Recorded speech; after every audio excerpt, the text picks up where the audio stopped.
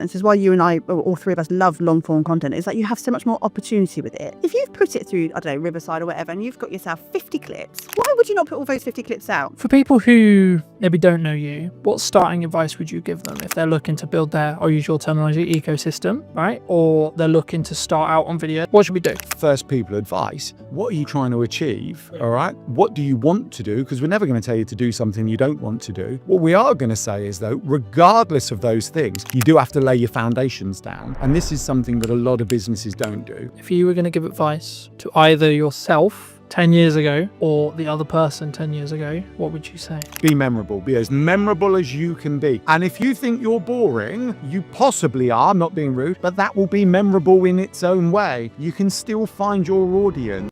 Hello, my friends. Welcome back to a brand new episode of What's Missing in Marketing Today. Today is going to be a bit of a roller coaster, I think deliberately. Today I'm with Alan and Emily from Yellow Tuxedo. Welcome to the show, guys. Hello, how's it going? I just can't believe you've got us back for a podcast all these years later after knowing the first time. It was great. I loved the first one, so I thought we don't want to do it in person this time. It's just, you know what? It's just exciting. We like talking about what we do. We like chatting with other people. So this really is a kind of a no. And we let you out of the house. Oh, yeah. We don't. We had said that. We were just chatting to the others here. We're like, we don't get out of the house much. So when we do get out, it's like we have to remember to stop talking at times because we just sit opposite round our dining table working. So yeah, it's like we've escaped.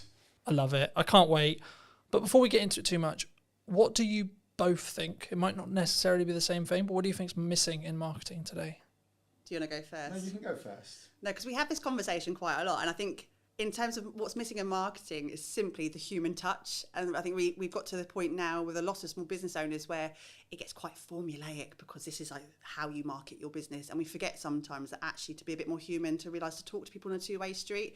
You're really good at that, aren't you? Yeah, well, yeah. I think you just basically handed it over to me because you ran out of what to talk about. Yes. I think there's two things, actually. I think there is that human touch. There's still there's a large desire to broadcast. Let's broadcast.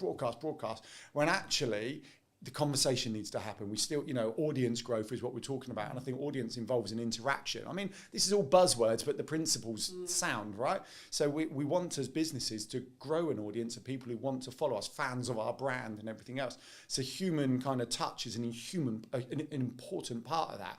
And you see that, I'm not going to diss any social media platforms, particularly LinkedIn, but LinkedIn's very broadcasty. I've done this. And you sometimes go through the comments and they might have 5 comments and they've replied to 1. And it's like, take the time to reply. We're all busy. Take the time to reply. The other thing I think's missing, and human connection is like the big thing, like this art, that's what we call it in Yellow Tuxedo. The other thing is what we call it sounds stupid. But I think so many people think they can do one thing. It's like, I'm just going to go networking. I'm just going to do LinkedIn. I'm just going to go on Instagram or TikTok. And you know what? For an extremely small percentage, that will be fine. For everyone else, it's what else are you going to do? I'm doing this and I'm doing that. And one of the kind of realizations, I'm gonna pick on LinkedIn a little bit. I'm okay with it, right? But it just gives some very good examples. But you see the LinkedIn kind of coaches, they go, oh, LinkedIn's this, I'll teach you to that. It's brilliant. I did this one post that got me 5 leads and all of this, but they're also on TikTok, on YouTube, on Thread, and that's fine, right? And when I say it's not just about other social platforms, it's collaborations, macro, email, right? You have to do more than one thing. And now I won't mention names, but we were chatting to an owner of a networking group where I'm really gutted, I can't remember the numbers, right? But they said quite a large amount of people had left recently. And of that amount who had left, a large percentage had left because their business had closed, right? Sad times for them. But in talking to them, the vast majority had only gone networking. There was no, I nearly said online ecosystem, but I got punched under the leg because it was like straight in with our jargon. But there was nothing else for the people they were connecting with to explore. And in this very modern world where we jump from platform to platform, we consume email, even WhatsApp, right? We've got a WhatsApp group off of the Funpreneurs Big Day Out this year, in June, but people are still chatting from that day. And we all work in different ways. So we have to accept that people work in different ways. Yeah, I think that's really important, because when I pivoted in May, as you may have seen the post, and I was doing certain things, like when we first met, really, really well. I was doing lots of things, but I was doing them really badly, right? And then through lots of things, I pulled back on loads of stuff. I was like, right, what do I actually want to spend a lot of my time doing? What do I think is actually best suited to the business? And what can I personally do to give the best, right? Yeah. To give my best. Anyway, fast forward to 2025 May, I basically then decided it's going to be yes and strategy. So as long as I can continue the consistency and everything that I'm sure we're going to get into and do it well, it will be yes and. Yes and a live stream. Yes and a podcast. Yes and content. Yes and reviews. Yes and an unboxing, etc.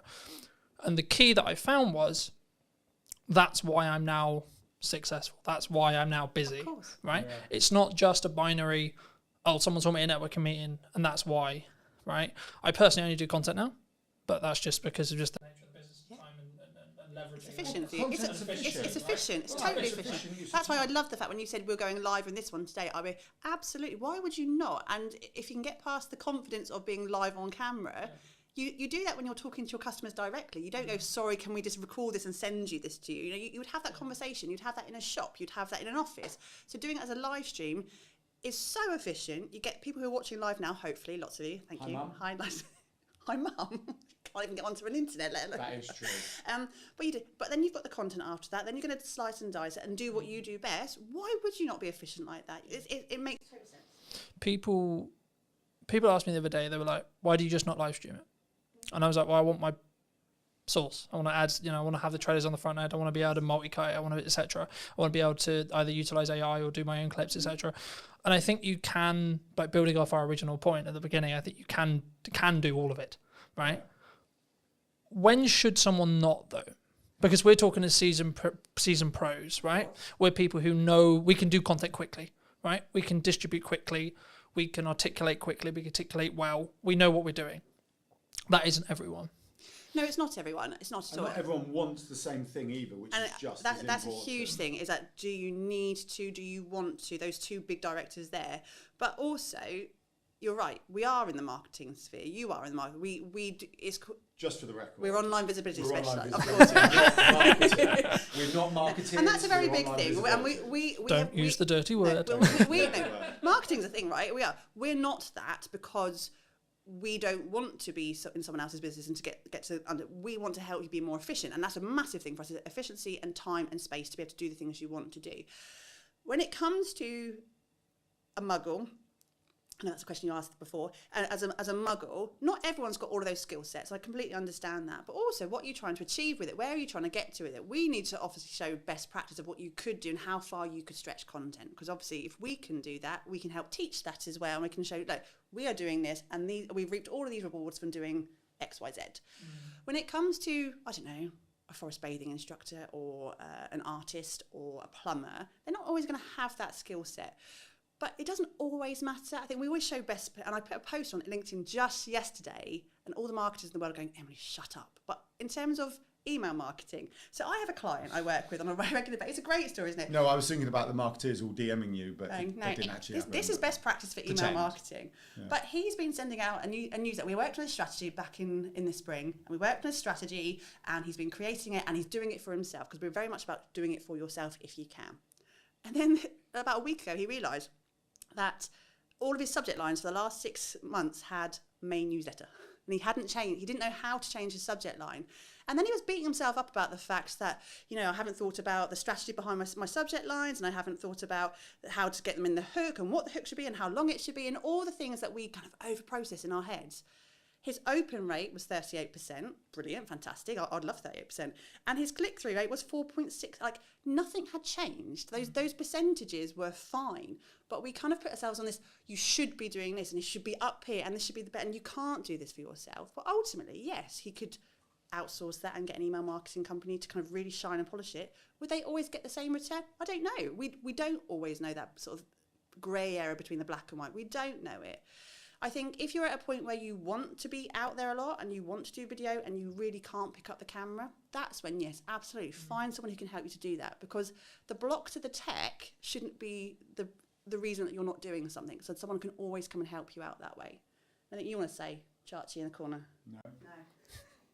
No, I mean, I agree. I think you have to choose a medium to start with, though, right? Like for me, I just did video because it was the one that suited me best, right? Now, you would say, and I would say, I need to be doing more. Yeah, absolutely. But I need to be doing it more sustainably, right? So when I do email marketing, I'm going to do email marketing in my way properly, right? When I do blog writing again, it will be properly. I've tested it. I know what I'm going to do. I know how I'm going to do it. But I don't turn on those taps until I know I'm going to be able to keep those taps running. The same thing with the live stream, the same with etc. Like I'm in a stage, a very grateful place, but still a stage where time is the main barrier because I only have a certain amount of time. We're recording this like towards the middle of October. This won't be out until December, the pre-recorded version, and that's simply because the only way I can be consistent is by doing it. When I have a window of time to record some shows, I record some shows, and then I bank them and so on. For people who maybe don't know you, what starting advice would you give them if they're looking to build their, I'll use your terminology, ecosystem, right? Or they're looking to start out on video, they're looking to start out with blog writing, etc. How? What should we do? Well, right. So I think the answer to this is also a carry-on point from what you were just talking about. You'll turn on the taps when you're ready. And that's really important. So it has to, you have to start with what are you trying to achieve? Yeah, that's the first thing, right? What do you want to achieve? Because if you go, I want global domination, then you get a list like this, right? And if you go, I just want to, actually, we got someone we can talk about. So Callie, client of ours, member of the Digital Circus, the team community we founded. And I remember when we first started, she said something like this, I'm just trying to make enough money to take the family on holiday, right? So she joined the Digital Circus. We've been working with her. She comes to the group sessions. There's no one-on-one in it particularly, other than just answering the odd question. And recently she's got, it's all kind of kicked in and working. I'm getting so many inquiries organically now that she said, I don't need to post on social media. And we take that as a win, right? She takes it as a win because she's got she can pick and choose what she does. And we're going, we don't see social media as a bad thing, but it can be a bad thing if you're feeling you have to do it to help you get to where you're going, right? Because then the mindset's different. But for her, she's like, well, I just do the odd posts for the people who are trying to validate me, but actually everything's coming in through the online ecosystem she's built. And that's really good. So going back to first people advice, what are you trying to achieve, all right? What do you want to do? Because we're never going to tell you to do something you don't want to do.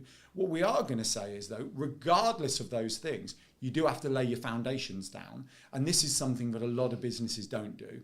And the foundations are as simple as making sure your website's working for you. Because if we hear again, I paid someone $1,000 to build my website, but it doesn't do anything, we go, why is it doing nothing? You say, why is it doing nothing? Why it should be bringing you in kind of visitors into your audience, into your ecosystem. And then it's going to build it out from that. How are you going to nurture your audience? You've got to choose something. So it could be like social media. I recommend email. So an off-platform audience is always better than an algorithmic platform. And email's so powerful because they want to be there. They give you permission to email them and there's no algorithm, right? Or even what you could do a WhatsApp group if you only want a small client base, so keep in touch with them. And then you build it out from there. So that's what you do. You align it to your goals, start with the website and build out. And the simplest thing of your website is imagining it like your shop, right? Like Tesco's and everything else. The way we explain... Or other supermarkets are available. Other supermarkets are available. We can talk about Aldi in a minute. We like that as well. They've got a good example to bring up. But think about your ecosystem, and what you're doing is building your Tesco's. And then this inner circle is like your kind of club card customers, right? And then the outer circle of this ecosystem is all of the Tesco's advertising, branding, touch points and everything else, which we would call virtual doors into your ecosystem. You're just building it out like that. But the second you put something online that's not connected up, not optimized, not leading back into your ecosystem, it's just a wasted opportunity. It's just a standalone post doing nothing, or a standalone directory entry or whatever, just not really connecting up. So make sure it's connected up. Start slow, align it to you. And know where you're trying to get to and how people are going to find you. The biggest thing. We talk a lot about keyword strategy with that kind of more SEO hat on. And I think so many people haven't even done that work to start off with. Like, what do you want to be known for? And how is someone going to find you? And I think when we talk about Google quite a lot of the time, it's just one huge bookshelf, right? It's one big library. It's a really clever robot. but it's not a mind reader. And I think if you don't know what you want to be known for, how is Google ever going to know what you're known for as well? It's such a good analogy. If you think of Google as a library, okay, so you've built your website, you've written a book, not literally, metaphorically written a book, right, your website. Although lots of people are writing books I know, these that's days, why. And it's like, what a lot of people do is, I've got my website, open the door to the library, Google, and throw it in and walk out. Yeah. Right? How the heck do you find that? Whereas what you need to do is almost anchor it down within the library, tell Google what space it needs to go on so then people can find it. And then what happens is this unbelievable thing, Google will show it to people who are looking for it. Wow, like that, you know, it's like, it's there, it's all there. Is that all going to change though? With AI? We have this conversation a lot, and like AI is changing the world. We know it's changing the world, but at this point right now, it still has to be human-led. There's an element of human-led there, and to a point where AI completely takes over the world when the robots are, and we're going to be, proper, War of the Worlds, which could be tomorrow. You never know. But we still have to have what is right now, and right now is the fact that we need to be really crystal clear. It's still machine learning, where it's looking at human content, feeding that machine, and we still need to be front and centre with that up until they tell us otherwise. So we can't predict the future. Because the problem is, right, like unless you're CEO of AI company, right, you could use OpenAI, you could use one of the others, Google, etc. You may know the future, yeah, but you haven't built it yet. You don't know it 100% is going to happen. So we might just be in a world like everyone's going, well, what happens when I can plug as much video as I've got into me, and then I've got an AI version of me that looks as identical, has the same nuance, everything. But that might never come, ever. It might, sure, and you should be planning in some ways with your head. Get the crystal ball out, everybody. Isn't this like 3D TVs? They said 3Ds were coming, they came, and then they disappeared. And then they disappeared, yeah. Yeah, because it didn't actually. I think. Sorry. I say in terms of what AI especially on from the Google platform is right now, is that if you're looking for a short, sharp answer, absolutely front and center will be the AI generated answer, and it will give you that. It'll still give you the links to play. If someone's looking for an in-depth conversation, or they still need to have that human at the other end of that website to interact with, they're looking for a videographer, they're looking for a plumber, they're still going to have to get to that website at some point, and they're still going to want to interact with you, and they're still going to want to ask you questions and look at your FAQs and all of the things that we should be doing anyway. That's not going to change even if AI takes over the world, because they still need to talk to a human at the end of that transaction. It's different intention, isn't it? Asking AI to write you a blog is very different to going, I'm looking for a plumber, I'm looking for an online visibility specialist, I'm looking for... people looking for online visibility specialists. The other thing, I think there's a huge opportunity for... We touch on lots of things in our model, but we can talk a bit about SEO and email marketing, content marketing, but SEO in this one. So if you don't optimize it, how does it get found, in our library analogy? It can't, or it can, but it will take a lot longer. The other thing is I saw a fascinating post about AI shopping, which, to be honest, I hadn't quite explored until I read this post. And it was like the opportunity for the small businesses from AI shopping, because the AI is using different search terms. So when you go local glasses to me or something like that, rather than it going glasses, it's going best glasses for 2025 in Hampshire and things like that. So it's using broader search terms, which is the world of the small business, because the big businesses own all the short tail keywords. Our small businesses, we want the long tail, because we get a narrower audience who will be more engaged because we're answering their search query. Whereas, supermarket, going back to supermarkets, will be owned by a supermarket, right? So a small supermarket won't own that, but a supermarket specialising in local produce in Hampshire, best in 2025, all of a sudden AI is liking that. So there's a huge opportunity by ensuring you're there for when AI is looking for these answers. Yeah, that AI shopping was new to me. I found it quite interesting. Do you think marketing's too complicated for solo people now? We make it complicated. I think business is complicated. It's so much bloody noise, isn't it? This is why we started our business, is the fact that it's a really noisy space. And my LinkedIn or Instagram or Facebook or TikTok now is filled to the brim of adverts for marketeers who are telling you what you should be doing, or buy this here. And I don't bloody well know. I don't know. It's too much. And if you are a muggle type person who's not really into marketing, it can feel really overwhelming. It can. I get overwhelmed, and I know what we should be doing. I feel it oppressive is what I've been saying. Yeah. It's like if you're a business owner, like small solopreneur, freelancery type business, I feel that the kind of narrative and noise is like an oppressive cloud of you should be doing this. Yeah. And you've got, people like, I'm trying to think of big business, Alex Hormozy, Gary Vee, the big influencers going, you need to do this.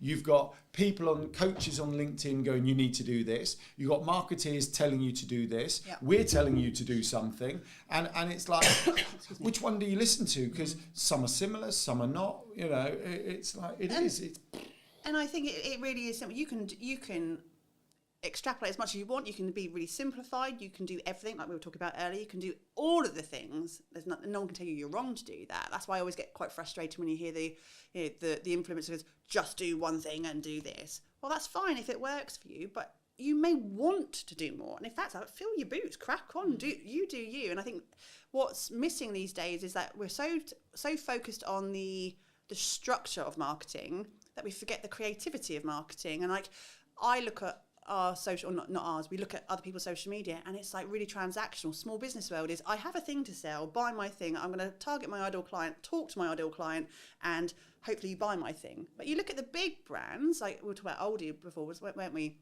Or any other big, they're so creative and fun and not taking themselves seriously or just connecting with you on that human level. They don't overthink the fact that they haven't done 5 LinkedIn posts this week and done this over there and sent that email. They don't do that. So we need to actually look at those bigger brands and go, how can we make our life simpler, show up the way we want to show up, and stop worrying about the fact that, TikTok's done this new algorithm change this week and that's done over there and that person's telling me to do this and I should do this. Like, breathe.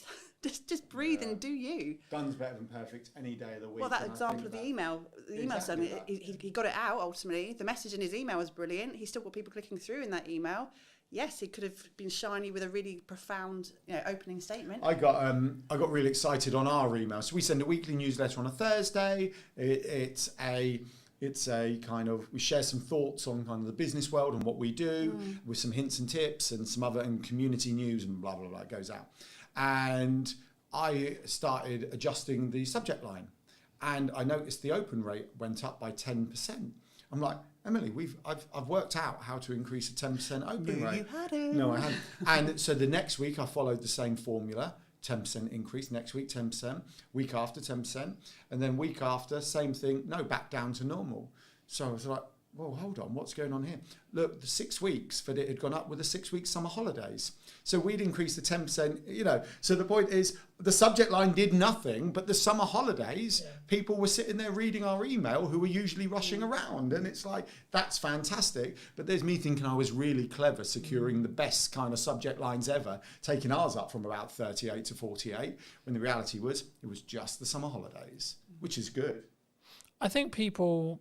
They don't, because sometimes people use it as an excuse, right? I'm slow because it's Christmas. I'm slow because it's the summer. I'm slow because da-da-da-da-da. But then I have a conversation with someone, and I'll just use MySpace as an example. So I have a conversation with a videographer. They'll be like, I haven't had any jobs in, things are really slow. Da-da-da-da. I was like, okay, but when did you last show your work? When did you last write a blog? When did you last make a YouTube video? When did you last make a passion project? So on, so on, so on, so on. And I guess there's a level of a self-accountability that you need to have yourself. So like for me, regardless how busy I am, Brandon Media will be the top paying client in respect to my output because I know, unfortunately, right or wrong, some clients will still work with me. Other clients will choose to go different ways, go different paths, whatever. So I need to make sure there's a bloodline constantly, refilling that pipeline. And even though now, as the time we record this, I'm basically not looking for any more work to a 25 at all. Not really at all. But grateful place to be. But I still should be having the marketing turned on so that when we hit 26, I'm busy still. Right? It's not going to be magic. It's not going to just appear. And I guess that leads into a question of like, is it just doing those things and building those reps that you like, I'm going to commit to doing video because I love video, I love etc. Or I'm just going to do email, etc. And do we sometimes get dragged away from shiny things? Like, oh, shorts are really strong right now and I need a podcast and everyone's got a podcast and then people are doing live streaming and da-da-da-da-da. And that's the conversation we have so often with our clients, especially clients within Digital Circus as well, is that there is no magic bullet, right? There is no, but what you do need to do... There isn't a magic bullet, realistic. I know we've said and we've said human connection. It's doing the bloody work. It's just working hard, right? And like you can we're all adults. Well, majority of us are adults. A lot of... Hello. Adulting is the biggest con in the world ever. Well, we can tell. We have a structure and it works for us, right? And we're not going to say it doesn't work because we spend a lot of time doing those things. It does take time. And yes, there are two of us, I get that. But it still takes time. We still run a family around it. We still try and do other things. We have to make twice the wage. We have to make twice the wage in our business. There is no plan B. So we have to do the work. And like, I can repeat it over and over to someone going, yeah, but you haven't done that. And you keep saying, I will get round to it. Just have some self-discipline and do it. And if you do the thing and it doesn't work for you, at least you can come back and say, I've tried, and then I'm going to maybe work on the next shiny thing if you really need to. But until the point where you just sit down, commit and go, this is going to take time. I have to find the time in my week. I only have these amount of hours in my day, but I'm going to have to sit down and do it at some point. Just do the thing. Do the thing. And then stop getting blindsided by, TikTok or Clubhouse. Is Clubhouse even still alive? No, it's not, is it? But we all run to it. But it's okay when it fills a space, because we know people who did quite well out of Clubhouse. Of course, but it's fine. But it's not long. Thing is, I think it's a bandwidth thing, though. Right? Like, I had this conversation with Chris a couple of weeks ago. We were talking about, like, you should be doing the authenticity, the add value piece, etc., stuff like this. But if you can trend jack on top of all of that, then absolutely you bloody should. Right, because it will add into your overarching the number of views I can obtain, which means conversion, blah blah blah blah. But if it's to sacrifice the value add, just can it off, don't do it. Right, is my view, and it's purely a bandwidth question, and that's why I think you've got to have some level of tough love either from someone else or yourself, which is I think what you were talking about like you've just got to get it done. Right, I don't think.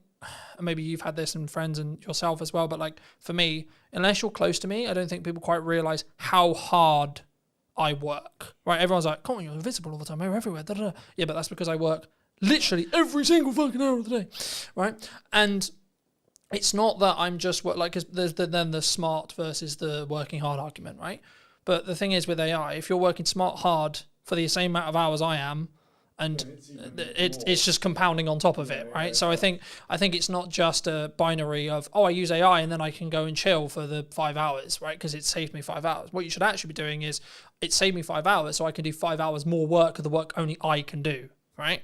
And then you actually 5 times more or etc. Right? Yeah, or the thing you love, like within it. So networking's a great example, and it's like actually even driving here. So we live half an hour away, and we're chatting to you for an hour, let's just say. And so that's 2 hours, but that 2 hours doesn't factor in walking, parking, popping, so it's 2.5, it's possibly 3 hours. Yeah. It's actually, if I'm brutally honest, an inefficient use of our day, right?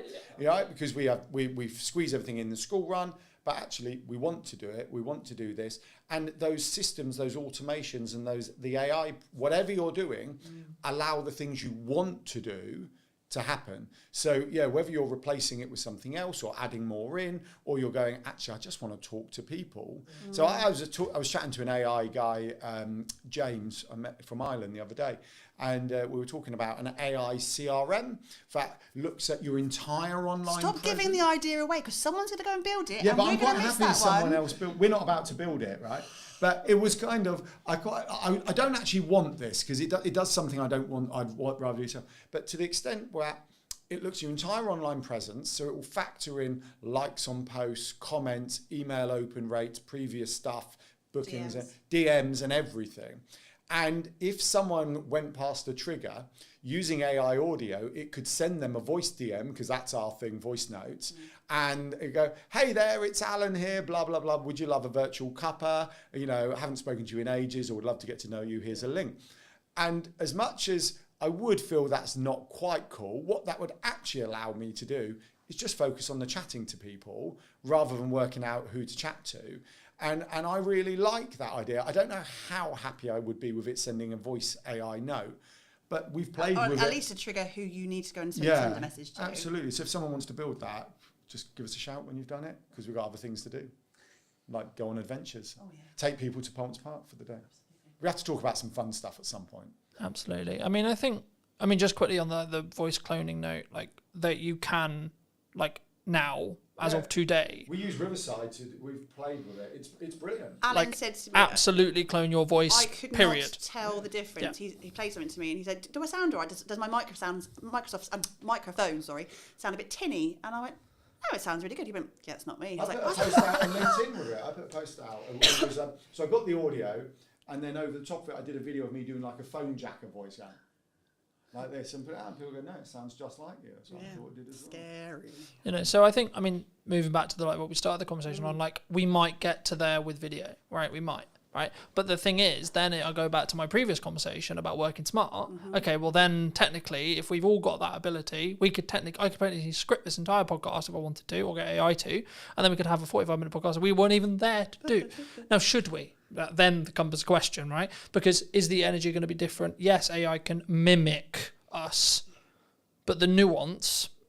Is it ever going to... We don't know, right? No, and also, in terms of your own sort of self... it exists. Come back to it. It exists. I watched a video this morning on it. But forgetting the output, it's surely about your own sort of, I don't know, self-gratification of enjoying to do these. As I was going to say, but surely if you enjoy podcasting, you want to surely that's counterintuitive. You wouldn't AI it out if you enjoy doing it. No, but what we're saying is like we can get so far from it, but ultimately, what is the end of it? What's the ROI? You know, the ROI would be, yes, getting some efficient content created, but the ROI also has to be...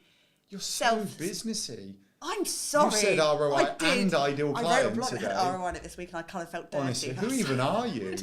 You've changed. It's like it's what you're trying to get out of your business, and I think something Alan and I have been exploring recently in terms of time and space in your business and what your bigger picture is.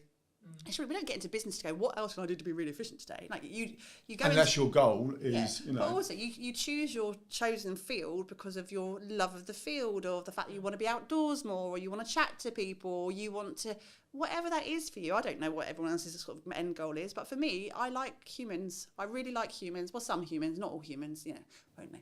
But I want to... we like chatting. I think in a world where I could not chat to another human being again, I'd be really, really flipping lonely, and I don't want that. So, AI might be efficient, but I'm still going to want these kind of interactions. Yeah, but that's, for me, right, hold on. AI video. So I watched a Casey Neistat on YouTube this morning. I think it only came out last night or this morning.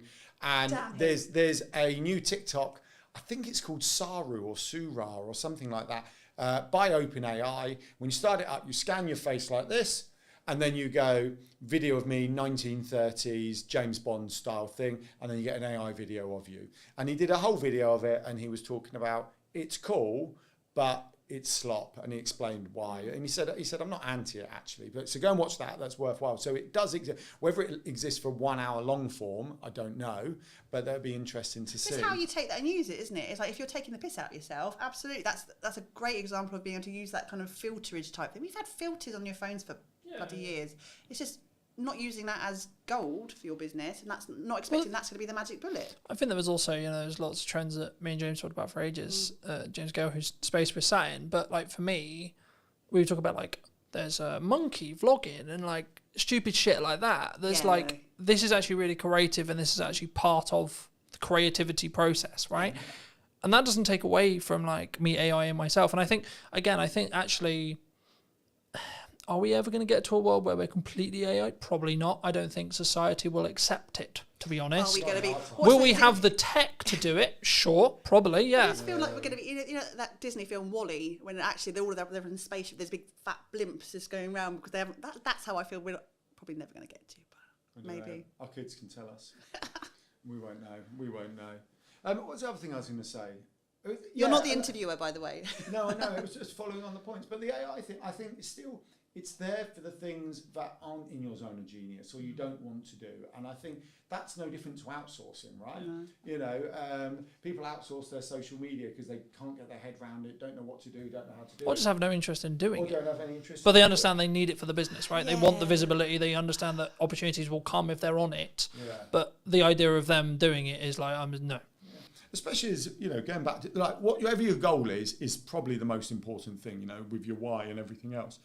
And if you've got, Emily mentioned forest bathing, we've got a client who's a forest bathing instructor. She wants to go forest bathing, right? That's what she wants to do. She wants to take people forest bathing. Does she want to sit there doing short form, blog, SEO?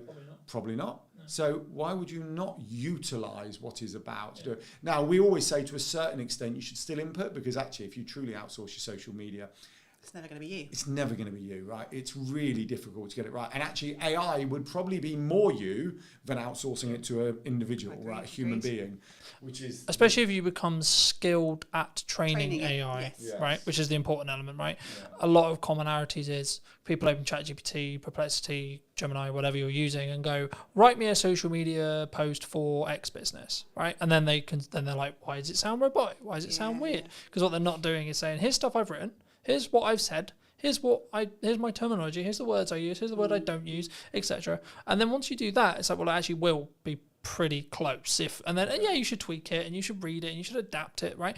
And you mentioned Gary Vee earlier. He still writes 95% of his posts right now, right? So yes, he's a big influencer, he has lots of team, but if he's capable of doing it, what's really your excuse for not doing it? Like, really? Yeah. And this is exactly it. He's like probably the most hard-working person on the planet.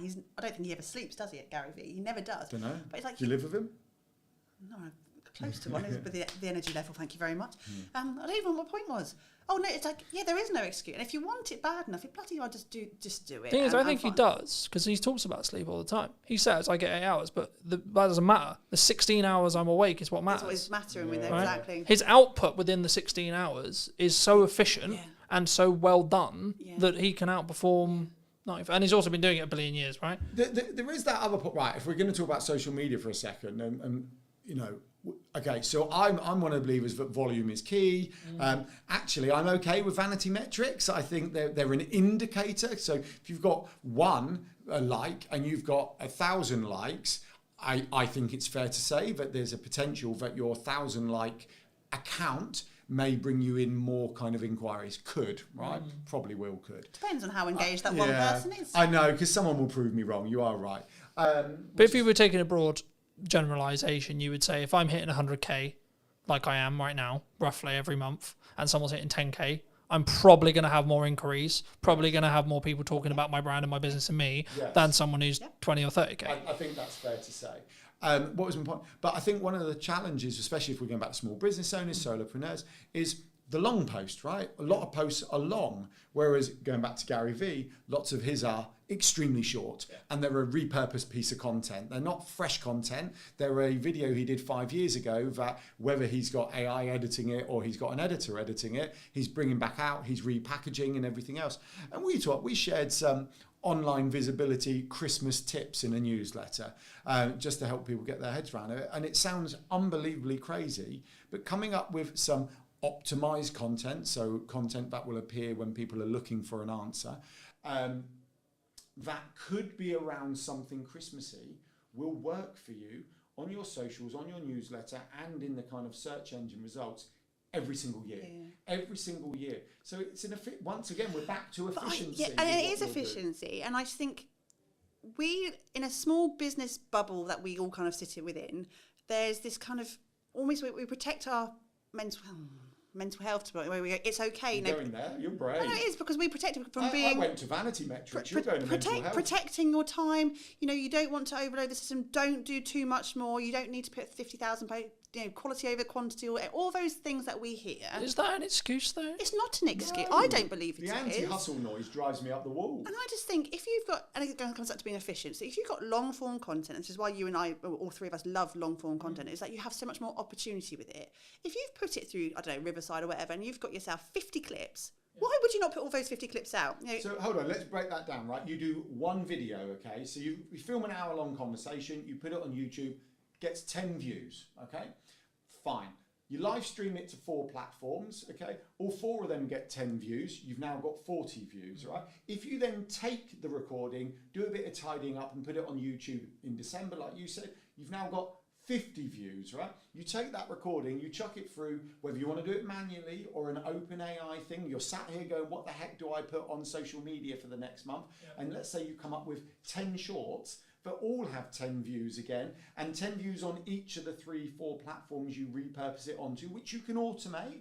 All of a sudden, your 110 view has got 1,000 views. Yeah. And if they're the same 10 people multiple times, then you're hitting multiple touch points with those people, so they're more likely to convert into warm audience. And I don't think people should demonise doing more if you want to, because if you have capacity and you want to, fair play to you. There was a lot of noise, wasn't there, for a while? For a long time, it was just like do less and be more efficient. And but I'm not hitting my goals. If you're only putting 3 posts on Instagram a week and you're wondering why you're not getting sales, mate, come on. Again, what else can you do to amplify? And I think, when we were advertising the Funpreneurs Big Day Out back in June. Thank God, I've been working out how to crowbar it in. But I'm there telling your close family and friends, could you please, if you see a post in it, share it. But the stuff you do as a small business owner. My mum's like, Ems, when are you going to share it? I can't find it. Like, even my mum can't see that post because they don't see it. And we know what algorithms are like. We know it pushes you further away from people. So you have to do more because that person may not see that one post out of your 3 that week. But if you are consistently putting stuff out, that is still quality because the original content is quality. But it's also like, what is value? That's down to the market to choose. That's quantitative in regards to like the person watching it, not you, right? Me giving as much business advice for an hour, you guys giving the business advice for an hour. If you're not a business owner, it's not very valuable. Yeah, but they have that thumb. They can scroll. It's just like, don't watch it, especially on an interest card base. You just won't be served it. It's you won't even see it, right? So you don't even know it exists. Yeah. But people are not going to be offended because they've seen that one short 3 or 4 times. They've already seen it or not seen it. They are just going to scroll past. I think we take it far too personally that we're interrupting people's lives. And like you said, most of the time they haven't even seen it in the first place, and you're not interrupting anybody. Yeah. Do you know one of the other things? I think this all fits in. If we're sharing kind of thought process and tips, was the make sure that we prefer target audience to ideal client, but make sure your target, you're only connected with your target audience. Don't do it. And I'm like, why would you do that? Why would you remove potential opportunity? So we don't remove people who aren't in our target audience. We just allow it to build because we want fans of our brand. We want people to know the name Yellow Tuxedo. We want people to talk about it. But then what you get is opportunity. And you said this earlier about people who say, oh, there's no business in December. Rather than saying there's no business in December, why don't you go, what could I sell this December? Because people are definitely spending money in December, right? They may be spending on something else. And let's use forest bathing. Nicola, hi Nicola. She'll be watching. She'll be fine with this. Let's use forest bathing Nicola again, right? Nicola takes people forest bathing. That's what she do. I don't know if Nicola would say this, but absolutely I could imagine she could go, December's not as busy for me, right? Because people are partying or whatever.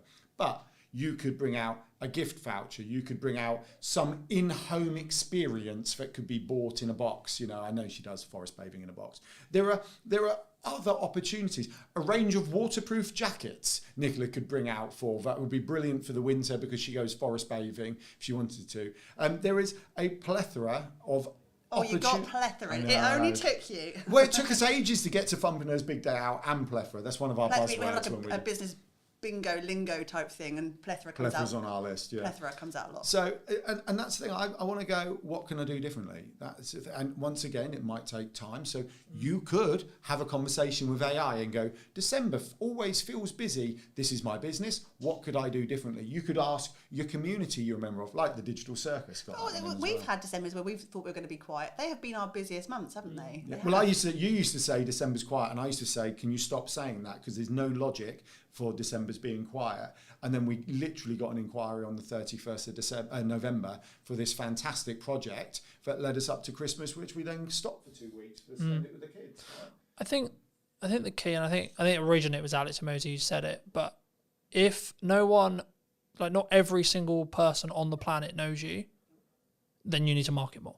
Yeah, I do agree. Like, simple as that. And I keep having multiple points whenever I do a podcast, whenever I do an event, etc., where like, I think someone said it in the event I did in September. I forget who exactly it was, but it doesn't matter. The point still stands, which is like, well, actually, you're marketing too much. Someone said, oh, I'm marketing too much. I said, okay. But then someone literally within the same room said, in the second after that, they said, yeah, but not every single person in the world knows Colton, therefore no, then he hasn't. Because the thing is, yes, I may not want work as of today's live stream, necessarily, okay? If the right project comes in and I can make it work, cool, yes, sure.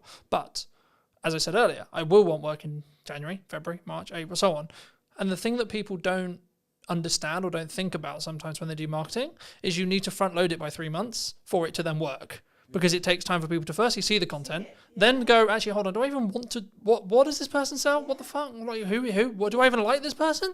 And then once they're there. It takes a long time to go from, It's also some people are, really slow burn. We had a speaking gig 2 years ago now, when we were in Bournemouth, a speaking gig 2 years ago from someone who had been, she'd known us from our previous business, which was in the events industry. That was back in 2012. She'd been following us. She's one of those lurker type people who had never interacted with us, had never liked or commented but we weren't connected on any platforms. But she'd gone, I see everything you're doing. I really want you on my stage. Will you be there? And that was a 10-year burn, man. Like it was a really long, but you can't, work out when those opportunities are going to be. But there. you could have stopped 2 years. You could have stopped 2 years ago, and you wouldn't have quote hit the glass ceiling with it. Yeah. Totally right. Going back to the Alex Hormozy talking about, does everyone in the world know? Look, we have to go, right. We are huge advocates on aligning it to your goal and business on your terms, right? So some people are not going to want everyone in the world to know who they are. But there was this other one I quite liked, another quote from an influencer who basically said, if you are not full up, market harder. If you are full up, increase your prices. Yep. And I just feel we all get caught up in the noise, get caught up in the narrative, get caught up in all of this. And I think there are some someone once asked us, we were talking about our online visibility model, and they went, how much time a week would you spend in this, doing this? And we went, as much spare time as we have, because that we are putting into our business. Because if we're not doing that, then we should only not be doing that because we're full up, or we're at the capacity we are choosing to be at. And when we're at the capacity we're choosing to be at, then we're going on holiday. We're going to the park with the kids. We're going on adventures because this is our, that's what we want to do. So but that's your decision to make, right? Absolutely. That's your life choice. And that's why it irritates me when people go, I don't have the work-life balance I want, right? It's like, well, especially if you're an entrepreneur, it really irritates me because I'm just like, then take on less work and be okay with making less money. Adjust what you do, change your business plan if you need to, come up with a slightly higher ticket item, potentially, right? That might help with that. I mean, there's a reason we're not in Barbados just yet. No, of course not. Yeah, but do you want to be on Barbados? Do you want to be? I'm not going to say no if someone buys me a flight ticket. Okay, no, I don't want to. You know we don't. We don't want to, but we've designed it, and we talk about, it's again so buzzwordy, we talk about what life-work blend, and it's going to be very much incorporated our lifestyle, and we can't, we don't have capacity to be 1,000% all the time. We can't, we'd burn out. But we do get the time with our kids. We do get to spend time together. Alan and I work together as best friends and partners, lovers, all that. That's really, I know. We've chosen that. However, if we want to be more, we have the tools, we have the knowledge, we could really scale it up if we wanted to, but we choose at this point to hold back a little bit. But when we want to be, we will be in Barbados. Yeah. Well, what we have done, we've integrated, so we're evolving Yellow Tuxedo a little bit as well. So not only do we show people how to do online visibility, which really is about them having efficiency, simplicity, time and space. So when they are marketing hard, it's actually working harder for them. It helps it become more efficient. Yeah. So rather than throwing higher leverage, Yeah. But the other thing we're bringing online is back to this kind of whole time and space and efficiency. We're bringing on some events, right? So we do the Funpreneurs Big Day Out, which is about solopreneurs, freelancers getting together. It's kind of a day focused on fun to get out of your business. But what you actually get when you focus on fun is stronger relationships, stronger connection, creative thought processes. You get so much more when you're not focusing on those things and you're focusing on over here. And I sort of was chatting to someone recently about who they'd come to the Funpreneurs Big Day Out this year. We'd never really met them before. They were completely cold. They just came along, brilliant, winning. And I said, oh, how was it? She said, oh yeah, I sent some business over to such and such recently. And I said, oh, that's cool. She said, well, if I'm not honest, she said, once you've screamed next to each other on a roller coaster, your kind of trust level goes up monumentally with them. So it was easy for me to do. And that's complete, contrast to delivering an elevator pitch around a table. And we're looking, Emily's got a retreat coming online in March. Not online, it's not coming online. It's already not online, there. It's in person. 2/3 full up. So be quick if you want to go to March on Emily's retreat. Look at you crowbarring. No. I'm crowbarring it all in, Emily. We're putting a trip to Morocco together. We're taking people up Pen y Fan because actually our love is adventures. We've always seen business as an adventure. So then it's like, well, actually, let's bring the more literal adventures in for the people who want them. And I think that's coming full circle. Full circle. You are. Did you? I'm sorry. You're such a coach. But it's about going back to the online ecosystem and getting your online affairs in order and having those foundations in place. It makes your life simpler. Once you've got that in place, you can go to Morocco, right? But you need to stop whinging when it's not working because you're not taking that time to build what's going to lift you up. And you have to put that effort in, and it comes right back to... Sorry. We can't... Oh, we could do it for you if you want to. But, you have to... Kids do need shoes. do need shoes. And it's Christmas coming up. We need to buy presents. No one's going to do it for you. You have to put up your big pants, like Gail Tong would say, put up your big pants and just do the thing. Even if it was really awkward, even if you don't like the camera, if you're doing content, even if you don't like pressing buttons because you're worried you're going to break the tech, go and either find someone to support you doing those things or just get over yourself and do it. Well, really. Ricky's Ricky Locke, long-term friend of Yellow Tuxedo, member of the Digital Circus. He's a great one. I was catching up with him this week. We're just kind of hanging out, chatting. And he's evolving his business. He's been doing it 5-6 years. He was a wedding and events magician, still is, but he's evolving into confidence speaking around the world. He's done a TED Talk recently. And he basically said, it's difficult to deliver this because it was basically telling us what we taught him was brilliant. But he basically said the years hanging out and kind of proactively building his ecosystem have allowed for him to evolve his business now in the direction he wants. Because what he's seeing is, on a random blog post that he optimized 3 years ago, he's getting 3 inquiries a month just off that one blog post as an example, on top of everything else, because he's done he's done and some collaborative stuff and some social media over the years and completely built ecosystem. It all has its place as people need those multiple touch points. They get to watch a video, listen to a podcast, read an email, do X, Y, Z. So his conversion rate's gone up, his inquiry rates have gone up.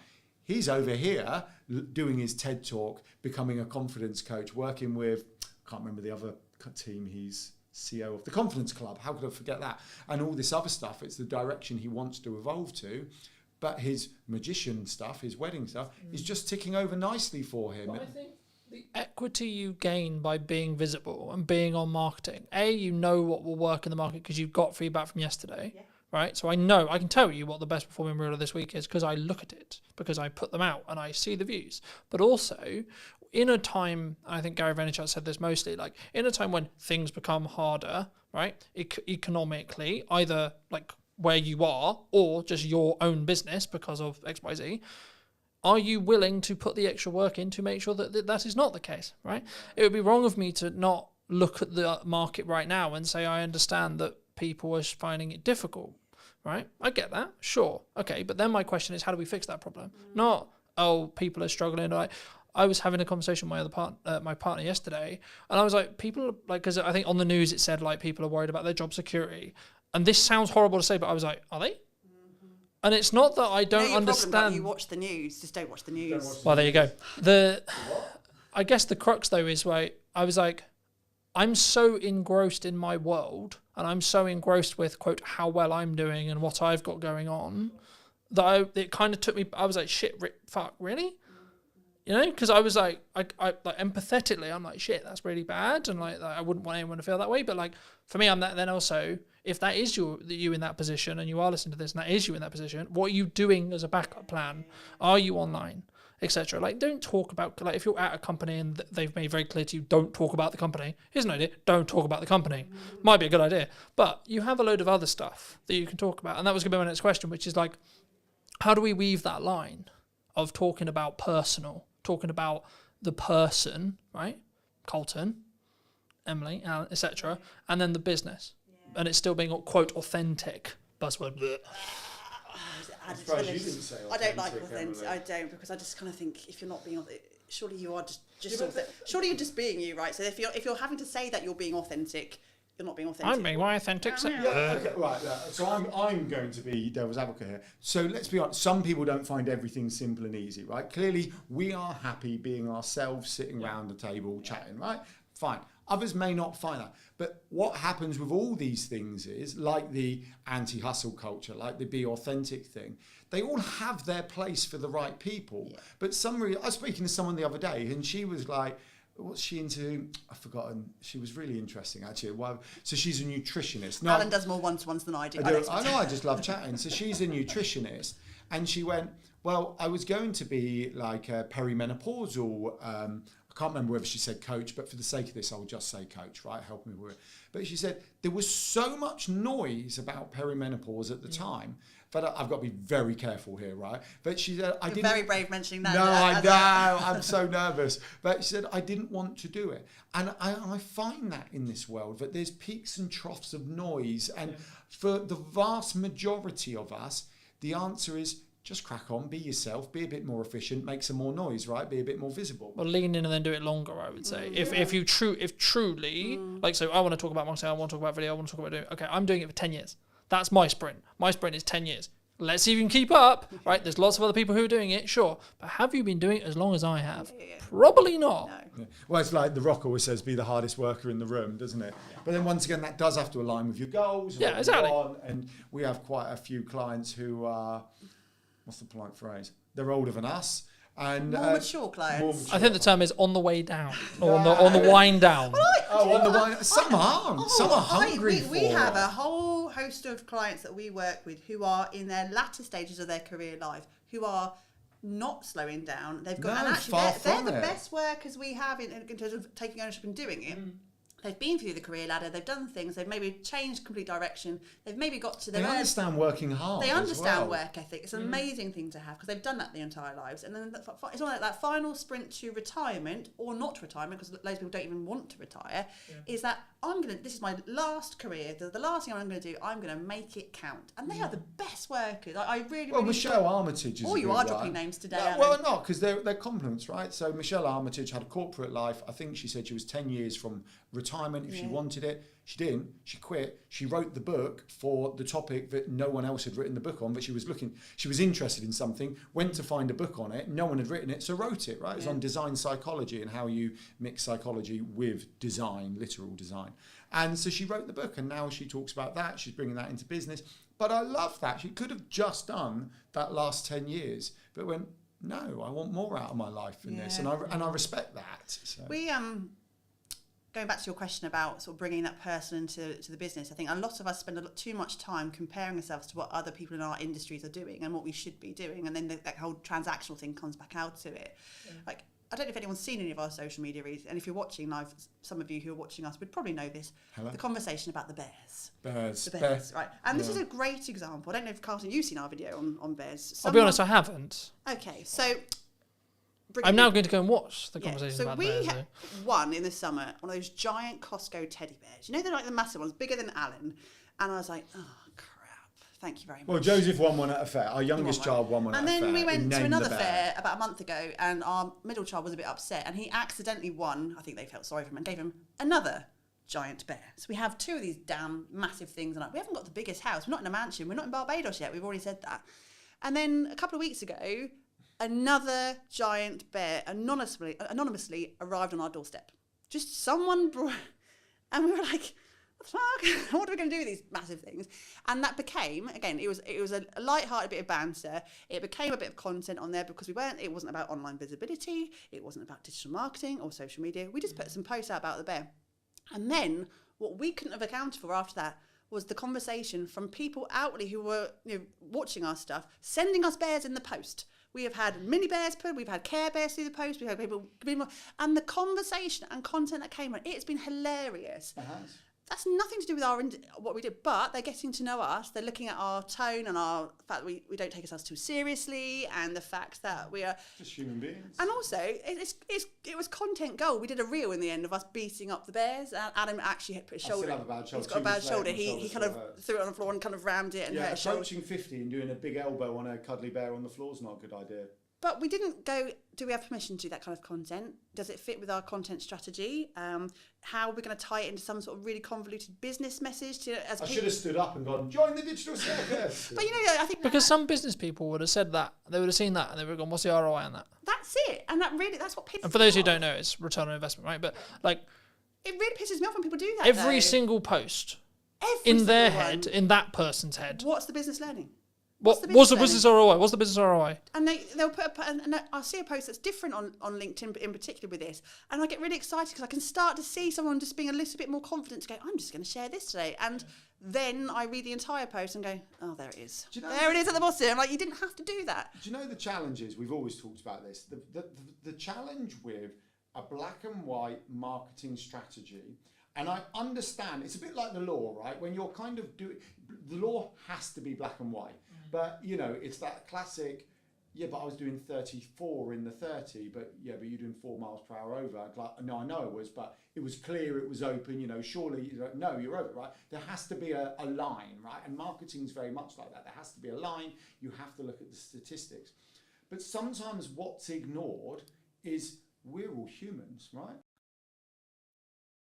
When you're telling your story, it's not about you. If you are sharing something that you've been through or you're going through, it's self-indulgent unless you're doing it for the people you're speaking to. You work with, I would say, a lot of thought experts, a lot of people who have a story to tell. Why do you think so many people struggle to A, tell their story, or B, actually help that story connect to an audience? Because people don't value their own stories. The number of people that say to me, but I don't have a story, who'd be interested in my story? What do you think is specifically missing in marketing today? What's missing in marketing today? I don't know, I was thinking about this, and maybe there's an element of trust, I think. I think, of course, we don't know, AI changes every day, etc. But I think as it stands right now, the time of broadcast, the time of recording, I don't think it will ever replace a human in the concept of strategy, strategic thinking, etc. Hello, my friends. Welcome to a brand new episode of What is Missing in Marketing Today. Hope you're well. And today we're going to be talking to Jackie. And Jackie helps people with, I guess, is it more speaking confidence, and is it like actually understanding like how to get a story? Just to start there. Yeah, it's all about that. But before we get into, I mean, obviously speaking and I think content as well, I mean, what do you think is specifically missing in marketing today? Well, firstly, I have to say I'm not a marketing expert, but I help people apparently market themselves effectively with their voices. Yeah. What's missing in marketing today? I don't know. I was thinking about this, and maybe there's an element of trust, I think, and that is off the back of AI. You know, nothing against AI. I love it. I absolutely do love AI, but I think people are just a little bit wary of what it is they're watching, because I think there's quite a lot of disinformation and lots of people trying to be somebody that they're not in order to impress. And I think we as consumers are getting a little bit wise to that. So I think there's an element of trust that's missing. Do you think, because a lot of people talk about AI, they say that maybe we're all going to be out of jobs, or maybe it's going to replace, I mean, specifically AI has seemed to be targeting the creative sector as a whole, right? Maybe by proxy or maybe by accident. But would you say that is true? Are we all about to lose our jobs, and we're all, you know, the universal income argument is necessarily going to happen, or is it more actually in the middle ground? I think we'll adapt, as we have with every other piece of technology that's come along. I think what is different with AI at the moment, as you say, it suddenly us creatives are thinking, oh, we didn't understand that somebody could possibly take away. I mean, we're all creative as human beings. Every single human being is creative. But if that's your job, if you're a writer or an artist or a singer, songwriter, whatever, there suddenly is something that could take away that element of creativity, your IP, your intellectual property, and I don't think that's actually happened before. So I think in terms of being creative, I think maybe there is something to worry about. But otherwise, you know, robots have been doing jobs for ages. When computers were invented, you know, we all thought that was going to be the end, that we'd never have a job again. But I think we adapt, and I think AI will be similar. I think there's kind of two camps right now for me personally, right? From the people I speak to and the people I connect with on a regular basis, there's kind of the ones who are using it to become more efficient and they're utilizing it, and you know, maybe they are using it for research and they're using it to help them write and you know, etc. And we can, I'm sure, go into a bit more use cases. But then there's also the other camp, which is like, no, I'm not going to touch it. And my worry with those people is I have a feeling they might, because they're not in in using it and they don't understand it and they're not even at least playing with it, their concern, well, my concern for them would be they might get left behind, right? And they might be in a position where actually maybe they're missing opportunities because they could be more efficient with AI, but also actually their idea of what is a job, so their idea of a camera operator, their idea of an editor, etc., might cease to be as valuable to a client or a market, an end consumer, because they haven't understood that AI can actually replace certain elements of that.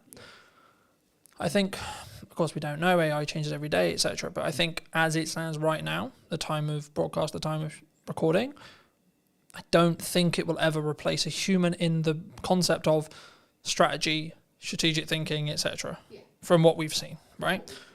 As an editor, yeah. As a support, as a junior, sure. Would it I mean, there's a lot of conversation in the video space about, am I ever going to be able to put the hours of material I have of me talking on camera into an AI, and then it will be able to basically give me this infinite feed of me, then it will look and sound and have the same mannerisms, etc. And actually, should we have that? Well, I guess is the question that comes from that. You know? That is the point, isn't it? That there is that element of trust. Is what you're watching actually in real time? Is that actually the human being that's thinking on the spot in that moment? I mean, those are the things that we won't know as consumers. That then you kind of end up feeling duped somehow. And I think the people that don't touch AI, exactly as you say, will get left behind. But it's an element of fear. It's an element of touching it and it all falling apart. You know, sort of, certainly my parents' generation took ages to get into the computer world because they suddenly thought, well, if they press a button, they'll lose everything. And I think it's similar with AI, because people aren't going in and just experimenting and exploring and seeing what it can do, that actually they're frightened of breaking it, so they don't try. Do you think there's also kind of this is the way I've worked for years, this is the way I am, this is the way I've done it. You know, I've been hired as a camera op for years, I've been hired as an editor for years, so no, that couldn't, you know, I mean, is it a level of pride, I think, or level of like, oh no, this couldn't be replacing me, you know? Well, yeah, I'm sure there is a level of that as well, but I think it's people are frightened of change. You know, and especially if there are people out there that have been in the same doing the same job day in, day out for years, and it's kept them safe and it's kept them in their comfort zone and, you know, family fed and all of that. If suddenly something is threatening that, then that's when people kind of there's a fear around it, and then they would rather fight it than actually understand it. You work with, I would say, a lot of thought experts, a lot of people who have maybe experience or a story to tell, perhaps. I mean, why do you think so many people struggle to A, tell their story, or B, actually help that story connect to an audience, would you say? Because people don't value their own stories. They don't. The number of people that say to me, "But I don't have a story. Who'd be interested in my story?" But the part of my job that I absolutely love is going, okay, well, let's see. Let's start unpicking what it is that makes you you. And once you start getting underneath what they think they should be, that you suddenly then find these amazing stories. And then one of the very first questions I always ask when I'm working with clients, no matter who they are, what experience they've had, you know, the age, gender, whatever, you know, culture, whatever, it's, you know, what were you playing when you were 9 years old? What were you doing when you were a child? What lit you up then? And usually I find that whatever that is that they were playing in the playground, you know, whatever they, you know, for me it was grabbing everybody, right, we're going to put on a play, let's, you know, and I'd write it and direct it and star in it, obviously. And then we'd play it, perform it to the class at the end of the week. So that was what I was doing, and that I can see that progression in me from that moment. Yeah. And I think everybody has an element of that, no matter what they're doing, even if it is a sort of a day in, day out kind of job that they've done forever. There's a reason that they get up in the morning. And usually, especially with thought leaders, thought experts, subject experts, they are expert in that area because there's something in there that lights them up. There's something in there that they're passionate about. And you can follow that story. But they don't value it until they speak it out loud to someone like me, that I can then go, now that's interesting, and I can see that I can then join the dots. and and then I start drawing out the stories. And so then when they get in front of an audience and start sharing their story, they can relate it back directly to what it is that they're doing and why it's important to the people that they're speaking to.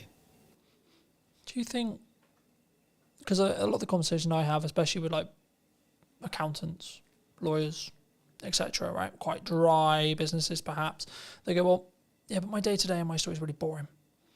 Yeah, but what I do is actually really boring. I'm really dry. I'm really just, I look at spreadsheets, I look at law, I look at etc. Is their story boring, or is there elements maybe they're not seeing? Do they feel that other people find their jobs boring? So therefore, but you could. I would say nobody works in a business like that for 20 years. Nobody spends all those years getting qualified to do something that they're bored with. And so I think that's a cover.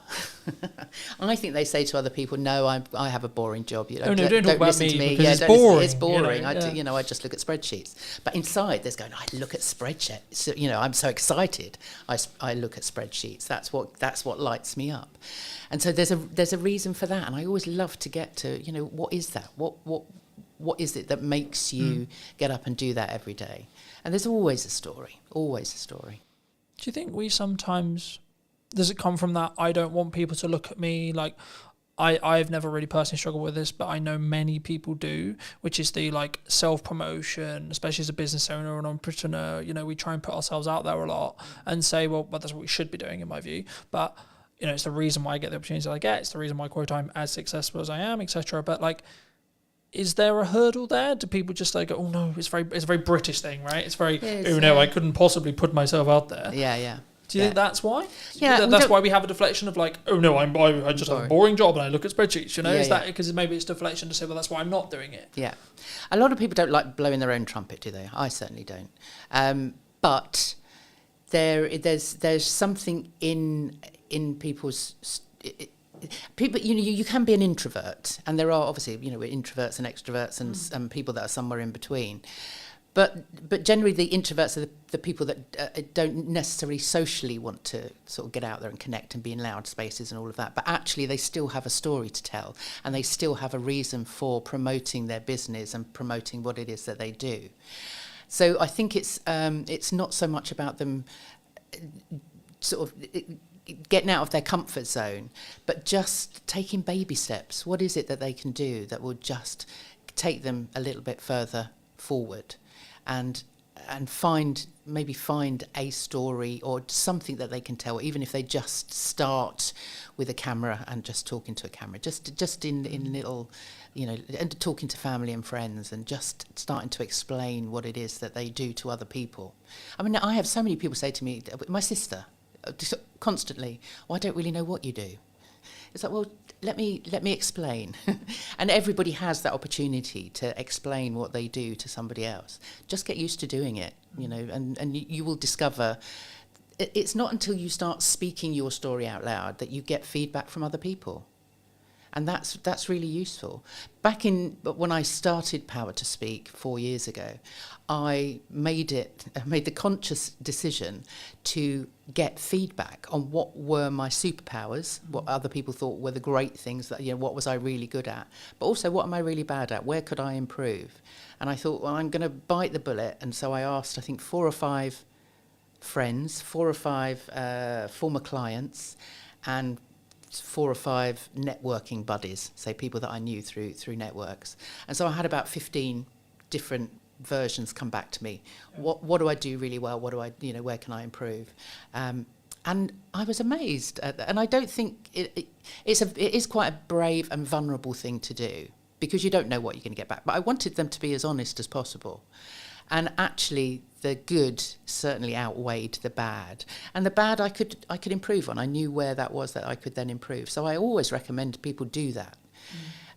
Because sharing your story is a vulnerable thing to do. And that's why people don't want to do it, because they're frightened of being laughed at or being told they're stupid or they're not good enough or whatever that, whatever that imposter voice is saying to them.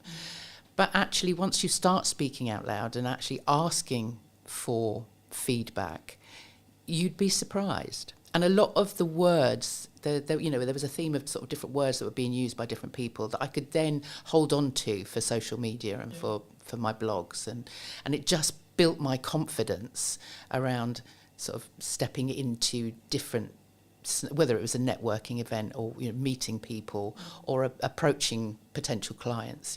I had then the confidence because I'd had that feedback. It reminds me, and I forget where this story originated, so if it's a bit fluffy, I apologise, but I remember someone said to me, I think it was in a networking room or it was a business friend or etc., it doesn't matter, and they said, well, ask around people who your network is and ask, when you think of me or when you think of my brand or my business, what do you think of, right? So we'll do the exercise here really quickly. I mean, when you think of me and my brand and what I'm doing, what do you think of? I always think of that hat. You always it's gone. The hat's gone. But no, I suppose that and the waistcoat. So I mean, you had that kind of the personality that came through the way you dressed, which you're still a very dapper dresser. I'm not saying that, but actually, when I think of your brand, that makes me think of a brand that's creative and curious, which I think is good. And I think the reason why I asked you is I didn't necessarily want to put words in your mouth, but I think that's a key example of like how I've positioned a lot of what I do and how I do it to imply what I am, right? And what I feel like, and hopefully it will then, if you did choose to work with us, you did choose to trust us to do some marketing or trust us to do some filmmaking or etc., then you would understand that it would be to a level, to a standard, etc. In the same way, if we flip the table, if I come to you, I'm going to think, okay, well, Jackie's going to go deeper into my story than maybe I would have done because she isn't going to have the hookups that maybe someone would have, right? Speaking personally or anyone listening, they might have, but I can't talk about that because maybe that's a bit too raw or that's a bit too much or maybe I'm oversharing. I mean, how do you ride that line? Because I think sometimes we should share certain things that have happened. My view on it quickly is like, if you've healed from it, happy days, use it as a story. If you're healing from it, no. No, absolutely. And that's absolutely right. Those stories may well come out in a session with me, but I will always say to people, you don't have. That's not something that I'm going to say to you. Well, you need to tell people that. That absolutely not. No, if you're not ready to tell everything, then when you're telling your story, it's not about you. If you are sharing something that you've been through or you're going through, it's self-indulgent unless you're doing it for the people you're speaking to. If you're just wanting sympathy or wanting people to know what a terrible life you've had or whatever, things are really hard. It's all about you then. And actually, really business, things really hard. And but what you need to that's fine and relevant if it's relevant to your audience, because if it's not relevant to your audience, they'll switch off. Well, you could tell the same story. So, this is how I overcame being, I've discussed it in podcasts before. I've discussed it saying, 24 was really challenging and really difficult. Okay, but here's actually what I was doing wrong with marketing. Here's actually what I was doing wrong with networking. Here's exactly what I was doing wrong. And this is how I've done it better this year. And this is what funnily enough, this year is a lot better than 24, right? So I think it's within that context, right? But it was wrong of me not to, hint at your story a bit, right? You began in fashion. You then moved into acting. And then you help people, shape their voice, understand their voice. Would that be fair to say? Yeah. Did you always want to? Have you, the question that comes from that is, in your current career path, is it where you expected it to be when you were maybe acting or in fashion specifically? Is that like you just go, okay, well, this is the path I'm going to go on and this is where I'm going to end up? And if so, how did you sort of get to where you are now? Yeah, does anybody actually end up where they think they're going to end up? When as I said, when I was 9 years old in the playground, I was writing, directing, acting, literally producing. I was doing all of that. And then when I got through my teenage years and went through grammar school and O-levels, as they were back then, and I went to my careers teacher and she said to me, what do you want to do? And I said, well, I want to be an actor.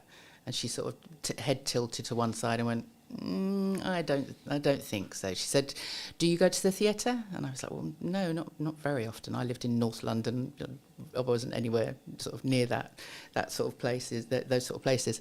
And I wasn't doing a lot of drama. I was doing sort of bits and pieces at school.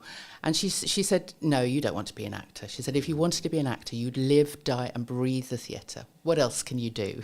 And I'd said, oh, well, I'm not bad at art. So I ended up, and I loved fashion, I always loved dressing up. So I ended up going to fashion college because for better or for worse, the woman had just literally crushed all of my dreams in that one meeting. It was like, well, obviously I can't do it. That's me done. I can't do that. So I became a fashion designer, which was fun at college. Once I actually got into the business and I was I was in the sort of rag trade end, so I was literally churning out stuff for Topshop and Miss Selfridge and H&M and all of those sort of places, and just they would fly me out to Paris and to copy the stuff on the catwalk to then come back and reproduce for our high street.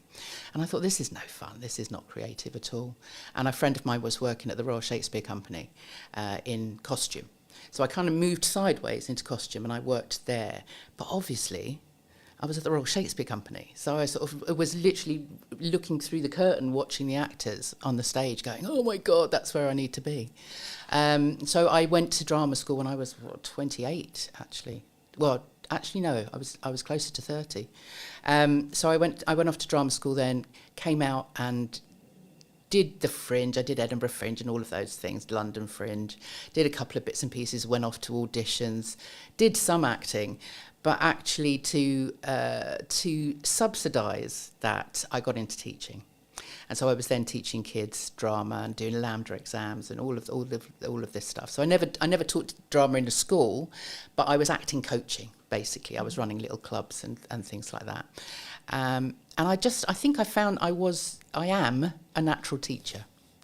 There's something in me that wants to actually put my hands under people and kind of guide them. Guide and teach. Yeah. And not so much in that kind of curriculum, this is what you need to learn and this is how you need to learn. But everything that I learnt at drama school, over the years, I've seen how fundamental the training is to everybody. Whether it's the breathing, the voice, when you're taking on a character, you need to find out their motivation. What's the intention of everything that they're doing? What's the story you're telling? Who's the audience?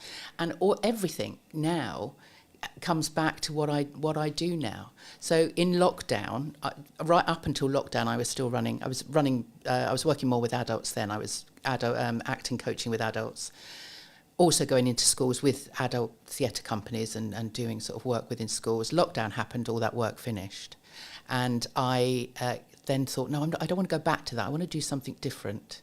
And so I took a coaching course because I knew, as I say, there was something of the coach in me. And it was during that course I was in a breakout room and we had to explain. By then I was working with people, thinking, how do I work with people with their voices? Because I'd been in lots of Zoom calls with business owners.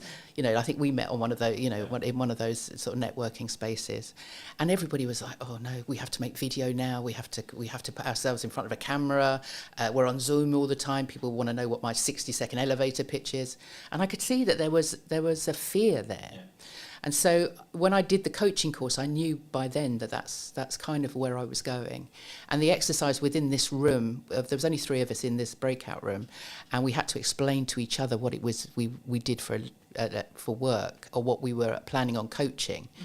And so I explained what I did with people, and I said, okay, that's my minute. I've told you what I do. Now explain back to me, what did you get from that? What did you understand from that? And one woman said, you help people market themselves effectively. And I thought, I hadn't even considered that I was helping people actually market themselves. And the other woman said, you help people show up powerfully in the world. And I thought, I like that. and so power to speak. It was then all around, the fact that it is empowering when you give somebody that voice. And certainly in the 4 years that I've been doing it, it's just the transformation that I see in people when that kind of penny drops and they go, actually, I can just be me. Yeah. They take ownership of all of those stories and all of those experiences. And when they show up with that courage, then the confidence and the excitement of actually sharing that comes from there. It jumped to mind while you were speaking, so I think I'll mention it, but I remember watching a YouTube video a while ago that said, like, during COVID, when there was a lot of money floating around, working in the arts seemed to be like just the thing, right? There was a lot of filmmakers, there were a lot of marketers, a lot of speaking engagements, etc. But like, I think the thing that sometimes people misunderstand or misthink about sometimes is actually being in the arts, whatever your definition of that is a privilege, right? Working for yourself is a privilege. And I think for me, having the work-life balance is a privilege, right? Like, and I can go a bit deeper into like privilege, right? We live in this a part of the world where I don't have to worry about a bomb landing on my house. I have clean drinking water, etc., etc. I can go down that road as well, of course. But I think for me, it's really important to establish when you are in a privileged position to be able to upgrade your kit, to be able to invest in the business, to be able to first come at it from a point of view of saying, I am in a privileged position and I am grateful for the privileged position I'm in. I guess the question that comes from that, though, is in marketing, in when people speak, in when they come across, maybe they don't mean to do it, but do they sometimes come over, not maybe at the start or maybe in their own way, but maybe they don't come over with that level of understanding, that level of privilege first, or maybe they should someone lead with that level of understanding that level of privilege first, or being grateful for the opportunities that they have? Oh, that is deep.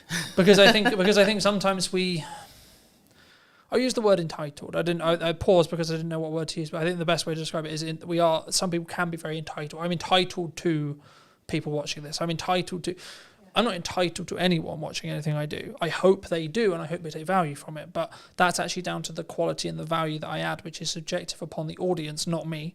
My job is to do the best I possibly can in the grateful opportunities I have to hopefully add value to someone else. Yeah. Yeah, I mean, I don't know how many people creating content in a privileged environment really understand that that's the case. I don't know how many people are actually...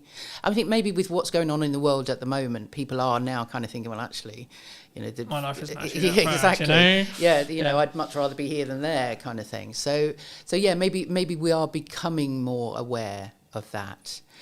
I often get people say, if we're going through a talk or they're speaking to an audience, I mean, generally their audiences are potential clients, potential customers. That's the reason they get up and they speak to people. But they don't want to be seen as arrogant. But what I say is, it's more as long as you're confident, you're doing it. What you're speaking about is, like you were saying earlier, people don't like to blow their own trumpets. They don't like to sort of say, look at this. But actually, in some cases, you need to have that. I don't want to say arrogance. Arrogance isn't the right word. I think it's belief. But it is a belief, yeah. But it's arrogance with humility. Has this kind of it's the confidence to know that what you're sharing is of benefit, is of value. To know that the experiences that you've had and the accolades, awards, whatever it is that you're sharing, it's not. You're not showing off. You're actually saying, look, this makes me credible.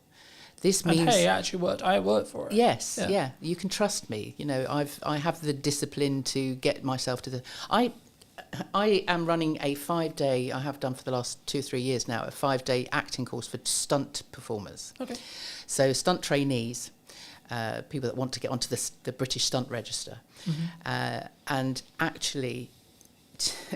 On day one, they come in and they're very, very nervous, as they would be, because they don't want to be actors. They want to throw themselves off buildings and get into fights with superheroes. That's kind of why they want to do it.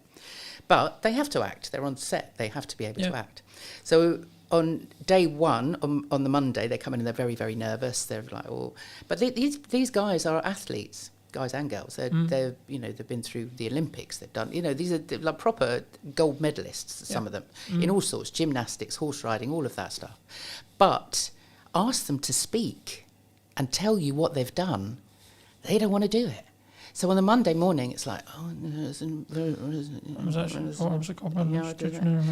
it's like, hold on a minute. On Friday, I'm going to get in a stunt coordinator to talk to you on a Friday afternoon. By Friday, you need to have your 60-second elevator pitch. If you got a lift with Steven Spielberg, what are you going to tell him that's going to make him want to work with you? So through the week, so by the Wednesday, they have to do it again. By the Wednesday, they're now speaking their stories out loud.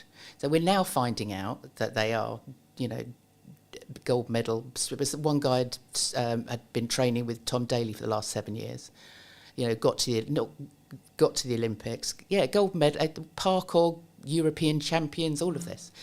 And as soon as they speak that out loud, they get the reaction from the rest of the group, going, "Wow, that's amazing! Didn't know that on Monday." Yeah. And so by Friday, they've now taken on all of this feedback, and they've seen people kind of go, "Oh, lean in and listen." They want, the people want to know more, and so it's not arrogance. We always say to them, name drop.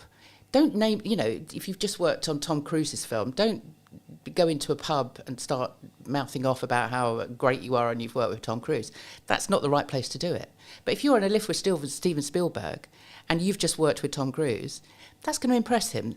Not like, "Oh, aren't you great?" But actually, I can trust you because if you've worked I think they'll with that, see them as a colleague. Then it's that quick. Yeah. Can I see you as a colleague, or are you just a person? Yes. Right? Yes. Yeah. But it also is that credibility. If you've worked on a certain amount of films, and it goes any business, if you can prove or if you can mention a name that somebody else knows, then they can ask that person how you are to work with. They know that you've turned up for that job on time, whatever, all of that reliability. So don't be frightened to blow your own trumpet, because it really does aid your credibility and your trust and all of those things that you need to build with your potential customers and clients. You obviously work with people, I guess, in a more public setting, right? When they tell their stories, they're more, I imagine, correct me if I'm wrong, but I imagine they're mostly in front of rooms. They're maybe having it filmed, or they're doing a virtual equivalent, right? So they're speaking to a group of people. Is there crossover between like speaking in front of a room and delivery and creating content? It's all content, isn't it? I mean, it whatever you write. This is the other thing with the process that I go through with my clients, is that it might be that they'll come to me because they've got a 15-minute talk that they're giving in a room somewhere, or on a conference stage or whatever, and it might be about personal branding. It might be about software design. Whatever it might be. But we'll still go through that process. I'll still ask them what they do when they were 9 years old, and every story that comes out is relevant. And even if it sort of gets thrown over the shoulder and like, we won't use that yet, they've owned it. Once it's they've said it out loud to me and I've written it down on a piece of paper. It's there in black and white. You've owned this story now. This is yours.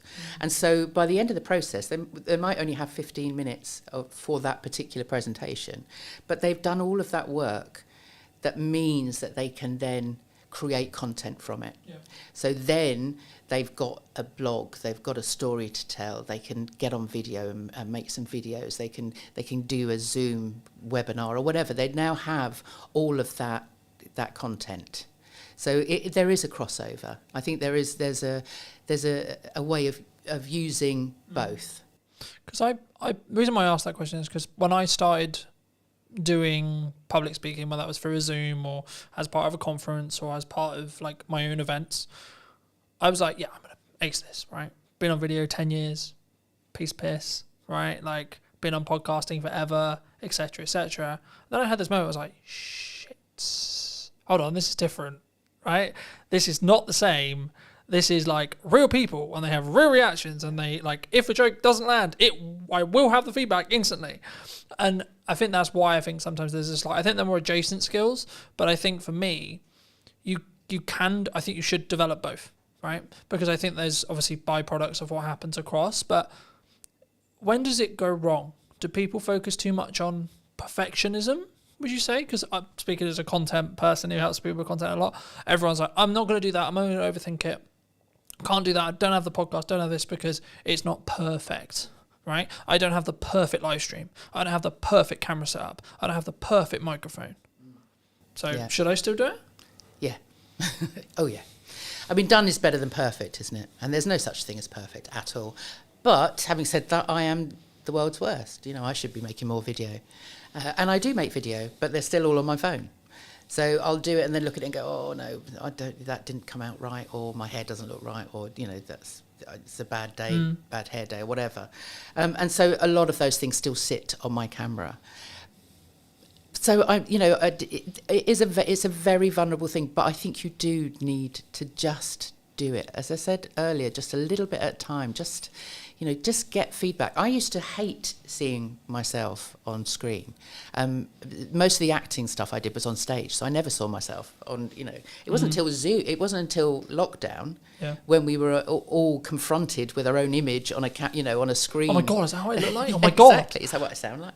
All of those things, but over that year on and off of lockdown, I saw myself a lot on the screen, and you get used to yourself, and actually now, I don't look too bad. I can get away with that. But going back to what you were saying about how you started out in that sort of space of suddenly standing in front of an audience, having done video for so long, I'd been on stage as a character for so long that when I then had to stand in front of people as me, then that was like, when I used to introduce the kids shows or the adult shows or whatever, we'd put on a performance at the end of the term or whatever, I'd have to stand up and introduce everybody, and I'd got that. My heart would be going, I'd be the sweaty palms, it's like, I don't know what to say, I'd have to read it all.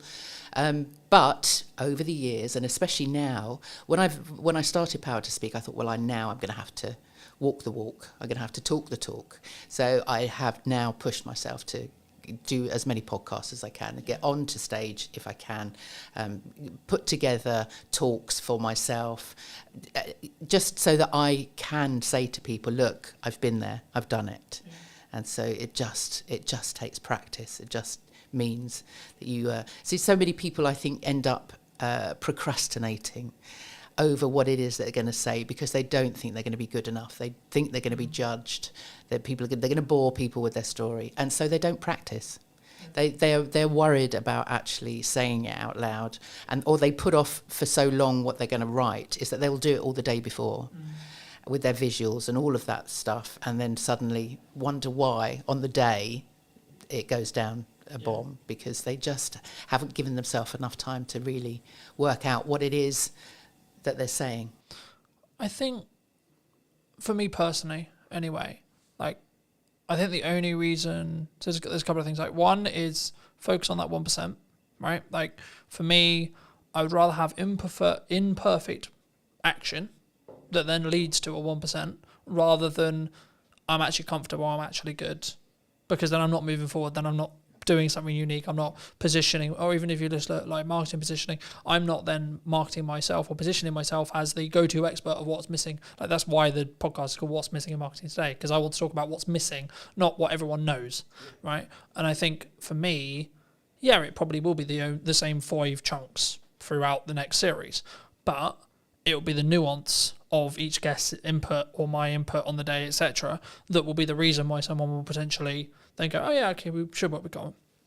But I think the reason why I think some people stop is, I guess the way you think about it, and this would be in your position as well, they want to do it perfectly and they want to be consistent because maybe they hear, for me, you had to be consistent for it to work. But I would rather someone started, got some feedback, stopped, then carried on, then rinse and repeat, rather than they just don't do it. And the way I would maybe rewire having stuff on someone's phone, because I'm sure you're not the only person, right? I'm sure there's lots and lots of people. For me, this is going to sound really weird, but I don't even think about the concept of posting it, because by the time I thought about the concept of posting it, I could have already posted it and I could be moving on to the next thing. And I use market data to tell me what's good and what's bad. So something I'm doing right now, because I've got a hub strategy with the podcast, is I'll put all the podcast clips out before the episode is actually live to test which of the clips is actually the best in regards to an audience reaction, and then the best 1 or 2 will go on the main account. Because of the nature of having 2 accounts, you can sort of test bed it. So I'll give you a quick example.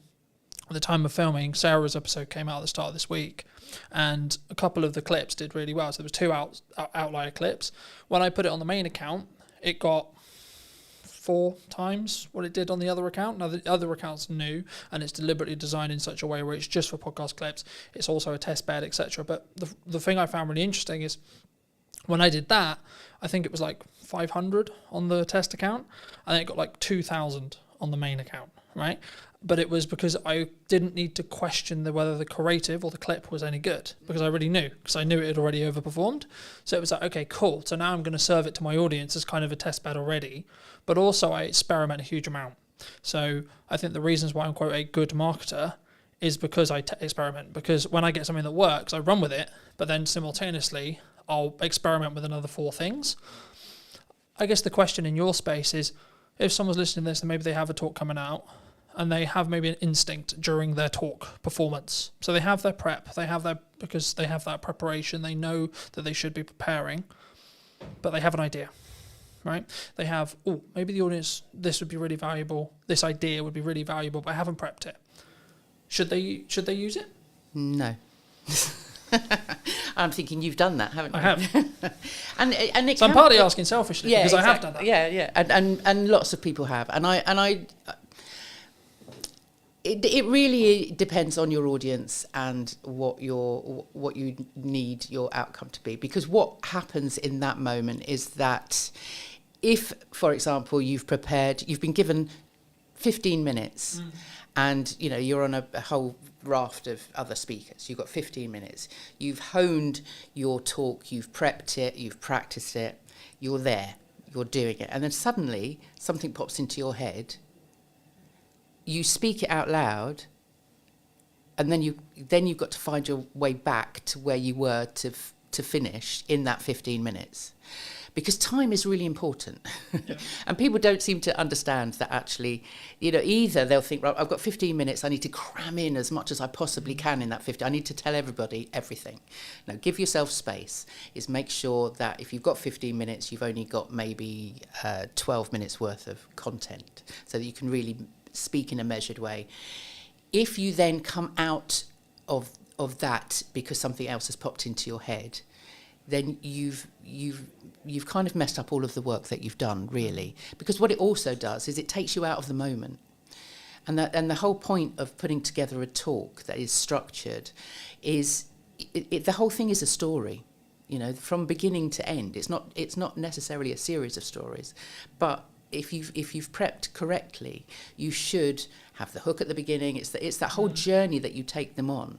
If you suddenly come out of that, it would be it would be like if you were watching a film and then suddenly the lead actor stopped and turned to the camera and sort of said, "Actually, I was just thinking about this. Sorry, where were we? Let's go." But it kind of takes the audience out of that journey that you're taking them on.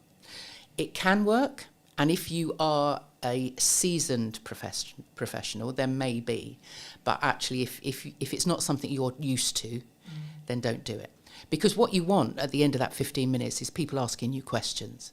You don't want to fit everything into that 15 minutes. You need to put in enough teasers, and you need to be interesting and entertaining enough that actually they want to come up to you afterwards and find out more. So you don't need to put everything in there anyway. I agree. I think it's the context, right? Like anything, it's context, right? I think for me, every time I've done it, it's been, okay, I had a plan to do, let's say, camera confidence, for example, right? And then I find that the audience I actually have in front of me isn't actually that fussed about camera confidence, or maybe they're already quite confident. Okay, cool. So let me go back into the stuff I already really know and go, right, okay, would they actually more care about the stuff that's now working on social media, right? So I think in my stage where I'm at, I can do that because I have a set of stuff that I know really, really well. And I don't really need to prep that much because I have it passively in my head. So I know what's going on with Instagram. I know what's going on LinkedIn. Algorithmically, I know what's going on. So if I'm ever asked a question randomly out of the blue, what's currently hot on social media right now? Okay, well, short form is normally the answer that most people would give. I would say actually live streaming is probably actually the thing that's hot right now. And the reason is it's counter AI, right? So bridging back to the start of our conversation about AI, it's actually anti-AI, because for AI to be live, it's nearly impossible as of today, right? I'm not saying it's not going to be, it might become da-da-da. But from my understanding of the technology, from what I've played with, it's nearly impossible for a live stream with people on it to be AI'd, from what I know. And that's one of the reasons why I think it's the unique thing to do, because also it takes a lot of confidence, it takes a lot of planning, it takes a lot of prep, but also it could be the reason why you're found, because it's a different algorithm than the video, than the shorts, than the reels, etc. But do people come to you confidently when they look to speak? Or if they don't, how would you recommend they become confident? Is it just simply that prep? You just do it over and over and over again?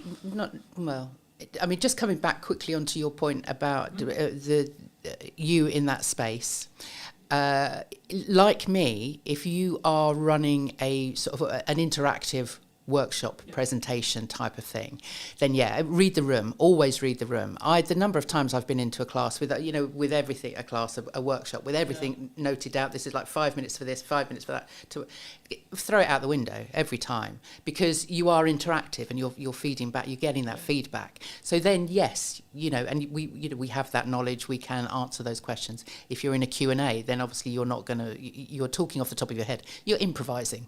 Absolutely. And that's fine in those situations, absolutely. But if you have a structure, if you are a keynote or part of a speaking presentation, you've got a certain amount of minutes, you want to make an impression, stick to what you've planned. Is that style, though? Do you think people, because I really love improv. Improv is a big I personally prefer to do improv. If I ever can, I'll do improv. I will always say, memorize to improvise. Yeah. And improv is I'm an actor. It's one of it's one of my favourite things. And the number of business people that I get improving in one of my sessions, because I run a monthly speaker club, and it's a big part of that. And people are uncomfortable with it, and I understand that. But actually, it is a big part of just getting people to understand that it's not about reading a script. It's not about learning a script. It's about telling stories. It's about, if you've got data even to put in there, nobody's going to remember your data, but they will remember how you made them feel with that story. That Maya Angelou quote, which is fabulous. So improv is great, and if you have been doing speaking as long as you obviously have, then maybe yes, but that's because all of that is memorized. Yeah. It's second nature to you. And so people don't come to me confident. No, they don't ever come to me confident. That's the whole point. And I think even the most confident, outwardly confident people, when they get into a room and we start sort of digging down, it's like they everybody has those voices in their head that tell them they're not good enough, nobody's going to listen to them. So it is all about, I like to say that I get people comfortable and confident with what they're about to say. And that comes from really it's a self-awareness. Confidence comes from within. And in fact, the word confidence comes from the Latin confidere, con being with, fidere being trust. So confidence actually means with trust. And that trust has to come from you. I was going to say, it's that. So that'd be trusting. I trust in my ability to be able to do the thing, whatever the thing may be. In this case, it's speaking, but it could be driving, it could be backflipping, it could be etc. So it's a self-awareness. It's an inner confidence, because you are self-aware of your own being, your own stories. Once you've taken ownership of everything, all of those experiences, then it's easy to share them with other people. Because you've dealt with them yourself. For those who've enjoyed this conversation, who maybe want to see what you're doing and see some of your content, see some of your older content perhaps, where's best for people to reach out to you? Well, saying that, because we had a conversation earlier, I podcast myself for a good few years. So I have a YouTube channel, which is Power to Speak, on YouTube, and there's all my older conversations that I've had with lots of wonderful people, such as yourself. And I did a speaking about speaking live for a while, so they're all on there. They were the half-hour live streams.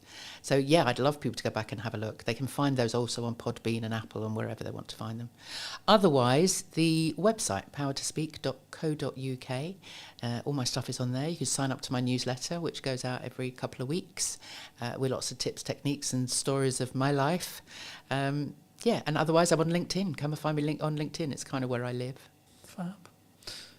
If you were going to speak to yourself 10 years ago, and if you were going to give advice to that person, what advice would you give them? Oh, God, what was I doing 10 years ago? Somewhere in the middle of acting and Somewhere in fashion, I'm sure. Well, no, that was a bit longer ago than that. But thank you for that, Carlton. No, I don't think. I think 10 years ago I was working as an arts. I was working in arts development, so I was running workshops. I was teaching drama. So what would I have said to myself? You can do this. You can actually become your own boss. You can build a business around helping other people. And I do. That sounds really cheesy, but actually, what I do. I love what I do, and it's because I actually can see people taking that next step. And I think I don't think I ever envisaged myself 10 years ago with that ability. And maybe that goes back to that breakout room and just having somebody say to me, you get people to show up powerfully in the world. And I would never have known that 10 years ago, but that's not advice I would give to myself, but I'm very glad it's happened. Fab. Thank you so much for coming on. You're welcome. Thank you for having me. And if you did enjoy this episode and would like to see more like it, make sure to be subscribed to the channel. YouTube thinks you enjoyed this episode, so why not check that out? And I'll see you very, very soon.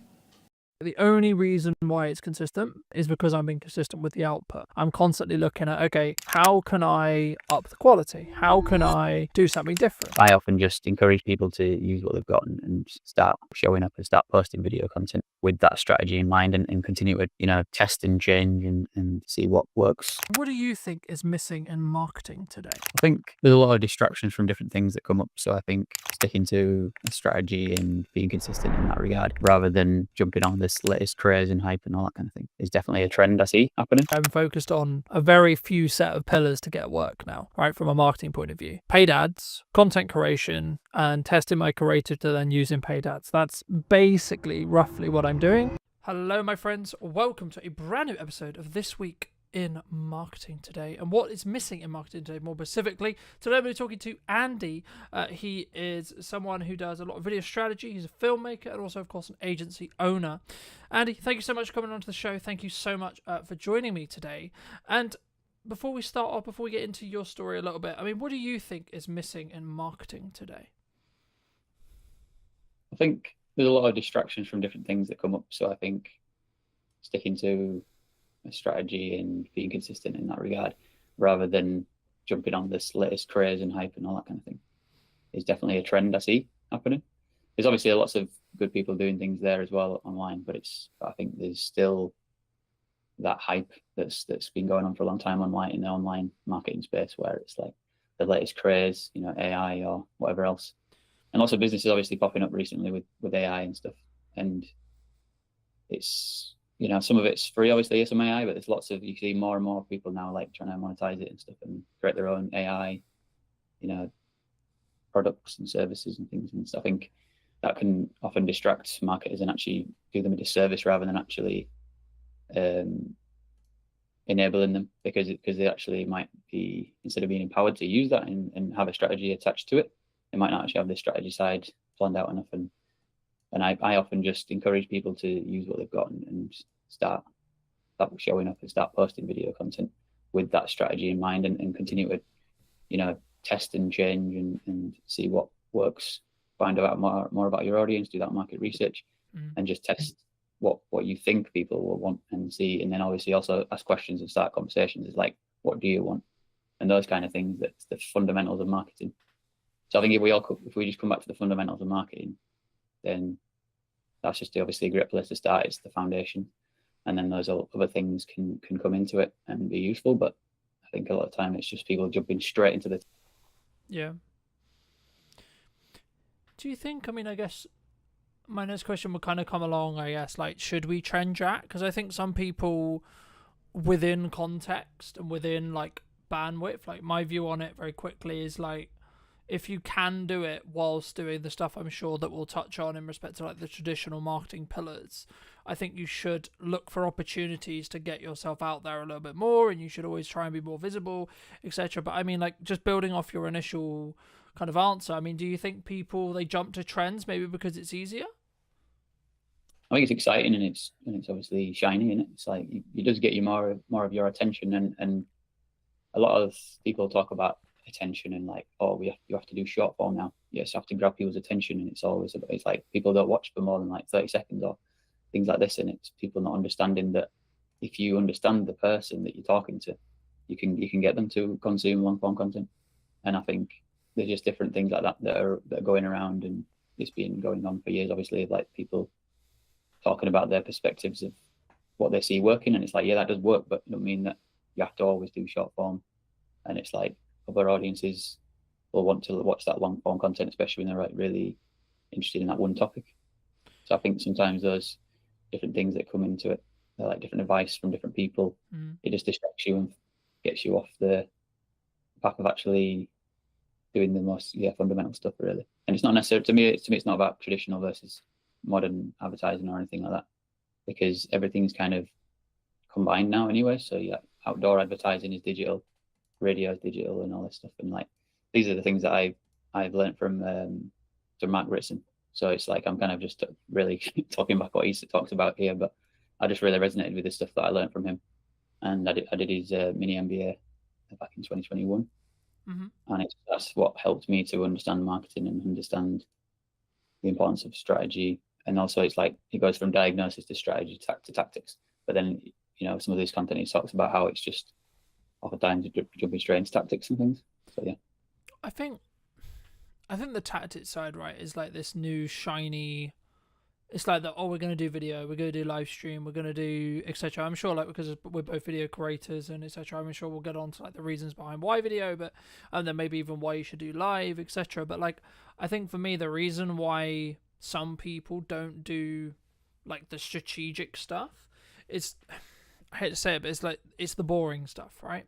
It's the stuff at the top, which sometimes will actually mean you don't do the live stream, don't do the video. It's the reasons actually sometimes about why you won't do something rather than why you would do something, right? Because I think it's very easy for me to say, or you to say, who are quote seasoned professionals, to say, oh, well, you should do video, oh, you should do live streaming, oh, you should do this, you should do that, etc., right? Because we can naturally go towards that. We can naturally do it quite quickly because we have a skill set in it. But if you're looking at it from a very basic level, I guess the question that comes from that is like, well, firstly, how would someone get started, like from a strategic point of view? Like, why market? Like, in a really nutshell, really basic way. Like, why does someone, and what does that actually mean? Like, for maybe someone who's maybe on the fence and like, okay, well, what does marketing actually mean? Like, at a basic level, from your perspective. Yeah, well, the thing about marketing, it's such a broad category. So it's there's many different things inside that. But the thing that most people think about is the communication side. And when it comes to video marketing, for example, it is the communication side that is kind of the main thing. But there's obviously things around still behind that, because even if it is video marketing you're doing, it's like before that, there still needs to be the market strategy underneath it that's like just marketing in general. So there's different parts of marketing. One part of it is pricing. You got to figure out what's the correct price for my target audience, what's the most relevant, and based on like testing and saying your prices to people, and then also like market research of asking questions about, is it just price or is there something else going on? And that's kind of sales as well, but it's like sales and marketing kind of go back and forth from each other really. But then the price and the objection handling and different things like that, that's stuff that's fundamental marketing again, but going back to that, which then once you understand that and you're doing your pitches or you're doing your call to action and your video content, then you've done that work.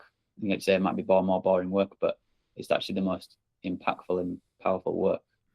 So if you can recontextualize it in your mind rather than it being boring, think about how it's impactful, because we all want our businesses to thrive. So then if you're passionate about building a business, remember that is a thing that you do actually enjoy, because you'll get something out of it, and you want to be in the process of building a company and growing it. So like if you just remember to yourself that you're growing and building that company, think that's the passion and the excitement that'll remind you that it's not actually a boring task I'm doing, because there's context to it and motivation to do it. So the task itself doesn't matter if it's boring so much if you know that what you're doing it for. I think that especially helps for people like me, myself, neurodivergent and stuff. So when we've got a meaning behind things, it helps us to motivate us to do tasks. And because I've got ADHD, task initiation is another struggle for me oftentimes. Yeah, I think for me personally, I've found it, like in the past anyway, like very, I guess in some ways frustrating when there isn't, and the reason why I bring it up is because I think there is a strong correlation, and this might be a commonality, where there's not necessarily I do this live stream, I do this video, I do this marketing effort, whatever it may be, right? I do this pamphlet, I do this print ad, etc. And then I instantly get a return, right? So the phone rings instantaneously saying, oh, hey, Andy, I love that video you did, etc. I mean, for me, like, if you're doing something now, in 3 months to 6 months, you might see a return, right? And the key there, and the reason why I say might, is because it depends on, as we've already alluded to, the strategy, how you're doing it, what you're doing it, etc. But what would you say are like I guess just focusing a little bit on video then, why should, I guess there's kind of a two-pronged question here, like number one, like why should, in your view, someone do video as a whole, right? Why, as a medium to create content, put themselves out there? But then number two, what would be the reasons behind A, why they shouldn't do it, or B, what are the hurdles they might run into when it comes to their fears, their worries, their concerns in respect to actually like doing this thing that we call a video, right? Because I think so many people don't do it because they're worried about it or because they're concerned about it. I mean, from your perspective, just to reiterate the question, why should someone do video? And then secondly, like what kind of are the fears and the worries that they might run into? I think because something stood out to before what you said, I think I could tie it into what you said before, because obviously what you talk about before is ROI. So any marketing thing we're doing, obviously ROI is often a motivator to do marketing, but then that's usually a short-term thing, return on investment. But then it's like something like a sales activation, or where you do a discount, or you just got like a campaign that's like short-term and you're trying to like get people to buy that particular product. And then there's also long term, which is the brand building. So there's those two sort of objectives, like categories of like, we've got objectives in building that brand and long term value, and then we've got the short term of like just getting this product sold. If we've got loads of a particular product to sell, for example, it's like a physical thing that we want to get that sold, then we can, obviously one strategy is to do discount, but that's kind of like the last option you should really consider, because you want to think about what's relevant to the audience. Like we were saying before with pricing, if you set the pricing originally, then you'll know that it's the right price and you can just keep it at that price and keep just pushing it.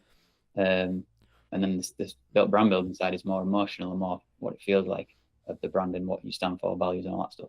And that needs to be a message that's communicated over time, and a story that people understand who you are and what it feels like to experience that brand, on either in the marketing or in the product itself.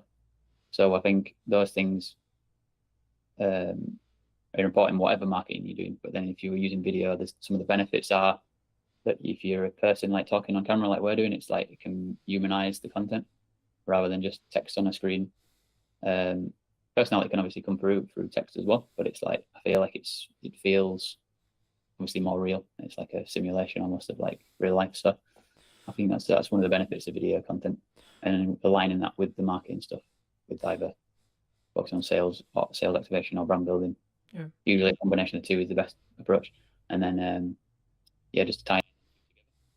I mean, I agree. I mean, I think for me, whenever you look at maybe doing like a short-term campaign, as you like alluded to as well, like the video strategy or the ads or like the specific creative, so the thing you're going to be showing that audience is going to be completely different in how it's designed, in my view at least, of like how we would create it if the objective is actually short-term sales. Like we're recording this and it's going out live at the start of October, and you know, a lot of people are thinking about Christmas, right? Like now, to be honest, I'm pretty much booked for Christmas, right? In respect to the campaigns I'm doing and the stuff I'm doing, etc. And the reason why that's kind of happened is because I did a lot of the Christmas marketing beforehand, right? So to give the audience some more context, I mean, for me, like, I start talking about Christmas, and there's kind of this joke in marketing. I'm sure you've heard of it as well, and others would have heard of it, where like you're starting to talk about Christmas towards the middle of the summer, because by the time you've done the prep and etc., and like maybe the actual production isn't until October, November, but all of the planning and everything else that goes into it will be towards that summer transition. But I think for me, like, the point that I really wanted to, I guess, echo but also add to is, what is your objective? Are you in a position where, for whatever reason, you're trying to develop cash flow quickly, you don't have a strong pipeline, etc., then actually maybe marketing isn't the solution. And that, for that specific case, I think for me, in that case, it should be more cold outreach. It should be reaching out to your, creating an ideal offer, creating a glance time offer, that kind of thing, and more looking at that, because that will have a shorter return window in respect to the amount of cash that can be generated and collected by a business for work done. So let's say, for example, I'm in a cash flow crunch, and I'll go, okay, so I'm going to do a video, promotional video deal, for example, for X price. Cool. And then I'm going to go to like 150 people within my network and say, hey, would you like this thing? Right. And if it's kind of more a binary yes or no. But for me, the role, and this is why I think sometimes people get things wrong when it comes to marketing, is because like they don't see them as separate tasks, right? You've got to do marketing to get people to the point of sale.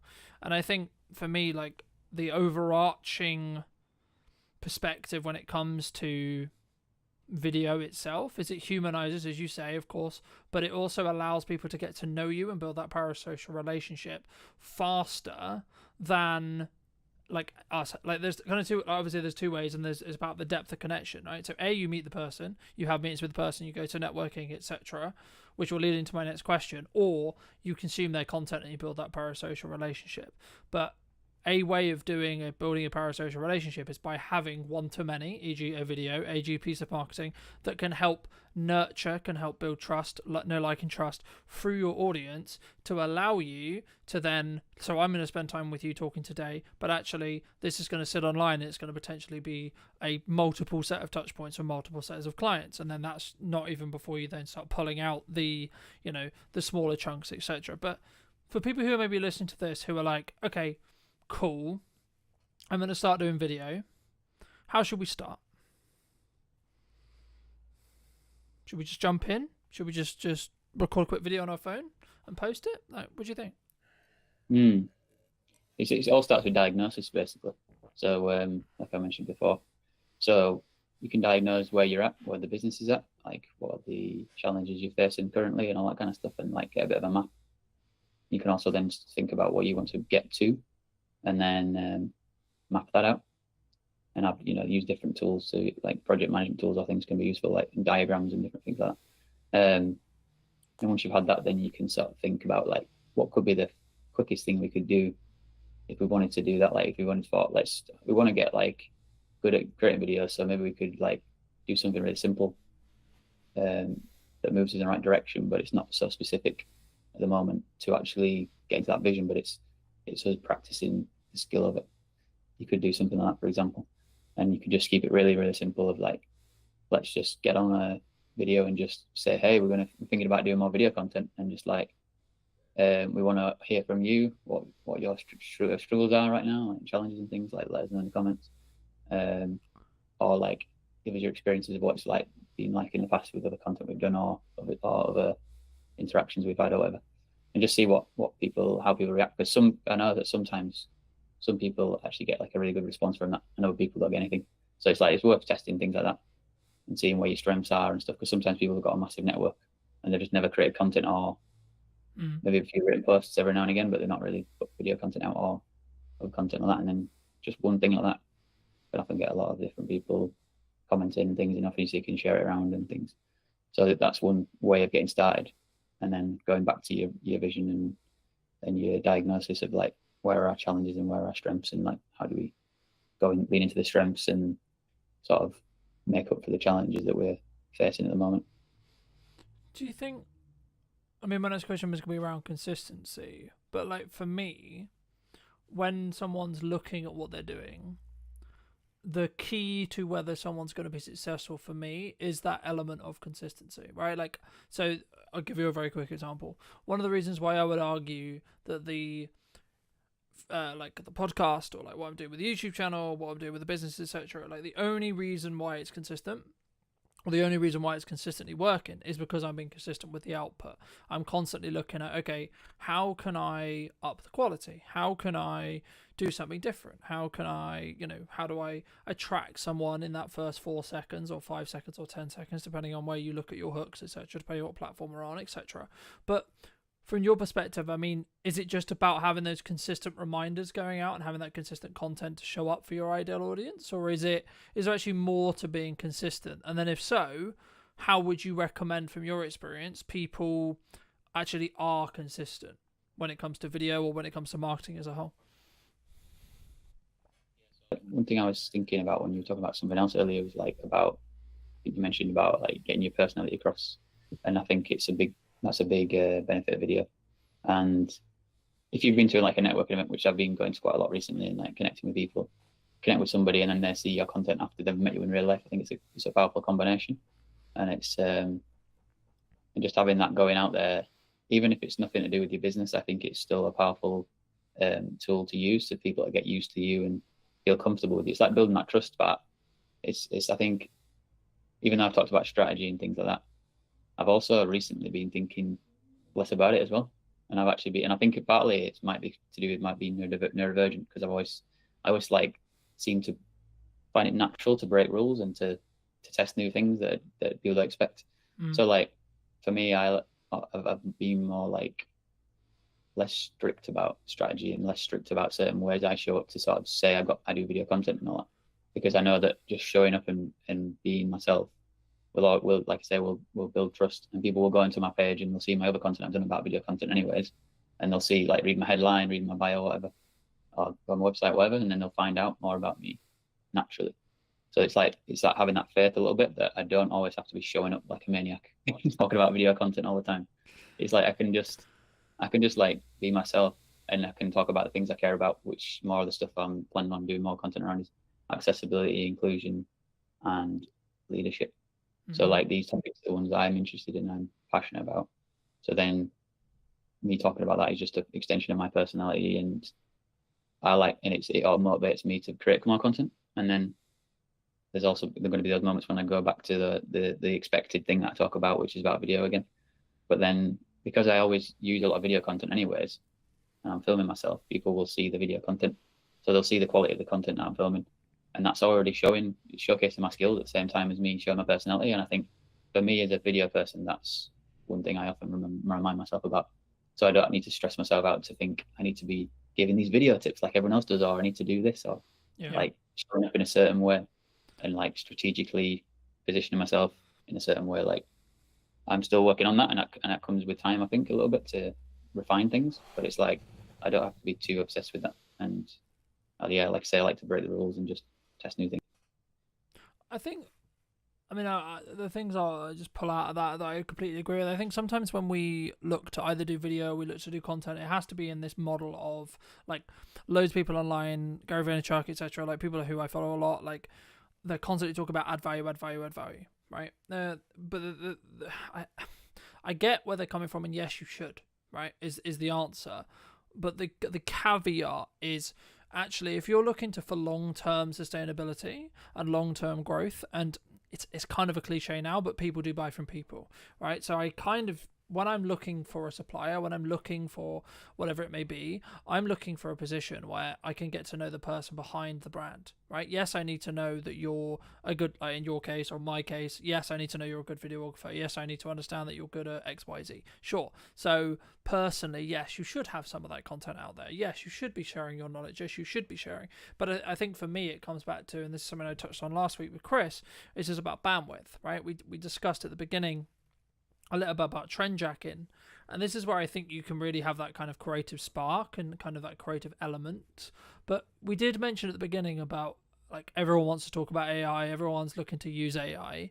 I mean, are you personally using AI? If so, like, how? But also, should we? Why do you think it's such a big talking point online at the moment? Yeah, like initially I was thinking to myself, I don't use it much, and now I'm thinking I do, because it's integrated now into a lot of things we use. So I think everyone uses it now to some extent, without a lot of time, without realizing. Like AI is obviously built into search engines now. It's built into video editing software like DaVinci Resolve that I use. So it's like I do use it, but I don't really use it in much of an intentional way of like using one specific tool and like in that kind of way. But yeah, it's become a part of my workflow. Like definitely some useful features in DaVinci Resolve, like move background removal of noise and things like that. Do you think it can go too far? Do you think people can use it too much? A tool that's used for this, for like I say, go back to the strategy again, really, because I think you mentioned earlier, like sometimes it's about what you don't do in your strategy, and you just think of, like, as long as I'm clear about what I'm not doing, it'll become clearer what I will do, because it's like I have less options and the choice overload is reduced, and you become more clear, you have more clarity, and you're like, I'm not going to do that or that or that or that. Yeah. And especially if you're thinking like as a default perspective, not to jump on hypes and just think about your strategy, then you're going to be like more grounded and be like, what's going to be best for the strategy? Yeah. And then you make that decision. And then if it is one of the hype things, you can go, okay, I can use that and test that out as part of it. But it's not like a crutch. Mm. I think you have to experiment in marketing. Like that's the first thing I would say, and then the second thing though would be everything I put through that I'm thinking of doing, spending money on a trip, whatever it is, a piece of gear, so on, right? Or even nowadays, to be honest, looking at some client jobs and looking at some projects that I'm like maybe asked to consult on or asked to help with or asked to produce or whatever, and I think, is this going to make my boat go faster? Is this money worth the time, energy, resources? A. B, is the client the right fit? Right? A, B, or C, like how does their attitude, like how do they work, what is the value exchange good in respect to either how much you're making or potentially the benefits that client could potentially work with you, etc. Like but also do you like them as people or person, depending on how you're working as well? Because I think sometimes something that I definitely struggled with in the early days was doing a load of things, like all the things that we say we should be doing as business owners, right? I need to be super visible. Okay, so that means I'm going to go to 100 networking meetings, I'm going to go and do 15 one-to-ones a week, I'm also going to do content, I'm also going to do this, I'm also going to put some banner ads out, I'm also going to do paid ads, I'm also going to do this, I'm also going to like put letters through or leaflets through people's doors, etc. But the issue is actually what ends up happening in my experience is you end up doing nearly all of those things badly. Instead, what you should do is you should say, okay, well, firstly, how do I want to spend my time? What's a good use of me as a founder, me as a leader, etc., spending my time? Okay, so for me personally, me being in content, I will never be able to outsource. Everything else about the content I can outsource. How it's edited, how it's SEO'd, when it's posted, all those things I can outsource. Me personally being in the content, talking to you today, I cannot outsource. I never will be able to outsource that unless we get to a position where, of course, AI can generate my content for me. But again, I would argue those who already have an established brand will be the ones who win from that, because actually it's me AIing myself, if that makes any sense, but it would only be used in a context to allow me to accelerate what I'm doing. So it would still have my nuance, it would still have me, but that only matters because of the years of work I put into building brand, right? But I guess the question that comes from that is there an opportunity with AI to potentially, like, I guess, infinitely scale? Or is it something which you're looking at as, okay, I can look for efficiencies, but actually, because I'm seeing kind of two camps. One is, yeah, let's use it, let's optimize it, and then let's use it to go out in volume and use it, etc. But also people are going, actually, no, we're not going to use it, and we're going to stand and say, I mean, I was on a very marketing websites, an old marketing person who I used to know a long time ago, their website today, and they have an AI policy. I didn't go into it, but I assume what that says is either this is how we use AI or we don't use AI at all, right? I mean, looking forward into 26, 27, 28, do you think that more companies are going to do that? It's about adaptability, really. Like we're saying with marketing, you do have to see what's going on and adapt. And whenever something makes sense, like I say, if it fits with your strategy and you think that could work, to help us. And that's a good thing as long as you're not scrambling around and don't know what you're doing in the first place. Like with the overall strategy, you're all right to test and adapt. And I'm trying to think, what was the other topics that AI and It's specifically, I think, for me, like, about, do you need to be doing everything, right? Like, I gave that story of, I was doing loads and loads of things, and then I was doing them really badly. So for me, I'm focused on a very few set of pillars to get work now, right? From a marketing point of view: paid ads, content creation, and testing my creative to then use in paid ads. That's basically roughly what I'm doing. I'm dabbling in a bit of blog writing, etc., etc. Like, that's one of my unique kind of like testing things. And then I'm building out the YouTube channel potentially as another revenue stream, but also as another marketing source. So that's personally what I'm doing.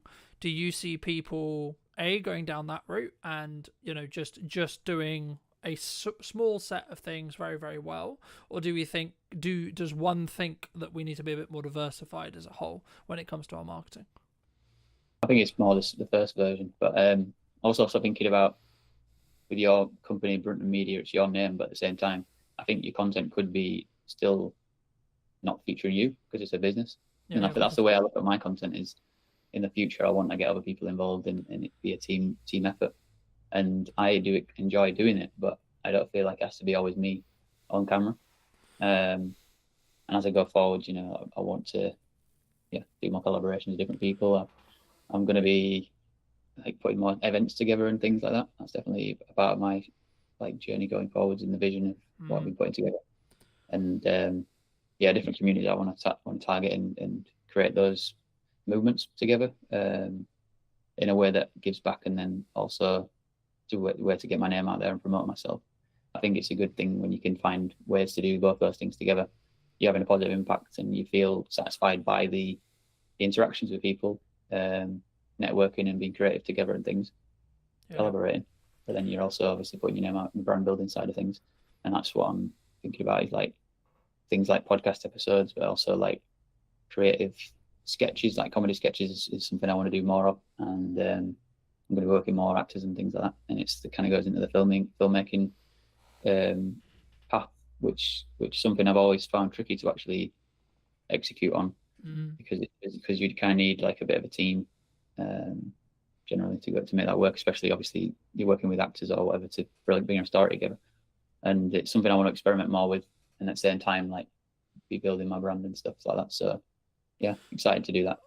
I think for me, this is something that I've heard a lot commonalities through episodes and etc. before, which is, I guess, the founder weakness, which is clients get to know, like, and trust you, right? So they get to know Colton rather than they get to know Bronte Media, right? Now, I was having a conversation with a client yesterday, and he was talking about the image perception of a Gmail account, right? Now, this is the first conversation I've ever had with a client where it's been actually like had a conversation or etc. with me about kind of, is there a level of perception? But for me, I can see it as when it's like Colton is the company, the Brunton Media, right? Like that's the main face. When you're starting out or when you're building it as a family business, then you should lean into your personal, I guess, nuances or who you are as a person, right? Because the likelihood is that when someone rings you, they're going to still ring you. When they connect with you on shoot, etc., or like when they hire you, they're going to work with you, right? The interesting step will be what potentially I do or you do or one does when they step beyond that, right? So first employee, second employee, third employee, etc., and getting to a position where, yes, Colton is the quote managing director or the person who is the top of the company, but actually it's how you, I guess, manage that risk from a, like, if they're speaking about on behalf of Brunton Media in videos, for example, like how would one, because I know there would be a side of my head from like a comms manager point of view, which would be like, can I trust this person to represent the company, right? And I guess, would it be as powerful as me saying it in a video, like just building off your point, or is there a risk for that? So I guess the question that kind of, is that something you're thinking about? Is that like a risk that you can see other companies potentially run into? And if so, how do we maybe eliminate that risk or maybe bring that risk lower? Would you say? So the risk, what's the risk again? The risk of, So I guess the risk, I guess, like in Crux is me as a founder. I have to be in the content. I have to be on the shoot. I have to be on the sales call, right? which then can be, and also as a founder, I was just thinking when you're talking, as a founder, you create the kind of blueprint of the company and brand and everything because of your personality. So all your values become the company values, which then, and you're the leader. So then what you stand for and what you care about is how you create a culture. And then that's something that I've become more interested in, the idea of creating cultures, and become more passionate about. I wanted to step into that and be a leader and stuff. And like in my past, I never saw myself as a leader. And over time, I've seen like what leadership really is and understood it more. And now I see how I already am a leader, because we all are a leader in some way. Like a leader of yourself is one part of it. A leader in your family, because you influence everybody, whoever you interact with, friends and family. Like you are leading situations, or sometimes avoiding leadership decisions, and you know that you can look out for the opportunities and to step into that. So I think if you have that blueprint of your business and brand and stuff, and the values, it just ends up coming across in your content if you speak. But then if you clearly communicate with the people that you work with in the business, and they're already in the business and understand the culture and everything, then when you point a camera at them, hopefully it's going to come through. And if it's not, you can. I think it's a new skill set. That's something that I've found as I've got to work with new people, and whether it's freelancers or whether it's internal staff, etc. And this is also true when you work with clients as well, right? Like you'll become, to an extension, especially if you're handling their marketing, handling their socials, etc. You'll become an extension, and you need to at minimum understand their tone of voice, how they come across, what their maybe prestige is, what their understanding, like how they want to be perceived in the world or in the market. And I think, for me, that's maybe where that deep work, like building off what we discussed earlier, like that strategic side, where sometimes people get stuff wrong, right? We don't go into depth enough into understanding who's my ideal profile, who's my ideal customer, but also what market, quote, sectors are we looking to target, are we looking to talk to? But for maybe, those who are maybe watching this and listening and saying, well, okay, I'm a small business, right? And I don't have like 100K or £1,000 or £10,000 or whatever it may be, right? They don't have that nominal, what they would perceive as a large figure or a large budget to get ahead. I mean, how would you recommend they either start or, quote, get ahead without necessarily just throwing money at it? Yeah, there's always something you can do, like I mentioned before, with that idea of starting with, you've got a strategy and you've got a bit of a plan and a map and everything, but then you just find like a simple thing out of that and think, is there something in there that we could move towards the vision, or something that's, I don't know, just anything really that you think in a way we could just start, and it can just be simplified and not overthink it, just to be like, let's just make a video about, even just a video about making a video, because it's the actual process that matters, not the actual results so much, because that'll happen eventually over time. And I think a lot of people too obsessed with the idea of being professional and stuff, and it's like sometimes people's content feels like AI, even if it's not AI, because it's trying to be overly professional all the time, because AI thinks in a structured way of like, very specific structured way of like, this is the way it has to be. So then it's like, it seems like people have that as well, like locked into it, these ideas rationally, rather than something beyond that could be more emotional, or could be more authentic and intuition going on and things like that. We step out of the fear and we just take action, and we just see how it goes, and showing up in a way that's not you're not scared, and you're just empowered to take action. People will resonate with that, and they'll respect you for it. Yeah, I agree. I mean, I think what I was thinking while you were talking, I mean, I think for me, it's about what do you want to optimize for, right? Are you trying to optimize for the algorithm, right? So getting that click-through rate, getting that high watch time, etc. Or are you actually trying to, quote, optimize for the human, right? For the connection, for the person who you're likely to connect with, even if it's one or two or three. And I think sometimes we we don't feel great, right? We don't start the podcast, we don't do the video, because the nature of it is going to be, when we start, it's only going to be 5 views, it's only going to be 3 views, it's only going to be, you know, my mum and my friend and Andy who likes my content, right? But actually, in reality, if I kept going for 2 years, I kept going for 3 years, number one, I'm going to get better every single time, I would hope, through time. But also, it's going to slowly build momentum, right? Those 3s will become 5, those 5s will become 10s, those 10s will become 100, then thousands, and so on, right? If you're consistent, in my view, right?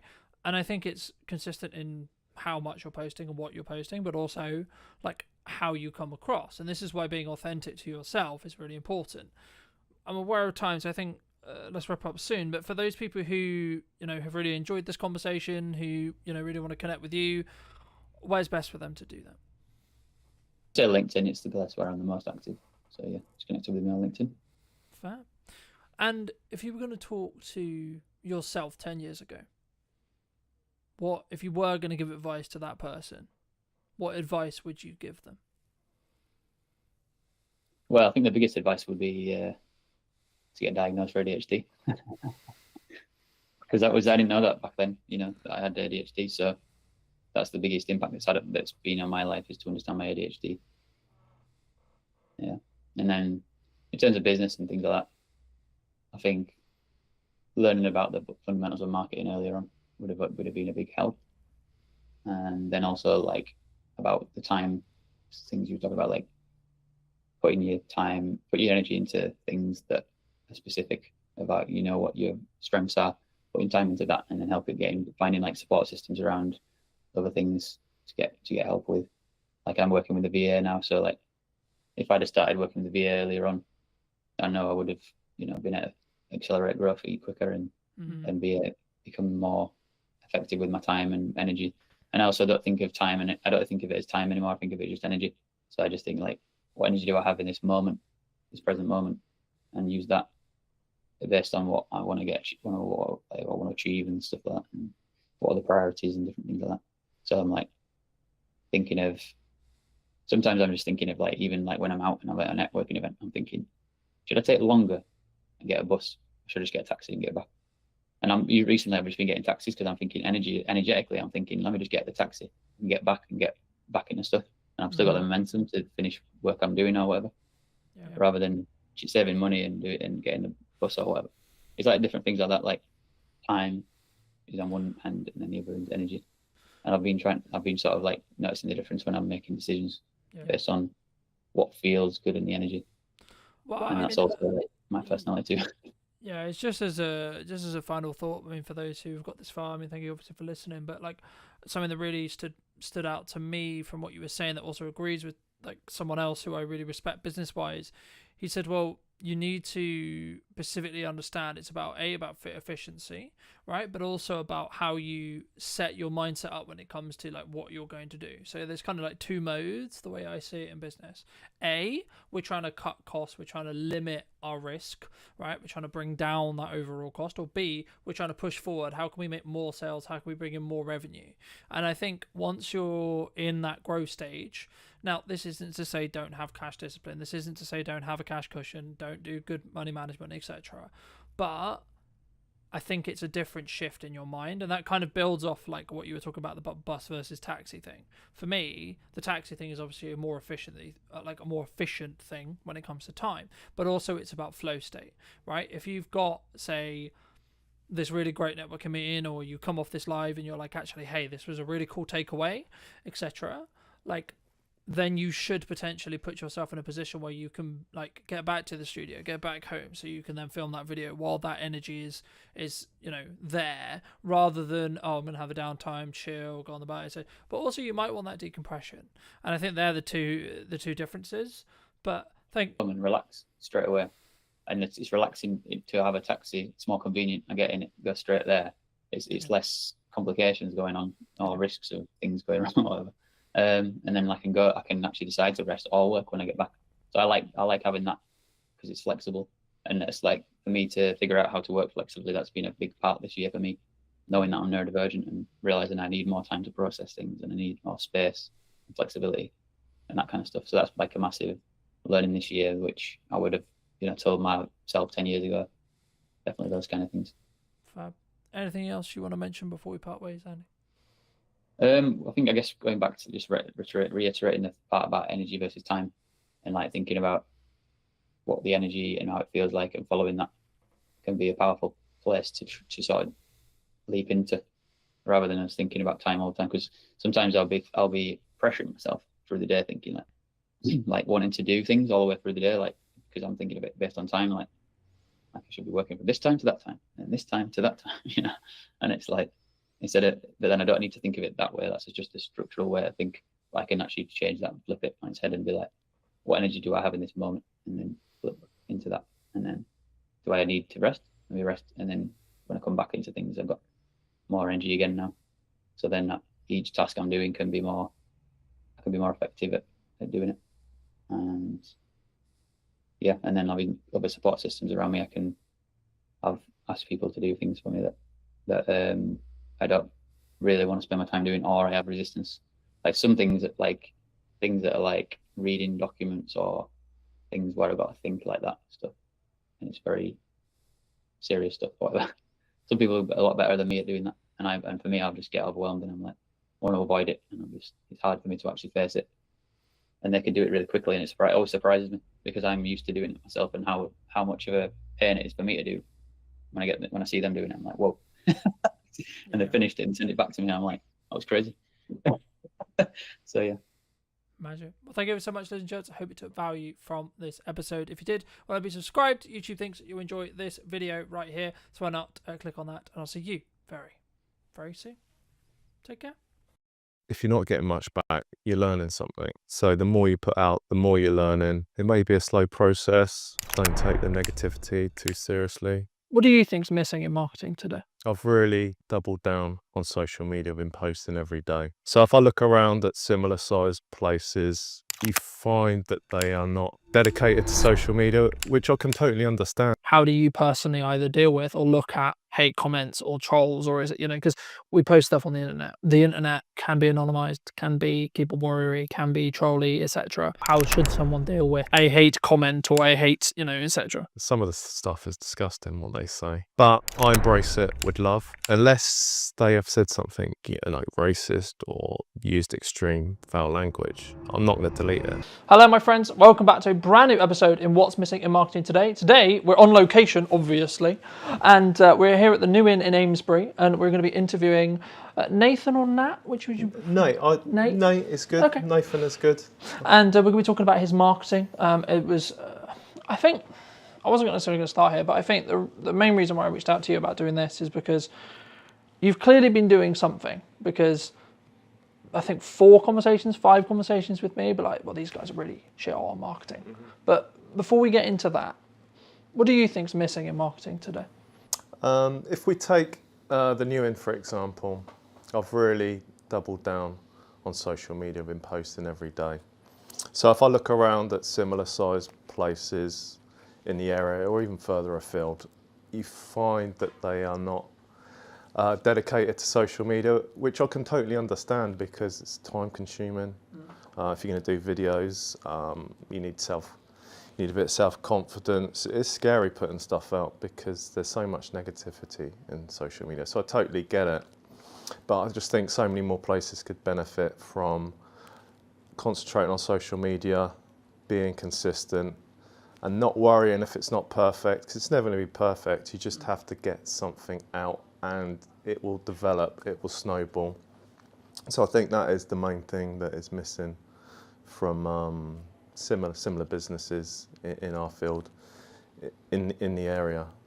Do you think, I guess it's a commonality, like people say to me, like, it's a lot of work, and maybe it's the ROI question or return on investment question around, like, I'm going to put all this work into social, I'm going to put all this work into posting, and then what's it going to like return me back? Do you think that's why people maybe don't? Probably, because in the short term, you might be posting, not getting anything back, not getting any traction.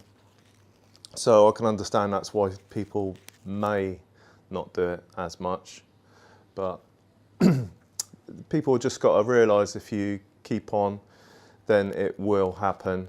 And just by the very fact that you're putting stuff out, if you're not getting much back, you're learning something. So the more you put out, the more you're learning. It may be a slow process, and don't take the negativity too seriously. The negativity I see now as it's gold, because if someone's a negative troll person posting on your content, well, they found it. It means it's getting out there. And also, the good people, which is I'd say 99% of people are good, they would come back and reply underneath why they think that they are wrong, and they'd stick up for you. They might come back, but every time someone's commenting, more people are seeing it for what it is. So we're just honest, and people can interpret it how they want. I think, for me anyway, I think you're, especially in the way you approach or have approached your marketing as a more document rather than create methodology, I think that's really unique as an overall, not even necessarily in your sector, but as a whole, from what I've seen. I mean, did you always look at that? I mean, like, how did you sort of think about it when you were taking on this space and going, well, okay, well, you know, this is why we're going to be successful because we need to do that? Or was it actually just sort of naturally happened, I guess? I guess the question becomes is like, has your success been, quote, lucky, or was it more planned and predicted because you knew you were going to market and then the result would have been that you're building that community? A bit of both. So I'll go back to the methodology that I want to post every day. And from the moment we get the keys, I mean, you could have thought we got the keys, but there's nothing, you know, to film about yet. The pub's not open. But every day something's going on. We're painting, we're doing the floor. I mean, it might be boring to some people, but for me and other people, they want to enjoy the journey. So many people have come into me since the pub's opened and said we've enjoyed the journey and how it's developed. And some people have even said, well, we missed that part of the process. So that it comes from that. It's just posting every day, and just things happen. We film it. I've got 5-6 things probably lined up in my mind that I want to do, because just make sure you got something lined up. But then things just spontaneously happen. I'm looking around and seeing someone's doing something interesting, like discovering the cellar, for example, was the big one, or even simple things like putting up lights or laying a new floor. There is a satisfaction to seeing something that isn't right, it's tired, strip it back, and then see the end process in a short video. People find that satisfying. I find that satisfying. Why do you think people don't do that?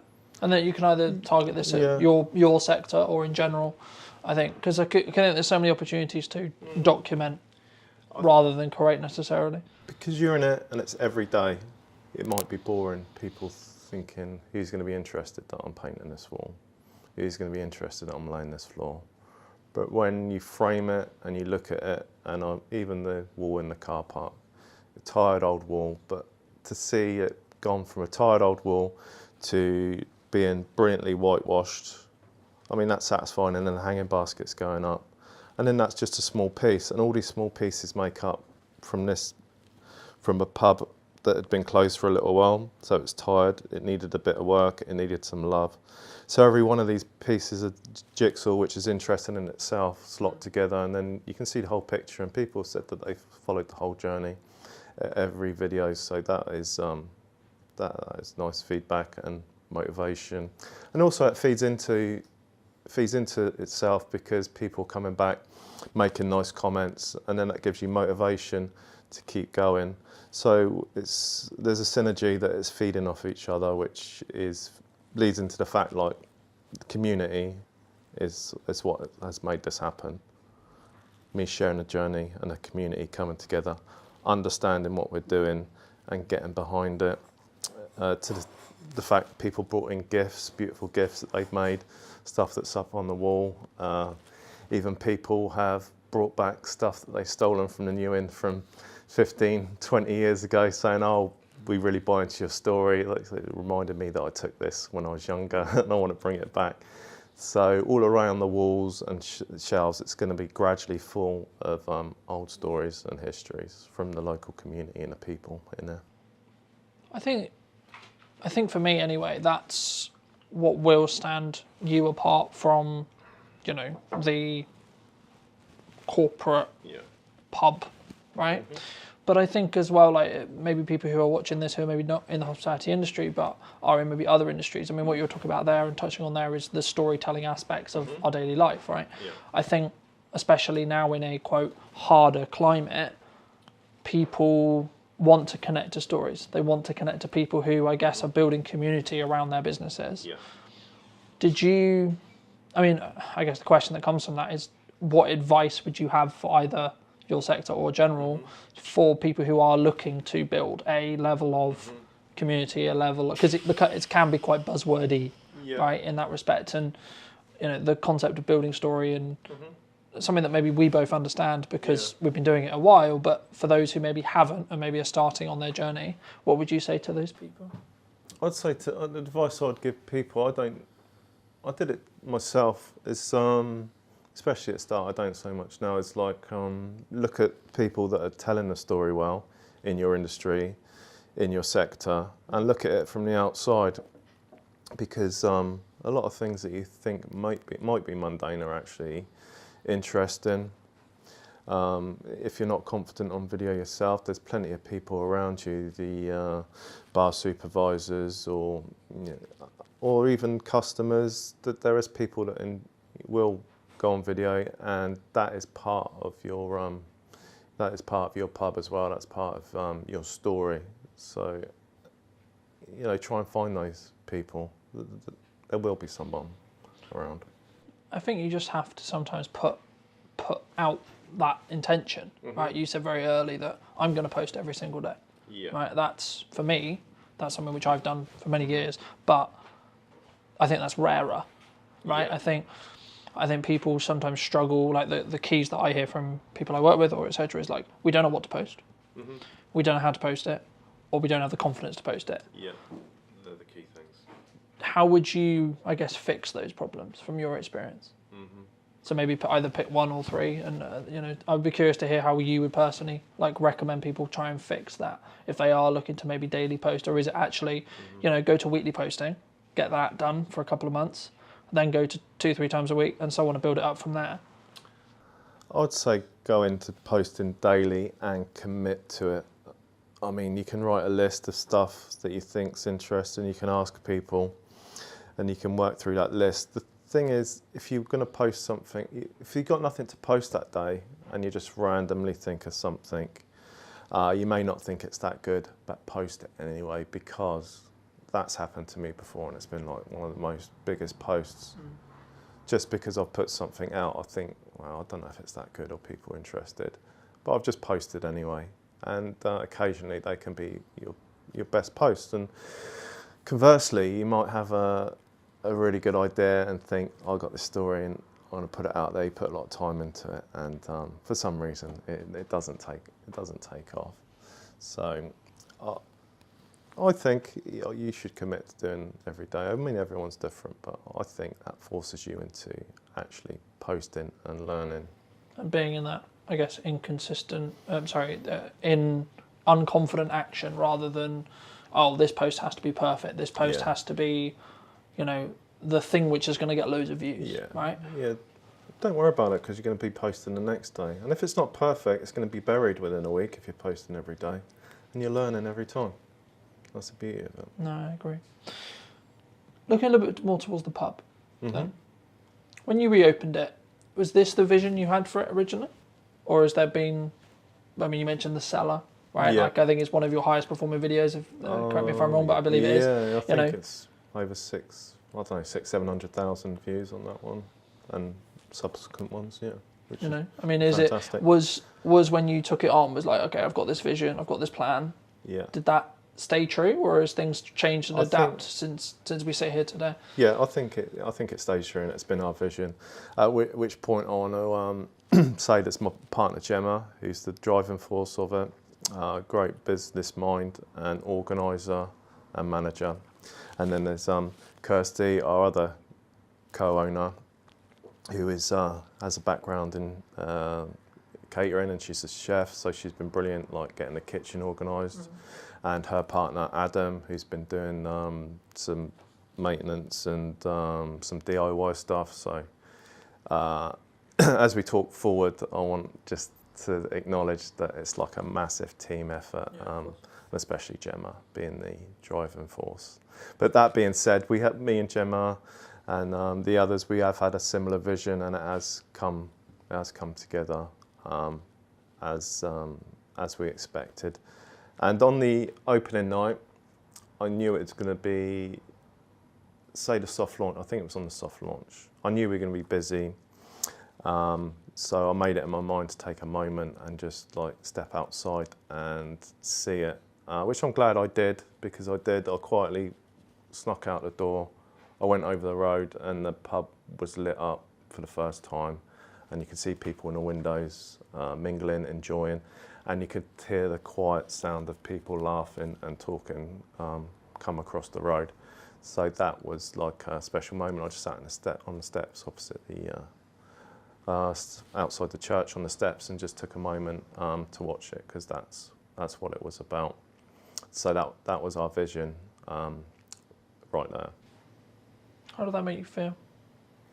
Satisfied.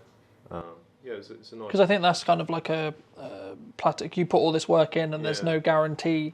Like with a lot of projects, especially like in your example with the pub, you put all this work in beforehand, and then it's pretty piss. It's either going to work or not. Yeah.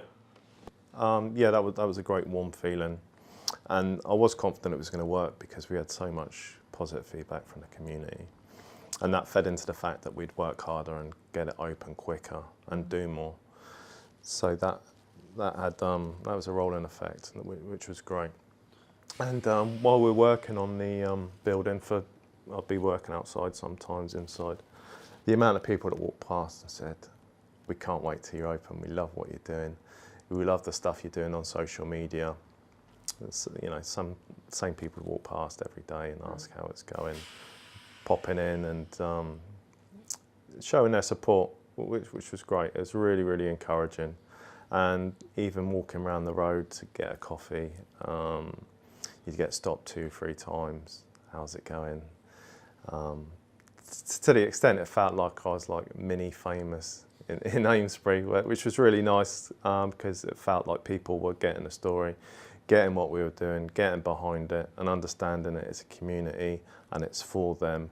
We're just custodians of the place, and this place is for them to come and enjoy, even if it's having coffee and cake during the day, if they're playing crib or they're playing pool or darts or whatever, or starting a football team or supporting local groups. That's what it's there for. I mean that's really nice for me to hear, because obviously traditionally, what like a pub was a communal hub, right? That was traditionally what it was meant to do. And I think with maybe the advent of the internet or the advent of like I don't like leaning on quite harder times, but it would be easier to say that pubs are maybe slipping away and out of the community. So I guess in some ways you're an example of no, we can kind of, I guess in some ways is it more the community actually? Because then my next question was going to be around like when you look at the marketing you've done, some would say maybe the uneducated percentage, but some would say, oh, you've been lucky. Right, but I personally believe you've made your own luck with execution and learning rather than you're lucky. But do you count it as that? I think there is bits of luck, but the thing is you need to capitalise on those bits of luck. I mean, for other people those things may have happened and they might not have seen the value of converting that into a story, into sharing it with the community and the public. I mean, even with the bad things that happened, I knew I was going to post, and I thought, I need to be honest. If we're going to have ups and downs, so in particular, I'm thinking about the day after Gemma fell down the cellar, and I was shaken up by it, and I was upset. But I thought, I want to force myself to do a video. I want to talk about it, see what happens. Because so many people said they enjoyed the journey, then I'm robbing people of the journey if I'm just saying the good bits that happened. I want to tell them everything so they can share with us the, ups and downs. Do you think that's, I guess, natural? Because I don't personally think, because I think social media especially is known for, here's the highlight reel.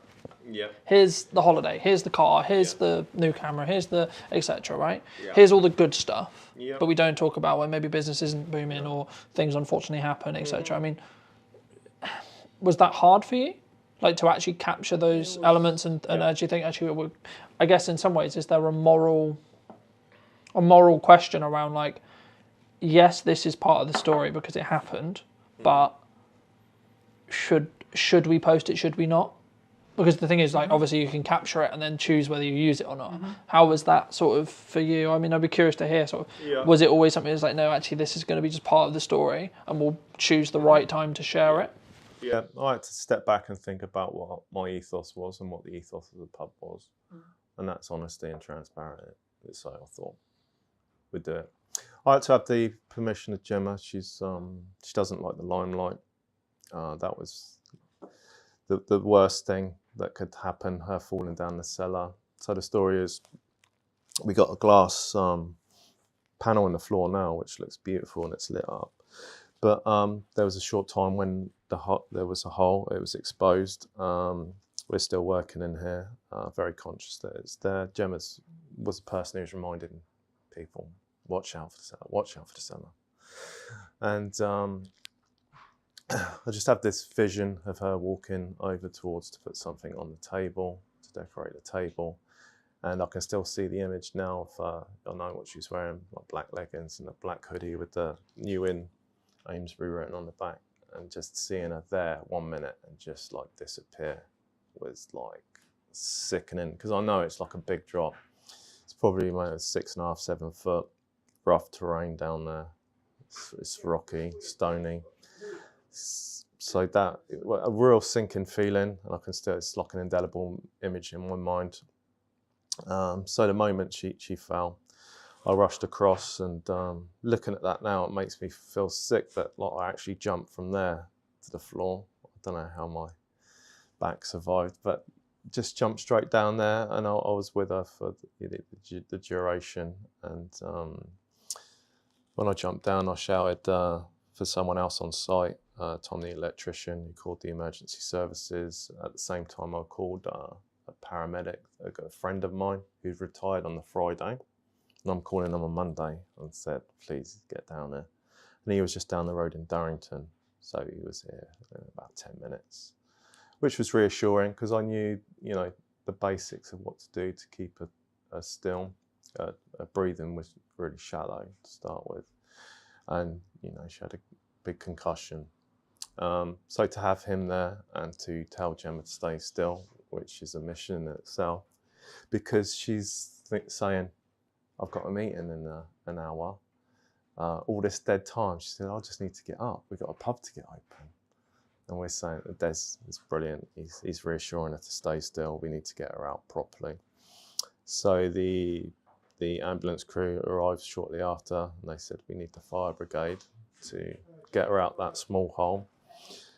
And the fire brigade arrived, and then they said, we need a technical rope rescue team.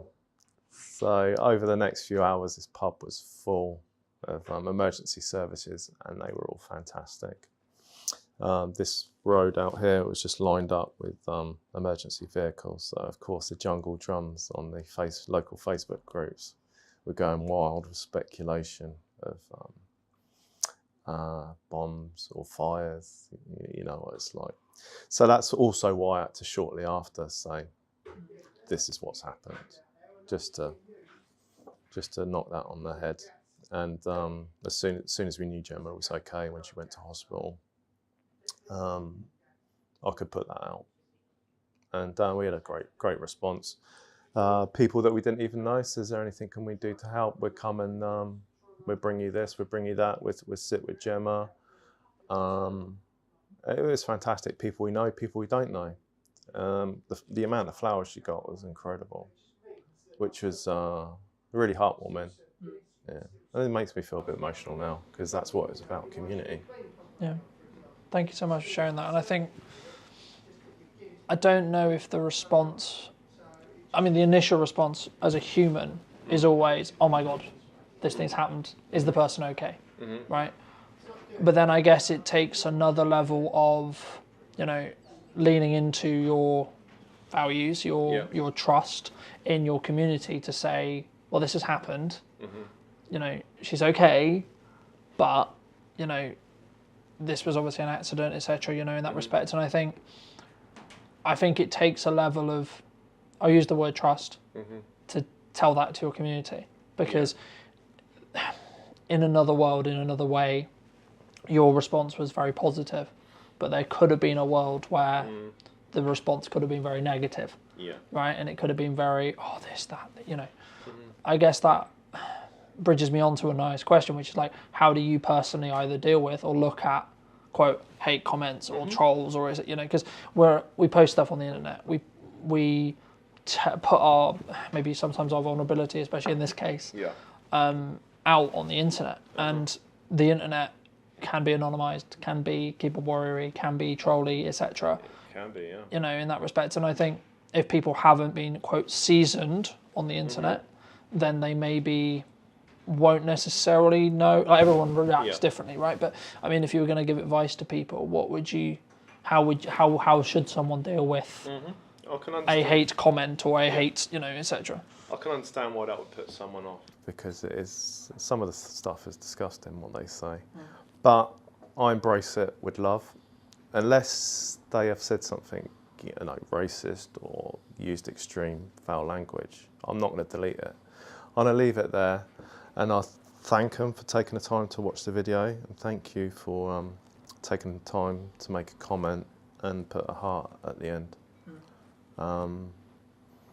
Other people see it and that they would like it. I mean, your initial reaction is quite different, but over the years, that is the way to do it. Either they don't say anything more, or occasionally they say, sorry, that, I didn't mean that, or they twist it back round. Very rarely do they double down. I mean, they can, but I'd just double down on the love. And it's all good. You have to understand that some people are not, have problems in their own lives, and maybe they're using that as an outlet. Do you think that's a common reaction? To, quote, kill them with kindness? I don't think so, but it's the only way to do it. Because it would be very easy from an emotional reaction point of view to go, well, I'm going to start having an argument in the conversation now. It is counterintuitive, but it is 100% the best way to deal with it. Then don't give them the power to make you feel angry. Just accept some people like that. And the thing is, you just got to just know that 99% of people are good, and they're going to say positive things, or if they don't agree with it, they will say nothing. So you need to have trust, but I can totally understand why people would get angry about it. My partner Gemma and other people would, but I say it's a good thing. Someone's seeing it, making a comment, that's fine. Looking forward. What are you specifically looking forward to? I mean, we're recording this just before Halloween. Is it just Christmas? Is it going to be into the new year? Like, what's coming for those who may be watching this when this comes out, that it may actually have happened by the time this comes out? Okay. So every single event we're going to look at, and we're going to keep driving forward. We haven't just opened the doors and that's it. We got the sports bar open now. Sky TV just went in yesterday. So we'll start advertising that now. We're confident that's up and running, because it's a nice games room with a pool table, dartboard up there. There's more work to do in there, pictures up and bits and pieces. I think the amount of response that we've had from the games room, sports bar, is been fantastic. So we got a bigger room that's a function room. So that'll be the next project. So potentially we'll start clearing that out. And I think that may be at the new sports bar, because it's bigger. We'll be able to get a lot more TVs in there, dartboards. The response for darts teams has been unbelievable. I think potentially we could have 2 or 3 darts teams and a pool team. So that's another thing to look forward to. And then over the summer, I showed you the garden, which we just made serviceable for now. It was all overgrown. That's a nice space. And by the time spring comes around, rocks around, then that'll be a beautiful beer garden, so that will always be stuff going on, and we're also led by, you know, what people want. So as people buy into it and spring comes around, we see what people want, you know, maybe a pizza oven out there, or do a barbecue, put the marquee out there, have an outside bar, all these stuff, you know, we got lined up in our mind. But if people are going to use it, then, you know, we'll do that. Do you think people, I mean, you're clearly investing time, energy, resources, money, etc. consistently here. Do you think that's rare in the hospitality industry, especially at the moment? Because it would be very easy for you to go, well, I put in X, so now I'm going to start wanting to pull some profit back. I think maybe. I don't look around too much what other people are doing, but there are some people that are doing what we're doing. Specifically in Amesbury, there's a new owner down at the Kings. He's investing some money in it, making it better. That brings me on to, with the pubs, you need each other. Coming into this area, I thought I'd need to work on everyone to like work together. Because I know in previous years there's been a lot of backbiting and people competing each other in Amesbury. But the thing is, if you just have the new inn by itself and there's nowhere else, people want to come to a pub and have a meal and go to another place and come back, or go to another bar. So you need the whole of Amesbury to be working together. And I want to make Amesbury busy again with the help of everybody around. Because we're not competing against each other, we're competing against people going further afield, out for a meal and a drink. We're competing about people staying in and buying cheap supermarket beer. We're competing with the cinema, we're competing with so many things, the internet, everything. But Amesbury needs to work together because we're not competing against each other. We need 4 or 5, you know, nice venues, which we have got here. And everyone has been so helpful. When you open the doors and everything's brand new, no matter how much you plan, you forget something. On the first day we opened, someone asked for a bottle of wine, and we were like, oh, we ain't got a corkscrew. That's one basic thing that we've got. So I popped over to the George over the road, and they were like, no problem, here's some, have these. And same with the other venues. I'll try and list them all, like the Kings and the Dunkirk and the Anthropos and the Bell, and sorry if I've missed anyone, Piazza.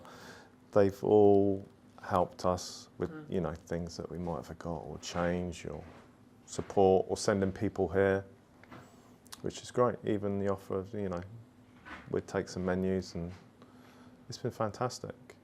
And that, everyone buys into the same thing. It's been a great community amongst the bars, As I say, do you think that's... I personally think in some cases that's maybe more true now, because things have got harder, because people need to band together a little bit more. But I think initially, the initial response, especially when people, I guess, first start, especially in like my industry, or the same would be true, I expect, in yours, where they're very self-focused, right? I've got my business to run. I need to make sure I'm making a living, etc. And I guess they don't, in some ways they don't appreciate or understand the reciprocity of, hey, there's other options, and hey, you should go and check out these other options. I mean, did you always have that mindset? And if you did, do you think that's rare in your industry? I think it's rare. I'm always trying to sell this point. Our background is security. Gemma runs our security company now from top to bottom, but I've done the security for 30 years on doors and bars and nightclubs. But I've seen so many bars open and close, and so many bars do well. And to see people trying to compete against each other like a club down the road, and like trying to undercut each other or go against each other on nights, you're thinking, this is crazy. If they just pull together, they're so much more powerful if they work together on grouping together, putting on nights, working out who's doing what. They'd be so much more powerful and bring more people to that area rather than the next town or the next city, or doing something completely different. So that's something I've always believed in because I've seen it firsthand. And, you know, that goes for anything, community. Why do I feel like, with anything, it's so much more powerful working with the people around you rather than going against it. There's been a lot of talk, and you may have kind of already mentioned it, but there's been a lot of talk about, I alluded to it earlier, about pubs are dying, right? Community houses are dying. You know, what's your view? Do you think they are? Well, it sounds like it if you hear anything in the news, which I tend not to listen to anyway. It would seem that way, but for me, I think that taking on a new inn, I just thought, you know, that's all background new, that's irrelevant. I know this pub is beautiful, it's historic. The community needs it. It's part of the British history and institution to have a pub, nice pubs in a town. It is unique, and it's part of the fabric of the place. It might go up and down, but it's in our DNA. So I just took this as like a separate thing. I mean, it may not have worked in other places. We live quite close to here, so we have people that we know in nearby villages and people in Amesbury we know. So we did have a head start in that way. So yeah, I think that's important. What do you think traditional or other pubs potentially get wrong with either marketing or in general? I find it difficult talking negatively of people or things, but Or maybe what they could do better then? in general, you think the big brands lose something. I mean, they've been successful and they've done fantastically well because they got to that status. But when you get bigger, then you do lose some of that independence, and you might go into a big chain and you may see different bar staff every time. That's the beauty of having an independent pub when the landlord and landlady and you have consistent bar staff and owners, and they're actually there on site, because that is a big part of the pub, following that journey, getting to know them and the characters, and knowing even if you walk down the road and you're just going to pop in for a pint by yourself, you've met your friends or people you know may not be in there, but they know the person behind the bar, or they know the landlord, and you probably wouldn't get that in a big high street chain. Probably not. You may do, but less likely. If people are interested to see more of your journey, where would you recommend they go?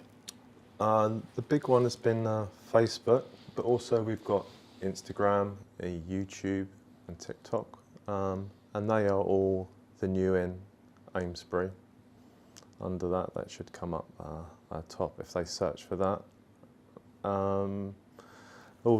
It's all documented on all four of them, but Facebook is probably the most popular. So yeah, they can follow on any of those 4 channels, and that'd be much appreciated. We've had people following from all over the place. A lot of American people said they've seen it and they've liked the journey, but you know, it's a bit far. And some people even said, like, when we come to England, we really want to come and see the place. And over the road to George Hotel, they have a lot of foreign visitors stay there, and they've been coming over to look at the cellar and some of the history. The history's always been here, but no one, well, maybe that's unfair, but no one's sort of showcased it for a little while. I've started to put pictures up on the wall of old pictures of landlords, landladies, what Amesbury used to look like, so people can come in and enjoy that. Fab. Thank you so much for coming on. And if you were going to talk to yourself 10 years ago, what advice would you give?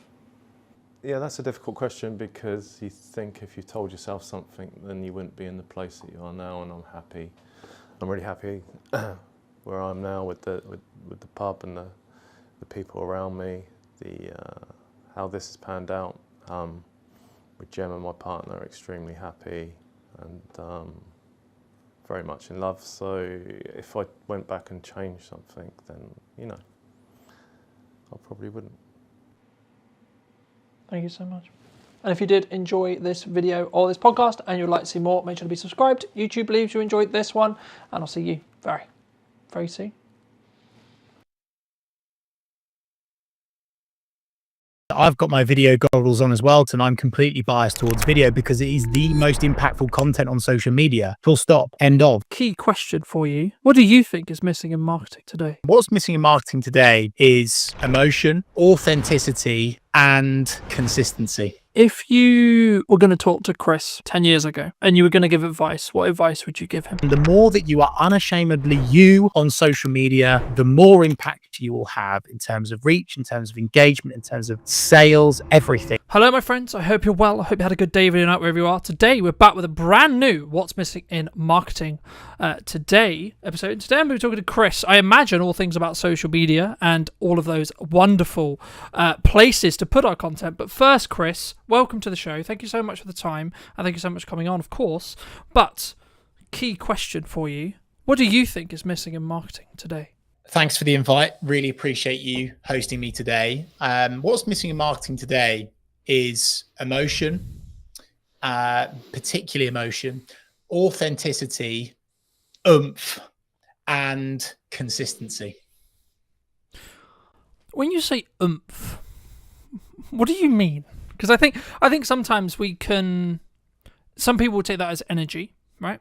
Some people will take that as how we show up. Other people will take that as, I guess, like the amount or volume or energy. Like, that's why, if you don't mind just unpacking that briefly, I think it'd be really helpful for the viewers. Yeah, absolutely. No problem at all, Carlton. I think by oomph, I do mean energy. I mean true commitment to the cause. I think for far too long on social, people have seen it as a tick box and not this kind of ongoing personal or business brand commitment. And if you are truly giving it your full oomph, your full energy, your full commitment, you will get so much more out of it. I'm so aware of the fact that might be perceived as fluffy, but I think, in fact, I don't think I know that people can see right through cold, corporate, boring, emotionless content. And so it's so important, and it's critical actually now that the content that you're sharing, you give it your all, you give it your full oomph. So that's what I mean. Magic. I mean, you're very seasoned. You know, you've been on social media for over a decade, starting out as a side hustle, creating your own agency. What was the turning point that you thought, actually, hold on, this could actually legitimately be the career of my dreams, so to speak? I became addicted. I became obsessed with the platforms, the algorithm, the opportunity, particularly because really with social media, you can honestly go anywhere and get into any audience and reach any person anywhere. How incredibly remarkable is that? And I think when I first started on social, I was gaining traction really quickly, and I was connecting with people in places that I could never dream of. And of course, most people that tune into this podcast will understand the 6 degrees of separation, right? And I think that process is sped up so much more because of the power of social. And so I am just obsessed by it, and I'm excited by it. And I just truly believe that anyone can create impact for themselves or their business through organic social media. And the opportunity of that is bigger and better than any opportunity in the history of the internet, in my humble opinion. Do you think people don't do it because they're worried about what if someone sees me? What if Gary, Sally, my mum, my friends from high school, etc., etc.? Like, is that why people don't do it? Definitely, Carlton. I think a huge amount of work needs to be done in terms of self-discovery and your why and your own self-psychology and having a coach.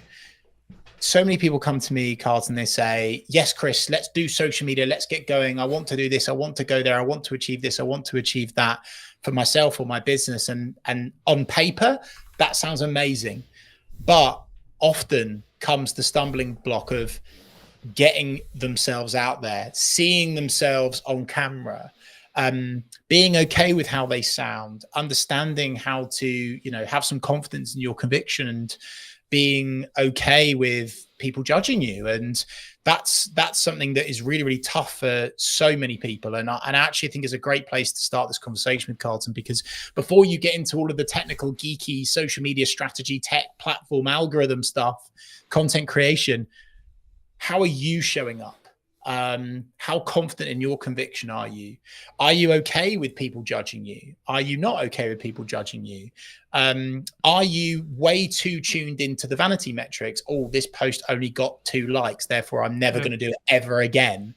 So there's a lot of mental work that has to go into it, Carlton. And also, again, that's not a tick box. It's not a one and done. It's a continuous thing. And the unsexy truth about social, and certainly becoming successful on social media, whether that be for your business or your personal brand, you are going to get people that criticize you. You are going to get people that disagree with you. You are going to get people that leave you snidey comments. But with that growth comes huge opportunity, both financial and just general impact in whichever way you perceive that to be for yourself or your business. No, I mean, I completely agree. And I mean, I think, but I'm also aware when saying that, though, that we come from a place of privilege because of the years we've been doing it for. If someone's listening to this and they're maybe concerned about, okay, I've got my first hate comment, what do I do? First of all, pause. I think so many people just jump into it, Carlton. They'll get a bad comment and they'll react emotionally immediately. Hold the line, folks. Calm down, breathe.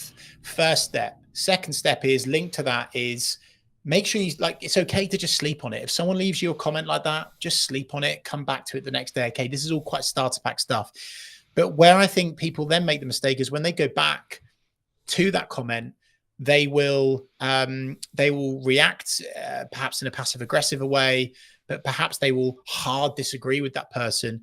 But the thing that's always worked for me, both personally and professionally, given what I do in the media world as well, is that I always respond with empathy, with kindness. And I understand that the reason why that person is leaving a comment on your business page or on your personal page, they're going through some stuff right now. Okay. So coming at it from a genuine place of empathy and killing them with kindness. And from a business side of things, it's an opportunity for you to show off your exceptional customer service skills by going back to that angry, frustrated customer or someone within your network or your audience with genuine kindness and empathy and care. And it can only help your brand, and understanding that actually, if you respond to that comment, it's going to help your post perform better and stay in the feed for longer anyway, right? So there's a whole lot of stuff on that, and I could go deeper into that, Carlton, but that's what I'd say to begin with is sleep on it.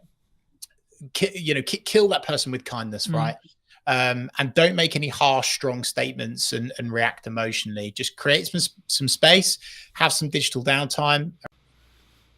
I also I completely agree, but just to add to that for those who are listening, I think for me, it's about like whether you're willing to give that power back to them. I forget the initial quote, but it was something along the lines of when someone drops a comment on your post, on your video, wherever it is, if you respond to them, you're giving that power back. So if you can see it as kind of a power exchange, when they comment, they're giving you that power to see how you react to it, etc. And if sometimes you don't need to comment back. Sometimes you don't need to necessarily engage in that conversation if you don't feel it will necessarily be, I guess, mutually beneficial for the conversation, or like you're not. Like, there's a balance, I think, between building community and building real relationships with people, and then also having people who are just there to maybe stoke the fire, maybe get a little bit controversial, etc. They're there for maybe rage bait, right? But you've had a lot of experience with, managing other accounts and working with other accounts, etc. And, in my notes here, I've got, you've managed over 250 accounts, which is across multiple industries, which is a big, big thing to say, right? Is there like a specific lesson or a specific like thing that you've noticed in that process that's like, this really works? Or is it very specifically industry based? Is it very specific timing based, would you say? In terms of content, in terms of responding to criticism, what do you mean?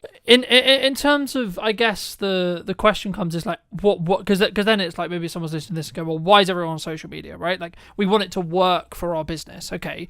But some people said to me, you need a niche, right? You need to niche down and do just content about X, okay? But at the moment, and this is a video I have up and coming, I'm going to talk about a hub strategy very quickly. You have a core Instagram, same is true in every platform, but core YouTube channel, core Instagram that you put your flagship content onto. Then you have spear or supporting accounts. So I have one for this podcast, I have one for my aerial work, etc. And they all then get invited as collaborators whenever there's a main post principle. But for me, like, you can niche, but because we're an interest-based graph now rather than social-based graph, in 95% of the case, I think LinkedIn's the only exception. Correct me if I'm wrong. I'd be interested in your thoughts on it. But like, for me, in most cases, we're interest-based, especially on short-form, infinitely scrolling feeds. In that respect, actually, followers become irrelevant. So actually spinning up these other brands, spinning up these other accounts, you could actually get some decent numbers. And even if it's just awareness traction to push to your main account, where you can then have more value-led content or, quote, conversion content, etc. And that's quite techie. But I think for me, that's like the key, I think, to understanding what content, like what this piece of content, what a piece of content serves. So I guess to like reframe it into a question, in your experience across all of those accounts and across all of your industry, do you find there is commonalities when it comes to strategic content pillars? The unsexy answer and the truthful answer, and I would be waving a big red flag if someone said that there would be something that works for all 250 plus accounts, right? I think that's a little bit disingenuous. In fact, it's massively disingenuous. And the reason why, Carlton, is on social media, there are thousands of variables, thousands. And we're talking like the algorithm, we're talking about the type of content, the headline used, the question, the value, the audience, the timing, the media. I could go on and on and on and on and on and on and on, right? And so I think what I always like to do with our clients is, to begin with, you have to understand who you're talking to, the audience, right? There's no point getting going and serving up content that's not going to convert because you don't understand who your audience are, right? So that's the first step. Who are your audience? Who are your people? And then the second thing, and maybe the thing that could apply to the majority of those, is having this kind of mindset and oversight and umbrella, if you like, of serving and not selling. I think that's really important. Of course, there's times in content where you would add in a call to action or, send someone somewhere to do something. We have to do that to make money, right? But having that mindset of serving, not selling across a board of whether it's a business account, a personal account, small, medium, large organizations, that's something that I would say works for the majority of those accounts. Of course, execution of perfection, consistently turning up, not getting bogged down in this kind of perfectionism mindset. I think people have this misconception with social, Carlton, that the perfect social media post exists. And I'm holding my head because it happens all the time. And someone's like, oh, well, that wasn't that good, or that didn't work. Yeah, but my feed looks beautiful, Chris. And we're now away from that, right? And I think, and I'm so happy, Carlton, that you have the understanding around, interest-based content and followers being almost not applicable now. Like, they look good, they make you look more credible, but ultimately, if you are leaving a consistent digital footprint, I'll call it, across a variety of platforms where your audience are hanging out, using keywords within your copy that people can hang on to and find you via, that is where the impact comes with social. I think across the board, some other things in terms of actual, you've mentioned, I think they're content pillars, Carlton. I always like to add in storytelling, tell a story, because people can connect with that. Brands don't do that enough. Make sure that at some stage you are telling someone to do something. If not, they will not do anything. Okay. So that's important to add in. Social proof is always good. So adding in, again, like what's worked, why has it worked, someone else talking about how good you are rather than you. I call it weeing everywhere, which is quite cruel. We do this. We're the best of that. We are number one. Weeing everywhere. People are weeing everywhere all the time. Stop weeing everywhere, okay? And make it more your, and really address the reader. So that was quite rambly, Carlton, but I hope that answers that question. It's quite hard to give you a specific answer, but hopefully that. No, absolutely, it definitely does. I mean, I'm going to be quite biased, right? Because I've done video for like coming on 15 years and commercially for like 8 and 9, but I have noticed a trend across like either people wanting to do it or the platforms wanting you to create video, right? And I think, is that just the natural, like, it's the closest thing we have to me meeting you, me watching a video with you, building that parasocial relationship? Or from your perspective, I mean, is there like other reasons or other things why someone should consider video as a format, and or why they maybe shouldn't? Yeah, I think, I've got my video goggles on as well, Carlton. I'm completely biased towards video because it is the most impactful content on social media. Full stop. End of. We could finish this podcast on that note, right? If there's one thing that people do today, film a video, even if it's a selfie shot, iPhone style, that's fine. Do that over a static. You'll see more engagement, reach more people, have more impact. I come from a commercial sales background. Really, I've always done social, but I that's kind of like where I've really made a dent. And when you show up on camera, Carlton, it is so good for demonstrating expertise. It accelerates relevancy, relatability, trust, because it feels real. And in this AI bot, cold corporate fake world that we seem to be drifting into, it is more important and more impactful than ever before to jump on video. So this isn't just me saying do video because it gets you more engagement, it helps you reach more people. It's, well, actually, even if you only had a LinkedIn network of 4 people and you showed up on video, it would definitely be more impactful than just normal static stuff, right? Because of a sales piece versus an algorithm piece, if you like. So for sure, I'm a huge advocate of video of all shapes and sizes. I think there's a place for long form, definitely. I certainly think there's a place for short form. I think overall, though, Carlton, people are hugely overthinking it. They're getting bogged down in the tech, and they're not, working with someone like yourself in terms of the tech setup, so they can just get going and talk about the stuff that they're good at and that they know about. And I just want people to get into this mindset of execution over perfection and, relatability, being real, even if you're walking down the street. And I know it's brave and it makes you look a bit silly, but even if you're walking down the street and you're just sharing a few words about your day with your camera and you're posting that as your content, that's a good enough start. It really. Yeah, no, I'd completely agree. And, very quick story. I've been a professional videographer for, as I say, like nearly 10 years. I do a couple of phone videos every now and again, and I'm almost willing to bet, I haven't checked yesterday's one, but nearly every single phone video, I think, it's really bad for me to say, but I think it over-indexes in respect to views for, like, on Instagram especially, but even on LinkedIn and other places as well. Like, I've noticed there is a algorithmic boost for phone content if it's executed well, right? Granted, right? And in the one that I'm specifically thinking about, I did tell a very cohesive story. I did give a very specific setup and then a very good resolution, but that was because I'm in the process of creating good content consistently and doing those reps.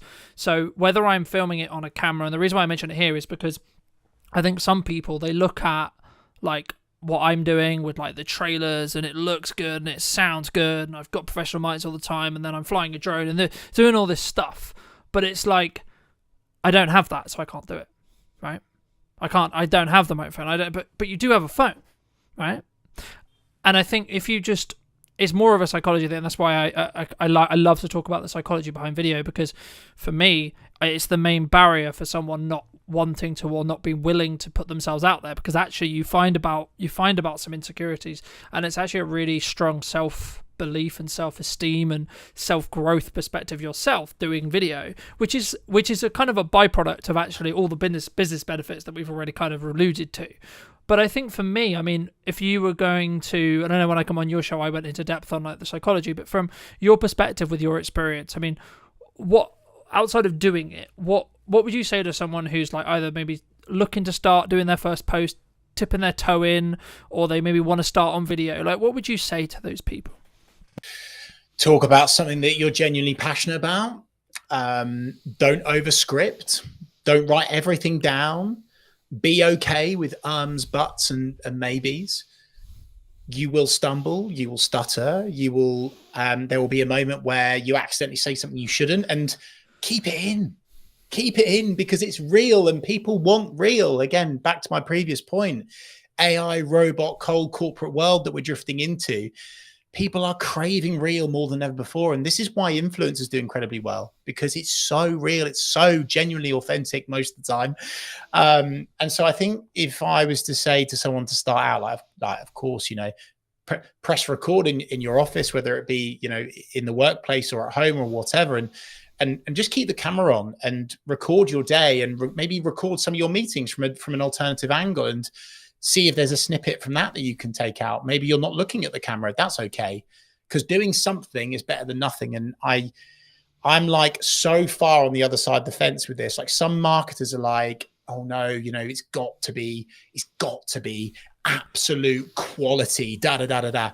But the problem with that is it's too slow. It's a lack of speed. And just like a balanced diet, Carlton, like I'm a big advocate of doing professional stuff as we are right now, but then also for speed. If you are walking down the street, if you are, out and about somewhere, if you've just walked out of a networking event, whatever, and you've got that moment, that spark, that energy, that inspiration to get on camera, don't wait, get going.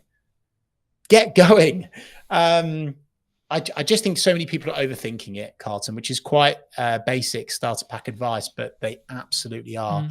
I'll tell you a quick story on this. One of my consultancy clients, I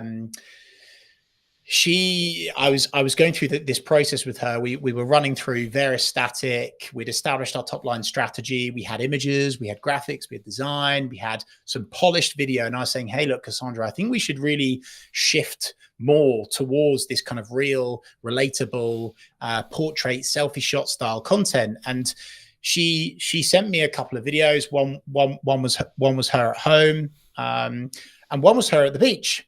And the one of her at the beach, you could barely hear her, to be honest with you.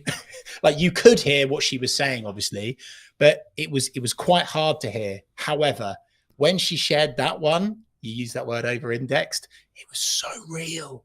The wind was in the background. You could hear the waves. And most people, they wouldn't have used it. They would have gone, it's too difficult to hear me, I won't share that.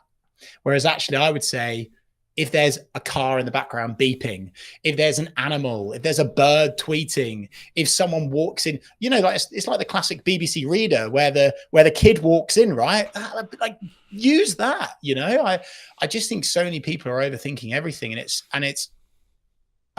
maybe it's a wider societal, deeper issue, right, around our own self-image. I think it's getting worse because of social. That's maybe like the dark side of it, but if you can just be okay with who you are and unashamedly sharing who you are with the world, then you will reach so many more people and be able to spread your message and create more impact. Something that I understood a handful of years ago when I did a video talking about marketing funnels was actually the job of a marketing funnel is to basically repel or exclude a certain sector of people, right? The wrong certain people. Because I think when we look at marketing, we go, I'm trying to attract the right people, right? But we don't always look at the other side of it, which is that repulsion side.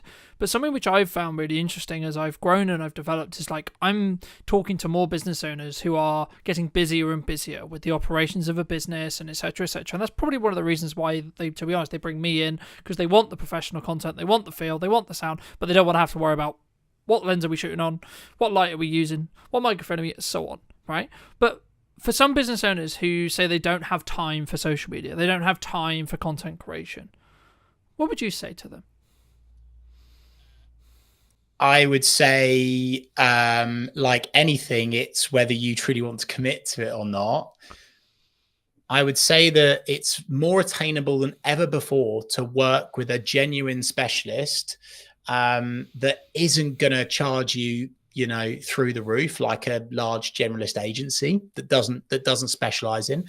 And you, as long as you go through an appropriate in-depth onboarding, consultancy, strategy, agreement process, if you like, and you're able to define exactly what you want to achieve, where you want to go, how you want to do it, your tone of voice, then you could outsource it. But I also truly believe, Carlton, with the tools and technology that are at our disposal today, I've got a lot of concerns around AI, right? But then also, I am an advocate of using AI in terms of ideation, in terms of building out content pillars, headlines. There's so many things that we can get from it. So it's easier than ever before to get consistent on social, whether you do it yourself through tools, through techniques, learn techniques, or you outsource it. You know, you don't. I think there is this kind of there's this real thought with most people that it's like this huge unattainable expense to work with a specialist on your social now, but that's certainly not the case in my humble opinion, anyway. So again, not maybe a one and done answer there, but an honest answer, which is that you can absolutely commit to it, whether it's yourself or whether it's through a. I think for me, my answer would be like leverage, right? Like, it's what are you leveraging? How are you leveraging your time, assets, resources, etc.? Like, you could, using like what I did for a long time, hire someone to follow you around with a video camera and document rather than create in a Gary Vaynerchuk style, and or actually, like as you've already mentioned to it earlier, record what you're saying in a meeting. And this does one of two things. A, it gives you infinite content opportunities, especially if you're going to use things like ops clips to do the editing for you, because you're only doing it for short form. But also, it actually means you're going to show up better for that person in the meeting, because you're not going to spend time talking about how's the weather, how is the dog, etc. You're going to go, okay, how tangibly can I add value to you, right? How can I tangibly add value in that hour?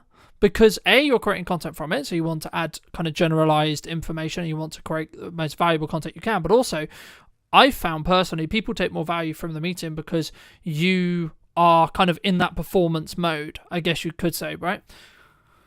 But this does kind of link in, I guess, and it'd be wrong of me not to ask you around, you know, you've been very fortunate to speak on stages, you've been fortunate to, I believe, correct me if I'm wrong, but like run your own radio show on the BBC and co-host it and etc. I mean, like, for people who are maybe listening to this and that's maybe like an avenue of their business, so maybe they have a speaking opportunity or they have been invited on the radio, but they're not sure, well, like, what's it going to do for my business, and like, why should I? And like, do you see that as important for you personally? Brought that up, Carlton, because it links with your response to my last answer, right? Which is that if you're going to do public speaking, or you have a media appearance, or you're guest writing, or you're doing something like what we're doing now, okay, the reason why I'm committing to this is, of course, not just to share my expertise and my experience and help serve, not sell, really just help people reach new audiences. It's getting content as well. And you've mentioned Gary Vaynerchuk, huge advocate, very grateful to have met him a couple of times now, a really real massive inspiration for me. And one of the things that he talks about is content pyramids. And many people just, and it again links back to your having the time bit, Carlton, they don't realize that us doing this, what is it now, half an hour, 45 minutes, we'll do maybe an hour today together. This will give me content for weeks. I could pull out of it a long form video. I could pull out of it multiple blogs. I could pull out of it, I mean, with your help, especially, Carlton, so many short form video snippets, right? That I could run evergreen on my personal or business account for maybe the rest of this year, for goodness sake, right? And it's a massive frustration of mine, actually, Carlton, as well, because when people get these opportunities, public speaking, media, podcast, etc., they don't maximize the opportunity and they don't use it to their advantage. So they do it, they reshare it, and that's it. And it just kind of dies or fizzles out. And they don't realize that actually, by doing this today, I'm getting loads of content that I can use over and over and over again. And that is an incredibly useful trick that so many business people are well, not just business people, all people are missing out on the opportunity from. And of course, by me doing this appearance with you, it's going to highlight me as the expert, the person of expertise. Whereas if I'm doing this on my channel and it's just me and it's on, here you go, me, we, all of this again, people don't quite believe it. But the fact that I'm doing this on your show can actually create so much more trust, so much more respect, and really build you as the key person of influence. I think a book that I'd highly recommend to, and I'm sure loads of your community already know it, Carlton, but Key Person of Influence by Daniel Priestley is a brilliant book to read, to really understand and simplify personal brand. And it gets you in this thought process and concept and strategy of, using these opportunities to build you as a key person of influence so people trust you more. And if they trust you more, they buy more of your products and services. It's a simple mathematical equation, if you like. And so again, that's why I would hugely recommend that when you do these appearances, you really, really milk them for as much as you possibly can. And also, I think, sometimes people see like filming a talk at the front of a room or filming a podcast as like just a cost. And until you break that framework down and you look at the visibility that you're potentially going to get, and I think at the moment we relaunched the podcast account, I think it's now like 24 or 22,000 or so within like 2 weeks or so, just under 2 weeks in regards to like monthly views. Now, yes, we're using a strategy which involves a level of volume to create that, right? Each reel is maybe only getting 300 or so views at the time of filming, sure, but the point is, how many people, with even if we take 1%, okay, that's close to 2,000 people that potentially could convert in my business within the next 3 months, right? And that's just on Instagram alone. You then add the potential revenue opportunities that come from having a monetized YouTube channel and etc., and like building side revenue, especially if you're in what I would call a up down business, so like you're very project by project based. You could build yourself an opportunity, and I'm personally doing this with the brands I'm building and in the content I'm creating, where you could have infinite marketing content because you're going to put it out on all your social media, linking out to your YouTube, etc. But also, if you strategically think about it enough, and you can build a strong niche for that YouTube clarity, which is what YouTube specifically cares about in all the research, all the people I've spoken to right now, and that's why I have a different channel for the podcast rather than Brightner Media, etc., is because algorithmically YouTube wants to have clarity over who to serve those videos to, right? But the key there is once it gets to the point where the YouTube channels are big enough, they will become their own revenue stream. And it might be £100 a month or etc. Sure. But that what does that do to your business? That changes your baseline revenue. So if you are project by project based, that means you can potentially pay for another SD card, or you can pay for another microphone, or you can pay for a bit of lighting, or you can pay for a bit of consulting, etc. Or just hold on to the £100, right? And it's about, I think for me, how you think about that from a longer term. But do you think people sometimes underestimate like the other opportunities that could come from like either that or the lurkers that could come on social media from creating content, Chris, do you think? Yeah, for sure. I was going to say, though, something that you've brought up there, which is a huge gap for the majority of people. Unbelievably, they are not using and making the most of the second biggest search engine in the world, which is YouTube. And YouTube Shorts right now are so hot. They are absolutely flying. They are getting so much organic reach. And so even if you were to set up your own personal YouTube account under your name, right? And you just share all of these little videos that you do from various appearances, public speaking gigs, talks, meetings, whatever, wherever, however, getting your name on YouTube and giving these AI tools, hey, by the way, something to grab onto because then you're the expert. Boom. And that is a massive gap for so many people. So again, link back to your previous question, Carlton, we're doing this in a funny order today. That will hugely help people. So definitely jump on YouTube and really, really capitalize on that opportunity by using that video content. And the great thing is with YouTube is by tweaking, tailoring, optimizing, making something, amending something, is that it can go viral like that. Okay. So with LinkedIn, with Facebook, with Instagram, if you edit something, if you edit a social post, it will penalize you, right? YouTube is phenomenal because by simply adding a new thumbnail, changing the headline, adding more to the description, all of a sudden your video can blow up and it could completely change your business forever. And that's not pie in the sky, blue sky thinking stuff, right? That's very real and it's happening for so many people. And so again, another takeaway for people listening to this is please jump on YouTube. Please start publishing to YouTube.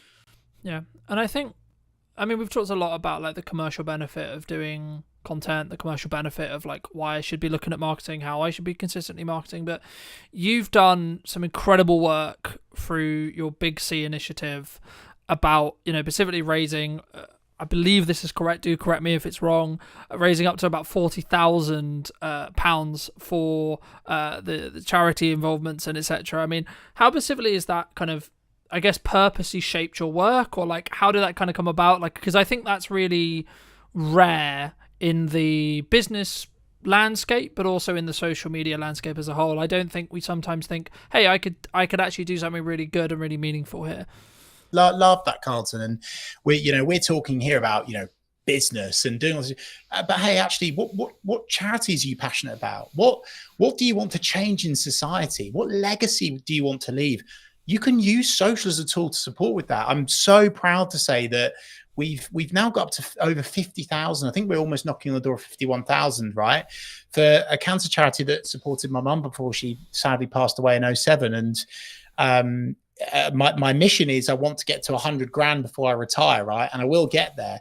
But the takeaway and the learning from that is all of that money was raised because of the power of social media, specifically the power of building a engaged community. And we jumped on YouTube lives. We were talking to our subscribers. We did a 24-hour watch along, which was phenomenal. And we raised, I think it was like annoyingly, it wasn't 24,000. It was 23,000 in 24 hours. And that was on YouTube, one platform. So again, like, if it's not enough to already jump on social media for your business, what about the stuff that you're passionate about? What about the charities that you want to help and support? It's definitely the right thing to do.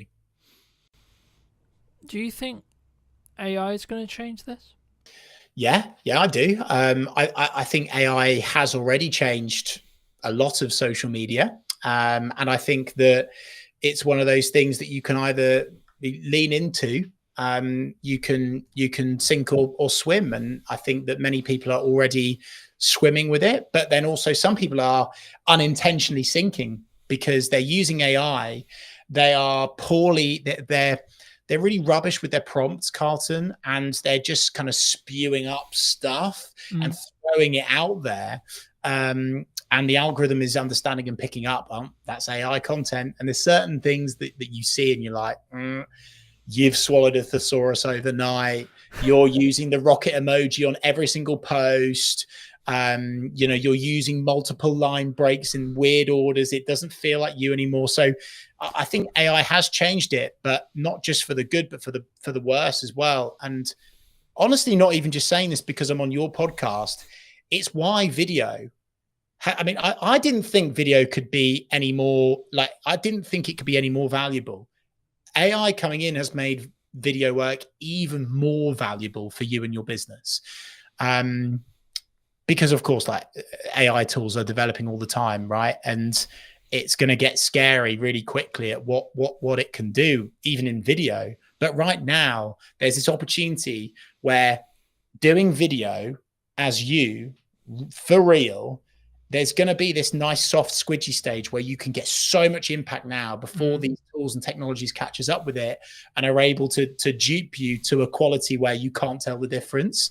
I don't think that's going to be long, by the way, and I'm quite scared by that, to be honest. For the world, not for me or my business, everyone. But for the next year and a half, 2 years, I think there's a real moment where you can jump on video, make loads of money, create loads of impact, help support causes that you care about. I think AI has made things really good in terms of getting people going, ideation. But I actually also think it's really showing people up, and it's making jumping on video even better for showing off your expertise, your knowledge, your wisdom, your skills, because that's something that AI can't do. Yeah. How shouldn't we be using AI? How shouldn't we be using it? Putting it. I'm not going to try not to swear, just in case you're monetizing this. By putting a rubbish prompt into ChatGPT, copying and pasting any old nonsense, right? If you put rubbish in to ChatGPT, you will get rubbish out of it. And people aren't even proofing, Carlton. It's so scary how lazy humans are. It's like so scary. They're literally putting a rubbish prompt in, getting a rubbish answer response out of it, copying it, whacking it in LinkedIn and sending it. Yeah, that'll do. Fact checking it. And some of the stuff I've seen, it's like the worst thing to do for your personal brand. It can literally destroy your personal brand in an instant because the facts are wrong. The stats are wrong. They're not right. And it's because partly of the prompt, but also what AI is currently still latching onto. So as I say, I'm not an AI denier by any stretch of the imagination, but I think that's where people are getting it massively wrong. They are not understanding how it works and they are shortcutting it. They're thinking it's accurate and it's not. It's actually, you spoke earlier, Carlton, about, video / social attracting or detracting for your personal or business brand. And my goodness gracious me, is it detracting from some people's businesses right now?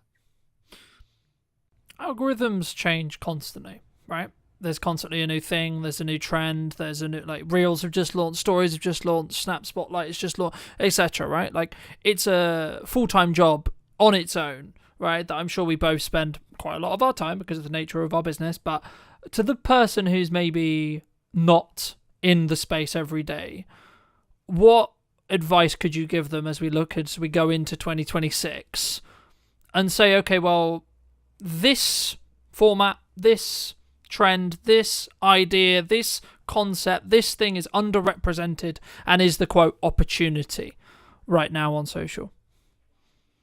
Well, I think what's always going to be safe, is educational content, serving, not selling, especially when the content that you're creating is non-time sensitive.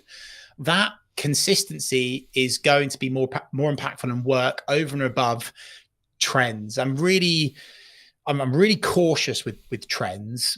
Trends are fantastic at creating virality and going big, getting loads of vanity metrics.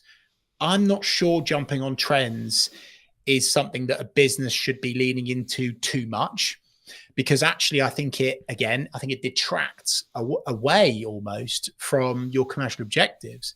Heck, I saw a competitor the other day post something on their social, which was so detracting away from what good customer service, client service looks like. And I was like, oh dear.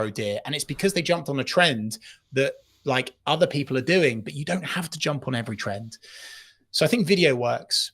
I think doing lives works and will work very, very well. If someone is able to do content where they are getting connected, exposed, and accelerated into another network of people that they want to reach, is also good. So Instagram collaborations, live broadcasts like this, very, very good thing to do.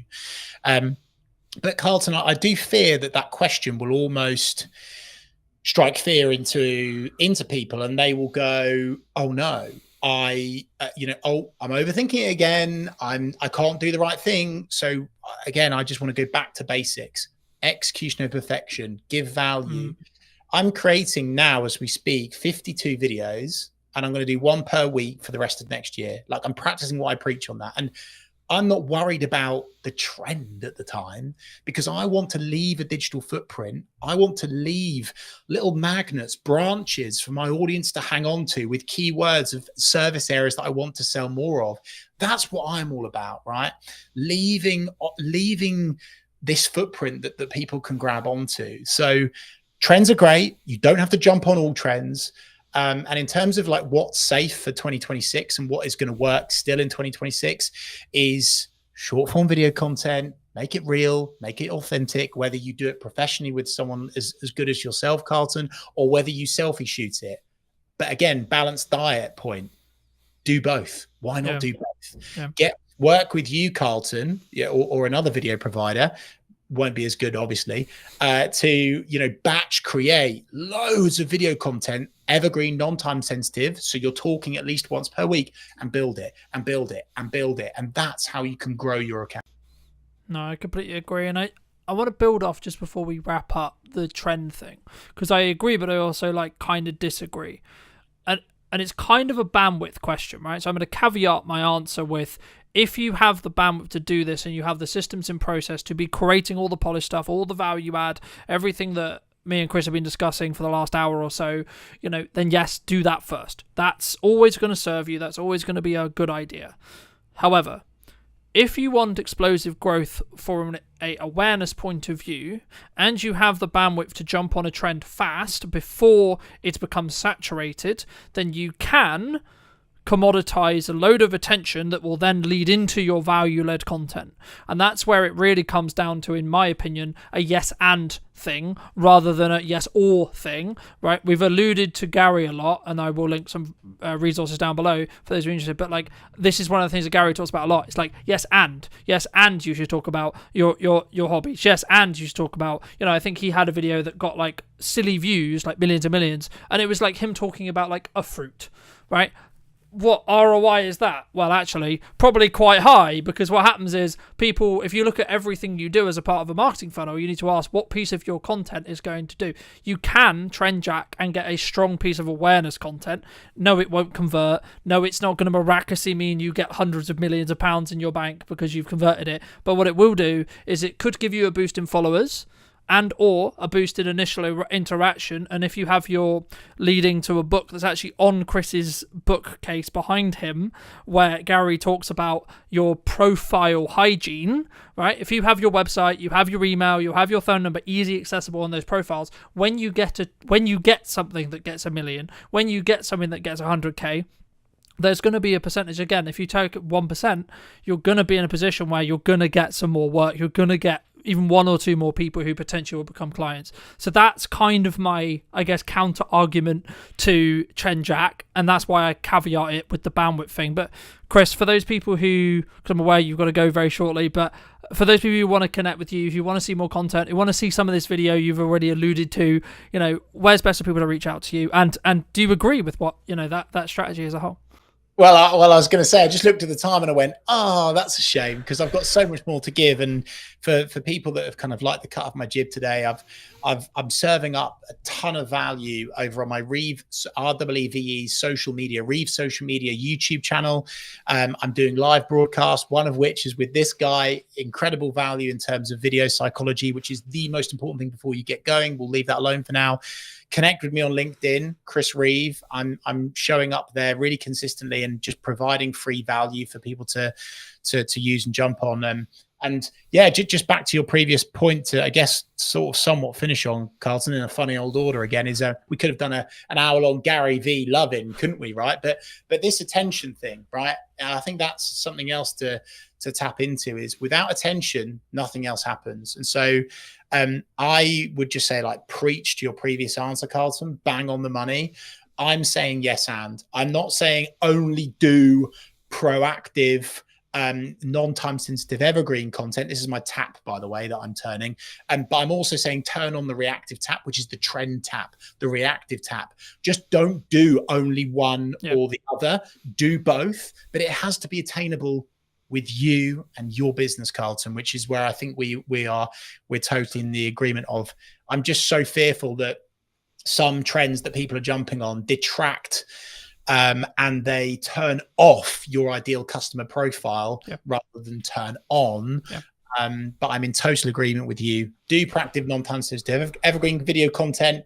Do trend content as well. And hey, in that book, Attention by Gary Vee, his latest one, it's full of geeky social video, psychology of social content that can work incredibly well for you and your business. Carlton, I just want to say thanks for your time today, but also I want to take the time to say on behalf of your network and the audience and the community that you're building on your podcast, thank you, because this is really rare that someone is taking the time out of their day to genuinely share so much just purely because they're passionate and that they want to help. And I really wish that there were more experts in their field that committed the amount of time that you do to actually just helping people. So thank you, sir. No, that's so kind of you. And thank you so much for the time. If you were going to talk to Chris 10 years ago, right, and you were going to give advice, what advice would you give him? Be more you. You cannot be anyone else. Stop trying to be someone else online. Stop copying your competitors. Stop just doing what the other people in the industry are doing, because actually, if they go yin and you go yang, if they go black and you go white, that is really, really impactful. And the more that you are unashamedly you on social media, the more impact you will have in terms of reach, in terms of engagement, in terms of sales, everything. It all comes back to the more you that you are, the more impact you will have on social media. Thank you so much for the time, Chris. And if you did enjoy this episode of What's Missing in Marketing Today, make sure to be subscribed and all that lovely YouTube stuff and etc. as well. But thank you so much for coming back and joining me. I'll see you very, very soon. Do you think that filmmaking either will continue to change and or has already changed with the advent of AI? If you're getting into filmmaking now, it's potentially quite challenging. It's going to be very difficult for juniors coming in to know whether they can even trust AI. It is a big question mark at the moment for me. We'll get to a point where we truly won't know what's real and what's not. Marketing is for a specific job to give you the permission to sell to someone. And then sales is the ability to add value at a monetary balanced cost to you. And I do think as a creative, especially if it's a project you're not being paid for, you need to be brutally in line with what your voice is trying to say and not be swayed. Hello, my friends. Welcome to a brand new episode of today's podcast. Today we're going to be talking to Phil all about filmmaking, his journey in filmmaking. And I guess, Phil, I mean, I was going to ask you specifically like how you got started, but I think why should someone specifically care about filmmaking as a whole or video as a whole right now, would you say? Well, I mean, it seems to be that video is everywhere, and it's a really powerful way to sell or to get a story across and just to generally get a message. And I think people are, well, I mean, the fact that we've just at our fingertips got video content that we can just scroll through and on tap, it seems. I just think it's probably the most effective way to get a message across. Do you think that filmmaking either will continue to change and or has already changed with the advent of AI? And equivalent, like to give you some context, I was watching a video earlier today all about the fact that like junior editors and getting into filmmaking, like we're both like I would say probably more established, but if you're getting into filmmaking now, it's potentially quite challenging in respect to like those you don't necessarily have those junior roles because they are being commoditized or replaced by AI.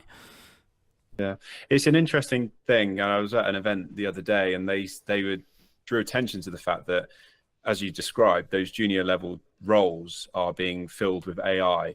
But what's interesting is that those at the latter parts of their careers, once they disappear, the experts that actually know and have the knowledge, it's going to be very difficult for juniors coming in to know whether they can even trust AI, because they haven't got some old fogey next to them that they can vet it and check if it's correct.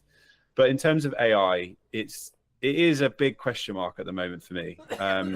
However, I'm starting to see whenever I speak to people about LinkedIn, they're frustrated at the fact that every post seems to be AI. And I do question whether we'll get to a point where we truly won't know what's real and what's not. And so people will need further proof on and evidence as to what's real. And I think what will happen in terms of marketing is that people will just start meeting up more. And so you might find that video loses its impact because we just won't believe it. Perhaps these kinds of conversations that we're having now will become a better way to market. But it's really hard to know. And it is a worry, I'll be honest. And I think it's important to embrace the technology and not get left behind. But I feel like it could go either way. As I say, I mean, for me, I think it's kind of one of those things where you've got to kind of use it to like leverage what you're doing, but also be aware of where it's going. So then you can maybe pivot, change, adapt what you're then doing as a filmmaker, what you're doing as a marketer, etc., either for your clients or for you. I mean, I agree with your like the perspective or the analysis, I suppose, that people are more pushing towards in-person events and more community-based stuff, because I've noticed that with my own in-person event, but also in general, people really seem to, I guess, resonate more in some ways with in-person connection as AI becomes more dominant. But I guess the maybe the longer term thought process is like, is there a marry? Like, can we marry the two in the respect to like actually a lot of the stuff and a lot of the grunt work will always be done by AI, and does it maybe cross out? Maybe the line is that maybe when it doesn't cross over into like the creative stuff, I guess, do you think could it replace the creative thought process? Because I don't personally, I think it will struggle to do that, and if it can't, then we're actually fine as filmmakers. I think we'll be just kind of optimized by AI in some ways. Yeah, there always has to be in some form some sort of director or operator, and I just think what will change the most is the location at which we're doing our job. So rather than like today going out and filming in person, it might be that we're sat behind a desk and we're the ones providing the prompts. But we can only really get our heads around what we know today, and if you consider how advanced it is already, give it 20 years, it's just going to be so radically different. And I do believe that it will be advanced enough to do all of the creative legwork, but it's just whether we as a race will choose to accept that or not. And I think that's where we are unique, is that we'll be emotionally driven, and I don't think, and morally driven as well. I don't think, and people will buy into it and will accept that we're not needed anymore, and it will be automated. And I think something will come through, and it will mean that AI doesn't have the same impact as it does. But at the moment, embracing it and helping and using it as a support mechanism is really useful. And I'm using it all the time. ChatGPT is just, I'm every single day. Sometimes I'm using it for personal therapy. Sometimes I'm using it for my work, and I'm finding it's helping me to speed up the process, but it's not replacing me, because I still have to be the one to then decide, is this decision it's made or suggestion made, is it suitable? Yeah, I agree. And I think, I don't know if it will ever, because the problem with like large language models, right, is if they start embedding mistakes and they have mistakes in them, then they'll learn from those mistakes and then repeat them, right? And I think to an extent that's kind of why I'm maybe slightly more skeptical of whether it will become this all-seeing power. Is it going to be in a world where we have it and we use it? Absolutely. But I don't think it will. I'm kind of, it might be famous last words, right? But I'm skeptical that it will get to the position where it can completely replace a human, right? Will there be elements of, like, I can see a world in 5-10 years where the camera we use for work or the camera we have in our webcams have AI features built in, right? They can, I mean, that's what we're already seeing that with iPhones and etc. when it comes to like beauty filters and etc. And I guess in some ways the vulnerability maybe if you're already in the beauty industry, I can see as a specific industry that will potentially struggle with this because they already try to beautify non-reality, if that makes sense. The thing that AI will struggle with, for example, is like the detail on my beard, for example, at the moment, right? And I think as we move forward, I guess the question comes is like, is that a regulatory thing, do you think, of like stopping it from just completely obliterating like the entire industry as a creative industry? Or is it actually just going to be people will eventually just say, yeah, it was kind of a gimmick and we kind of use it as quote work, but actually we're going to draw a line and sort of say, well, we're not going to, it's not going to be used for this. Do you think?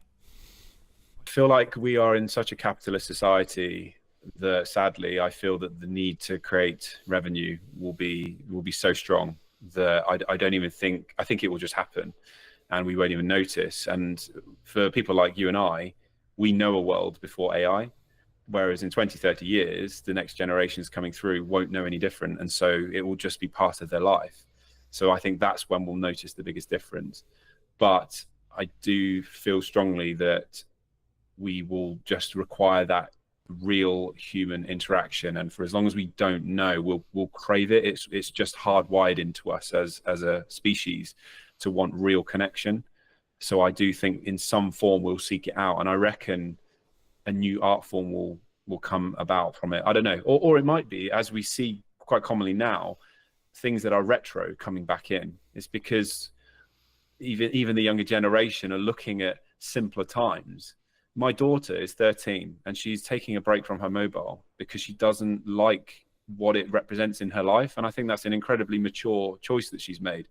So it could go either way. It's so difficult to know. But what I do know is that We can't be those that turned our nose up at, back 100 years ago, the car versus the horse, because it's just inevitable. And you have to be, rather than just rolling with it, what I'm realizing is that I still feel like I'm behind the times, whereas what we should be doing is being a pioneer. We should be the ones perhaps steering the direction of AI, making use of it, and rather than sitting back and waiting for it to dictate our life, we can be the ones to say, well, this is how I plan to use it. And we can make choices now that then steers the direction. Yeah, no, I agree. And I think for me, the key is whether you're in the driving seat, right, or not, which is kind of what you're implying there. But I mean, I guess, like, getting it back to basics, I mean, a lot of what we do is tell stories, right? I mean, how did you get started in either filmmaking or like telling stories as a whole? So I went to university, started in 2004, and I did a 3-year course, video production in Gloucestershire. And it wasn't until the last year that I really started to get a sense that I could direct. And so I did that in the final semester and really enjoyed it. And then I left university and spent 5 years working for a video and photography studio, worked my way up to producer level. So I wasn't really telling stories, but I was starting to get a sense as to what it meant to create content for clients, understanding budgets, their needs and things like that. And then I set up my own company in 2012. And that's when I started to get that itch and that need to want to make content for myself, or to prove that I was more than just a corporate video producer. So I made a music video in 2014, which was my first ever real creative, in inverted commas, personal project after university. And then I made a Christmas film called Love is a Gift in 2014, which went on and did very well, oddly, when I re-released it in 2018. And that's when I started to get a bit of a reputation for being a storyteller and a director. So since then, it's always been in my head, this sense that I want to tell impactful stories. When I'm doing my day-to-day job as a head of creative, it's a catch-22. So I've got this desire and need to tell impactful stories, but sometimes the projects don't need it, or they don't need the amount that I want to put into those projects. So I have to be careful not to overinvest and drain myself emotionally on every single project. But I do have a need to, at least once or twice a year, tell a story that I feel resonates with my viewers.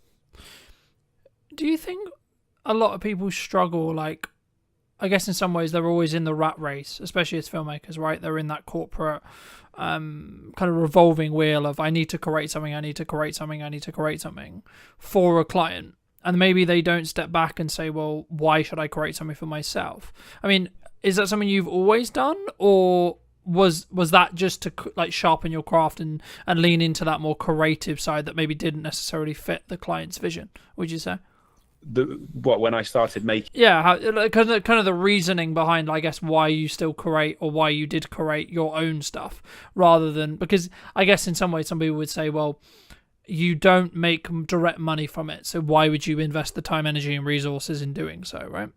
Yeah, it was a twofold thing. So when I made the film, it was because I was, I guess, sick to death of doing interviews, and I wanted to demonstrate that I had more to give. So there was a personal need there, but it was a marketing piece. I truly believed that if I made this Christmas film, it was going to promote my company and push us into new territories. I wanted to create TV adverts and music videos, and I wanted to be paid to do them. So I thought, well, if I just make something that demonstrates my capabilities, well, then I'm doing that's the best thing I can do.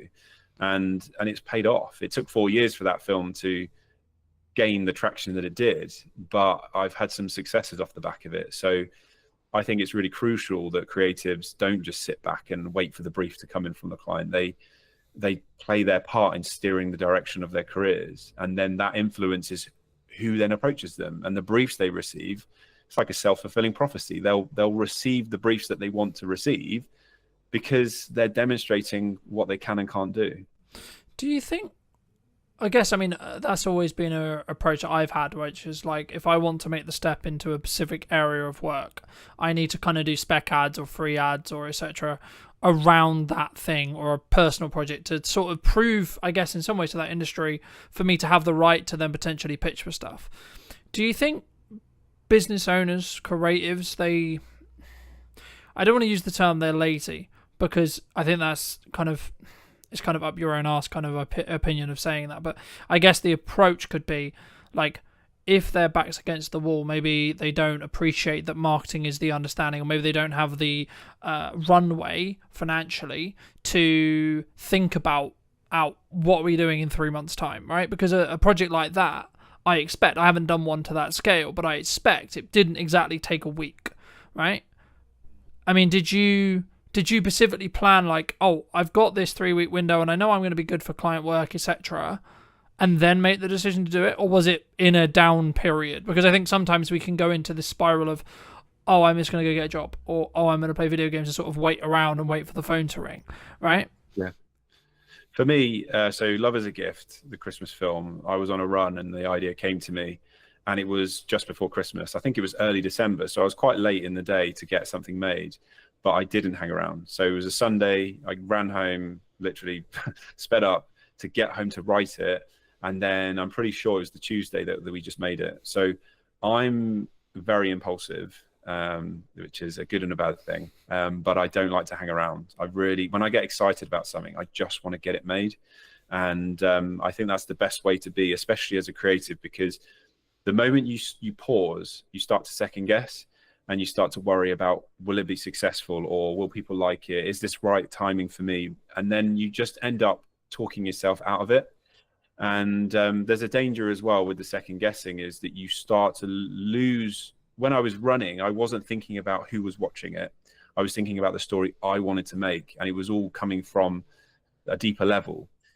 It's dangerous to get into a place where you start thinking about how people will consume it, because you lose your identity a little bit. And I do think as a creative, especially if it's a project you're not being paid for, you need to be brutally in line with what it is, what your voice is trying to say, and not be swayed. And I think as creatives as well, we're all incredibly unique, and there's an opportunity there to do something brand new, rather than recycling what might have been successful by others. So in terms of fitting things in, I have to be really mindful, because I've got a job that's full time and I need to squeeze things in there. But if I really believe in it, I'll make it happen. I think if you're so passionate about something, you make it happen, don't you? And I guess, yeah, brutally, if you don't, you've only got yourself to blame. Would you have done it if there was absolutely no guarantee, or absolutely like the likelihood actually in general was that you probably wouldn't make any money off it or get any more projects off it? Will you still made it? Do you think, in hindsight now? It's a really interesting question, because at the time I didn't know, but I still made it. But yeah, there was always that hope that something good would have come of it. So if someone said to me this would be a waste of time, truthfully, I probably wouldn't have made it. And I'm aware of that. That's something that it's a drawback, in a sense that you could argue I should be making stuff just for me. But let's not forget that I'm doing this for a career. I want progression, but also there has to be a viewer at the end of it. We're broadcasters. We're creators of content that has to be consumed. If no one's watching it, then you're purposeless. So I am mindful of that, but I try not to let that be the driver. It's a strong part of it, and I'm aware of it, and I've actually had to work through that, because external validation is something I do seek. But I'm better these days. And actually, the film I made last year was the first one I truthfully made it for myself. I wasn't conscious of whether people would enjoy it or not. I truly felt this story was strong, and I was working with an actress who I knew would be able to help me tell that story, and I just wanted to make it. But I would be lying to suggest that if no one had watched it, would I have been disappointed? Of course I would have. I think there's a difference, in my view, between whether you'd be disappointed and whether you would have still done it. Because I think in the act of doing it, you develop your own skill in being able to create a piece like that. So there's benefit there. Number two, maybe you haven't given it the timeline yet. Maybe you haven't actually marketed the film, right? Because I think sometimes when we look at filmmaking as a whole, the short film genre is maybe something that I would say is probably kind of prone to this. Filmmakers look into, I want to make this perfect piece, I want to make this amazing short film or amazing feature film or amazing music video, whatever it ends up, the product ends up being. But you don't necessarily, in my experience at least, on average, until you specifically think about it and you really plan it properly, I think you should personally plan the marketing of how to get the right people, or people in general, to see the thing you're going to create first. And I'll give you an example. So I'm doing an event on probably by the time this comes out it would have already happened, but on the 11th of September.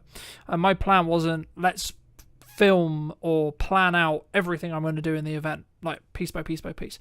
My plan was, let's build the marketing. How do I want to market it? How do I want to get the word out that I'm doing it? And then I'll sort of figure out what I do in the event after the fact. Do you think, to phrase it into a question, do you think filmmakers, people in general, especially like solo operators, video production companies, maybe less or so, but especially solo operators or people who are starting to get into the space, maybe they don't look at that marketing piece enough? Do you think? Massively, yeah. And I do think it's a missed opportunity as well. I've worked with many production companies. I've had my own, and there's a lack of strategy behind the content that's being suggested, and thought as to who's watching it and why, and how does that fit amongst a much broader marketing plan.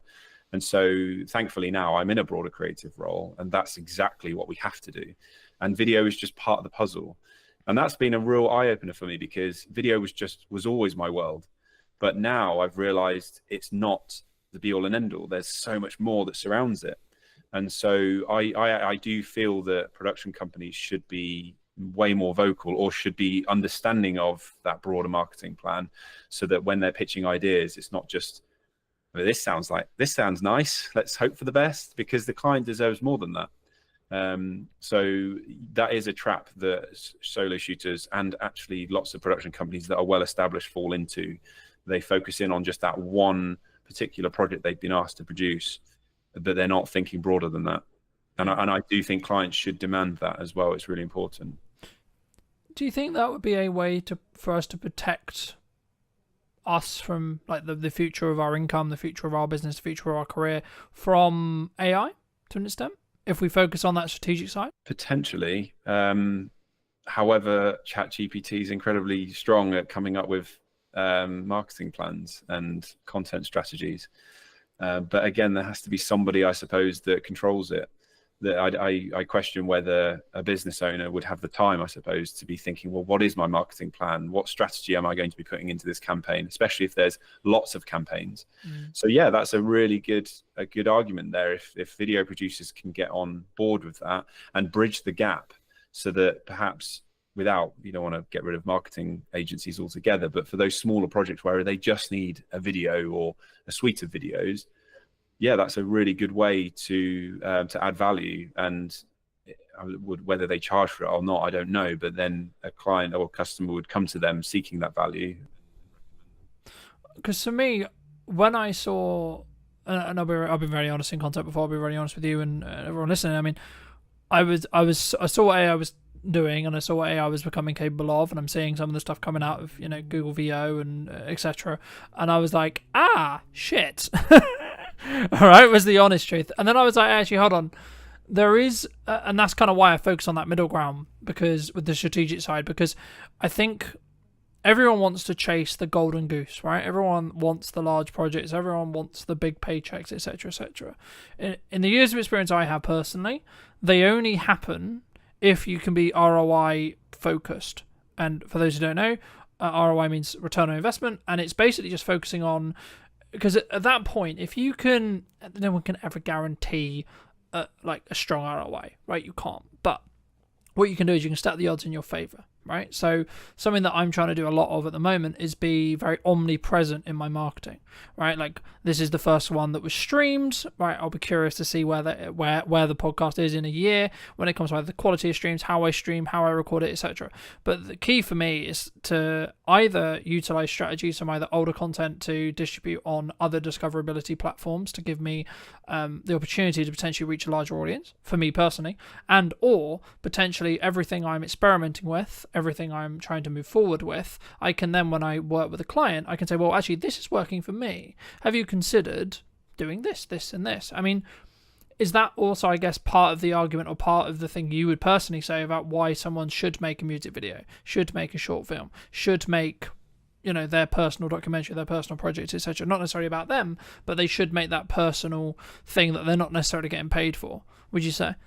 Yeah, I mean, arguably, then you're kind of looking at yourself like a client, I suppose, aren't you? Rather than, that one big shiny video or whatever it is, asset that you think will win everybody over and go viral. Like, that's the term that everyone seems to sway towards. Like, will it go viral? It's like, well, it's impossible to gauge that. But yeah, if you can demonstrate how you can add value across multiple platforms, or if you've created content to then repurpose it and recycle, then that's definitely going to help you. But I've never really thought about that, to be honest, because I'm guilty of just coming up with ideas and making it and then moving on. It's a real short attention span that I have for my own content, but drawing up your own marketing plan sounds like a great shout. I feel like we should be having a conversation offline.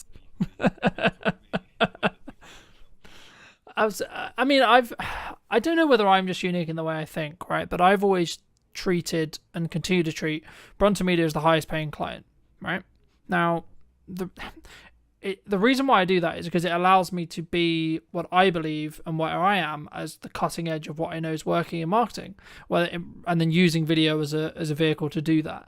And I think for me, that's maybe one of the reasons why maybe I'll win a project over someone else, for example, right? But you've been very fortunate to work with some quite well-known names, right? One of which being Lewis Capaldi. I mean, how did that kind of come about? Because I think, especially maybe starting out people, they look at that and go, "Oh my God, wow, that's such a great opportunity." I mean, if you don't mind, just how did you sort of get that gig? Did you put it into tender? Did someone reach out? How did that all work? It's going to annoy you because I was just very lucky. I didn't have to do much. Well, so my Christmas film re-released in 2018. It went viral and I got a lot of press coverage. Then I was asked by Good Morning Britain to make some content for them. And I went on TV again, and that was broadcast live, which was incredible. And then I was approached by a director agent, and she started to toy with the idea of representing me as a director. But at the same time, what I didn't realize was behind the scenes, she was putting me forward for music videos. And one of them was Lewis Capaldi. And so from my perspective, I didn't know this. So all I had was an email from Lewis's manager saying, "We've seen your work. We love what you do. Would you be up for a conversation with Lewis to talk about creating a video together?" So I actually then had a phone call with Lewis himself. And this was all before any of his songs had gone to #1. So he was quite an unknown name. And we chatted about a concept. And then over Christmas, I didn't hear anything. And we're talking 3 weeks where I just heard nothing. So I just thought, well, that's not happening now, is it? And then they reached out again. And so I did have to put a treatment forward, which is a document that details how I'm going to approach the music video as a director. And they loved it and bought into it. So very quickly, I'm pretty sure it was like mid-January, we got the green light, and then we were filming early February. So it was crazy turnaround. So I want to say I was very fortunate because I didn't have to do much legwork, but at the same time, I went out there and made stuff for myself. And even though it was 4 years later, it did exactly what I hoped it would do, which is to demonstrate my capability. I think that's a very key example of you make your own luck, right? Like, there could be an approach that someone comes to you and says, well, actually, you got lucky by getting on TV and then you got seen and then da-da-da-da, right? Or you could look at it from the other perspective and say, well, actually, you had an idea on your run, you executed upon the idea, and you took the risk of, to be honest, correct me if I'm wrong, but it could have got like 5 years and you could have, in theory, been a laughing stock. Oh, look, you put all this time and ever, ha, right? But in reality, what actually happened was it took a while, from my understanding, but then it went, quote, viral, and then that got you the right attention of the right people, which is exactly what we want in marketing, right? In a nutshell. And I think sometimes, especially maybe people who listen to this, hopefully will take that as an example to say and have permission to actually do those projects that you're like, yeah, but this is a massive time sink. Yeah, but this is actually So for me, I think you make your own luck, and that's always what I believed.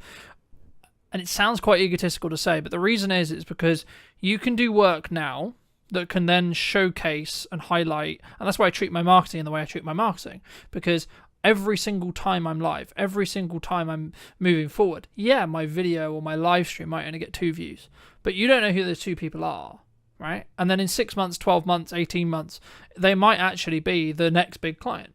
They might actually be, because they might have watched your progression and watched you tinker and watched you try and watched you fail, and then actually, hold on, he got back up and he did that, and then etc. I mean, how have you dealt with failure?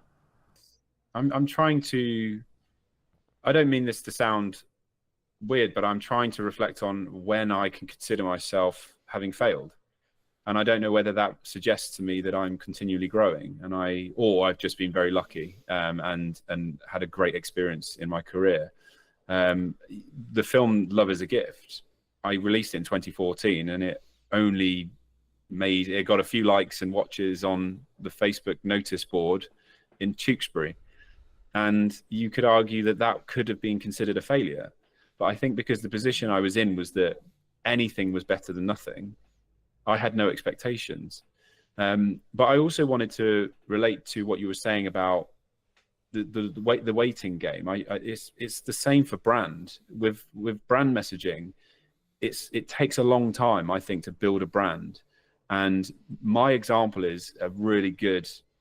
I've built my own brand, haven't I? It took 4 years for the right people to see it, and it then took a further 2 years for me to get an incredible opportunity to work with an Australian company called Memories, and they'd been having conversations about me for 2 years, where they would talk about video, and they were mentioning my name in the meeting rooms.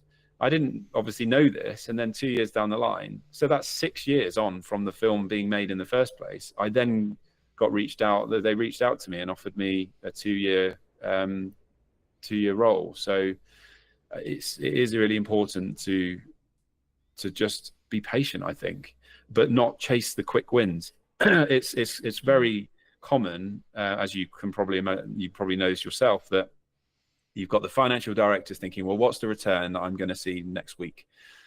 And it's really hard to be able to say to them, well, I can't promise you a return, but as experts in marketing, we are very confident that this will gain the traction that you're looking for.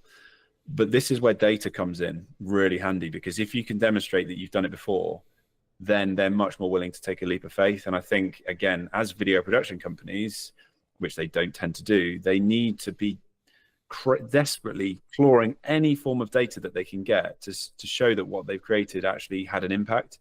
And without that, it's just pointless. And I've been in those rooms where I'm saying, yeah, I feel so great about this idea, but truthfully, in my head, I'm like, I don't know if it's going to work.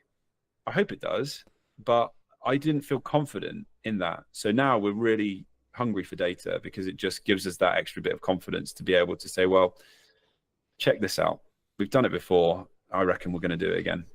Yeah. And I guess in some ways, it sounds really weird to say, but sometimes the litmus test is turn off stuff, right?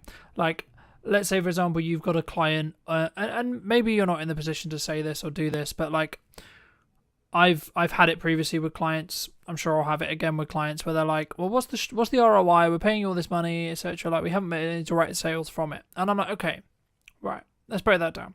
So you haven't got a trackable outcome necessarily. Okay, we can add something trackable into the video to see QR code, discount code, etc. Right? B, we can also look at it as a top of funnel understanding of, if you're consistent and you're consistently having a load of visibility, actually it's then not actually going to directly actually give you the ROI as in the sale, because it's not designed to do that. What it's designed to do is get you seen by a load of new customers that then take 3, 6, 12, 18 months to then convert. But then actually, and I guess the issue or the thing that marketing and sales always has is sales always gets the credit for the sale, even though arguably 70% of the work was done by the marketing, right? And I think as video creators, that's why we need to specifically structure our proposals, structure like how we work with clients to be, I guess in some ways, for them to understand, it doesn't mean that you're necessarily going to 100% like keep the client forever, or you're going to keep the retainer, or people are going to understand the content, because there is a window of time, unfortunately or fortunately, depending how you look at it, where you will just, like, you've added the value you can, right? Like when they've got the story videos, they've got this, they've got that. Maybe they don't need the ongoing support. Maybe they don't see it as valuable as they did, say, a year ago. And actually, maybe you've grown as well. And I think, just building off what we were discussing about like the failure thing, I've always been in the view you either succeed or you learn. You don't technically failure. Yes, it exists. Yes, the word exists, but it's not something to focus on, because for me, if you fail, it's because you did something wrong. You should take self-accountability. To phrase it into a question though, in your career, in your experience, do you think people, either you personally, should have taken more self-accountability in the past, or do you think more people should do as a whole? And do you think they would have a better outcome when it comes to what they're looking to do with their business, potentially? Yeah, 100%. And I think it goes back to what I said about seeking external validation. I think if you're constantly measuring your success of other people's metrics that come from your external viewer, then you aren't taking any accountability. It just becomes a bit of a blame game. But it's totally agree with what you've said about failure being learnings as opposed to actually deemed a failure. And it's quite empowering to hear you say that, and for me to reflect on the fact that I cannot pinpoint a time in my 20-year career where I consider myself having failed. And that's actually the first time I've reflected on that. So that's a big win for me today, to be able to feel quite proud of that. But yes, we're all in charge of our destiny, and I think we should be taking accountability. And if there are moments where things don't quite go the way that we planned, well, we just reflect and move forward, don't we? And it's the same with all aspects of life, relationships, and just personal stuff. It's every obstacle is just it's something you can look back on in later life and almost be grateful that it happened, because it just gave you some further clarity. That's how No, I completely agree. And I think, we talked a little bit before we jumped on the actual show, and I said that 2024 was really difficult. And I look in hindsight now, and I blame myself for why it was difficult, right? Now, some people would say, well, that's a bit harsh, that's a bit mean, but it allowed me to understand what I was doing wrong. And now I can look in hindsight and I can look back 6 months and go, okay, well, the reason why I'm where I am today is because of the work I did 3 to 6 months ago, right? In regards to marketing and output. So the thing that people struggle with, clients and like me and potentially you as well, is we do a load of actions. The analogy that's always used here is like the gym analogy, right? You show up, you do a good workout. Cool, sick. But I look the same. Okay, we'll go again tomorrow. Right, cool, sick. Do a good workout. Cool, feels great. I still look the same. Repeat. There is a day, though, where that compounding effect will get to the point where you actually see results, right? And that's then a motivator, of course. But I guess in some ways, is it the same, would you say, in filmmaking, in marketing, in output, in outreach, in any skill set that we're trying to build when it comes to business? Like, do we just have to keep going for long enough for them to reap those rewards across time with consistency, would you say? 100%. And I think being present and for a long period of time is, you're establishing yourself as any good brand should and does. But I do think you're being hard on yourself, because you're just one aspect of what might steer you in the direction of success, whatever that looks like for you. You can't control other people's behaviors. You can only control your own. And I think there of course there's going to be projects that you've created that might not have necessarily gone where you'd hoped, but there's going to be all these other people that will influence that direction. So I think as long as you're proud of the values that you have and the behaviors that you put into your work, I think that should release you slightly from, let's say it doesn't work out the way that it did. You can always stand back and say, well, I gave it my best shot, and I used the tools that I had to my disposal, and I put my best attitude into that. It's like kids, we say that even if they got an E or an ungraded on an exam, if they tried their hardest, that's the important bit. So I do think you should release yourself from some of that stress and blaming yourself for whatever it is that happened last year, because you're just one of billions of people in this world. And I do think we get lost in that a little bit, which is that we, as perfectionists, which a lot of creatives tend to be, imposter syndrome, we come down on ourselves like a ton of bricks, but that's not fair. And it's not, yes, there's many aspects that feed into why something might go the right way or not. And sometimes it is just bloody luck. My Christmas film in 2018 did very well because I was lucky in the way that I worded it, which was the Elton John Lewis Christmas advert. People didn't like it. And so what I said was, off the back of the John Lewis Christmas advert, here's one I made 4 years earlier. So the reason my video, I personally think, went viral is because they didn't like the John Lewis one and they were more receptive to something else. So the whole narrative was John Lewis, this guy creates a film for 50 quid that rivals John Lewis. There was that story there. I couldn't have dictated and controlled that. And I probably would have put the same type of post out had the video been successful. I wasn't deliberately writing in that way to say, well, I know it's shit, therefore they're going to love mine. It was just good fortune. So I don't think I could have truly controlled that. No, and there is market, like to an extent, there is market conditions that do have a perfect storm, right? But the reason why I say luck is in our own control is because we prepare for an opportunity and then we can execute upon the opportunity. So, like flipping it the other way, if you're going to take maybe my point of view on it, I would argue by the fact you had the film and by the fact that you saw the way I actually remember the John Lewis advert that you actually questioned or that you're talking about. You maybe, I don't know whether you saw it and that's why you made the post, or whether it was because I don't know timing, but like in a world you could make the argument to say, well, actually you saw the market's reaction and then you went, actually, let's put this post out and see what it does. I would say actually that's your preparation towards you so that's your preparation related to the opportunity. So we can't control necessarily the opportunity, sure, and that's the element that is lucky. But to give you some more context, and maybe the audience who don't know, in 2024 I was marketing mostly wildlife stuff and etc., which is still a passion and still a good thing, but I wasn't truly focused on who I was serving, right, as a whole, in respect to how I can help you with marketing, how I can help you with video, what's the ROI on video, all these things and these key things. And I think for me, in hindsight, of course it's in hindsight, right, then of course that would then have a knock-on effect to potentially the work I got. But actually, arguably, with that hindsight, I picked up a couple of clients who were in the more nature realm space that I'm still working with today. So actually, I don't regret it in that respect. So I think you have to look back to see what lessons you can learn, but don't hold yourself to this perfectionized constant. I mean, in business we're like constantly known for it. It's like, I turned over X amount this year and I'm going to try and do better next year and I'm going to continue to move forward and forward and forward. And I guess it's at what point would you say then there's more to life, right? Is it just covering your expenses? Is it actually developing a emergency fund or having some investments in building for the future, etc.? Or is it actually down to the person, would you say? Talking about like actually the focus on where we go. I think it stems back to purpose and having a sense of purpose and feeling that you're adding value back to society.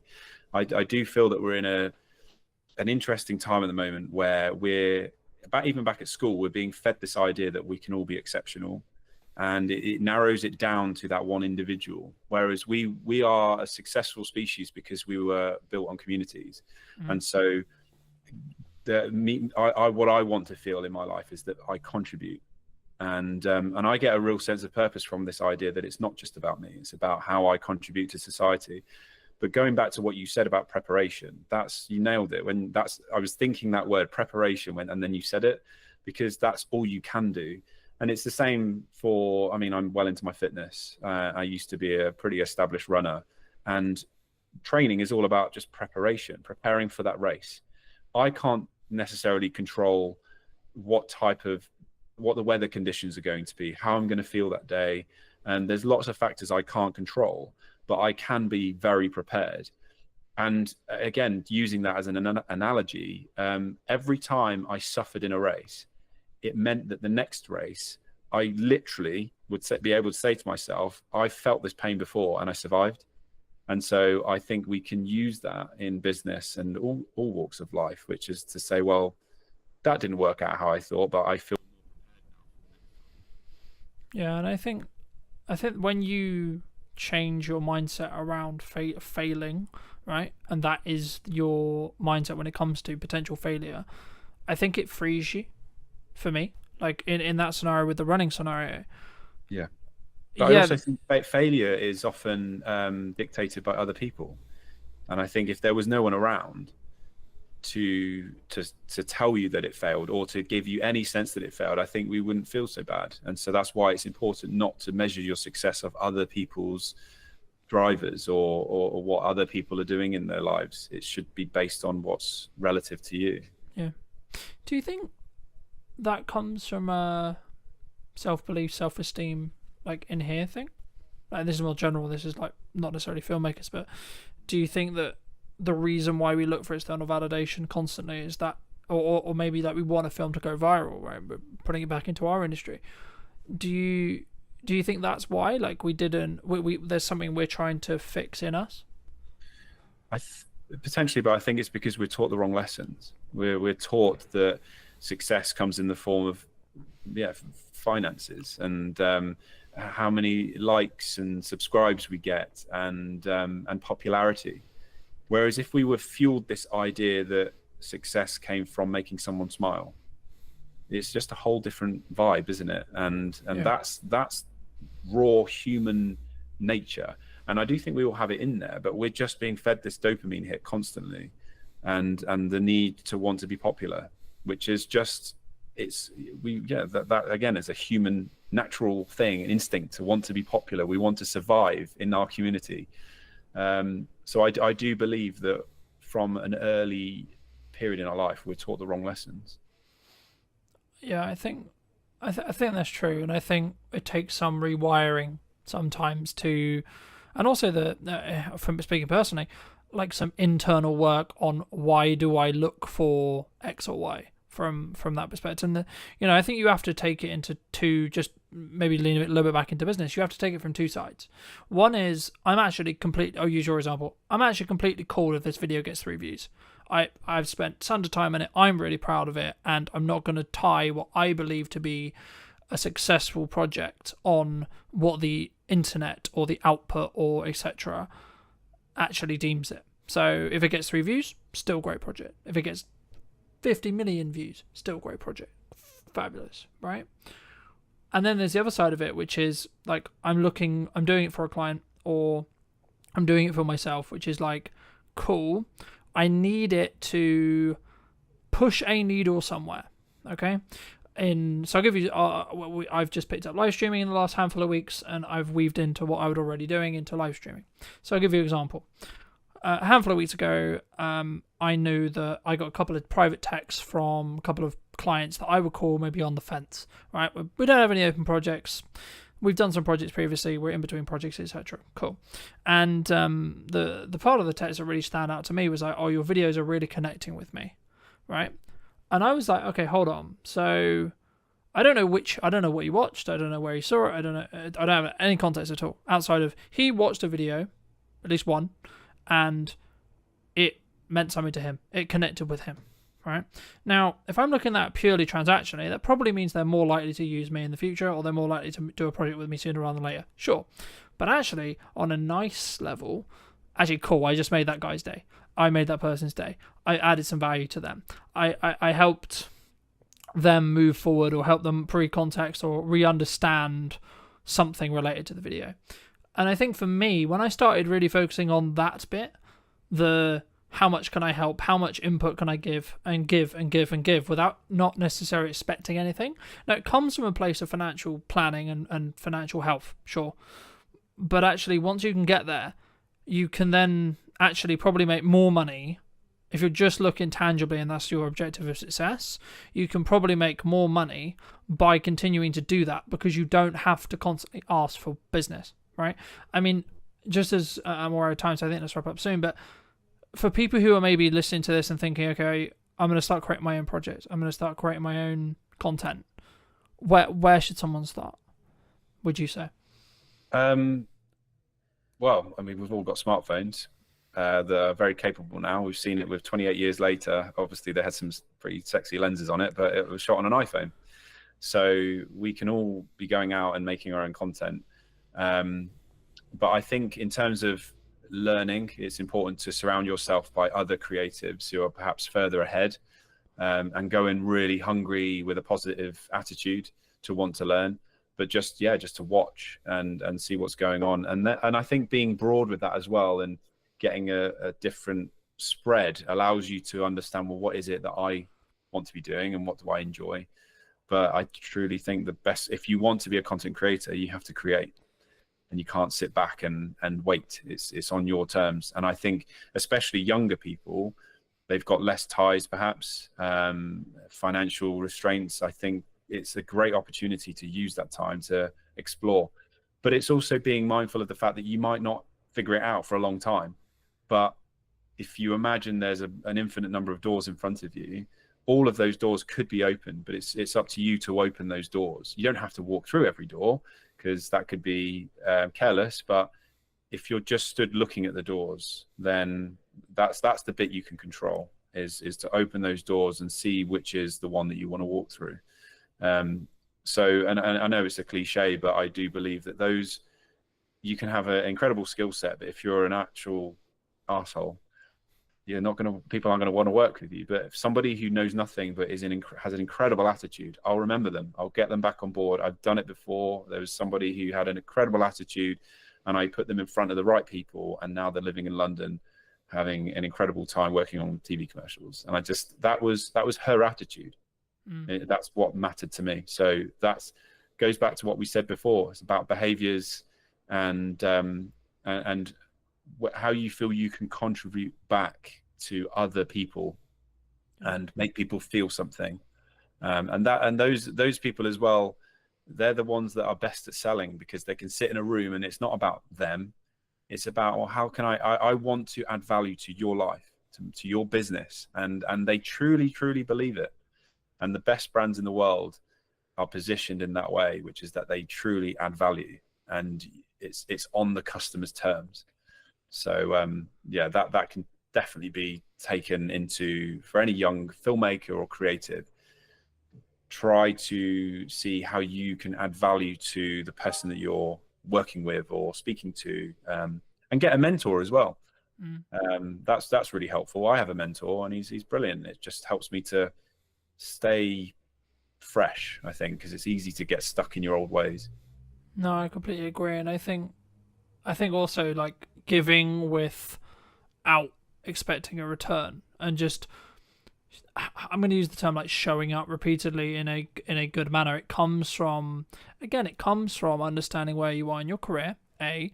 B, financial planning, right? Like, there's something that I didn't get right in 24 that I am getting right in 25, and that's why I'm in a stronger position, and that's why I can act the way I am. But also understanding the, building it off the marketing sales thing, marketing is for a specific job to give you the permission to sell to someone, and then sales is the ability to add value at a monetary balanced cost to you. So you're adding value to someone, and someone is then rewarding you with a monetary gain. Sure.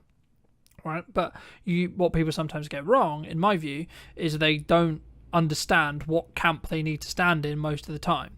Because if you're really strong at marketing, you actually can be less strong at sales, or have an easier time selling, because you'll A, have more qualified leads, e.g. people who actually want what you sell, and B, they'll have less questions or less objections, right? And this is where you should know how to objection handle to an extent, but I find it a bit corny where there's a lot of content online going, this is how you objection handle, because that's just about, in my experience at least, pressure selling people, which in turn means they're probably not really going to get the value, and you're going to, like, the fuse on that client is going to be a lot shorter than someone who's consumed your content for say 6 months or 12 months and then understands completely what value you could add to their business, and then be like, actually no, we're going to give this person like 6 months to before we actually, like, they'll always look at ROI, they'll always look and judge it, sure, but they're going to maybe give them a little bit, like me or you, a longer window to actually add that value, because that's how long it took them to potentially convert, if you want to go down into the business road. But for those people who've enjoyed this conversation, for those people who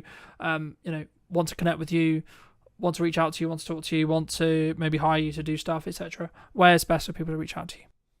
Probably the best starting point is to go to my website, which is philbeastall.co.uk. Phil with one L, Beastall's BEASTALL.co.uk.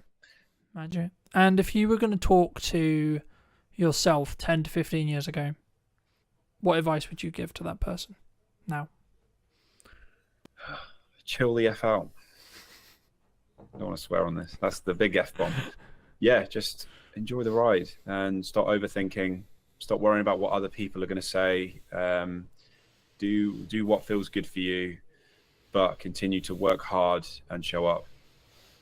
And thank you ever so much for coming back and joining me. If you did enjoy this episode and you would like to see more like it, make sure to be subscribed, follow, all those lovely things, and I'd love to hear what you think in the comment section down below. And I'll see you very, very soon. I think that's a really interesting observation, because a lot of people, I think, are maybe subscribing to the fact that things are maybe hard. A lot of people are finding or saying that the creative industry is hard, right? Or it's challenging. Have you found it challenging? Rejection is a fundamental within business. Then that's going to serve you within sales scenarios. That's going to serve you just generally in your life, right? I think it's a very fundamental just within life, just rejection in general. Do you think that many people struggle with that emotional side of video, like having it in there and or thinking about how to add it in? Because that's, for me, that's the key sales metric. Ultimately, how do you capture that moment? It's impossible because you don't know when that moment's going to happen. So it's very important to have as much coverage as possible, basically. It's what we always say to people is like, yes, one videographer or one camera operator can come and cover your event, but you are limited in terms of the moments that you can capture and the things that we don't know are going to happen, but will happen. We know they're going to happen. We just don't know when, we don't know where, we don't know how. Hello, my friends. Welcome back to a brand new episode of this week's podcast. Today, I'm going to be with Oliver, talking about all things video and also starting off with niching, because it's something that we actually both kind of do opposites, I would say. For those who don't know, Oliver, like, firstly, I guess, like, what niche do you operate in? And then secondly, why did you choose to go into that niche? Yeah, it's a great question, man. So first off, happy to be here. Thank you for inviting me on. Excited to chat to you for the next kind of hour or so about everything events and video and marketing and all of that sort of stuff. So ultimately, the question around niching, we've been doing this for nearly 5 years. We've dotted around a lot of different service offerings and niches and markets, if you want to call it that, and stuff. Really, the decision ultimately came because of the ambition that I have for the company long term. I want to scale. I want to grow. I want to specialize within particular areas and stuff like that. And I think ultimately, if you're looking to do that, it's much easier to do that when you decide on a niche or a market or an industry that you can really kind of get your teeth into and become an expert in. I know that it's cliche, but it's kind of that classic saying of like GP versus brain surgeon, you know, who gets paid more. And it's the person that is a specialist. I think if you had a problem with your brain, you would much rather go to a brain surgeon than a GP, and you would probably pay the money because you know that that person is going to be able to solve your problems, basically. Yeah, I mean, I completely agree. I mean, I guess the critical part of my head is like, so how was, obviously we didn't predict COVID, no one could predict COVID, right, in the respect to like how drastic it was in respect to maybe how it changed the event industry, etc. But like, I know that the event industry as a whole was maybe one of the ones that was hit harder. I mean, how was that from because that would be like the counter argument to like, well, you kind of got a risk in that respect. Like there is an argument to be made about the specialist, absolutely. And I'm sure we'll get into that a bit more. But did you, in some ways, I don't really use the term regret, but did you regret that during COVID? Well, COVID was kind of the birth of the business, right? So we were still playing around in the very early days when COVID first hit. But yeah, I do know that obviously the events industry was hit really hard. From a video perspective and a video production perspective, I do know that a lot of the agencies or production companies, shall we say, who made the pivot to hybrid production and live streaming and that sort of stuff, when they kind of had that as a string in their bow, let's say, they did really well because it was kind of a select few companies that were doing it and doing it immediately. So yes, I think you can make that argument. There is the other side of the argument that is that the events industry came back stronger, probably than most industries, I would say, as well. I think that a lot of industries, let's say like high street and product and e-commerce and that sort of stuff, that was hit really hard after COVID, just because it was very much like a paradigm shift in people's minds, like they didn't need to go to the high street anymore. Whereas the events industry is ultimately built on human to human connection. And we hadn't had that for so long that I think it really bounced back quite strong. But I just wasn't involved in the industry at that point. So I couldn't really comment on kind of what I saw from a business perspective. Mm-hmm. I think that's a fair assumption. I mean, I guess I was going to bring in AI later, but I think now's a really great time. Do you see maybe an increase in demand? Because I think people are kind of going two ways with AI. Like, a lot of people are utilizing it. A lot of people are using it for efficiency, sure. But maybe they're, I guess, in some ways, wanting that emotional connection, wanting that human-to-human connection, whether that's in person or equivalent, maybe more, because things are becoming... I mean, maybe this is just a byproduct of what happened with COVID, right? Because we were all locked in our houses and talking through Zoom and this kind of thing. But for me, it was really interesting watching and relaunching this series of the podcast as a hybrid kind of approach, right? Some episodes will be like this, other episodes will be in person, etc. And I think for me, it's been very interesting to see the difference in reaction when it comes to, I guess, some people wanting to have that more human-to-human connection. And I'm starting to feel that there is a different energy that does actually happen when you're in person. I mean, do you think that's kind of, I guess, one of the unique selling propositions of events going stronger to stronger in respect to, like, maybe in the next couple of years, as a lot of people would say potentially the economy maybe continue to be challenging, right? I think it's something you can overcome, of course, but just to reiterate the question, do you think that more people are going to be driven towards in-person stuff, even with the advent of AI and etc.? I think so. I think that ultimately when you have a strong trend heading in one direction, there's always a counterculture group of people that ultimately reject it. Like, think about when the internet came in. I'm sure that those people that loved reading books and kind of going to libraries and stuff like that, that had a massive boom. Ultimately, with the conversation around AI, I don't think it's worth rejecting, because it's here and it's here to stay, and it's going to revolutionize so many different industries. But ultimately, the events industry as a whole is pretty well hedged against AI because of that human to human connection, right?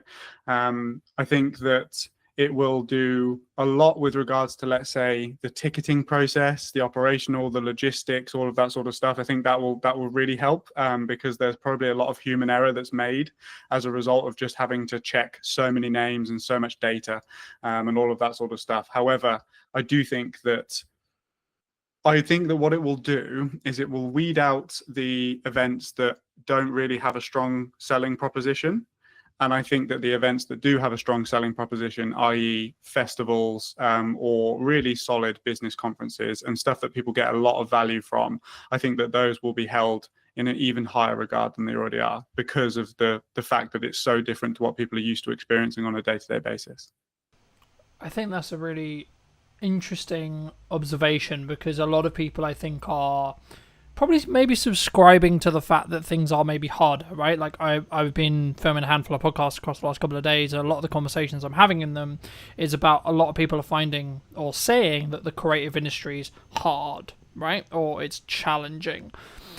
Have you found it challenging? And if so, how did you change, like, when it was maybe challenging? Maybe it isn't right now, but if it isn't, how have you pushed through that? And is it just because you niche specifically, do you think? I think that that's probably part of it, for sure. I wouldn't lie to myself in the sense that, well, we didn't pick events purely because it was hedged well against AI. It's just worked out really well. I think that if I was a production company, let's say, who niched into like animation or explainer videos or something that could quite easily be done by AI, I would probably have a plan B in terms of like pivoting. But I don't know. I think it's an interesting question.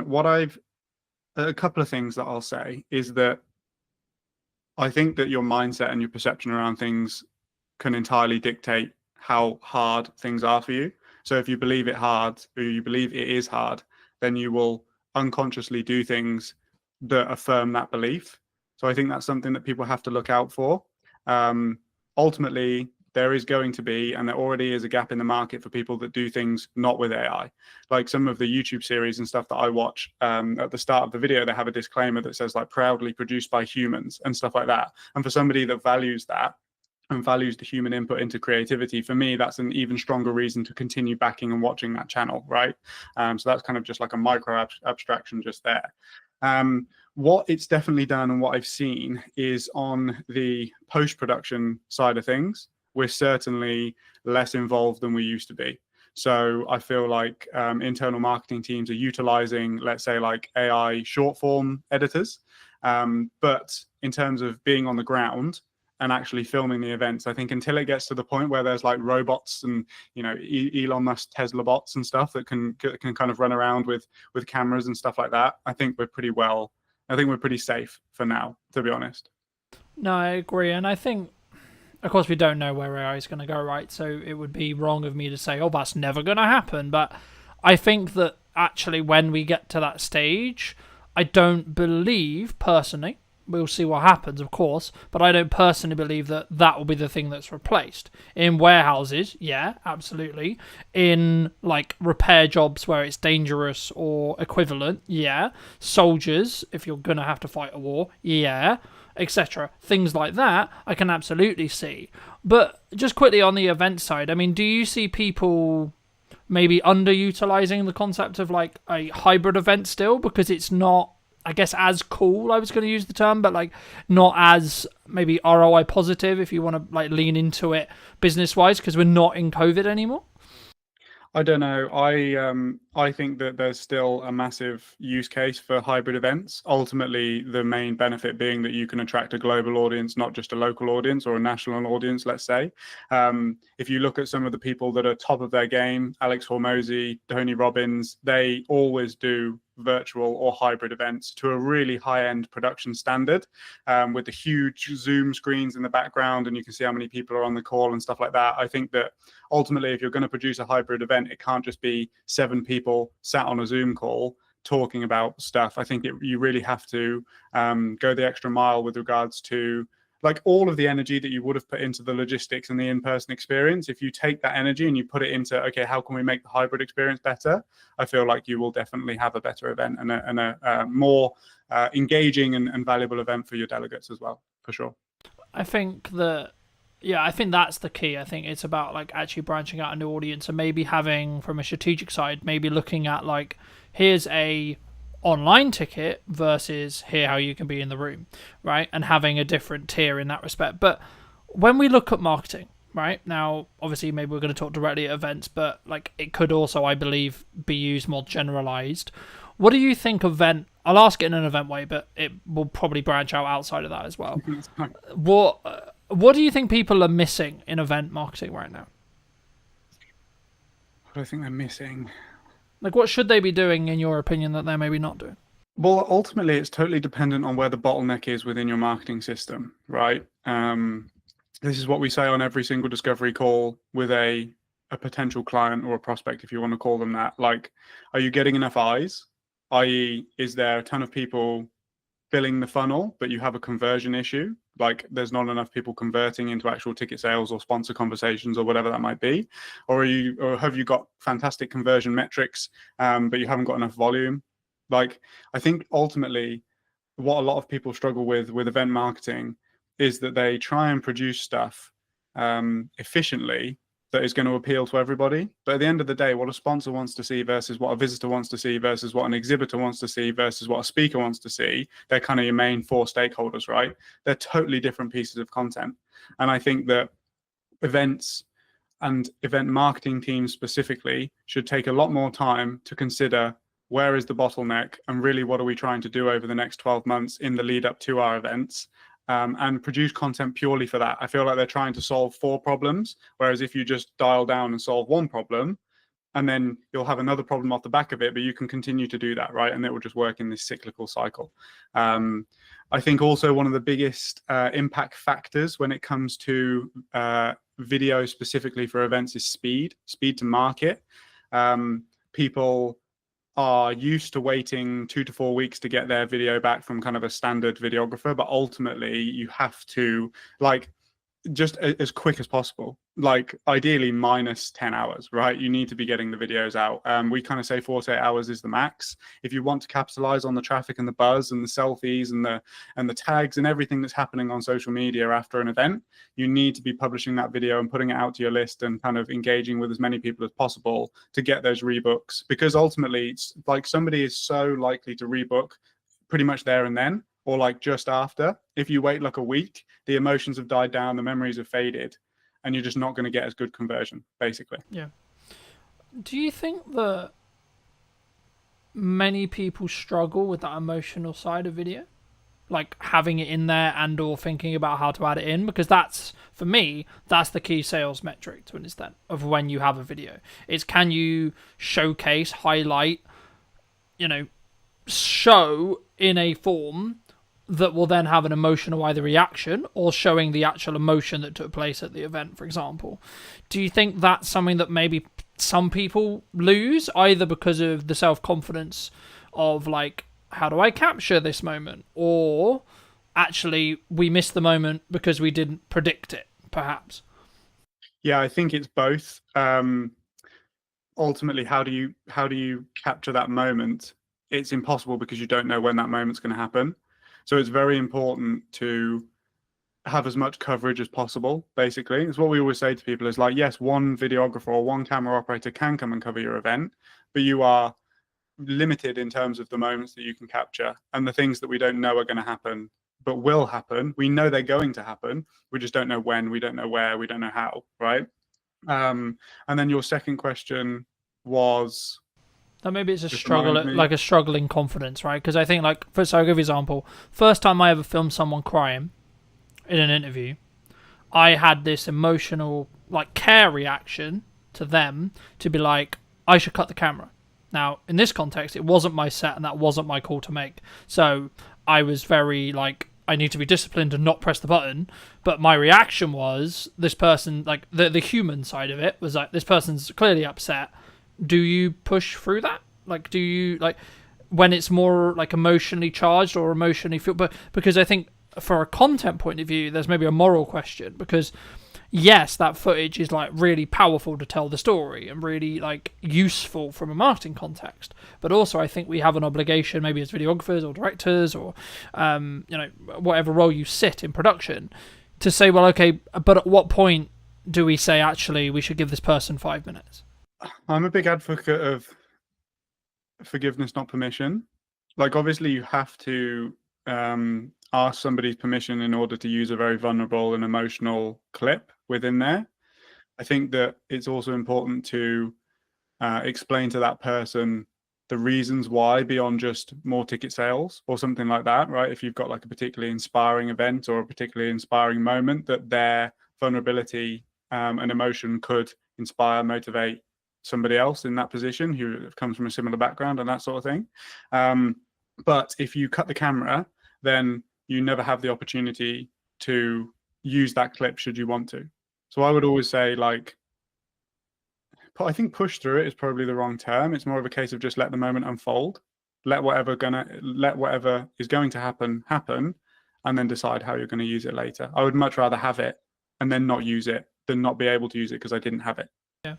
Do you think, I mean, I know we discussed briefly when we were setting this up as well, and I'm going to get a little bit into mindset to give you some clarity, but for me, I think I've always been a very disciplined person, and I think it bridges quite nicely onto what we were discussing there about like the emotional stuff, but like, I agree with you in respect to like, if it's not, because you can get retroactive permission and with the context you're potentially going to use it for, and actually that's probably a nicer way of saying how you're potentially going to use it, but is in more generalized term, when you're looking at business or when you're looking at maybe touching back to when things are harder, perhaps, and you need to do the extra hours, you need to do that one more rep on the sales call or do one more sales call, one more discovery call, one more piece of content, etc. Is that just a discipline thing in your experience? What, in terms of pushing through? Yeah, just doing when it. You don't want to do something. Yeah, like doing it. So like sometimes, because for me, I have the evidence that is what will be pushing me to the point where I will be able to get the result I'm looking for, especially if my back's against the wall. And when I was like, oh, I'm motivated, that would have potentially meant I didn't do it because it's uncomfortable, right? So what in Christ, what we're talking about here is uncomfortability. And I guess, when is it appropriate to push through uncomfortability? And how does someone, if they are looking to build it, how do they build it? I think that, I mean, discipline is definitely something I can speak on because it's something that I've had to learn massively. I definitely come from a type B, go with the flow type background. And that's not particularly conducive to somebody that can sit down and work and focus for an extended period of time on things that aren't particularly exciting and aren't particularly engaging to work on. I think that what's really important if somebody's kind of getting started is to find out where your limits are. So everybody is, I think we've kind of gone through this like hustle culture. And then on the back of that, we've kind of got this like, for want of a better word, like snowflake culture now at the moment, which is very much like, if you don't feel like doing it, don't do it. If you're, nervous, that's okay. You don't have to do things, et cetera, et cetera. There's definitely that kind of energy around at the moment. And I think that it's really useful to know where your limits are and push yourself to the edge so that then when something like that comes up, you can ultimately kind of just look with a bit of foresight and say, okay, yes, like today I might need to work 12 hours, but that might mean that tomorrow I can only work 6. So would it be better for me to just do 8 and 8 and feel better on the back of it, right? I think that you ultimately have to go through a process of kind of understanding yourself and your energy. One thing that's been really helpful for me to do that is kind of tracking energy versus hours versus focus on a day-to-day basis. Now, obviously, this is kind of qualitative data, right? You can't, there's no like Whoop or something that's going to tell you kind of like how you're feeling that day. But I think if you learn to see patterns in your behavior and you learn to see patterns within the way that you go about doing things, you can kind of predict that, okay, maybe today I need to take it a bit lighter, right? Like events, to bring it back to kind of what we do, are so intense. The hours are insane. I'm lucky that I'm an extroverted person, but even I get kind of burnt out, speaking to so many, like running so many interviews in the day, asking the same questions and all of that sort of stuff. So when I come back from, let's say, like a 3 or 4 day event, I know that I need to take a couple of days, right? Just to kind of recalibrate. And I know that I need to fall back into a routine that is healthy and sustainable for me in the long run, So I think it's that push and pull, it's that balance. Ultimately, it's just a case of knowing yourself and kind of knowing where your limits are, but constantly reassessing those limits so that you are getting the most out of every hour that you put in. Does that answer your question? Yeah, absolutely. I mean, I think for me, there's different stages in your life, right? There might be, I'll use your example, like you've just come off an event, you're absolutely like, this is my 4th interview out of 5 this week, right? And I'm like, okay, I'm aware that like my performance may start to like pull or start to be not as sharp as I was in the first one, so I may pull back after this 5, right? And that's a key understanding. But also, like, what else is going on around those interviews? Well, actually, all I've got is editing time, so doing the editing things that I need to do, and then the general working out or other, social activities, etc. So actually, in reality, my focus can be given to this hour, and my prep can be given to this hour, and etc. So the key is, for me, is actually like, it's about working hard and working smart, sure, but it's also about understanding. I work in sprints personally. So I will sprint to the point where I'm like, fucking hell, I'm about to burn out. Then I'll stop, look at the data, and now analyze what I did, analyze how well the interviews did, watch them back, etc. Make a debrief report, and then I'll go again, right? And rinse and rinse and rinse and rinse. And what ends up, I think, personally happening, from my perspective at least, is you end up getting more 1% wins. And something I wanted to touch on as well that I think your niching approach really, really focuses on and allows you to become very efficient at what you do is, and I've noticed this since I've really focused on like 2 main pillars of content for like a chunk of time. So previously, before I did this, I was very, I've got some podcasts, cool, we're going to post them, then I'm going to do this, then I'm going to do this, and then I do this. And of course, in hindsight, I could say, well, of course I didn't get traction because I wasn't looking at the micro improvements upon each interview. I wasn't looking at how far ahead can I get, for example. I mean, we're filming this towards the end of the summer. It won't be released until back end of October. And for me, it's about then saying, okay, well, in that window of time when I have the buffer, it's not that I'm not interviewing. I can then like do the stuff in the business to keep the business alive, right? And I don't have to necessarily worry about where the podcast is. But just like looking forward specifically on ROI, because I think people will look at a podcast and maybe like think about, well, what's the ROI? And it bridges into how do you look at it from a perspective of why should a sponsor or a event provider or etc. Like, where does is it just a marketing budget that someone has for the event in your case normally? That's how they do the video work with you? And then if so, like, what's your ROI metrics on those? Well, it's always about value. So whenever we're in if you want to call it a sales situation, like it would be sales, right? But I'm always very keen to constantly bring the conversation back to the value that we're providing rather than the day rate, let's say, or how much or what our prices are, for example. Really, it's about understanding, okay, cool, how many sponsors are you looking to bring on if that is your objective? What's the standard ticket price? What's the tiers? Okay, so reasonably we can expect that if we did bring on, let's say, 3 new sponsors over the next 12 months, that contributes to X amount of revenue for you in the long run, right? So then you compare it against the value. And ultimately then the marketing budget might expand a little bit because of the potential that can come off the back of it, if that makes sense. Now, in terms of ROI, I've always found it, and it always will be, I think, relatively difficult without the advent of kind of paid ads and stuff like that to track the ROI on video content. Like, how do you do that? You just can't really, and it's always been a struggle that we've kind of faced, because ultimately there's a lot of inference that's kind of involved in those conversations. But yeah, a sponsor could want lots of different things from an event. They could want straight ROI, let's say, like if it's a bank and they just want people to come and bank with them and they're going to put all of their money in and they're going to generate the interest, off of the fact of that being there. It could be brand alignment, right? It could be the fact that a sponsor is looking to tap into a different market, a younger market, an older market, and aligning themselves with a particular brand that carries that audience is going to do that. And then in the long run, they can expect XYZ returns for that and stuff like that as well.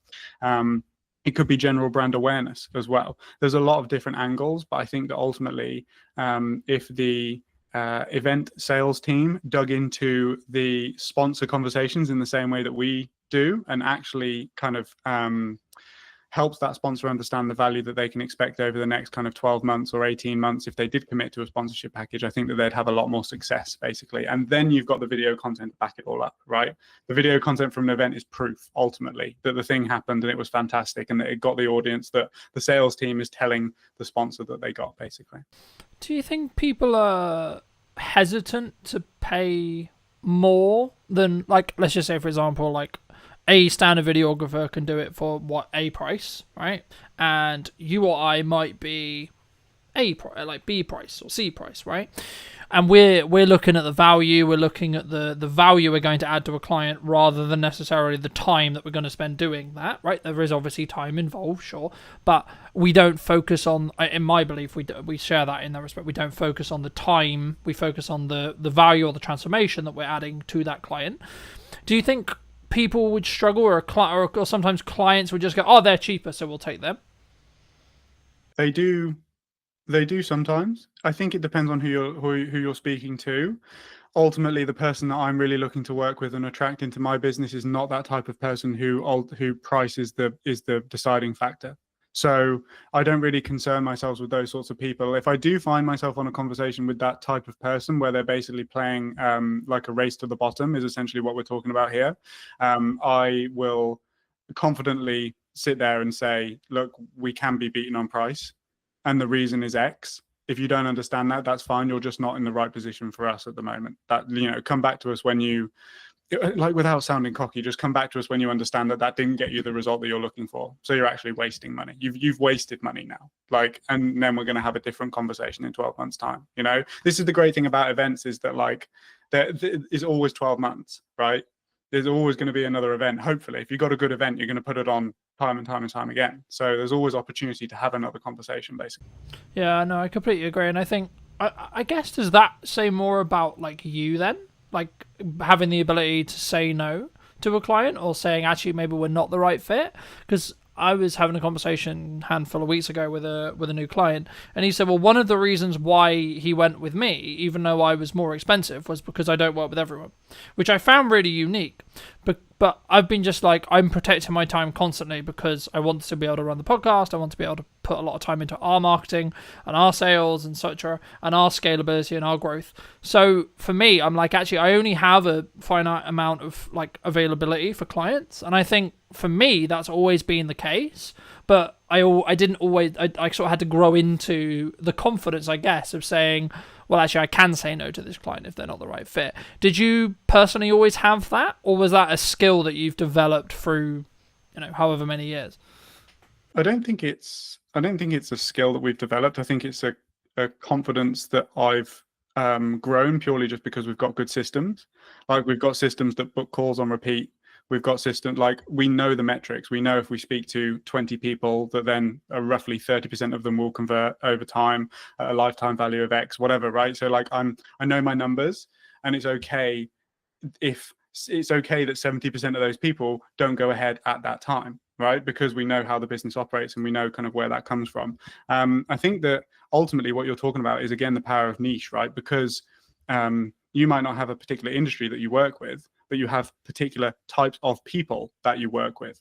And that's kind of the power of it, is that, you're not saying yes to everybody. And I think that makes the people that you are saying yes to feel even more included in your service because they know it's for them. There is value in paying more, right? From a client's perspective, there's an assurance behind it. There's confidence behind it. There's there's just power behind saying no. Yeah, I think it also goes into that perspective of it comes with a level of prestige if you want to look at branding or marketing as well. Like, why do we perceive Rolex in the way we perceive it? Why do we perceive Audi, BMW, so on, in the way we perceive it? Do you, either for clients or yourself, look to trend jack or look at what is, quote, trending when you look to do your own marketing? My marketing? Yeah, personally for you. No, I don't. Okay, and why don't you? I don't. Because the type of people that I will attract through following trends are not the type of people that want me for me. I would much rather a video that I produce get 50 views, but all of those 50 people love that video and get invested in the things that I'm saying and be the types of people that I made that video for, than 100,000 people when like really none of them actually wanted to watch it. They wanted to watch the trend. That's what they're looking. They're trying to watch the trend. They're not interested in the actual content itself, right? Now there definitely is a place for trends. It's just such the fact that we don't have the resources, i.e. time or money, to jump on particular things. My available resource for marketing my own business is extremely limited. So I'm going to do activities that I know are going to get the biggest return. And ultimately with a trend, I don't know whether it's going to work or not, right? Yeah, absolutely. Because I think sometimes, not us maybe, but a person starting out, a videographer starting out business, they look at the potential likelihood that they could get something to like 1 million views, let's just say, for example, and they're like, oh my god, that's going to change my business overnight. And not speaking as someone who's had a video hit 1 million, but I know people who have, and I go, how much money did you get for it? Nothing, right? So I guess the follow-on question then, you spoke about like that you're only going to do the things that really work. Okay, if you don't mind sharing, what does really work for you then in marketing? Cold outbound. Okay. Has always worked for us because I've always been a fan of outbound because you go to the market doesn't come to you. I think there's definitely pros and cons to both. But essentially, if I message 20 to 50 people per week, they are the exact type of person that I'm looking to work with. Right? Versus, let's say, we also do paid ads. So I don't want, we also do inbound marketing as well. But like, for example, I dialed up all of our inbound paid ad leads this morning. One of them was qualified. And I think I spoke to like 20 people. So you have no control over the type of people that are coming in, which is a bit more of a waste of time. But the flip side of that coin is that when you do find that person, they've already consumed your content. They already know who you are. They're already interested in working with you because they've clicked through. They've made that action themselves, right?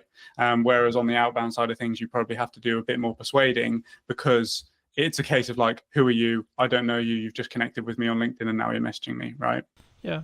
I mean, what I mean, for me, I love cold outreach because I want to have it as a skill set to have in my back pocket for when I need to use it or want to use it. What advice would you give to, say, a starting out creator, starting out videographer, etc., or someone in the creative industry who looks at cold and goes, that's terrifying? Because I think that's really common, right? And it might come from like the rejection side. It might just be the nature of they haven't done the reps yet. But what would you say to those kind of people who are like, because you're obviously a massive advocate for outbound, cold outbound, right? I would say that rejection is a fundamental within business. So the amount of experience, if you can become comfortable with people saying no, then that's going to serve you within sales scenarios. That's going to serve you just generally in your life, right? I think it's a very fundamental just within life, just rejection in general. What I would say with outbound is that people severely underestimate the volume that is required in order to get returns. People think that they're just going to send like 10 messages and get 5 clients. It does not work like that. You know, for example, our metrics on purely cold people is like a 4% appointment booking rate, and then off of those appointments, I'll convert maybe 30% of those people into actual clients, right? So let's say that you did 100 outbound cold approaches, you're going to book 4 people, and you might sign 1 client. So it's going to take you a long, like it takes volume, it takes time. And then obviously with that volume becomes skill. You learn what works, what doesn't. You learn how to say things. You learn how to deal with objections in the DMs as well. Like a lot of people aren't saying no because they don't want to work with you. They're saying no because you're a stranger. It's just like when somebody knocks on your door, right? You're trying everything in your power to get out of that conversation. But ultimately there could be somebody that knocks on your door that could change your life. You just don't know. And I think you have to take the perspective of like, this client is going to benefit. It's the same as in a sales scenario, but like you've got to do everything within your power to get that person over the line, because ultimately you know that you can come in and change their business, right, through what you do, because you're good at what you do, right? Yeah. And I think for me, I mean, the mindset I heard from a fellow guest a handful of weeks ago was something along the lines of, I'm doing them a disservice by not allowing them to understand that I exist, right? Because exactly. And this sounds hugely egotistical. It does, right? It does.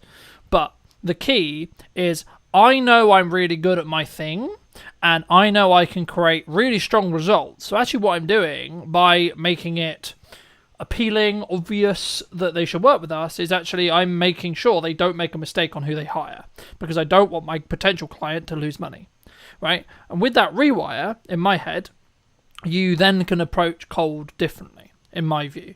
Now, there is an argument to say, like, is it in stages? Like, would you only do it when, because I guess the perception for cold is you only do it when your back's against the wall, you need to make money quickly, right? But actually, in correspondence to what you just said, that's counterintuitive, because you just said it would take a long time. So, is that true, or is it actually just something that you just gain the reps of and you just do consistently, and that's why it works? No, I think that it's for us, it will always be a system that we have within the business. I mean, again, it's purely just based on experience, right? But it's always been the thing that's worked for me the best, be it cold email or cold DM. The thing that people don't get is that, like, for one, you have to be intelligent about how you message people insofar as you're not going to piss them off, right? You're just looking for a yes or a no to essentially have a call and see if it could be a good fit to work together. You don't need to do like tons and tons and tons of follow-up and like ultimately just get that person in a position where they don't like you because you've messaged them so many times or whatever. But you have to look at cold in a sense that it's contributing to a larger overall system. So if you have content systems in place, inbound content systems, like let's just take somebody on LinkedIn, for example. So somebody could connect with me on LinkedIn. I could message them. That could ultimately be, no, I'm not really interested right now. They would then get drip fed my content over the next kind of 3 months. And then in 3 months, I will go back to I will basically then go back and I message all of the people who are now somewhat warm to what we do. And it's just that constant thing over time. It's like Chinese water torture. You're just slowly drip feeding stuff onto them so that they get more familiar and more familiar and more familiar. And don't get me wrong, 4 times out of 100, somebody will book a call cold, and that's fine because they have a low action threshold. But ultimately what you're doing is you're putting them into a maybe system that's converting them into a yes over time. And I've had tons of people reach out to say, hey, I know you messaged me 6 months ago, but I'd love to jump on a call now. And that's great. You know, that happens on probably a bi-weekly basis, right? Yeah. And I think for me, it's in some ways, even if it isn't the right time for that prospect, that person that you're messaging, actually what you're doing is you're saying, hey, remember me, right? Every time you message, and that should be the way. Or, hey, I saw this thing, hopefully it'd be valuable to you, right? Or whenever you maybe share a piece of content, I always look at it of going, how can I add as much value in the window of time they're going to potentially give me, whether this is in a short form clip or the entire podcast. And I think for me, I think that's what makes me maybe unique, I guess you could say, in the respect to I don't like to fluff around, and I try not to, if that makes sense. I don't like other people who do. And it's simply because you just don't respect the other person's time, right? But I guess the key, you mentioned Alex Hormozi earlier, and I wanted to ask you something specifically about, he's very well known for, you need to focus on doing one thing for an extended period of time. And what does that actually mean in tangibility reality? And does it actually work? I guess is then the follow-on question. So like, is it going to be you just focus solely on cold and you don't then look at content, you don't look at etc.? Or actually is it you get to a certain level of doing it consistently, you have a system, and then you can add another thing? Do you think? I think it gets to the point where the system's working and then you outsource it and then you build the next one. Like ultimately there's a literal job role that is an appointment setter, which is somebody that takes control of your social media accounts, goes into the DMs and does what you do. And you give them the system and you say, hey, if you message 100 people, 4 of them will book and I'll pay you for the 4 people that book. Right. So I think that's kind of the process. I don't necessarily agree with this whole thing of do one thing and focus on it for a long period of time, because there are gains that you are probably missing out on by not having an inbound system. Like if you purely just do cold, right? Really, content is one of those things that we've always struggled with, purely just because I do it so much for the clients that then when it comes to doing it for myself, it's kind of you know, you're not you're not as open to doing it, right? But I do think that, like I just said, those people that don't necessarily come through the first time being cold will look at the content, they'll see that it's valuable, they'll see that we know what we're talking about and that we're working with other clients helping them achieve the exact same thing, and then they'll be more open to it. So I feel like if we didn't do that, then, you know, you would miss out on those things as well, you know? Yeah, no, absolutely. And I think that's why you have to take it with a pinch of salt, right? It's true that if you try and start too many things simultaneously, you'll fail at all of them, right? But you also need to know your own limits and ask yourself how many plates can you continue to spin, right? I think is actually the key there.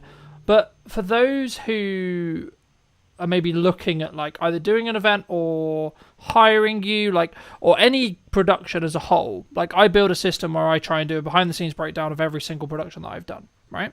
And I build that very early and I build it into my sales process so the client's cool with it, the client, etc., etc. But like for me, I guess the question is like, do you do behind the scenes content, A, and then B, if you do, how do you manage that resource? Because obviously you're there actually working. Now, I would argue that's the best content you could possibly create for what you do, right? Because it shows you in your element, shows you problem solving, etc. Like, is it just a matter of like hiring another videographer and maybe you take a little hit on the profit to follow you around specifically, or like is it in more depth than that? Yeah, for sure. It's basically that. We have experimented in the past with purely trying to get behind the scenes from the crew that's already on site to do the job. But ultimately, I think that you're doing a disservice to your clients and to the crew by doing that, because that's not what they're there to do. The client hasn't hired you so that you can make an amazing behind the scenes film using the camera operators and crew that they've paid for, right? So you're going to piss your clients off by doing that. The best way that I've found is to essentially just have somebody whose sole job it is to take behind the scenes imagery and behind the scenes video of everybody doing their thing. And yes, you do take a hit on your profit, but you have to look at it as a long-term marketing resource. One thing that I want to experiment with doing that we haven't done just yet is to cut out the talking to camera aspects of the behind the scenes video, because no matter how hard I try, I can't focus on 2 different video projects at the same time, right? It's very difficult for me to think about how the behind the scenes video is going when I just need to be focused on the client's work, essentially. So what I want to start doing is bringing somebody whose sole job it is to do that, have me mic'd up the whole time, and then have those clips of the problem solving and have those clips of us working on a day-to-day, bring that back in, and then probably review it with the camera in the studio, and basically just say, like, look, this is the context, this is the situation, here's what happened, here's how I dealt with it, have a look, right? That I think is going to be a much more valuable resource. And I think that we'd be able to turn one behind the scenes video into probably 5, because there'll be multiple instances of problem solving over time. So that's something that I've discussed with the team, and that we're going to start doing moving forward. I think I think also it protects your bandwidth, right? Like just looking at like that approach, because you're not then thinking, oh, I've got to do a piece to camera because we're about to do this, and then I've got to do that, etc. Like, yes, in an ideal world, that's what you would do. But actually, I think potentially you could think about it as this way. Like, actually, if someone's listening maybe and thinking about doing that, are you doing your client a disservice? Like, whenever I do mine, I've wrapped. Basically, I've wrapped. So I'm basically just referring back to what we did, right? So my initial focus, as I think everyone's focus should be when they get on set, especially in an event context, but in any production, is, hey, what problem are we here to fix? Remind myself of that problem that we're here to fix, and then focus on making sure that the content does that job, right? And then if there's time at the end, or sometimes I'll do like, oh, I've got the behind the scenes, or here's like the setup, etc., and then I'll talk through it in a studio context.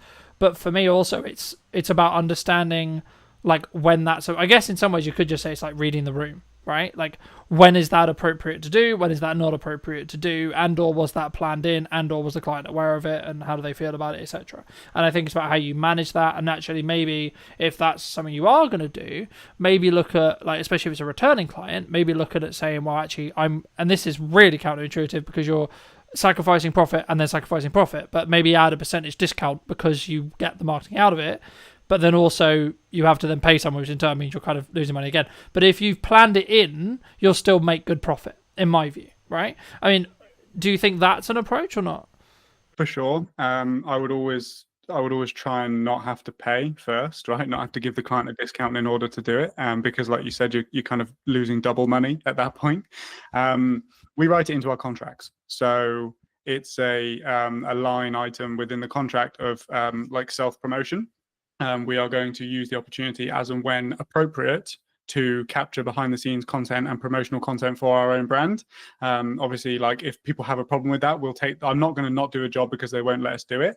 And obviously certain jobs are also a bit more, certain events are a bit more, how would we say, like, they don't want to be as publicly facing. Yeah, right? Sensitive, so right? Yeah, sensitive, great word.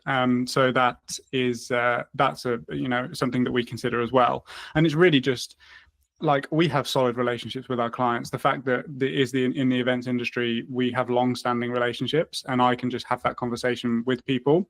But as you said, it's a part of the sales process. It's a part of the contract. It's expected, and I think that most of the points of contention within capturing behind-the-scenes content come from a place where it was a surprise. They didn't expect you to whip out the camera and start filming yourself, Yeah, and it would also be kind of a reaction like, what the fuck are you doing, kind of thing, in some respects. And some clients love it. Some clients are like, it's almost double videos for them because it's showcasing their event and the way that you're capturing it and the behind the scenes and that sort of stuff as well. I feel like if you've got a good personality on camera, it's almost like having a promotional piece kind of for the event as well.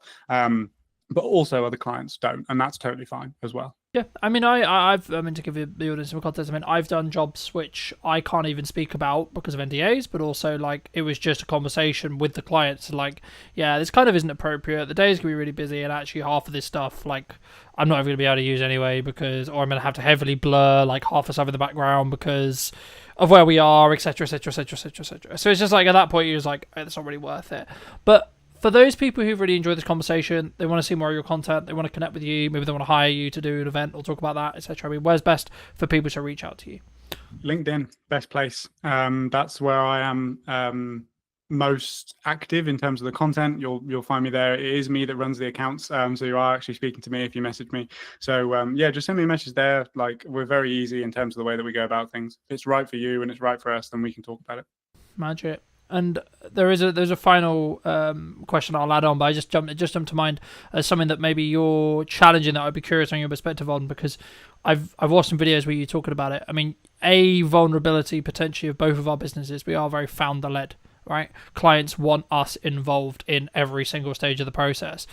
Is that just like the nature of it sometimes? Are you just like, okay, it is what it is? Like, that's, I guess, what I'm going to have to live with to be able to make the money I make and be able to run the business I run?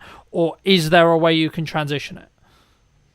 I think that you can transition it for new people. I know that you left a comment on my YouTube video that I made, which is basically, it's just like, it's not an expectation that we're there. But I think ultimately, if you have a strong personality that people connect with, and half of the reason why they go with you is because it's you, then you are going to run into issues doing that with certain people. I think like pre-existing clients who have always known you to be the one that's there, but then also certain clients are totally okay with it and they understand it's a natural progression within the business process, right? It's something that I can't necessarily speak on too confidently right now because it's something that we're still figuring out. Obviously, if we're looking to scale to the point that we are, then I can't be involved in every single project because I just don't have unlimited time. And I think that's my hypothesis for this, is that the brand, whilst it can still be founder led and come from the vision and the mission that the founder originally had, I think that the brand has to have its own characteristics and qualities and quality assurances for the clients and stuff like that as well. And I think that's where the leverage is with regards to me not having to be on set every single time in order for a client to sign with us, basically. Yeah, and I also think to an extent in that respect you need to be overly transparent with the fact that you might not be, right, especially in your space, because obviously an event may be happening at the similar time to another event and actually you may want to actually serve both, right? And I guess, I mean, feel free to weave that your next answer into this as well. Like, that might be just like an advice piece that you need to give to some people of how you manage that. But I like to end the podcast by asking the guest, you in this case, of course, what would you say to 10 years ago to the younger version of you now? What advice would you give them? I would say that it's going to be a lot harder than you expect it to be, and that the people that you look up to online probably aren't giving you the most accurate depiction, as I don't, of the reality of running a business and doing this. But ultimately, it's the most fulfilling thing that you're going to do. Like, I love this. There is not a single thing that I was having this conversation with my cousin the other day because he's 19 and he's trying to figure out whether he wants to go to university or what he wants to do with his life. And I said, well, you have to ask yourself, and ideally you're getting yourself in a position where you would continue to do the thing that you do every single day, regardless of whether you get paid or not, because I would still do this, right? There's certain things that we wouldn't do, right? Like dialing paid ad leads and stuff like that. But, Yeah. like ultimately the goal and the end destination, I would continue to do regardless of whether I was being paid or not to do it. So yeah, it's just set expectations to my younger self that it's going to be way harder than you expect it to be, but it's going to be more fulfilling than you could ever think it could be. Magic. Thank you ever so much for the time, my friend. Pleasure. Thank you ever so much, ladies and gents. If you did take value from this video, you'd like to see more like it, I'll be back next week with a brand new episode. And feel free to let me know in the comment section down below what you thought. And I'll see you very, very soon. If we're doing things that push us outside of our comfort zone, we're naturally developing more and more resilience, strength, courage, all of those things. What do you think's missing in marketing today, from your perspective? I think what was missing then is the same as what's missing now, and that's really the understanding of buyer psychology and the way that buyers make decisions. Do you think trust can be built quite quickly, or is it just the nature of you spend time with someone, whether that's through content, actually physically with them in meetings, etc.? Is that where trust is rooted? The way I build trust is understanding my customer really, really, like, what are their needs? What do they care about? What's their mission in their organization? How can I help them be successful? Did you know that 93% of you are not subscribed? So if you could please do me a favor and you're enjoying the show, then subscribing would mean the world to me, and it would allow me to grow the show and continue to get larger and larger guests and continue to bring what's missing in marketing today. Thank you ever so much for joining me, and I'll enjoy the episode. Hello, my friends. Welcome back to a brand new episode of What's Missing in Marketing Today. Today, I'm going to be talking to Mel about mostly pivoting, but also how we build resilience in business as a whole. Welcome to the show, Mel. And before we start, I always want to open the podcast with, what do you think's missing in marketing today, from your perspective? Yeah, well, so I've actually had a lot to do with marketers in my career. So I used to, at Gartner, I was supporting CMOs, and I think what was missing then is the same as what's missing now, and that's really the understanding of buyer psychology and the way that buyers make decisions. So I think that there's a disconnect between products and services and what they do and what they actually mean and the outcomes for the buyers involved. Do you think that's overlooked? I'm sure we'll get into the actual psychology, but when someone looks to set up their business, do you think they overlook the human psychology element because they're more interested in the shiny camera, the shiny marketing technique?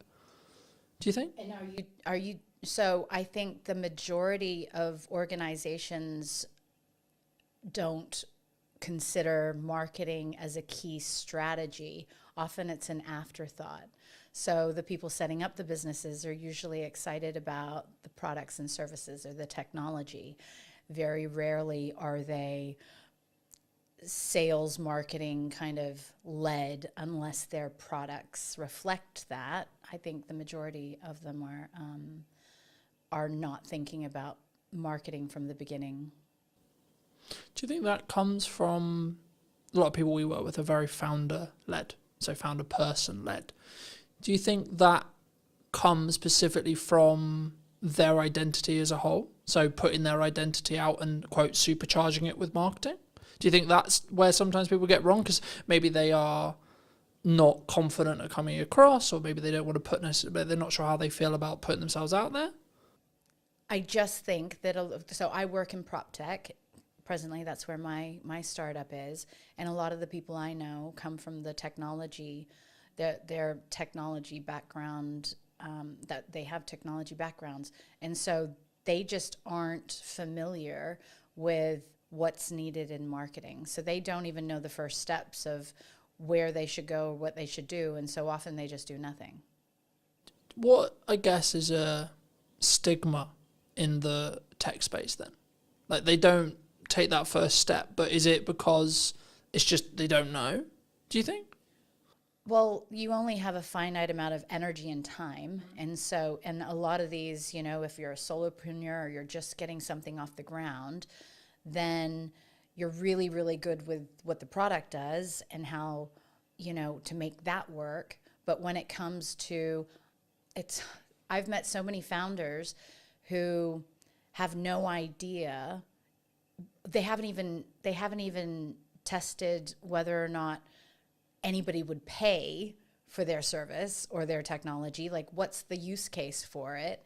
And they often just jump to solution without really understanding how to get from where they are, which is the solution or the technology product, to somebody using it. And so all of those steps in between, which, obviously buyer psychology and the way people make decisions and how they can change from status quo bias. So what are they doing now to where you want them to be in using your products and services? That's a journey. And you can't just go from one to the very end. You have to kind of navigate your way throughout the entire thing. Do you think when we look at that journey that people underestimate the amount of time that someone needs to consume marketing or etc., or that journey as a whole they need to go on, or they need their customer to go on, etc.? I think, and you're talking about the founders? In general, like so say I'm a tech founder and I've just started this amazing thing that I think is going to change the world. Right. Would I potentially underestimate how long it's going to take for me to educate my target consumer to be educated enough to know why this thing that I've made is going to be the solution to their problem? Of course. And if so, how would you say someone can start peeling away and start on that process? Most people don't even know the amount of different layers that they have to get through. So it's not just ensuring that you're able to deliver a message that resonates with them to pique their interest? How are you demonstrating true value? What will their lives look like once they're using your service compared to what they're doing today? How is your service going to infinitely improve their situation? All of these different things, nobody really considers them. And so I think maybe they're like, okay, we'll do Google ads, or we'll hire a marketing manager that's very tactical and maybe just looking at how they can get clicks versus really penetrating that value that they're supposed to be creating in the mind of the buyer. We talked about psychology in the opening kind of statements of this episode. I think it's an underrepresented concept as a whole across the business realm, not even just in marketing. In my view, I don't think we talk enough about actually A, buying psychology, or B, the ticks or the seeds that we need to plant psychology wise. But from your experience, from your perspective, what actually happens, like from a psychological point of view, when someone is maybe looking for something? So when I was working for a consulting firm that focused purely on the psychology and neuroscience behind how people make decisions in sales and marketing, I was amazed to learn that, so we're all programmed to stay safe. And the part of our brain that keeps us safe doesn't like change. And that's just the way that we're built. So if you want to get somebody doing something new or different with your product or service, you have to disrupt that status quo bias that is designed to keep people safe. And there are several reasons why people stay with the status quo. And so if you're not being very intentional about the psychology that keeps people doing the same thing that they've always done, I mean, there's so many instances where people come out with these amazing products. This will save this amount of time. It'll save you this amount of money, da da da da da. And everybody's like, yeah, that's great, but it needs to feel so urgent and so important to them that they have no choice but to change. Otherwise, it's easier, it's cheaper, it's easier, it's safer to stay with what they're doing most of the time. Do you think we can overdo it, though, as a society at the moment? Because everyone is like shouting at the start of their videos, or they're making really clear statements, etc., because of that pattern interrupt bias that we're looking to break.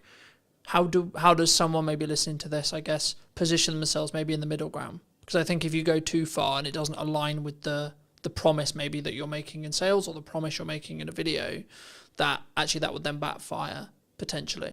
For sure, but some of those people, they're not focused on buyer psychology. They're just focused on getting attention. And attention is very different from intentionally wanting to help a customer. And so if you have something and an intention to genuinely make a difference in a buyer's world, then you're coming at it from a totally different place. The people who you're mentioning right now and capturing attention and doing all of that jazz, you may interrupt what they're doing, you may get their attention, but the trust and the rapport that you need in order for someone to buy, that's never going to be there until you go through all of those steps and demonstrate the value. And so I think that you definitely have to follow a process, and it has to be intentional and value driven. And what you're talking about just sounds like pattern interrupts that, is just more distractions that people will forget you as quickly as they stopped. I guess it comes to a longevity question. My next question was going to be like, roughly, do you think trust can be built quite quickly? Or is it just the nature of you spend time with someone, whether that's through content, actually physically with them in meetings, etc.? Is that where trust is rooted, either from a psychology point of view or just your thoughts around like how do we build trust? Because I guess that's the next question, right? Like you say trust is a key buying metric or key reason why someone would buy. Okay, well then the question becomes well then how do we build trust?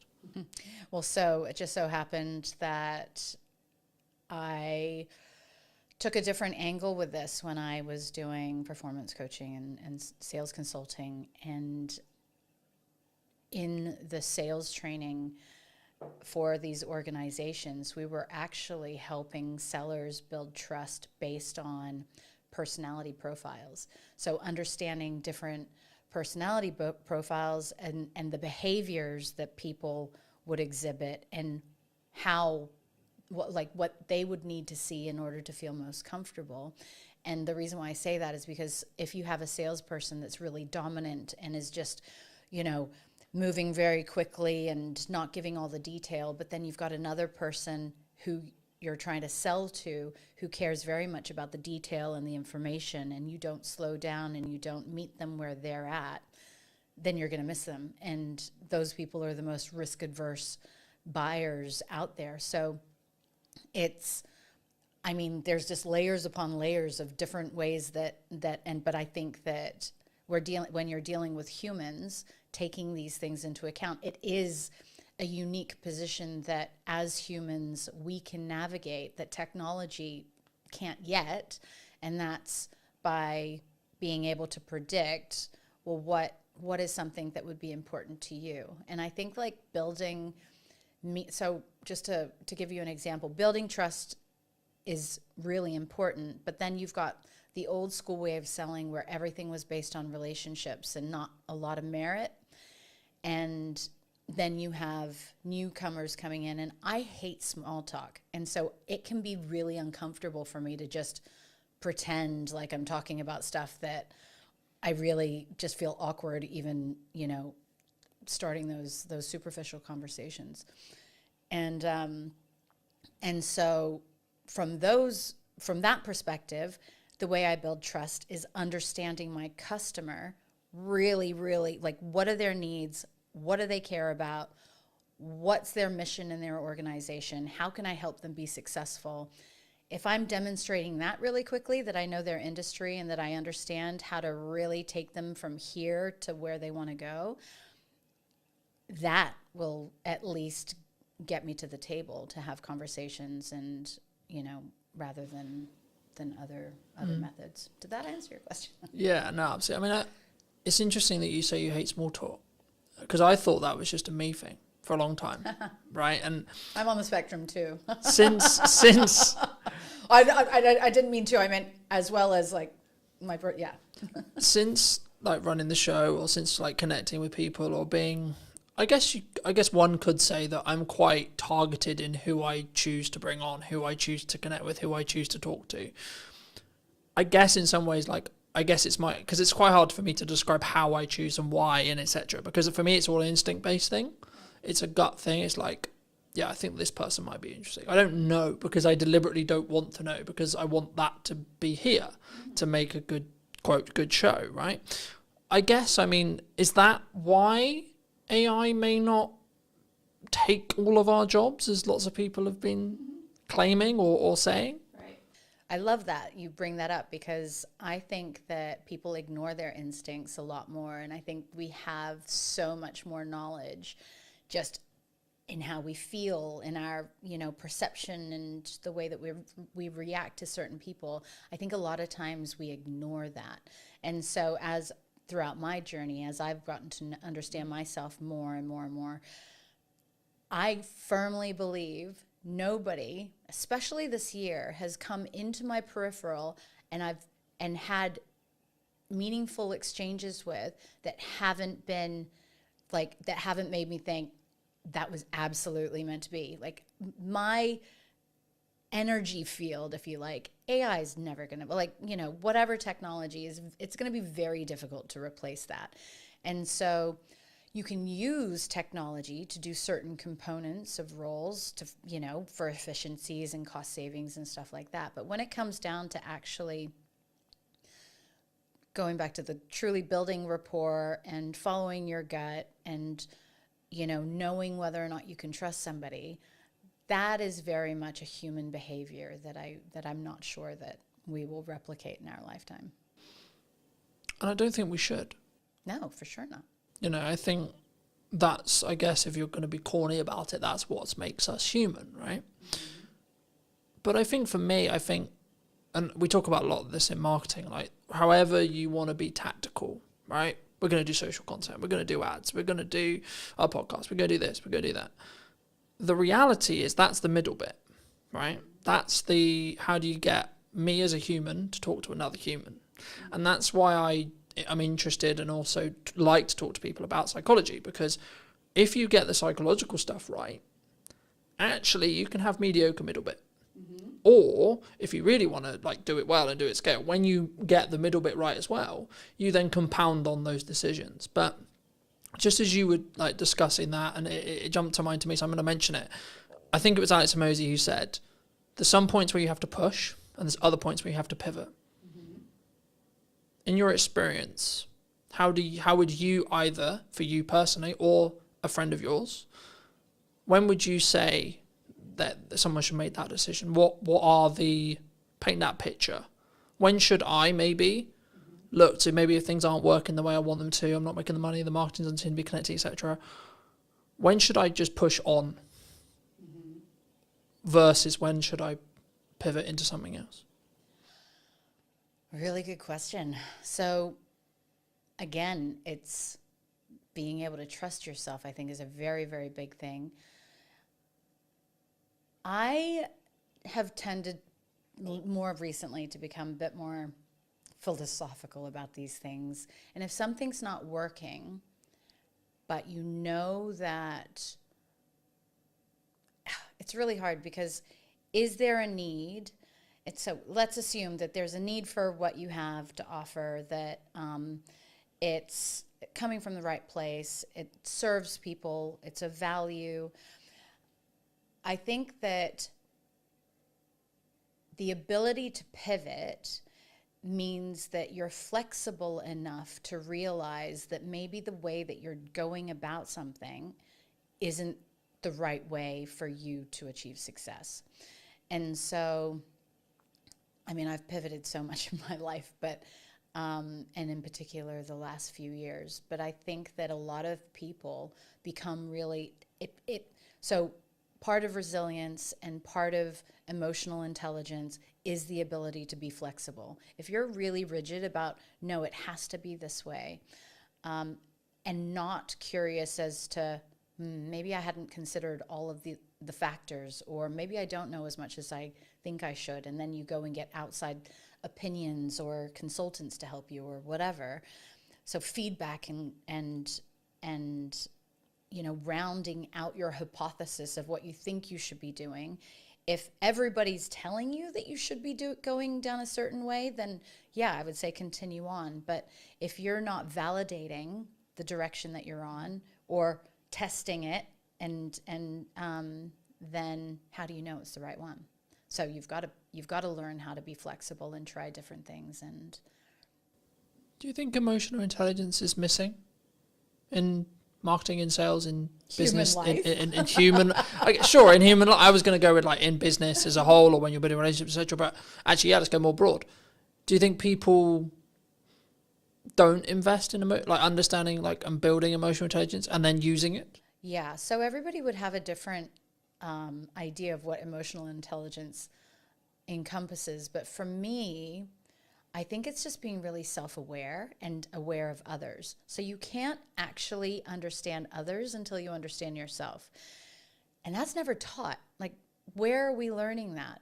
If our parents haven't learned it or gone and educated themselves on this, then schools aren't teaching it, and then parents don't know. And so then you get to adult life, and then you just think everything should be transactional. But once you start, I think, becoming really curious as to, what's your purpose? Why are you here? It's not just to make money. It's not just to have a house and a nice car and da-da-da-da. No, the real meaning is deeper. And so I think getting to those layers means that you have to be able to sift through, I think, a bunch of junk that, you know, has kind of been piled on top of us from childhood. And then so once you've gone through a lot of that discovery, I think that builds the resilience and emotional intelligence and all of those things that make us better human beings and better marketers and better salespeople and all that stuff. Do you think it comes from, I guess, a fear of not? Because as you were talking, I was thinking, like, does it actually come from, I'm going to make decisions because I don't want to deal with the dark stuff potentially in my head, right? The reason why I can't be emotionally intelligent is because I hire you just to do the job, right? To jump to mind from a networking thing many years ago, when mental health came up as a conversation, it was like, well, no, I'm paying you to do the job, just do the job. And obviously I don't know in this person's case whether it was they haven't done the empathy work or the inner work to be allowed to be empathetic. And I know I have some people close to me who their view is business is business. It's tangible, it's cold, right? It's transactional, regardless of how deep the meaningful relationship could be. In their view, it's just, that's cold. That is the way it is. I've always followed I'm only going to work with people who follow my values, one of which being empathy. And if you can't empathize with either the customer and or me and or the other service providers you work with, then actually I don't think you're going to show up in the best way and put your best foot forward. But also I don't think now in the market I see happening when things are, quote, harder, I think people will potentially choose the people who are maybe more soft in that respect, or more understanding, or more emotionally intelligent, you could say, than people who are solely transactional. Would you agree? So this is, again, where meeting people where they're at. And again, I've realized that people can't give what they don't have. And so the people who are really unempathetic, I don't believe that that's intentional. They just haven't learned it. And so, in fact, the people who are very transactional in business and who think that it's just like money, and, you know, deals, and it's not about the people, they would be the harshest on themselves. They would probably be the least sensitive, or like they just suppress all of their emotions and whatnot. And so I think that enables us to be a bit more empathetic towards them and understanding, and just be like, wow, that's really sad. And some people have never even realized that they're going through life that way, right? So maybe they weren't allowed to express their feelings. And so seeing somebody in the workplace who's expressing their feelings is foreign to them. And so what lessons do they need to learn in order to become better leaders or better partners or whatever it is? And so I think that as we progress as humans and as we evolve, those are just, so you're a very empathetic person. That's why empathy is important to you. But the reality is a lot of people aren't taught that. You know, we're taught to hide our feelings or just get on with things, and you really never be know. Stoic. Correct. And especially in the UK. So, well, if I'm allowed to say in England, you know, it was interesting because my family are from all over, but my father's from New Zealand, and we spent a lot of time growing up in the States. And I came up with this theory of the different mentality that you have. Because in New Zealand, actually, people in New Zealand are super laid back, and they're very, like, you could meet, and literally billionaires who you would never know that they're a billionaire. They're super kind, they're very cool, and like there's not this class system, if you like. However, they're taught to not show their emotions. And if you think about, and then I was like, okay, well, New Zealand's still a relatively new country, so is the States. And I believe that the psychology, and this is proven, that if you're around negative people, you will naturally start to become more negative. When people were leaving on the boats to New Zealand, it was, okay, yeah, we'll do this much of the same, and we'll start farms and whatever. The mentality wasn't very different. when people were going to America, it was all of my dreams can come true. This is the land of opportunity. It was this positivity that I think you can see translate into the culture. And so it's going back to the, how are we teaching, and how are we teaching ourselves, and are we challenging ourselves to be more empathetic? And if that's not important, so that boss that you were talking about, or partner, the business partner, if they are at home like that, and if they're not empathetic, well, that's going to hurt them at some point, right? And then they're just going to start seeing that actually the happiest people are the people who show up exactly as they are at home, as they are at work, as they are in a coffee shop, and there's no big changes in their personality or their behavior. No, it definitely did. I mean, for me, I think that's what will allow you to stand out in a world where you can be perceived as like every videographer is technically the same. What we sell is the same. Every marketer is technically the same. We're going to sell you roughly the same thing, right? Roughly, in regards to tactics, we will. It's then, I guess, the approach and then how we do that from a customer service point of view, where maybe that's the thing that will distinguish us. The question that jumped to mind, though, for me, and this is something which I've toured with for a long time personally, but also in the people I want to work with and I work around, is should we look, or do you feel at the moment anyway, people don't have self-accountability, self-reflection on, so when something goes wrong, mostly this will be the context, like my reaction always is, what did I do? Why did it go wrong in respect to what I did? Not, oh, it went wrong and it's your fault. It's, okay, it went wrong. What can I do to make sure it didn't? Or how did I contribute to potentially that going wrong? And did I actually do my best or not? And the more people I talk to, the more people I connect with, I sometimes find that's maybe lacking or quite a rare perspective, because I think maybe it's a culture thing, I don't know, but it's easier to go, well, it's your fault. Do you think that's missing at the moment? For sure, but everything we've been talking about has to do with somebody's ability to self-reflect.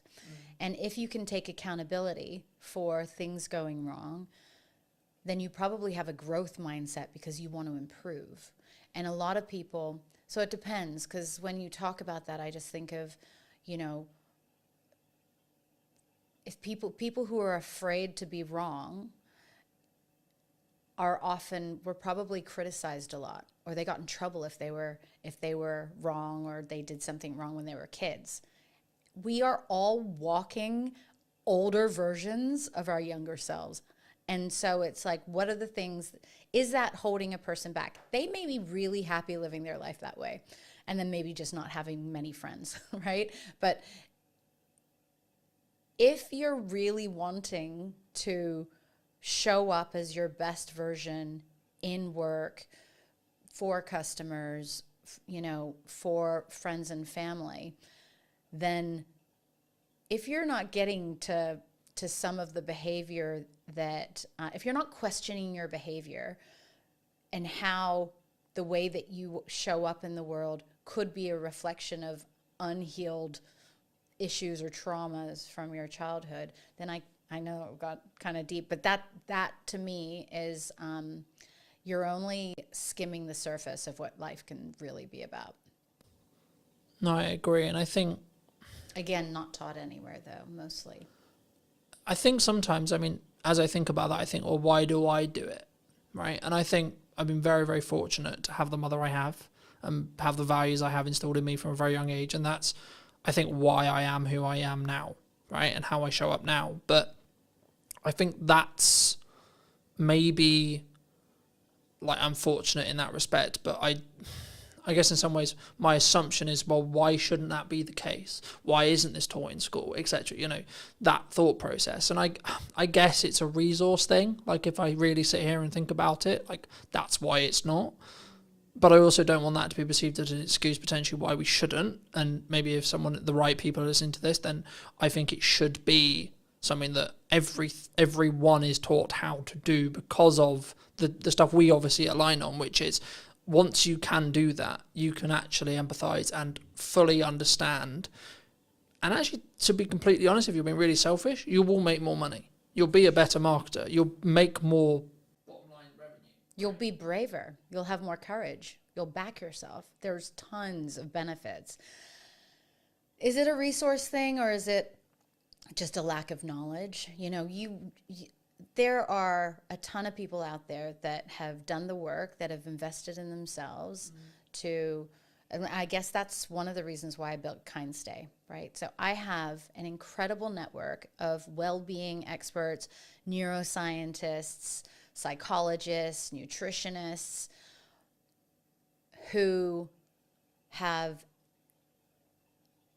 I know with the science can help people through really, really difficult situations. And in the case of my most recent situation of being evacuated, a lot of people aren't prepared for big situations in life, you know, or dysfunction. And so helping people with basic tools that help, whether it's using some of the performance coaching or the mindset management training or any of those things, helping people access tools so that they can learn to take better care of themselves, to prioritize their needs, to consider how a lack of sleep can have a knock-on effect of other things. Or if we're walking around with anxiety all day, what's that going to be like for the people around us, let alone the chemistry inside and all the toxins that are polluting our bodies, you know? So I think that the schooling system has a lot to learn, but I also think that the schooling system in the most basic form is totally flawed anyway, and it's kind of a structure to keep people in boxes. I think it's important, though, to, I guess in some ways, establish that if you look at traditional education, it's for the employee, right? And I guess for me, I mean, why would, I guess, a society build that? Is that because that's the odds that most people are? But like, and then I guess the follow-on question that comes from that is, for me, is it because I'm a dyslexic? Is it because of the way I'm wired? Is it because of the upbringing I had that was like, oh, actually, that's not going to be the case. That's not going to be why I potentially am going to be an employee, or why maybe I'm not best fit for an employee. Because for me, I've always understood that, yeah, sometimes I'll have to do that for a means to an end, but that's not where my, quote, calling is. Right. Is it natural? Is it something that we would always continue? So there are theories that, you know, the designing of schools is because it's not in the best interests of certain layers of society for everybody to be out of the box, to be creative, to be challenging the status quo, to question the teachers' That'd be easier, curriculum. wouldn't it? If you're going to go down the whole government like control thing, it's not government. I'm thinking beyond government, like much higher up. I think government's just in place for control. Now, just on the dyslexic thing, I was advised that I likely am dyslexic also, and school was very difficult for me, but I managed to BS my way through most of it.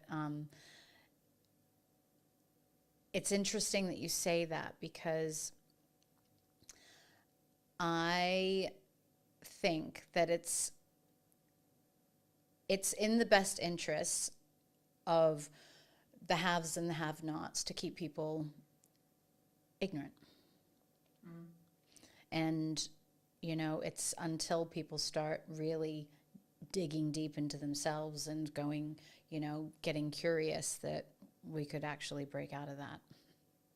I think to an extent that's true, but I think people aren't I also stand by that not everyone should be an entrepreneur, right? We're in a world right now where so many people potentially did think it was cool, or maybe do think it's cool to be an entrepreneur. I've always understood that, yes, it comes with its own success archetype, but actually in reality, I wouldn't describe it as cool. I would describe it as it needs to be in line with who you are, and you need to be willing to do the work. Yeah, totally. There's never going to be a world ever, no matter what kind of education system, where everybody has the ability to be an entrepreneur. It's tough, right? And the only reason why I got into this lane was because I wanted to solve a problem that didn't exist, and I wanted to align my core values, which was standing up to injustice, helping people, and providing transparency and fairness. Those are my core values. I had always been ridiculously successful in my corporate career. So top performer, achieved things that nobody else could, was the first in many instances. And I had this really high self-belief that I could do anything. An entrepreneur, like starting my own company, absolutely humbled me. I was so humbled after the first year of not making £1 and having spent all of my savings and everything into this, but also probably not validating and doing all of the stuff that you're supposed to do before you start a business. If I knew then what I know now, it'd be totally, totally different. And that's the thing, right? So it's what kind of tools are we leveraging in order to go down that path?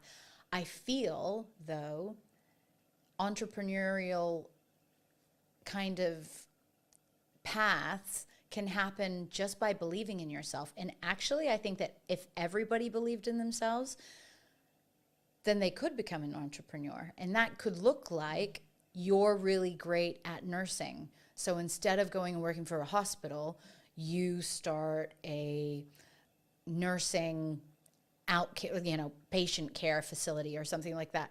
Or it could be that you become a consultant because you're a really great engineer and you know lots of companies need your assistance instead of going and doing the 9 to 5. I actually encourage as many people as possible to take all of their amazing skills and work for themselves instead of working for other people, because you will be infinitely happier and you'll also probably be infinitely better off. But you have to go and get the business and stuff like that. So it depends on whether or not the rest of the stuff adds up. Do you think that's a lack of confidence thing? A lot of times, yeah. Because I think for me, I've always understood that it's in my control. If it goes wrong, it's on me. But also if it goes right, it's on me. But I've always understood that, and that's why I guess I have the self-belief, self-confidence, etc. from me personally. But I guess people want the security, they want the excuse, they want because I kind of agree with you, but I also in the next breath don't agree with you in the respect that everyone can be, but I don't think everyone should be. No, 100%. So I think everybody can be, but actually because of our personalities, there are personality types that naturally are risk adverse. They need security. They need stability. They're happy doing the same thing over and over and over again, never getting promoted, never doing the same job for 40 years, retiring, and then they've got a pension. They feel happy in doing that. I couldn't imagine doing that. But we're all built differently, and I feel like we all have different levels of evolution within us, because yeah. But I think that needs to be, I guess it needs to be you, that needs to be your decision. That needs to be your core, right? I've always understood, and I was out on a run yesterday in the rain, that was okay, I know for a fact that 95% aren't going to do what I did today. Right, and I know that that's my advantage. Right, the grit is when things get hard. and I need to lean in, I need to do the difficult things, I need to work the extra hours, I know that is my advantage. But I know that through years of doing it. And I know that's what, like, I get fired up for it. I'm like, yes, right, okay, let's go. And like, I don't wish a bad economy or a bad situation on anyone, but like, I know when things get, quote, harder, I'm like, great, I'm going to thrive then, because I'm leaning into that uncomfortability. Do you think naturally we pull away and we stay inside our bubble, comfort-wise? 100%. We're psychologically, like, we're scientifically programmed to stay safe. Now, just the exact example that you just gave, when you are pushing yourself to do things that you don't want to, or that most people wouldn't, you're actually building layers of resilience and courage and strength. And I would have those exact same thoughts. So during the winter, I think I started just before this year, but I decided on New Year's Day that my Lumi cold water pool that was sitting on the balcony full of water, that every day I would go and sit in that for 5 minutes. And even when it was below zero, so it was pretty cold. And as I sat there, and I was like, all of these, even billionaires, like, I know tons of really, really successful entrepreneurs or whatever that would not be sitting and doing what I'm doing right now. And it gave me a level of confidence to tackle the day or to go and do something that I didn't like. That that grit that you're talking about, doing things that are uncomfortable, stepping outside your comfort zone, even doing this today, like, that's uncomfortable for me, but if we're doing things that push us outside of our comfort zone, we're naturally developing more and more resilience, strength, courage, all of those things. Is it a muscle? Yeah, well, I treat it like a muscle, but I don't know for sure. There would be parts of our brains that it actually supports, but I'm not. Because I don't know whether I read it being scientifically true. So I'm not going to say it is scientifically true, because I can't 100% confidently say that. But what I believe to be true is whenever we do that, we build new neural pathways in our brain, right? Correct. Which naturally will mean the ability to do the thing that we find currently uncomfortable. We have to do it long enough for that pathway to be, like, consistently strong enough built. And then once it is there, then it's inside your comfort zone. And then it will just feel like another day. I mean, we were talking about it as I was setting up, that this today, like, I realised it when I was going to sleep yesterday. I was like, well, I've got a podcast day tomorrow, and I'm not nervous, not nervous at all. It's literally like another day of the week for me. But I had a driving lesson yesterday morning that was really difficult mentally for me. And now people who drive every day and people who drive for years are like, well, that doesn't make any sense, because driving is really comfortable with me and really works really well, but talking on a podcast or running a podcast would be a nightmare. And I think that's a really key example of someone's grit, someone's uncomfortability might be very different. And I think that's why, to circle back to emotional intelligence, that's why if you have and you can lead and you can operate with empathy, you can then go, okay, well, I might find this thing really easy, but then I can go back to when it wasn't. And then I can say, okay, well, this is how I felt when I started doing it. Maybe that will help you. And I think that will then, in some ways, make do you think a more deeper psychological connection, I guess, is the question there? Like, either in a buying journey or just in general, like a human to human point of view, like having that level of empathy, having that level of understanding, having that level of connection will then mean that you're connected on a more deeper level, do you think? For sure. So if you're able to get in the seat of, or get into the mind of the buyer from a customer perspective, and empathize with their challenges and what their frustrations would be, or some of their hesitations of why they're not immediately jumping to your amazing new service. And if you can demonstrate that you understand that, then certainly, and frame your conversation so that they know that you understand that it's not an easy decision, or then that, of course, helps people feel more comfortable. And I think authenticity is really important too. So if you're just operating at a level of you're being 100% yourself, and then you're genuinely curious and interested in the people that you're engaging with, then that'll just naturally come across. You can tell when people aren't being genuine. And I think that in itself creates a level, our instincts will naturally be like, oh, this person's energy's off, or we're not like, they're not genuine or authentic. And I've made that judgment a lot of times. So that's probably one of my areas for improvement is because sometimes people just aren't comfortable in themselves, or they're not comfortable being totally open and honest and all of those things, because that's just not something that they have learned how to do. And so rather than just thinking that, oh, they're not on my wavelength, or I don't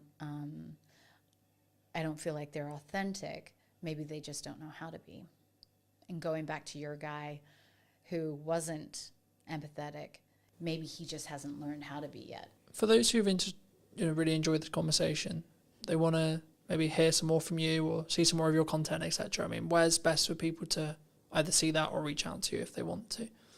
Yeah, so, well, I would say that the two things that I've did some recordings on, which was intrepid thinking around how to be bold in the way that we're thinking and challenging the way that we're doing things in order to achieve progress. So the intrepid thinking, I did put that up on YouTube, and there's some cool clips on there. And then the diversity minded podcast too, because actually being diversity, like we talk about diversity in terms of maybe more aesthetic things, but I really love being around people that don't think like me or don't behave the same way that I do, so that they can challenge my own perceptions. And I mean, not too, so if they're like really extreme in their beliefs or their views, and I don't believe that they're right, I mean, we have to have, aligned values, but I enjoy people who think differently and who show up differently, because then it helps me be more conscious in how I move and behave. And I think we never want to get too comfortable. If we're just moving through life like an autopilot, then we're missing everything. And that's definitely not a fulfilling way to live, in my opinion. But kindstay.com. So that's my latest initiative, and I'm really excited about the disruption that I intend to cause in the housing sector for landlords who are wanting to make more income off of their properties, and then also the residents who need to consider their well-being when they're going through difficult housing situations. Thank you so much for the time. Yeah. If you were going to leave or talk to the person, Mel, 10 years ago, what advice, if you were going to give advice to her, would you give? Yeah, that was probably that was the beginning of my journey of doing the hard work on myself. It would be that you don't know everything, that a lot of your responses to the world are based on the challenges that you've had growing up, and the person that you need to really show love to, first and foremost, is yourself. So do it quickly, because then you could be really, really awesome sooner. And thank you ever so much for watching. If you did enjoy this episode of What's Missing in Marketing Today, I'll be back next week with a brand new episode.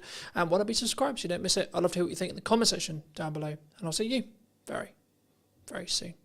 The biggest mindset shift for me was understanding it's not actually about you. No one gives a shit about what you look like, sound like, etc. You are a catalyst to the information in your head. That's it, full stop. The honest answer is we live in a world where people binge watch their favorite shows. They watch a lot of social media content, sit and watch TikTok for 7 hours. It's not about whether it's, quote, it's the only question for a viewer is it valuable? If I was running a business and I needed clients today, I wouldn't be doing marketing. I'd be doing cold outreach and I'd be ringing 100 people a day or sending 100 DMs a day.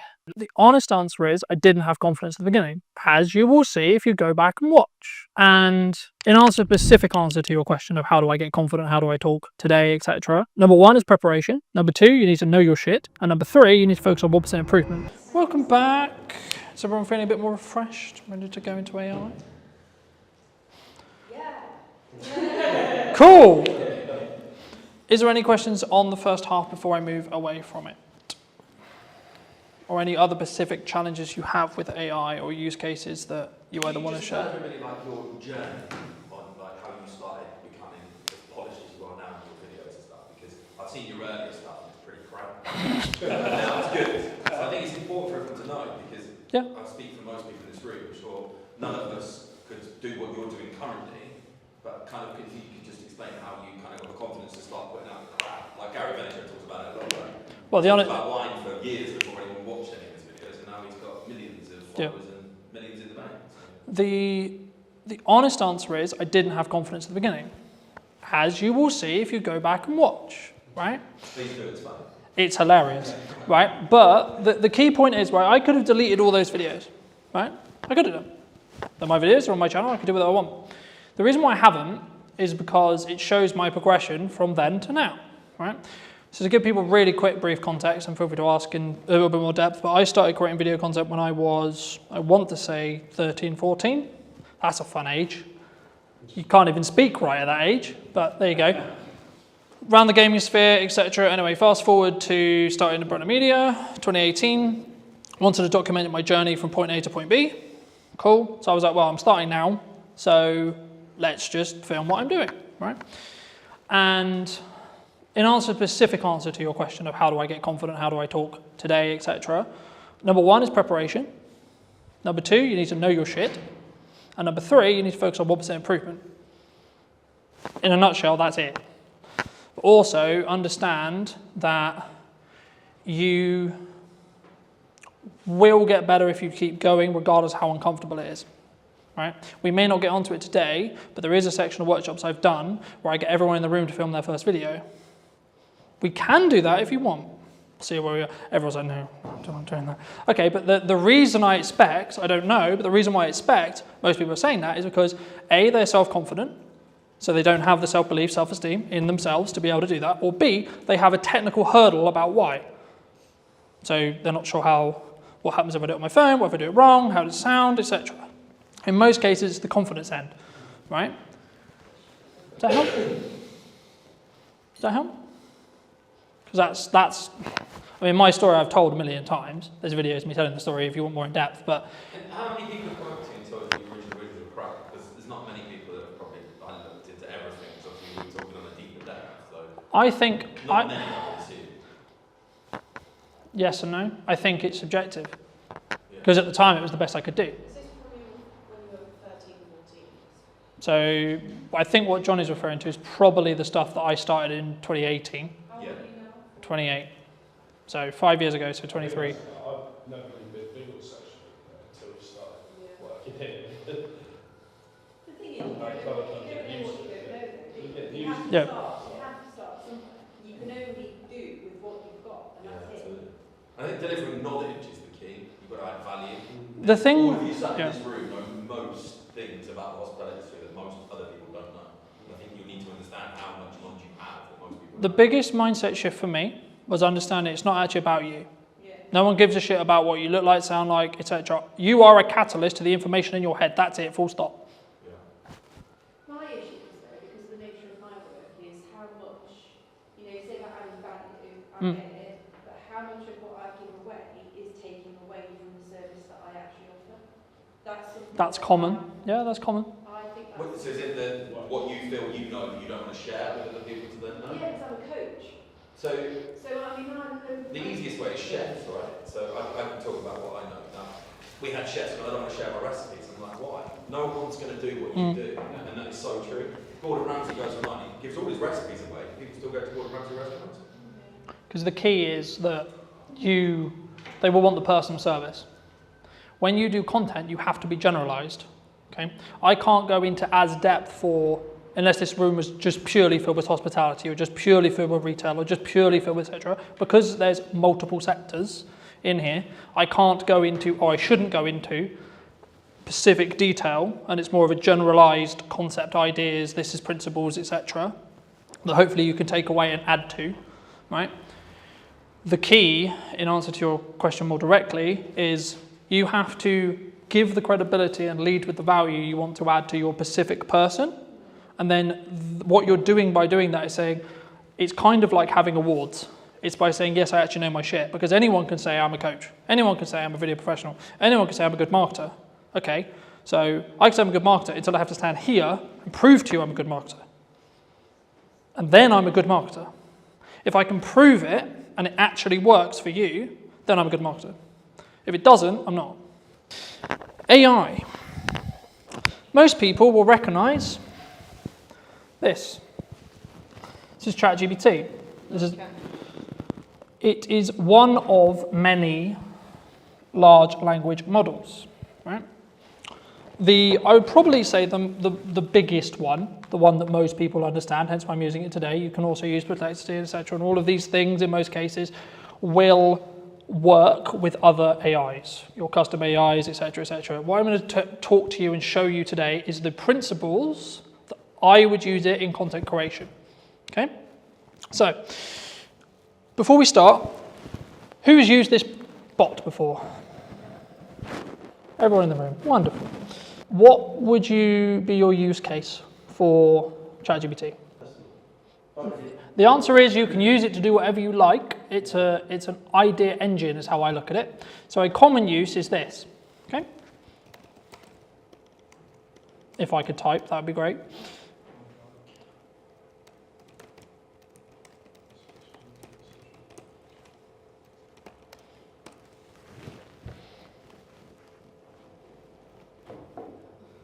Who's typed in that prompt or something similar? I would like a social media post for my business. So this is how I use it. Because I'm a dyslexic, I don't like to write things because it's a nightmare unless I transcribe it. Okay? But if you have plus ChatGPT, you can talk to it. So I'll give you an example. If it works. Hey ChatGPT, can you hear me? I can hear you loud and clear. Feel free to let me know what you need. Fabulous. Today I'm giving a workshop on content creation and AI use cases. Could you create me a detailed plan for a attendee to potentially use AI, things like ChatGPT, to start utilizing the tools that you can use within yourself, but also to create social media content with clear key performance indicators and pain points that they are looking to fix in their content as a whole. Absolutely, that sounds like a great workshop. So let's map out a little plan. You can start with a quick intro on what AI tools like ChatGPT can do, just to set the stage. Then dive into a section on how they can use it for brainstorming content ideas. So for example, coming up with social media posts, headlines, or even scripts for videos. Then you could move into a hands-on piece where you actually have them practice. They could bring a real piece of content they need to create and kind of workshop it using AI to help them refine it. In terms of key performance indicators, you can definitely talk about things like engagement rates on their posts, how much time they say. So then ChatGPT would list all the things I just asked, right? And that's just me talking to it. So those who are not confident and don't want to sit here and write a big article, if you're a writer, do that, right? The key when you prompt is to be as detailed as humanly possible, right? What a lot of the pain points I expect is we've written a social media post using ChatGPT and it sounds like a robot's written it, right? Yeah? Okay, so I'll do another example very quickly. Hey ChatGPT, can I please have a social media post thanking all of the attendees and everyone who attended my workshop this afternoon? Keep in mind the current tone of voice I'm speaking in and the following key points. I would like to thank the attendees for coming to my event. I would also like to summarize some of the key points that I made, such as content distribution, content styles, and algorithmic changes. Could you please draft this post so then I can share more feedback with you on this post? Absolutely. Let's keep it in that same kind of warm and engaging tone you've got. Here's a draft for you. Hey everyone, just want to send out a huge thank you to all of you who joined the workshop today. It was fantastic having you there, and I really appreciate you taking the time. We covered a lot, from how to distribute your content effectively to exploring different styles you can try out, and even how to keep up with those ever-changing algorithms. So thanks for being such an interactive group, and let's keep the creativity rolling. Feel free to let me know if you'd like any tweaks or changes. And if you are using multiple devices that are connected to the same Google account that you're logged in on, you can do what will hopefully now work, which is you'll be able to see the post behind me, right? So this is what ChatGPT just spoke to me. I love ChatGPT. It's like my second brain. It can be. There is things to be aware of though, and there is a cognitive question, a cognitive conversation around should you utilise ChatGPT, how should you utilise it? Because if you're getting ChatGPT to do the thinking for you, then you're not thinking. Now there is an argument, there's now some studies are coming out to say, actually, if you're using things like ChatGPT to do more advanced thinking, so that it's doing the grunt work, it's doing a lot of the smaller scale thinking, and it's opening up your brain to allow you to be able to create more, then actually your cognitive ability will be higher than you would without AI.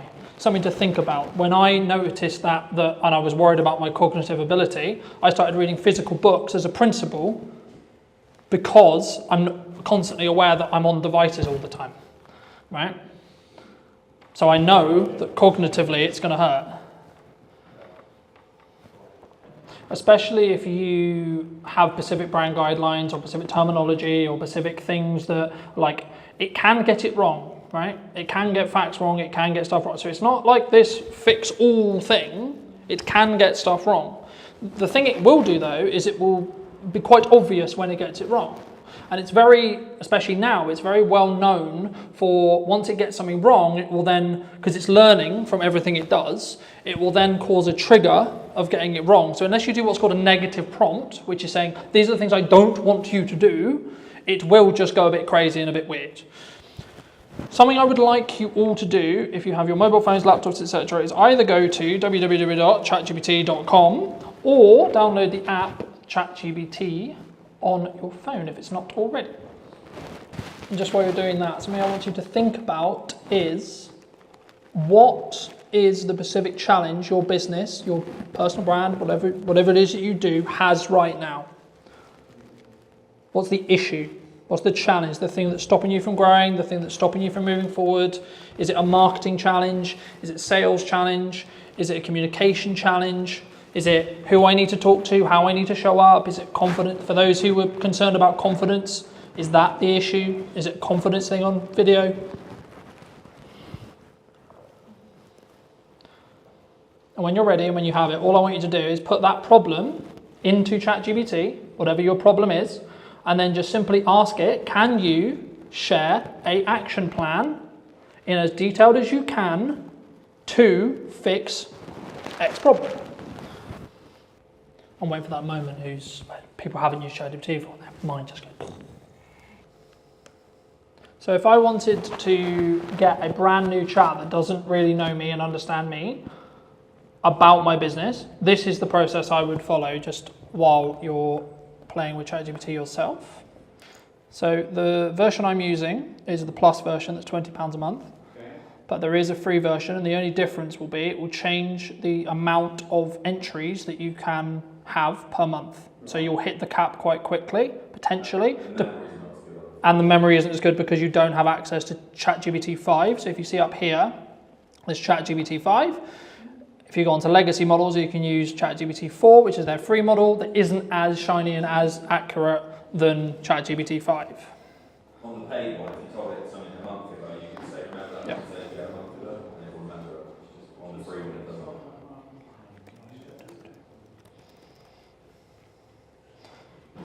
So the first prompt, I'm going to share some information about my business. Please read and understand it, and then I'll tell you what I would like you to do with it. So at this stage, it is literally just going to try and read and understand what I'm going to give it. Right? I'm going to use the copy on my website.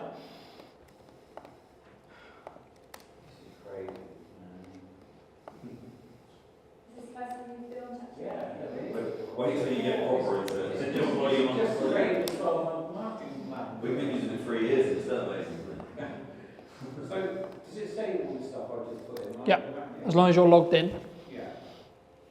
it will save it.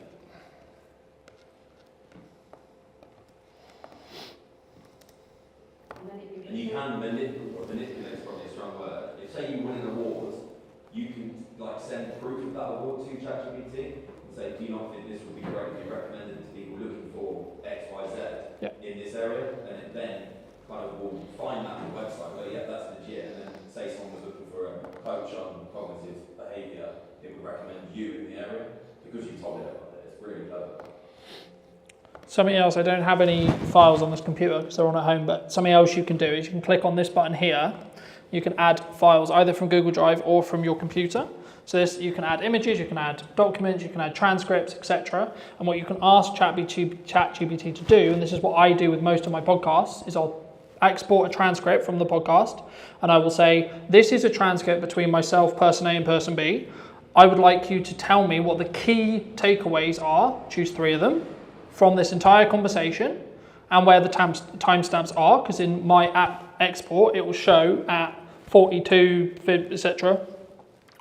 And then it will go through, it will analyze the entire transcript and it will say, well, given your, especially if you have it in something which already has memory, so it already understands your context, already understands your target demographic, already understands your ideal customer, you can then get it to go, okay, cool. So I know I need to talk to these people and I think these people are going to resonate with these 3 points. So we got 3 social media posts right there before you've even pulled any video out.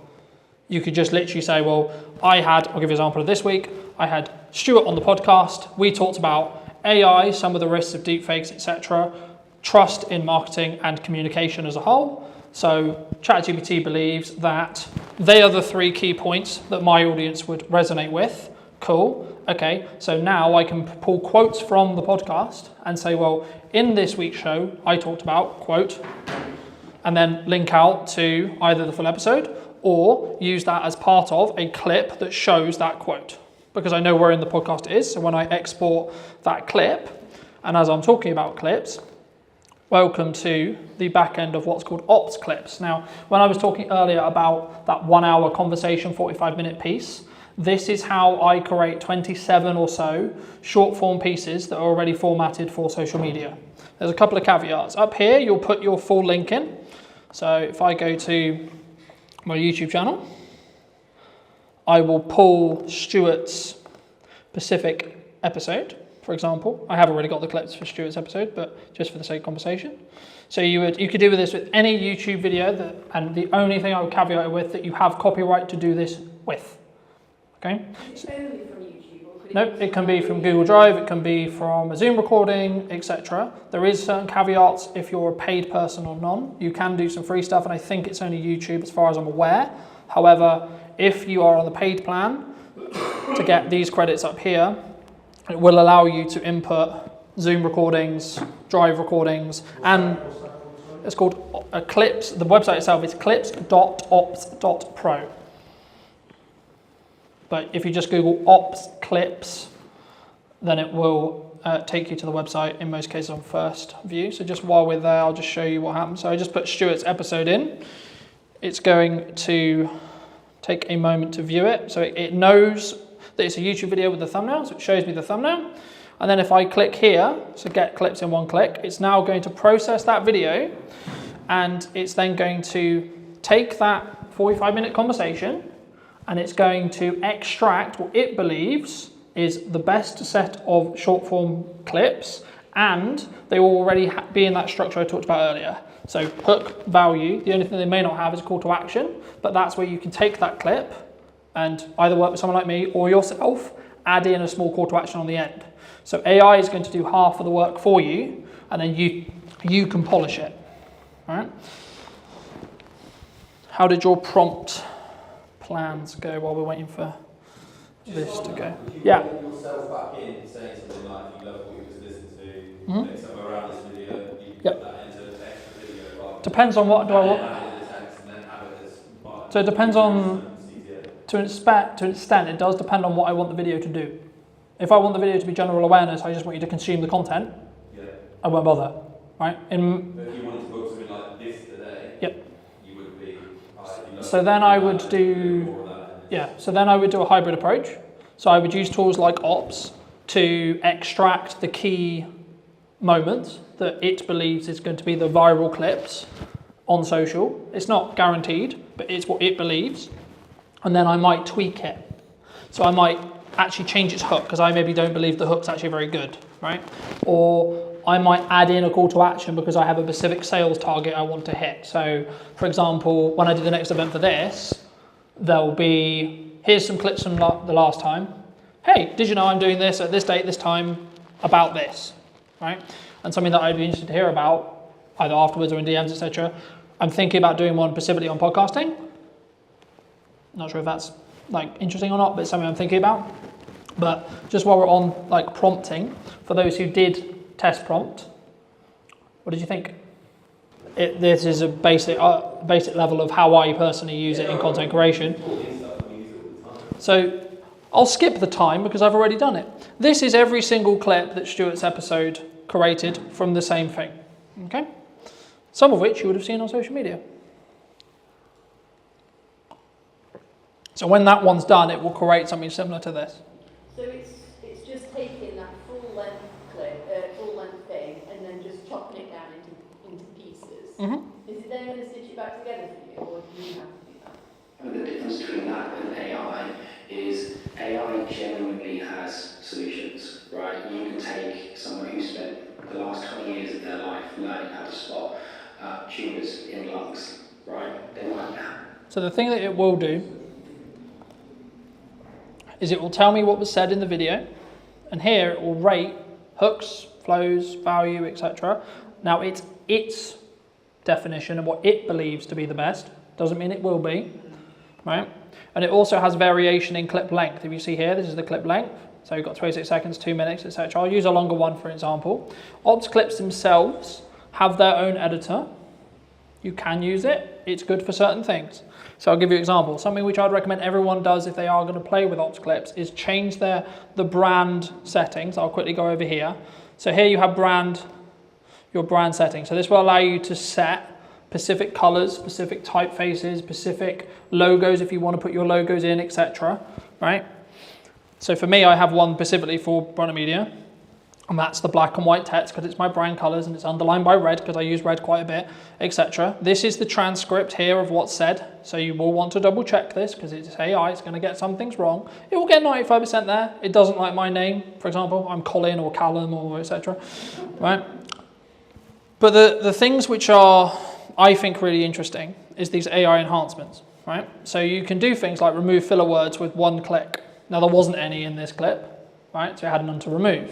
The same with pauses, right? Because I've already removed them. Yeah. So is this all on the free version or is this the paid version? I think most of the stuff I've covered so far, the only things you get in the paid version, I think it's not that expensive anyway. It depends on how many credits you want, but I think it's like 20 to 50 quid a month. Okay. And it's not a crazy amount of money. It's designed to be affordable because it's a software to service product.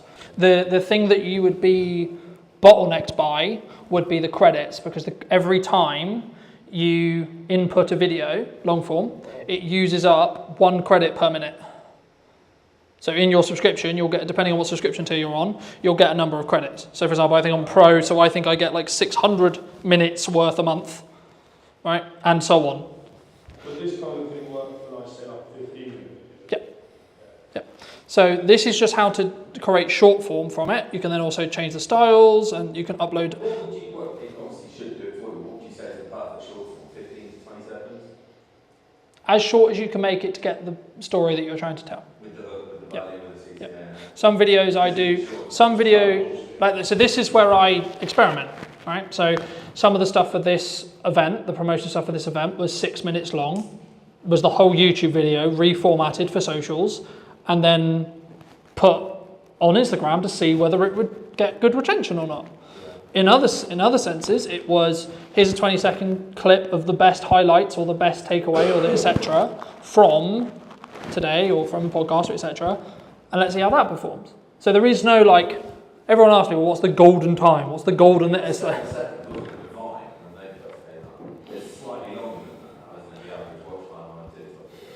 The honest answer is we live in a world where people binge watch their favourite shows. They watch a lot of social media content. They sit and watch TikTok for 7 hours, right? It's not about whether it's, quote, it's the only question for a viewer is it valuable? That's it. So instead of thinking how long should it be, how long could it be, etc., think how can I tell the story, tell the information, share the value in the shortest time humanly possible, right? To keep it punchy, to keep it, etc. And what you might find is you'll try a load of stuff and your theoretical stuff doesn't work because it only gets 20 views, 30 views, 40 views, 50 views. The real life test is what happens when you put the content out. Do people mention that you're everywhere? So when I started the yes and marketing process in May, people were saying, oh my God, I'm seeing you everywhere. Right now, as I give you this workshop, I have a live stream on my YouTube channel, Twitch, Facebook, and so on, of 10 podcasts of me discussing those podcast episodes being live right now, along with the posts I did this morning, along with the posts I'll do this afternoon, etc. Right? So it's about being, how I look at marketing is it's about being omnipresent wherever possible. It's not necessarily a direct ROI from, I put content out and then there is a direct correlation to someone booked my business, someone booked my event, someone that did the thing. What actually happens is they'll see a load of omnipresent stuff, and when they're ready to do the thing you do, they'll then come to you because that was the last thing they consumed.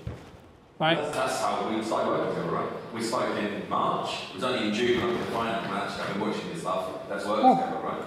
I knew about it for 3 months. I chose not to do anything about it. And that's normally why people stop with marketing, because they go, I'm going to put it out, it's not going to work, and then, well, I didn't get anything. Yeah, but are you 2 days away from breaking the glass ceiling and winning whatever it is?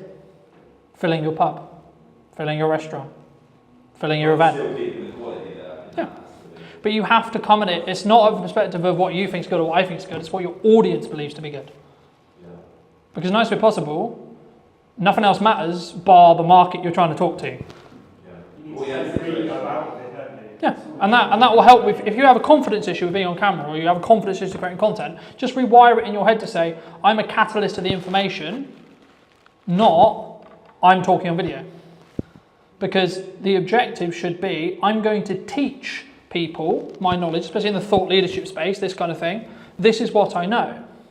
If I truly add value to you today, the likelihood some of you work with me in 6 months is very high, especially if you've consistently seen me through that time. So you want to look at like strong ROI? And I guess for you particularly, you're keeping what you're saying genuine, because you're sitting here saying do this, and you are actually. Yeah, and that's where it gets interesting, because I speak to other video production companies like, you need to be on video, you need to be doing this, you need to be doing marketing, you need to be doing that, you need to be this. I was like, well, when did you last post? Yeah, each on their own socials. And right? I'm like, if someone asked me that 4 hours ago, will be my answer.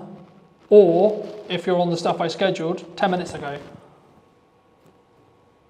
Right? So that's when it actually then matters, because the knock-on effect, you're actually kind of saying, I don't really believe in what I'm talking about. Right? If I wasn't utilizing AI and I'm just scratching the surface of what AI can do, right?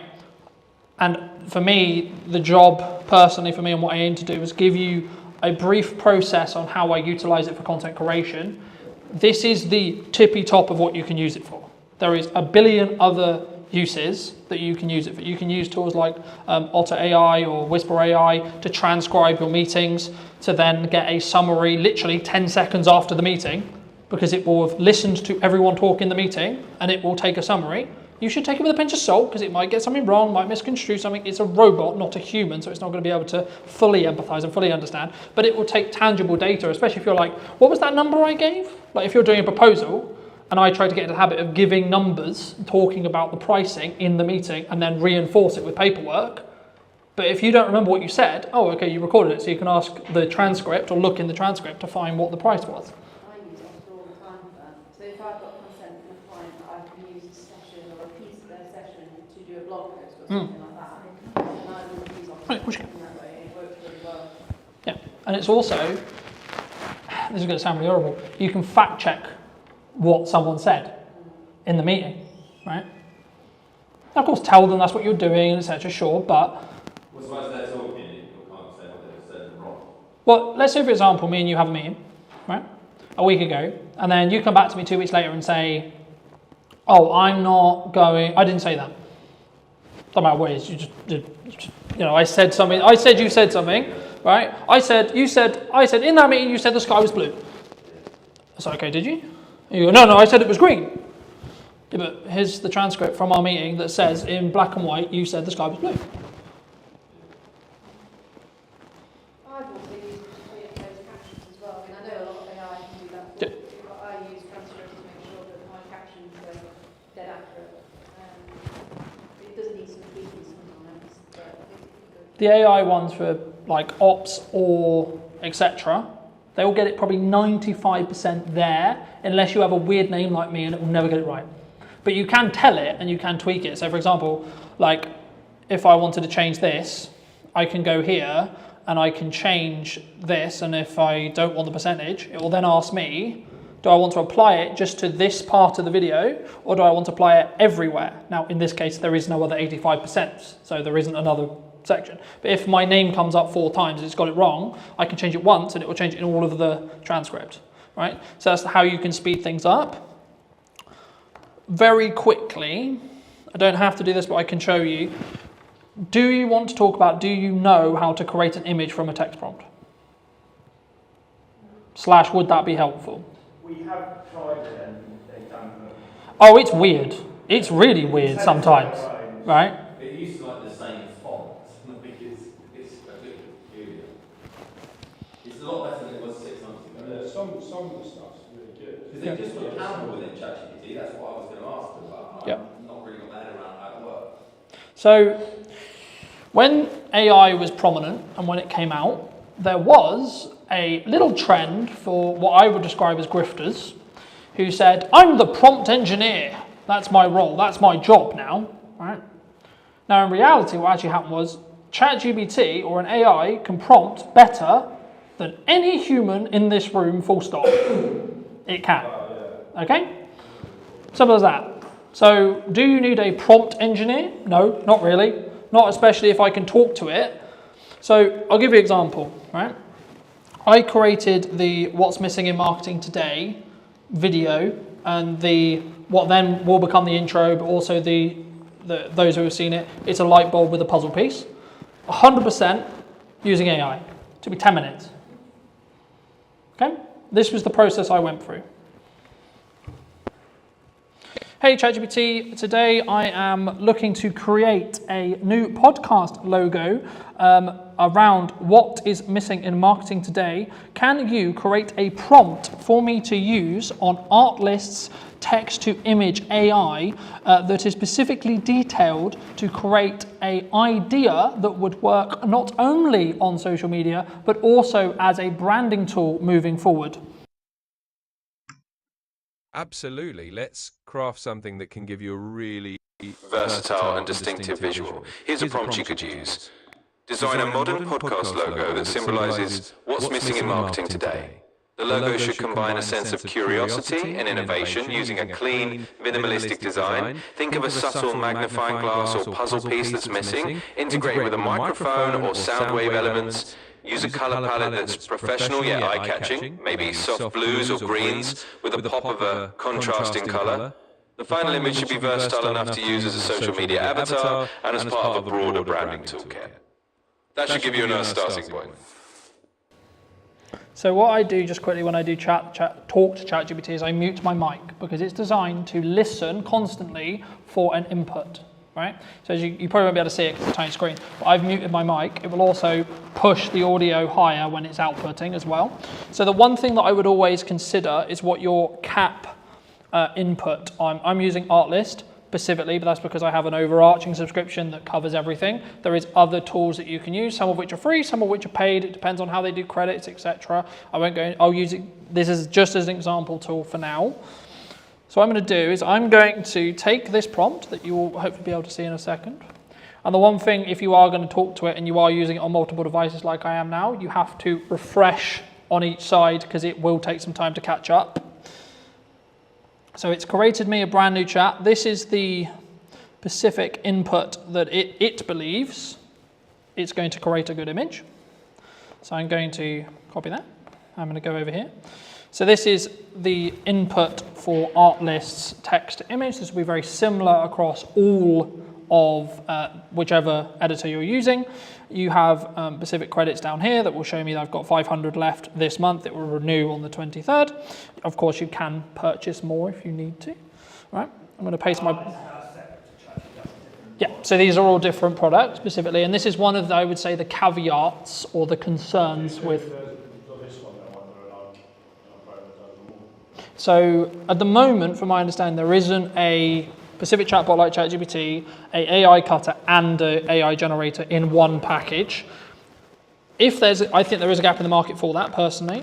The one thing I was going to say is the one thing you can lean into or can have an issue with is like, I've got 15,000 subscriptions to Google VO3, Artlist, ChatGPT, because if you look at the model of AI like software as a concept, it's all SMA or service as a software as service, excuse me, right? So they all want your subscription, even if it's a tiny subscription, right?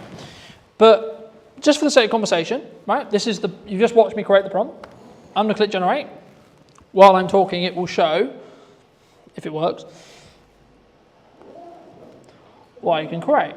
So this is a couple of examples of ones I've created in the past. So you can also use video, but it will eat your credits really, really hard because it's harder to create a video than it is an image. But these are just some examples of ones I was playing around with to see. And this is, I guess, the argument to say that, because people say, oh, what would happen in a world where AI gets so good that none of us know what's real, right? And that's where we don't really know what's going to happen. It's happening in a way.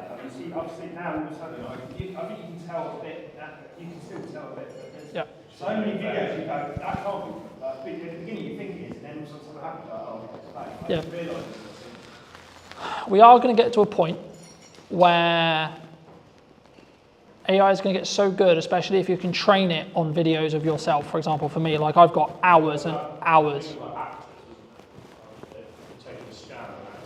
Yep. Yeah. So this is a big thing for my industry. Like this is why I'm pivoting more into like marketing strategy and etc. Just genuinely because AI could actually get to the point where I can have an entire podcast where I don't even have to be there. Me and Hannah could have an entire podcast. I just write the script for, press enter, and AI does everything else. How far away do you think that is? Years? Months? How long's a piece of string? Who are you talking to? Some people I talk to say we'll be there in 2 months. Other people I say 2 years. Other people I say we'll never get there. Yeah. It depends on. The biggest thing is the fact we don't need technology change. Yeah. It's a mindset change. There's not having to. Now there is an argument to say, will we ever adopt that as a society? Separate conversation. Yeah. But just quickly on image prompting, you saw the prompt. This is what it came up with, and it took me what, 2 minutes? Right now, if I don't like this image, I can then go back to that prompt and see what I don't like about it, and I can say, okay, can you update this prompt? So, can you update this to not use the blue? Right? Let's say I hated the color blue. Right? For whatever reason, didn't think it worked, etc. It's then going to regenerate that prompt for me. I can then go back into Artlist and then I can use it again. Right? I don't think I've got enough credits necessarily. Yeah, I do. Okay. To do it. And then it will remove the blue. Okay, so it's given me some different concepts now. Now I could take these concepts, I could take it out, I could then be in a position where I pull out one of the logos I really like, tweak it in Photoshop, and if you did want to bring a graphic editor in or etc. or an actual human in, you could say, well, this is what I concepted. Cool. Can we build on that? Right? Can we, I really like, maybe I like the red, or maybe I like the fact it's a microphone, or, list what you like. You could tweak the prompts if you wanted to, and you wanted just to do it in AI, or then you could bring a designer in, because one of the things that people have said to me is, okay, well, isn't graphic design dead? Now, if people are being traditional and they're going to only use a graphic designer, they're missing out on this opportunity. They're missing out on the ability to quickly draft up stuff, and then it should be finalized by a graphic designer, as of where we sit now. And this is where the moral question of AI comes in, of should we get it to do all the stuff that humans could do or not, right? But hopefully that gets at least some ideas rolling in respect to how you could utilize it and some of the other tools that are there. And if it is a barrier when it comes to, like, for me, writing is not my skill set, talk to it. Any other questions or any other thoughts? What's the difference between the art? I mean, what's the difference between artists and just asking ChatGPT? Personally, I think ChatGPT's, you can create images on ChatGPT. You can. I personally don't think they're as accurate and they aren't as good, in my opinion. As a model, yeah. As a model, as in the large language model it's using, I don't believe at this moment in time, as of today, that ChatGPT is the best image creating model. There was a big song and dance about Google VO3, which is a video model, for those who don't know, who was released by Google, and it allowed, with just a text prompt, for you to create something that could be used in Hollywood in respect to quality, in respect to video, in respect to how, etc. So I guess the big question is always, like, where does this end? When does it end? When, how much is AI going to do, etc. At this stage, we're only at generative, what's called generative AI, e.g. you have to prompt it for it to create something. The larger conversation is what happens when we get to super intelligence, e.g. it can think for itself, rewrite itself, etc. That's the Terminator, Doomsday, we're all going to die point of view. The question I would say at the moment, from a business use case or etc., is people in this room are not got enough influence power to change what the outcome of AI is going to be. So don't really worry about it. Well, that's the social. What you're talking about there is the social question, and it's actually 95% of the reason why I started leaning into in-person events as another strand to what I do. Well, that's the other side argument about AI, right? Humans will always want to connect with humans, other humans, and how they will go about doing that, what they will go about doing, etc. Like, will that ever be like something that we lose? Probably not. I disagree. Okay. I really do. So do you think we're all going to fall in love with AI? Just done that for free now. So in answer to your specific question, the best thing I would do if you want the list of free tools that's currently updated is ask ChatGPT what the free tools are. Right? It's a cop-out answer. It is. It's generally a cop-out answer. But you have to build an ecosystem around what works for you. So it would be wrong of me to say, well, you should use this one, this one, this one. I'm just using the examples that I use personally, me, because of the subscriptions I have to have for business and blah, blah, blah, right? But you might have a preference. You might actually really like how ChatGPT creates images. Well, this is Canva. Yeah, or Canva within ChatGPT, for example, right? So the reason why I would say ChatGPT was the reason why most people use it is because they got what's called first to market. So OpenAI, who own ChatGPT, came to first to market. Hence why they took the market share, hence why there is things like Perplexity, for example, is another one. It's more the principle of how and what, like the concept of thinking how could you utilize AI today and how could you utilize AI in your business in 10 years, right? It's that process I hope I've shown you today, rather because the problem with me doing, this is how to use ChatGPT today, this is the second we hit tomorrow, it's outdated. Because AI is changing rapidly in regards to its capabilities, how it works, what it can do, what it can't do, what you should do, what you shouldn't do, etc. But I think just as a final point or things to potentially take away, I think for me there's kind of two questions from AI. One, how you can utilize it in its current form. Two, what it will become. And three, then the moral conversation or the human to human question around, are we all going to be replaced by human AI in that respect, or robots AI, and the conversation around, are we all going to have boyfriend, girlfriends, are just AIs, etc. I don't know, because we don't know where these AIs are going to be in 10 years. Well, there's no right or wrong. We don't know. That's the part of the fun. I can tell you 3 years ago when I went to your iPhone app. And what I would say as a final thought, if you're not utilising AI and at least minimum playing with it, you will be left behind. Period. You will. Full stop. There is no question. If you're not playing at minimum, I will probably say you'll be probably out of business, depending on if you're but the only exception would be if you do something very, very in person, right? So if you only do events, you've probably got what we call a moat in business to be fine, right? A moat. So in business, we call it a moat, right? One of the reasons why you'll stay in business in a long period of time, like it's a moat. One of the moats for my business, for example, is how long I've been doing content. Because it's what I teach. I have walked every walk there is to walk in content. When it comes to AI, the honest answer is, unless you are at the top of the tree in respect to building the large language models, we don't know where the bottleneck is. We're going to hit a bottleneck, but then the whole point of like OpenAI right now, so it's going to hit a point where it can't do something, right? So it's not able to do X or Y. We don't know what that X or Y is yet, but there will be a point where it can't do that. What OpenAI are constantly working on is moving that as far down the road as humanly possible. But they've already got 2 years in advanced AI that's not released yet. Yeah, because what we play AI that we don't know about is mad. the ChatGPT 5 I think came out about 3 months ago, which is the ChatGPT I was just showing you. They are, I believe, now working on ChatGPT 7.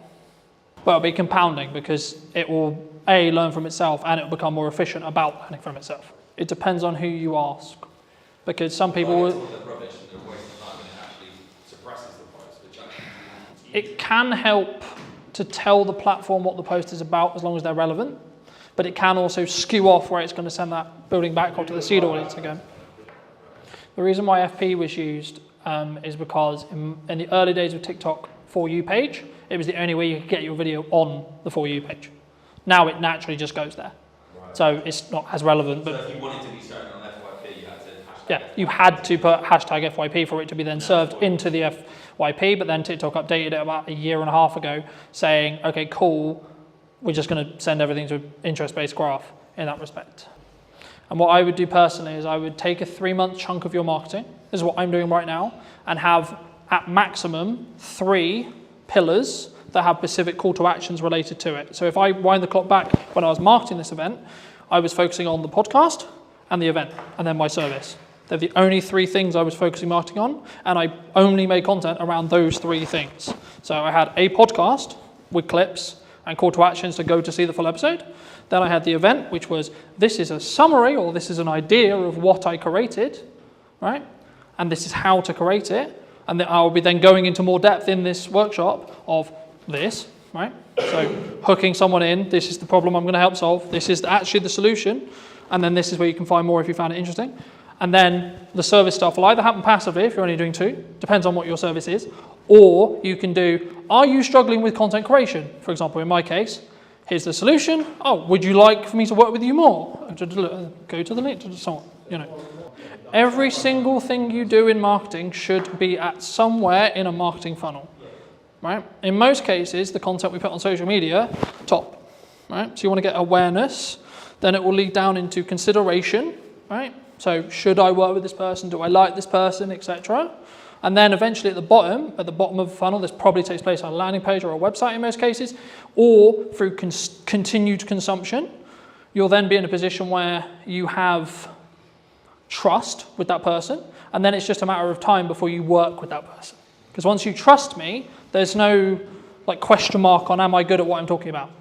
Because you trust that I am, and you trust that I'm going to hopefully add value to you, and then we can go from there, you know? And then it's like, then send people to the website. And then through time, they'll go, hey, I need what Colton sells now. But that I could, you know, what was the first piece of content you, like I just used you as an example because we talked about it earlier. What was the first piece of content you consumed?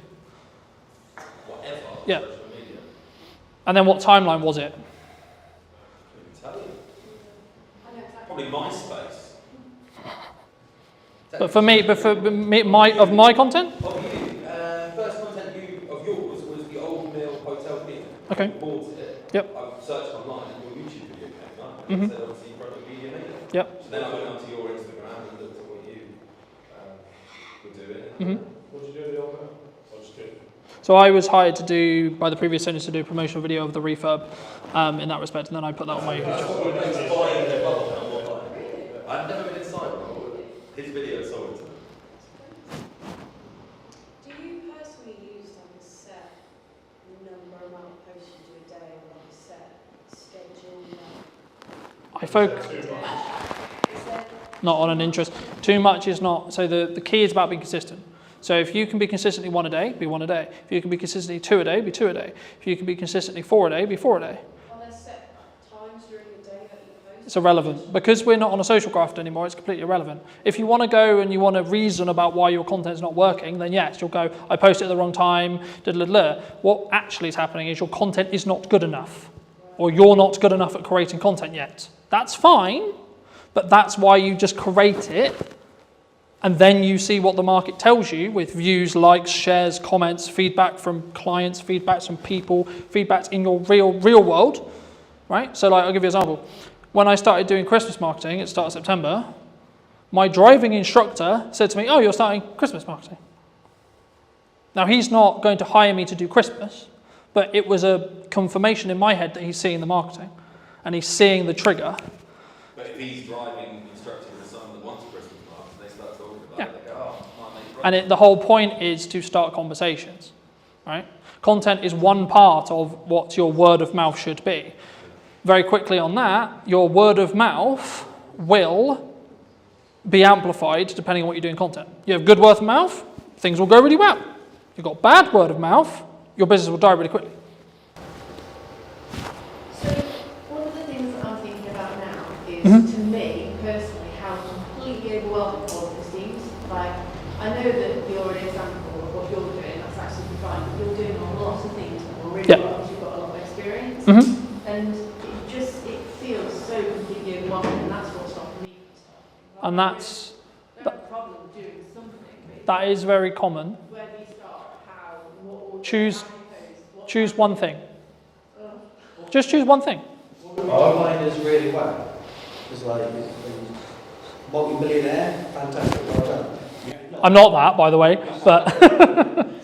Not yet. And I'm going, well, what's next? What? Because you're everywhere at the minute. And my wife went, bloody hell, I was everywhere. I'm going to unfollow you politely. Yeah. And I thought, shit. But all that says... Because you're only getting 1,000 views, so there's only 1,000 people seeing it. That must be Salisbury based. Yeah, but it's also echo chamber based, right? Yeah, but in the nice way possible, is your wife going to buy from me? Probably not. So me posting all the time because it's not relevant content to what she wants to consume, she'll find it annoying. Okay, but to someone else, it's incredibly valuable, incredibly helpful. So is that reach then? So like, one of the things that I'm thinking when you say you're in all these different places, to me, what that's generating is reach. Yes. And so that gives more opportunity for people to go, I need that now. Yes. But it's also a filter. So marketing, the people think we don't talk about in marketing, is the job of marketing is actually to tell to the wrong people you don't want to work with, don't work with me. If you don't like my approach and you don't like my style, you're not going to want to work with me. But it has to be in the timeline that works. So for me to get Christmas bookings, right? So I'll give you an example. So a lot of your guys are going to think about Christmas bookings. You should be marketing that now. I've just done the pre-mark because of what we've done. Right? But so for me, if I want Christmas campaigns, I need to market it in September so I can win the deals in October, so then we can execute it for the client in November, so then everyone sees the marketing in November, so then, because Christmas isn't December for buying and making decisions, it's November. Traditionally, yes, right? There's always exceptions to the rule, yes, of course, right?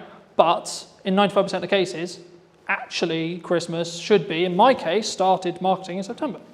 Hence why Christmas marketing is now started in September. So what you want in 3 months, you should start today. That's the thing you should be marketing today. So the commonality in most businesses is, I'm running out of money, I don't have enough work now. Well, unfortunately, that's too late for marketing to help you. You have to go into what I call into the trenches and cold sell an offer quickly, because you don't have the time for people to see the marketing, think about it, consider, and then buy from you. But if you're in a position where, actually, I'm good for 3 months, You should still be marketing now because you don't have work in 3 months. Okay, cool. Right, so where do I want to be? What do I want? So I already know what Q1 and Q2 is going to be from marketing, like those 3 pillars. I already know what those pillars are. You don't know, because I haven't started it yet. Second we hit December, Q1 starts.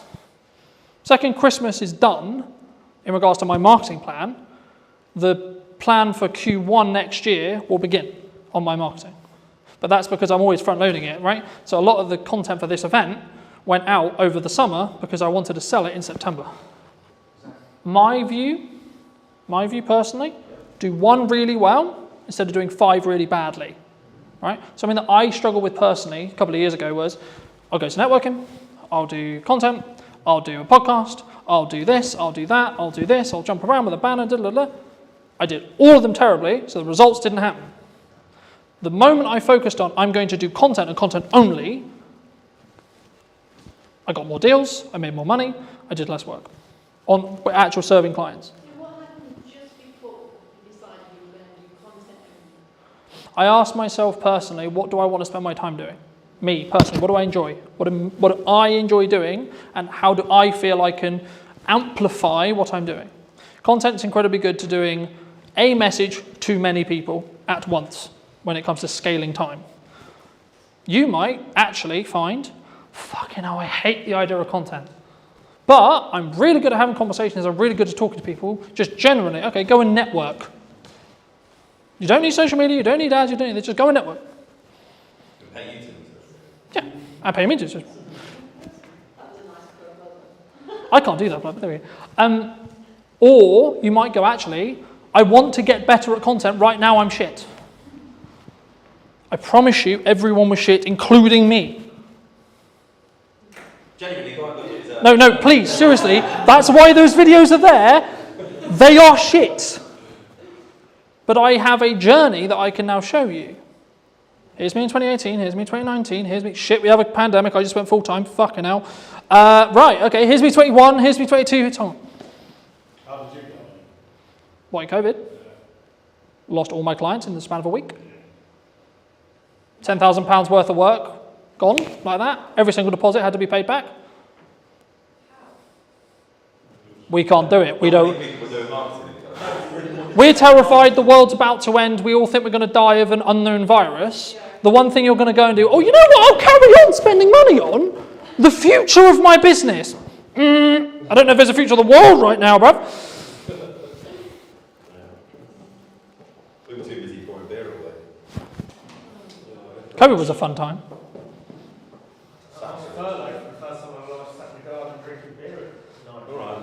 Great for you. I just left my full-time, I'd just gone full-time, 2 weeks later, COVID happened. To quote Gary Vaynerchuk, brand is the only thing that's left when everything else gets commoditized by AI.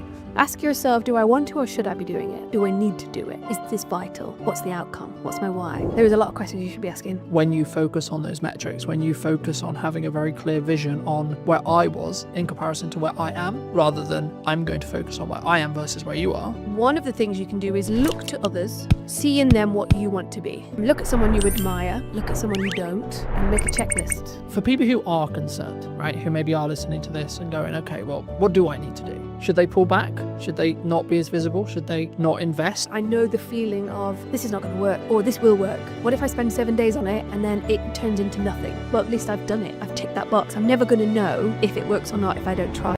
Did you know that 93% of you are not subscribed? So if you could please do me a favor and you're enjoying the show, then subscribing would mean the world to me, and it would allow me to grow the show and continue to get larger and larger guests and continue to bring what's missing in marketing today. Thank you ever so much for joining me, and I'll enjoy the episode. Hello, my friends. I hope you're well. I hope you had a fantastic day of your night. Today, we're back with what is missing in marketing today. And so I'm going to be talking to Sarah all about, I imagine, photography. But before we start, what do you think, Sarah, from your perspective, is missing in marketing today? I think a few things are missing. One of them is probably confidence. Okay. I think, and then you can split confidence into multiple things, but knowledge, knowing what marketing is and how you apply it to your business in your tone of voice, in your own strategy, in your own way. But confidence takes a while. and everybody's doing it. So you want to stand out in a crowd. I think you've just got to be you. And if anything, just be more you. The more authentic you can be, the better, which again is hard. And even then you've got to figure out how authentic do I want to be for Sarah? How authentic do I want to be for my business? How authentic do I want to be when I'm networking or on a podcast? Or because I can be crazy. Catch me on a Friday night with 10 margaritas, you will not recognize me. I don't want to put that into my business, although technically it kind of is now, but it's a part of your personality, right? So yeah, confidence, authenticity, I think, are two things I really focus on. Do you think people struggle to be authentic? Like, obviously, I think everyone knows, like, I know what my, quote, authentic self is, right? But I think the challenge can come when it's actually putting yourself out there, right? I imagine a lot of the people who we work with and talk to are in the first stages of putting themselves out there, whether it's through photography or video or both. Is that a struggle, do you think? I think so. I think you've either naturally got the pizzazz or the no filter to just go out there and be yourself, and be truly yourself and not be what the world wants you to be. I can speak from a woman's point of view in a predominantly male industry, and other careers that I've had. You do have to stand taller and on your tiptoes, and you do have to shout louder, and you do have to talk about golf and boobs and whatever else it might be that some men like to talk about just to get their attention. Is that who I want to be? No. And so it takes a little bit more focus. A therapist said to me a few years ago when I was a bit lost and I felt like an open nerve just walking through the world. I asked her, how do I know who I want to be? I didn't have my walls anymore. I'd kind of broken those down. And so she said, one of the things you can do is look to others and see in them what you want to be. Look at someone you admire. Look at someone you don't, and make a checklist. You know, I really like the way that she holds herself on stage and captivates an audience. So I really like the way that he listens, and take that on board. Do I listen that good? Do I have that kind of presence when I walk into a room because I want it? No, I don't. Okay, how do I incorporate that into not only myself, my confidence, my business, my world, my relationship, but equally when you are talking to someone and they're on the phone or they're looking around the room and they don't know, they're kind of not interested, or, you know, when you've been at a networking event and somebody just walks over with their business card. You need this. You need this. Great. It's gone in the bin. Yeah, I don't want that. And so taking note of these things, and it's the same with business, right? I mean, if you look at your competitor and you feel a little bit jealous, okay, well, what have they got that I don't? How can I make that my own? When I look at someone whose personal brand is on point, and they've absolutely nailed their marketing, then what have they got that I don't have that I can twist in and make it my own? So yeah, I think people struggle, but there are ways around that to really incorporate that in their business. I think it needs to be personal though, because I think if you just look externally at what's trending, at what's the thing to do, right? Oh, this is what all the other photographers are doing, this is what all the other video people are doing, this is what all the other masters are doing, then I think you would just become, a quote, an ex-client or a client that I've worked with a couple of years, like, you'll be in the sea of sameness. Mm-hmm. Because, and something I've always done is say, well, maybe this isn't on trend, or maybe this isn't, like, the thing to say or the thing to do, but it is authentically me.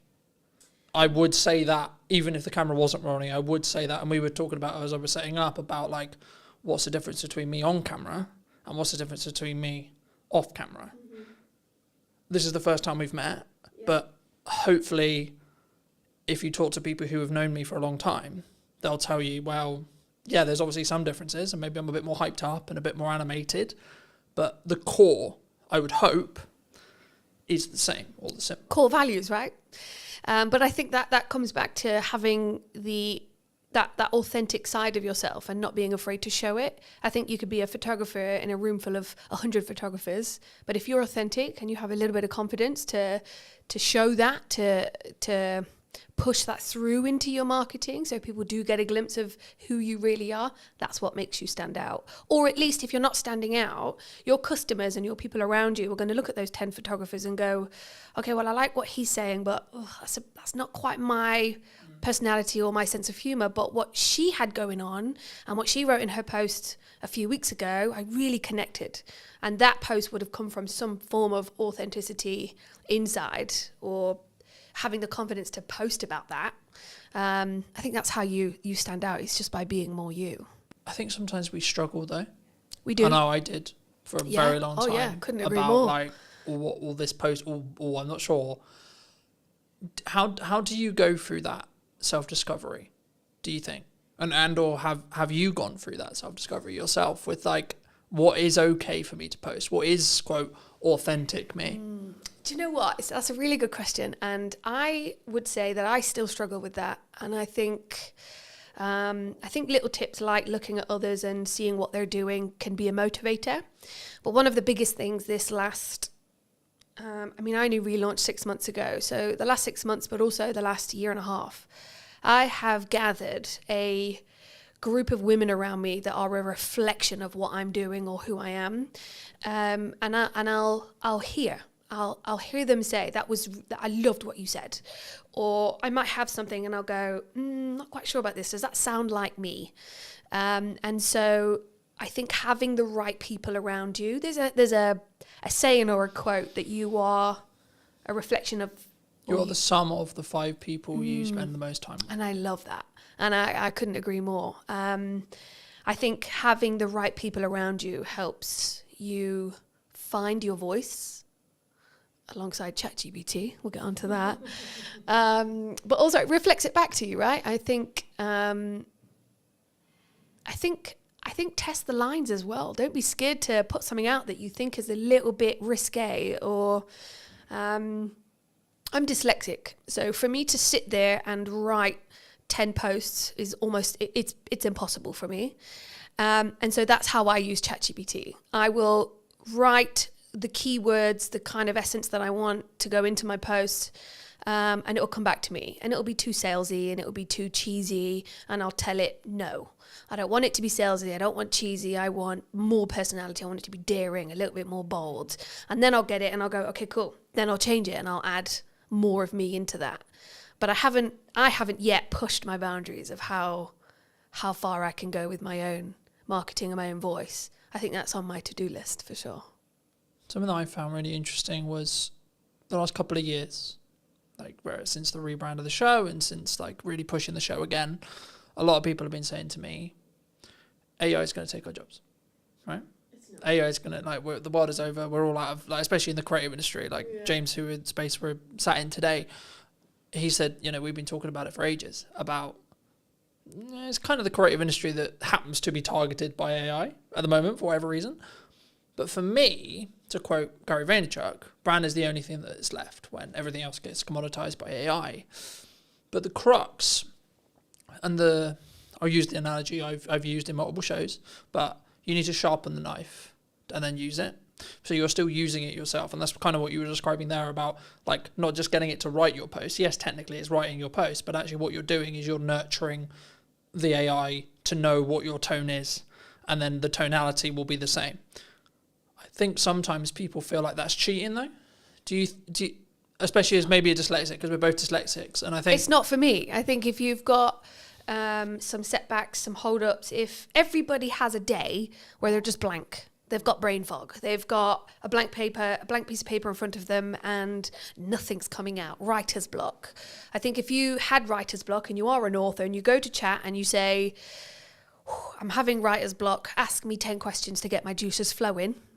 Yeah, all right, I'm going to keep using it. I think use it to benefit you and your business, or your relationship, whatever it might be, but don't let it take over your brain. We don't want to dumb ourselves. I think if anything, it helps me find my voice, because when it does come back with something that I don't like, I'm not going to use it. But it does help me, especially having dyslexia, or you know, if I'm writing anything, words. I mean, this is why copywriters make such a good living. If you want more of a personalized experience and you want to actually sit with a human to really connect and get that story out of you, then go sit with a copywriter, go sit with an author. I think that human to human connection, that's never going to die. I think we're going to go for a phase of, yes, everything's AI, but there's never been a truer saying that people buy from people, right? I think that's also something that is filtered throughout my business for sure. No, I think that's really important. And I've seen kind of a step up. It was always there, especially after COVID. In-person events, people want to come in person. You know, like if I just look statistically, the show-up rate for in-person podcast filming is going to be infinitely higher than on Zoom, right? But I also think, even if you're not doing a high level of production, which is one of the reasons why I do it, I think you have a different energy. Yeah. And I think, yeah, for some interviews, it makes more sense to me to do Zoom, right? If I'm speaking to someone in America, Canada, Midlands, etc., it makes more sense. But wherever possible, if I can do in person, and the business can, at least for the short term or mid-term, pay for the podcast to exist, and it still gives me the marketing collateral, which means it's a justified, worthy spend, then actually it can be the bloodline or the flow or the pipeline filler or whatever you want to describe it as. I mean, you're obviously a strong photographer, I would say, from what I've seen and etc. Why does someone, because people have talked to me about, they're concerned about where the economy's going, which seems to be the age-old analogy for as long as I've been in business. Everyone's like, oh, this. There's this government change, there's this coming, etc. So I sort of semi-ignore it because I'm like, there's always something. But for people who are concerned, right, who maybe are listening to this and going, okay, well, what do I need to do? Should they pull back? Should they not be as visible? Should they not invest? And should they not, work with the photographer, work with the marketing team, work with etc.? I mean, what would your view be on it? I'm a big fan of adapting. I did grow up with 10 boy cousins, so I had no choice but to adapt, being the youngest. I have a huge family, and it taught me that whatever scenario you're put in, adapt. So if you're starting a business, if you're running a business, if you've been in business 10 years and things are changing and it's overwhelming, take a minute and adapt. I think look at what you're doing, look at where you want to go, what feels icky. Just change it or adapt slightly, make a little change. I think one of the things that I've found relaunching is I don't have endless pots of cash to reinvest into my business. I'm just trying to pay my mortgage right now. So things like ChatGPT, things like Canva, which some designers will hate me for saying, but these are the things that are stepping stones to adapting, to reinventing our voice, our image, our brand. It is at our fingertips, and if you're not learning how to use those, you're going to be left behind, unless you've got a secret magic power of, I'm going to just stand on stage, be myself, and talk and perform or entertain. I think people can do that. Or you're at home, you've got a laptop, you could take on the world, but you've got to adapt, and I think it takes step by step to get there. And there are tools out there, free, affordable tools that you can use. Shows like this are a fantastic opportunity to sit down, have a chat, let the audience get to know my thoughts and feelings. This is not rehearsed. I'm convinced I'm going to say something to mess it up, but you don't. You just carry on. I think you adapt and carry on. I want to build on, you just said how you're going to mess it up. Because I think that's really important in content, because people, they always think, I'm going to mess it up. Mm-hmm. What can you? Although I'm really scared to mess up, I think it's the best thing you can do. Because isn't it learning? Yeah, 100%. Or falling forward or failing forward, it could be. Yeah, I think I think over the last 6 months, there's been things that I've spent days and weeks on, and I've thought, and in the moment, I know the feeling of this is not going to work, or this will work. What if I spend 7 days on it and then it turns into nothing? Well, at least I've done it. I've ticked that box. I'm never going to know if it works or not if I don't try it. So I think we're all going to make mistakes, and I think it is scary, but also know that you're going to learn from it. And that is the best way to move forward, yeah. The best example that's very current in when we sit here today. Now, keep in mind this episode will be a while before it comes out, but as we record it today, I'm a week out from my first in-person event that I've had to do on my own back. Now, that was a choice that I made about 3 months ago to say, I'm not going to partner with a networking group. I'm not going to fill the room magically. I'm going to do it. But what I'm also accepting is that it might be quite a small room for event one. And that's okay. And for me, I'm like, okay, that's actually a good thing. Like, I've gone through this interesting process the last couple of weeks going, yeah, but what if only 2 people show up? What if only 3 people show up? But actually, I'm like, hold on. That's actually a good thing, because I'm not really refined on what I want this in-person event element side of the business to actually be yet. So actually, if I only have 2 or 3 people, that's perfect feedback ground for me to go, okay, well, let's try this. Let's try this stuff and see what then happens. Of course, it's a content opportunity as well, etc. But is this your event that you're putting on? Yeah. So a friend of mine is about to have an event tomorrow, actually, again, depending on when this podcast comes out, but she asked me she said the same thing. What if there's only a few of us, or what if nobody turns up? If nobody turns up, but you're stood there with a glass of champagne waiting to welcome everybody, you now know the process of how to put on an event. You now know what you can do better. And so don't cancel it. Keep going. And even if one person turns up and you have the best life-changing conversation with that one person, and you get to give each other all of that time, that's massive benefit and value for both of you. You've met and grown your network by one, which is always a great thing. That person's had all of your attention and they're buzzing. But equally, when you put on an event, which I'm also doing myself, you learn from it. What if is just the worst anxiety-inducing phrase. What if nobody turns up? What if the restaurant haven't got my booking? What if it all goes wrong? What if it all goes wrong? If it does go wrong, then fine. You'll be fine. It's going to be okay, and you'll learn from it. Do you think that's why people don't do it, though? Fear? Oh, yeah, 100%. Fear like they go, I'm going to look like a dick. I'm not going to look great because, Colton only sold 4 tickets. But that comes back to confidence and being authentic. If it's fear holding you back of it's going to fail, then it's fear of failure.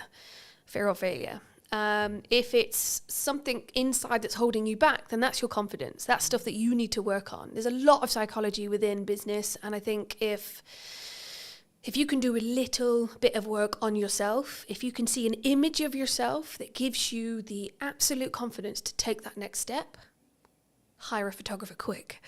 No, I'm kidding. But it is that image. It's that visual representation of me doing it. Oh wow, I can do it.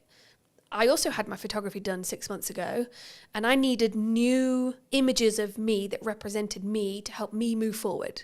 But there was a tool that I needed to tap into, and it really did reinvigorate my shop front, and it gave me the confidence to move forward. Therefore, I'm not holding myself back. But I made a move to tap into something that would get me there. So, yeah. Do you think that when we're in that scenario, right, in reality, I'm going to do my best to perform to the room, however big that room is? Do you think whenever we do, because I could use the podcast as an example, I could use the event as an example, but I use the podcast because it's the stats that are in my head. The number of podcasts that get beyond episode 10 is like 25% or so, right? But that, by proxy, means if you're episode 10, episode 11, episode 12, 14, 15, 16, so on, the odds of each episode after that puts you in higher and higher and higher and higher and higher percentage as a whole. And I think we don't look at the averages, right? Like, if you look at money, right? The figures that show that if someone is hit by a £300 bill unexpectedly, the majority can't pay or have to go into debt to pay that bill. And I think it's the same. And I think that can be the paralysis of, well, this is why I'm not going to do the event. Because if I don't do the event, or I don't launch the podcast, I don't have to be okay with it's only going to go get 5 views. It's only going to be 2 people. It's only going to be in the same way. I don't have to be okay. I don't have to see myself on camera. Yeah, but then controversially, you just shouldn't be in business. I mean, if you're worried that only 2 people are going to turn up, or if you're worried that I am going to fail and you're going to let that hold you back, then you're not a business. You're not a person in business. You could be working for somebody, but you've got to have some form of gumption to just move forward and do it, no matter what the consequence or the you can't live in fear and you can't catastrophize what's going to happen. I would like to think of myself as quite an optimistic person. And so even if nobody turns up, fine. I've learned how to put on an event, what I needed, what my contacts were, how can I do better? And I think if you can switch your mindset, get a coach, talk to your 5 people around you, look in the mirror and have a conversation, read a book, look at YouTube, educate yourself. If you're running the tap and it's murky, keep running it until it's clear and educate yourself, update your knowledge. If you are holding back because of what if and fear, then you're not ready. I would say read a book, listen to a podcast, feed yourself with stuff that's going to help you make that next step, open the door and welcome your 2 guests. Equally, welcome your 500 guests, and now you're overwhelmed, but I did a good job. But do you think it's like, I think sometimes, especially for me anyway, and the more I think about it, I'm like, I can reframe it as a perspective of, but I'm going to give so much to those 2 people. And then they're going to be maybe advocates for my brand or potentially have work from it or etc. Or even just like do the nice thing of like, I gave them all this time and they took a lot of value from it. People are very value centric, right? We want value from it every minute, I would say, in the culture we live in, right? But when we create content, when we show up, when we look at marketing, would you say people sometimes underestimate the value that they can actually give themselves? I think people don't know what they can give. Okay. I've created a networking group called The Huddle, and I've done a lot of networking myself. And I've been to events that were well marketed, very well marketed. And then I've gone and it wasn't that good. Great marketing, but the execution of the event, not so good. Same with anything. That deodorant was very vibrantly marketed, straight directly to me. I bought it. It's actually not that good. I think you've got to do your research. I think you've got to ask questions. I think you've got to put in systems and processes. Dare I say those 2 terms, but everybody needs a system and a process to put in place. Ask the question, what is the value? I mean, if it's a networking for the huddle, I asked a friend of mine, Chris, what would be the value? What would make this event worth shouting about? And not only did I ask questions before the event, but I also sent a questionnaire after the event. What did you think? How did it compare? What was missing? All of that kind of stuff. Because even if 2 people do show up or 500, you've got data. Data is another tool to sprinkle on your next event, to give you the confidence to go. Because another thing is direction, right? If I'm not giving value, if I'm not taking that next step, is that because you don't have direction? Is that because you don't have, what's the word I'm thinking of? I would say it's conviction. I don't want to put words in your mouth, but I would say it's conviction. So I'm convicted to the event happening regardless of who shows up. Even if it's an empty room. I'll still give the presentation because I'm filming it as if it's 2 people, 5 people, 10 people, 15 people, 100 people, I'll show up the same. So I have the conviction to be able to come forward and say, I know my shit, I'm proud of my shit, and this is what I can offer. Yeah, I think conviction definitely plays a huge part. I think the word I was looking for is something to do with seeing where you want to go.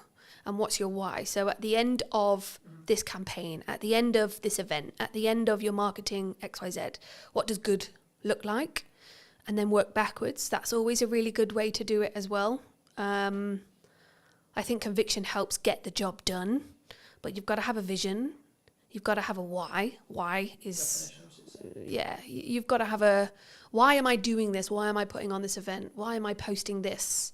And that's probably another thing that's missing from marketing is your why. I think Simon Sinek, I think he puts it really well. And you know, 6 months ago, I was watching his YouTube videos online. Like, why the hell am I doing this? I've got a mortgage to pay and I'm going self-employed. This is not what I had in mind. But you've got to ask yourself why, how. Yes, have the conviction.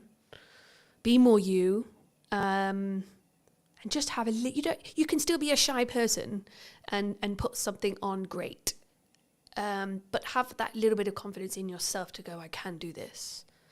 And if not, just lie to yourself for the first one and then get over it. Or tough love, I think also gets underrated, or I don't like to pussyfoot around certain friends. You're either going to do it or you're not. Sometimes you need a cuddle, and other times get over it and just get it done. And that's also but it's hard. It's hard to do the jump. Yeah, but it's what if I get it wrong? What if I fail? What if I run out of money? What if I have to go back and get a job? Everyone will be a ridicule. So then get a job.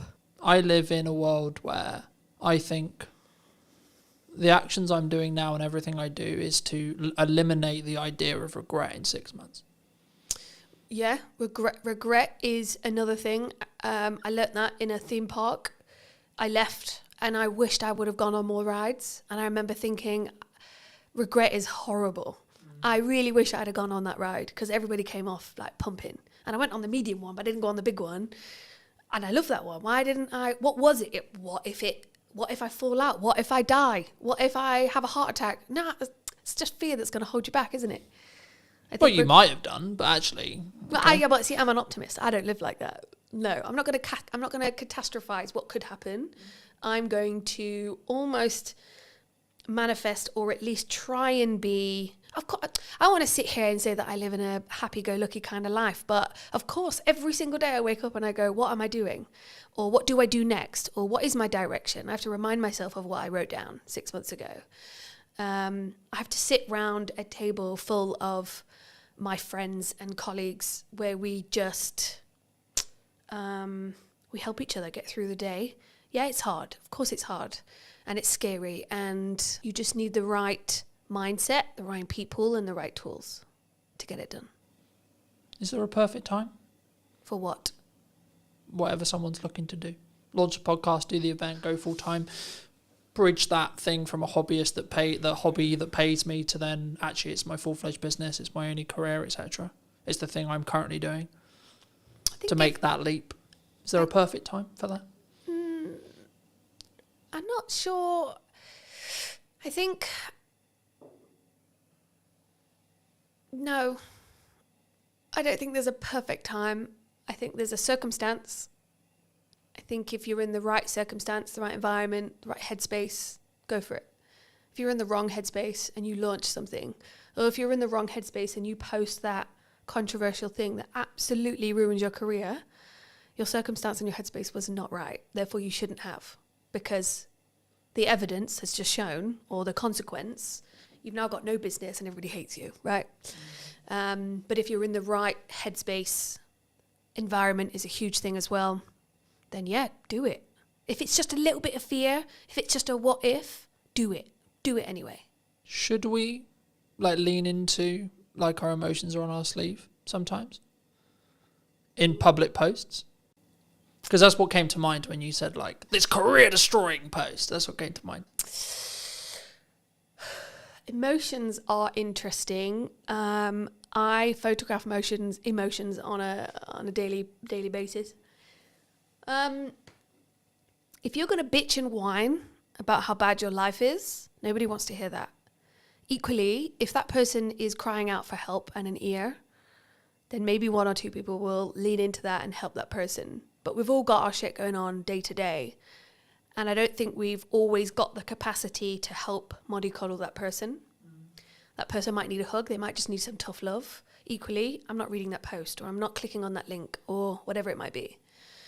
But I do think that another thing missing from marketing is emotion. Yes. But emotion is huge, right? I'm not saying... Because I think some people, they struggle to be vulnerable. And of course it's within context, right? Mm-hmm. It's, I've healed from this thing. Like, personally, my yardstick on it is, if you're still healing from something, no, it should not be on social media. Not at all. Because you don't have the ability to rationalise it and contextualise the story properly yet. But if you have healed from it, and you're trying to tell it as a telling story that has a purpose, whether that's I want to show who I am, or this is a story and this is how I overcame it, then yes, I think you should. But also I think it should lean into the first of what we discussed, which is that authentic to you? So I've been doing some work with Serena Mann. She's a public speaking coach. She's really good at that. She's really good at sitting down with you and your story and going, well, that sounds a bit too personal. We can still touch on it. We can reword it. It's good to talk or touch on that, but let's not delve into that bit, because that's crossing a line. But equally, you've got to ask yourself, how much of my personal story do I want to put out there? I think sometimes it's good to touch on something, tweak it, to make it a story, to make it listenable. I think, again, it comes back to those people around you or having a coach. What is your story? What are you wanting to get out there? And soundboarding it, sound checking it with those people around you. Is it within my marketing brand guidelines, if anybody's even got those anymore? But do you think that can go too far, though? Because I think some people will maybe listen to that. Story. But I think in general, I think people will maybe say or listen to this and say, well, I had this really good post idea, had this really cool story, or I had this really cool thing I overcame last year, but it doesn't fit in the box of my brand guidelines.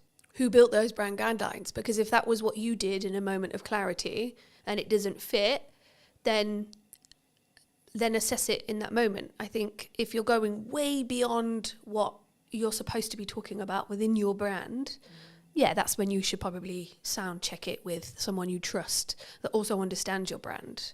But equally, this is where the authenticity comes in, right? One day you're feeling like absolute crap, and the next day you're on top of the world. Which day do I talk about? I don't feel comfortable yet enough to talk about my low, down, dark days, but I have them. Equally, when I am feeling on top of the world, I kind of feel like I'm gloating a little bit. So I almost don't want to talk about those days either. So that's where you kind of balance out and go, well, what is my story? What do I want to talk about? And why do brand guidelines even exist? Or those 5 people around you? I think, again, it just comes back to your why. What are you trying to do? What do you want to get back? Are you doing it to just get a reaction or some attention? Or are you doing it to be authentic and stand out in a crowd? Then yeah, go for it. But something that jumped to mind, so I'll mention it. I, at the time of recording last week, recorded an episode with Ravi. He's a communication coach. Okay. And he talked about, in that episode, and with me privately afterwards and before, that you can have seasons, right? And you have seasons in your life. You have seasons where you have a specific focus. You have specific seasons where that's my North Star on success. Mm-hmm. And I think building off what you were just discussing, I think that's the key. I think it's about understanding where you are and what season you're in, right? So does it involve, or the story you're trying to tell, does it add to that season, that objective of that season, or not? And if it's not, then maybe save it, or maybe don't use it in the context you were initially thinking, and say, okay, well, I may come back to that and contextualize it some other way when the timing feels right. But also don't use, in my view at least, don't use that as a crutch to say, well, that's why I'm not going to do it. No, and I think, if you're going to build yourself a box, I wouldn't necessarily stick within it. I think it's okay to push those boundaries. But equally, you've just mentioned something that I'd never thought about putting into my marketing plan of seasons. Not at all. So actually, now watching this podcast back, somebody might go, actually, I do find that I have seasons, but that's because they've gone out of their way to watch a podcast and somebody's mentioned seasons and they go, actually, last month was really good. This month's not so much. That month's about this and that and so on. So yeah, I think have your seasons, have your strategy, try to stick with it. But if you feel really strongly that I want to talk about this, or actually I've got a new idea and I know this is going to be the thing that skyrockets my visibility or my business, then yeah, run with it. I don't think there should be, I think you need healthy boundaries, but when you put things in place that stop you taking that next step, yeah, that's something to be mindful of. For me, something which completely changed my marketing as a whole was actually limiting what I'm allowing myself to market, but also doing it in 3-month chunks. So 3-month chunks. So I talked about the event earlier. Mm-hmm. The event marketing stopped about a month ago at the time of recording. The event's next week. Okay. Now, some people would say, wow, your priorities changed. Wow, the event's going to get cancelled, etc. No, the marketing did the job I needed it to do to get me to the point where I'm doing the event. Cool. But now I'm focusing on other things. And for me, I mostly took this from Alex Hormozi, but again, you can take it from other people as well. I only allow myself 2, maximum 3 things per quarter to talk about. For as long as I have a podcast in the current format, one of those things will be the podcast. At the moment, at the time of recording, it's also Christmas. Now, to give the audience some context, we're recording this at the first week of September. So people are like, why are you focusing on Christmas? Well, Q4 is when Christmas matters. But for me to be able to get the work, I need to market it before the decision makers have made the decision about Christmas. Mm-hmm. That's September. That's not October, November. That's when you do the campaigns. That's when you do the etc. And there's kind of this joke in marketing where like, oh, it's summer and 25 degrees and we're taking pictures of snow. And it's quite funny, I think, for me. But when I made that decision, I made it maybe 6 months ago, it completely changed how I look at marketing, but then also the results that I get. Not short term, not all this clip went viral, but the focus I can give during that time. Mm-hmm. And it's not to say, oh, I don't have other like ideas or I don't have other concepts. It's like, no, that will come in time, right? You can give it to the next quarter. So I've already planned out what Q1 next year is going to be, but I'm not going to touch anything in Q1 yet because I'm very focused on what does Q4 look like for 2025. How did you learn all of that? By consuming and trying and getting it wrong, right? And do you think that's the right way that everybody should be working, or that just something that you found that works for you? I think it's me. Personally, I think it's me. Because I think it would be very arrogant of me to sit here and say, this is what you need to do for your marketing and your vision and your success. But what could work for everybody is go out there, get some knowledge and build something that works for you. I think we can teach the idea of consistent improvement, consistent learning. I think that's important. I think that's something that we should always look towards. Yeah. Yes. But then we should stop. For people who are maybe on the fence about looking at visibility, looking at content, looking at photography, what would you say to them? And this can be more of a pitch for you in some ways. Well, it's interesting because the inquiries that I'm getting at the moment are personal branding is everything at the moment. And I think that is a really good thing to lean into, especially if it's something that is going to help you stand out in a crowd, or if there's 10 website designers, how do I choose the best one? Well, she looks like my kind of gal. Let me have a phone call with her. From that phone call, did it go well? Yes, great. Did that image get the job? Probably, because looking at that image, I related to that person. I think if you think about photography throughout history, it is what makes us make a decision. It is what makes us choose the pepperoni over the mushroom in a Domino's menu or whatever. I think photography is a massive skill, tool to have within your business. There's a lot of self-work that people are doing, and photography is an avenue to get that out, to give you the confidence to take that next step. but also company culture is a huge thing. How do we know who we're talking to when we pick up the phone to the plumber or the cleaning company or the recruitment company? Who am I talking to? Because yes, AI is there, but it's still people to people. So I want to know who I'm talking to. If I'm going to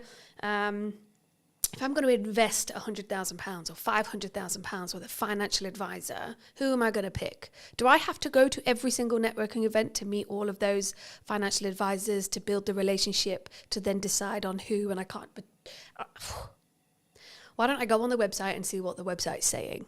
Why don't I go on their social media? Why don't I do what I can do first in 10 minutes on my phone and connect with somebody over an image? Now, that image could just be a headshot.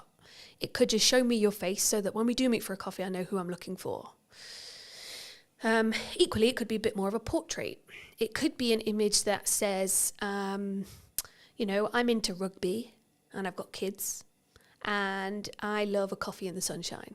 That's the kind of guy I want to invest my money with. Or equally, I am looking for someone who will understand me and I've got this huge shopping addiction. And I know that she has too. So let's just, because you want to connect. You want to invest your money with someone who you can connect and bond and grow with, especially if it's a long time investment. If I'm going to invest in a website, if I'm going to continuously do podcasting with somebody, I want to make sure that that's somebody, and you and I as an example, that we do connect, that we do get on, that this is a successful relationship moving forward. But how do I get there in the first place? And I think imagery can do so many things. Yes, images say 1,000 words and so on, but I think more than that, it's a reflection of what's going on. It doesn't necessarily need to be about you. It could be about the company that you've built. I got 30 team members. I want them all to be photographed, and then when it is on the website and when we do have it printed in a business magazine, I can be proud.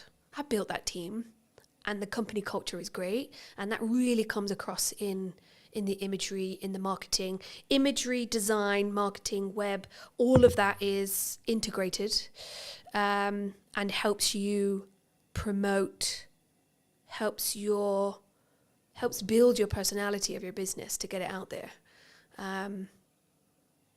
Or you have the same image on your LinkedIn that you had 10 years ago sitting on a beach with a cocktail. One or the other, I'd say. If someone is looking for a marketer, videographer, cleaner, plumber, etc., but especially when you look at brand or either brand work or marketing work, like what they're actually going to be doing, do you think it's specifically about the person and making sure that I connect with you and that's why I'm going to hire you as a photographer? Do you think?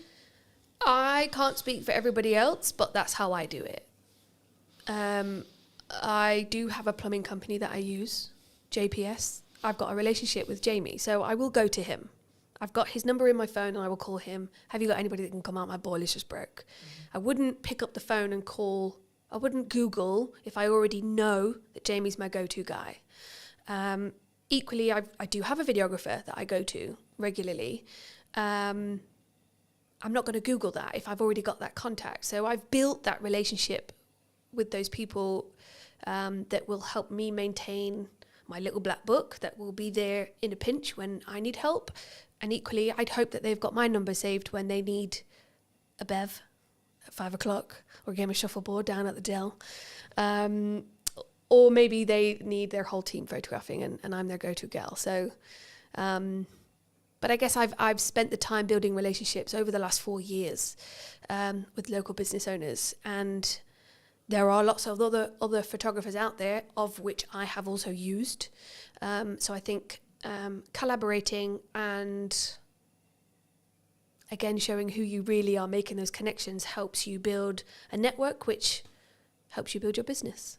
Are you locked into those people forever, though? Do you think? No, and I don't think that those people would be offended if I went elsewhere.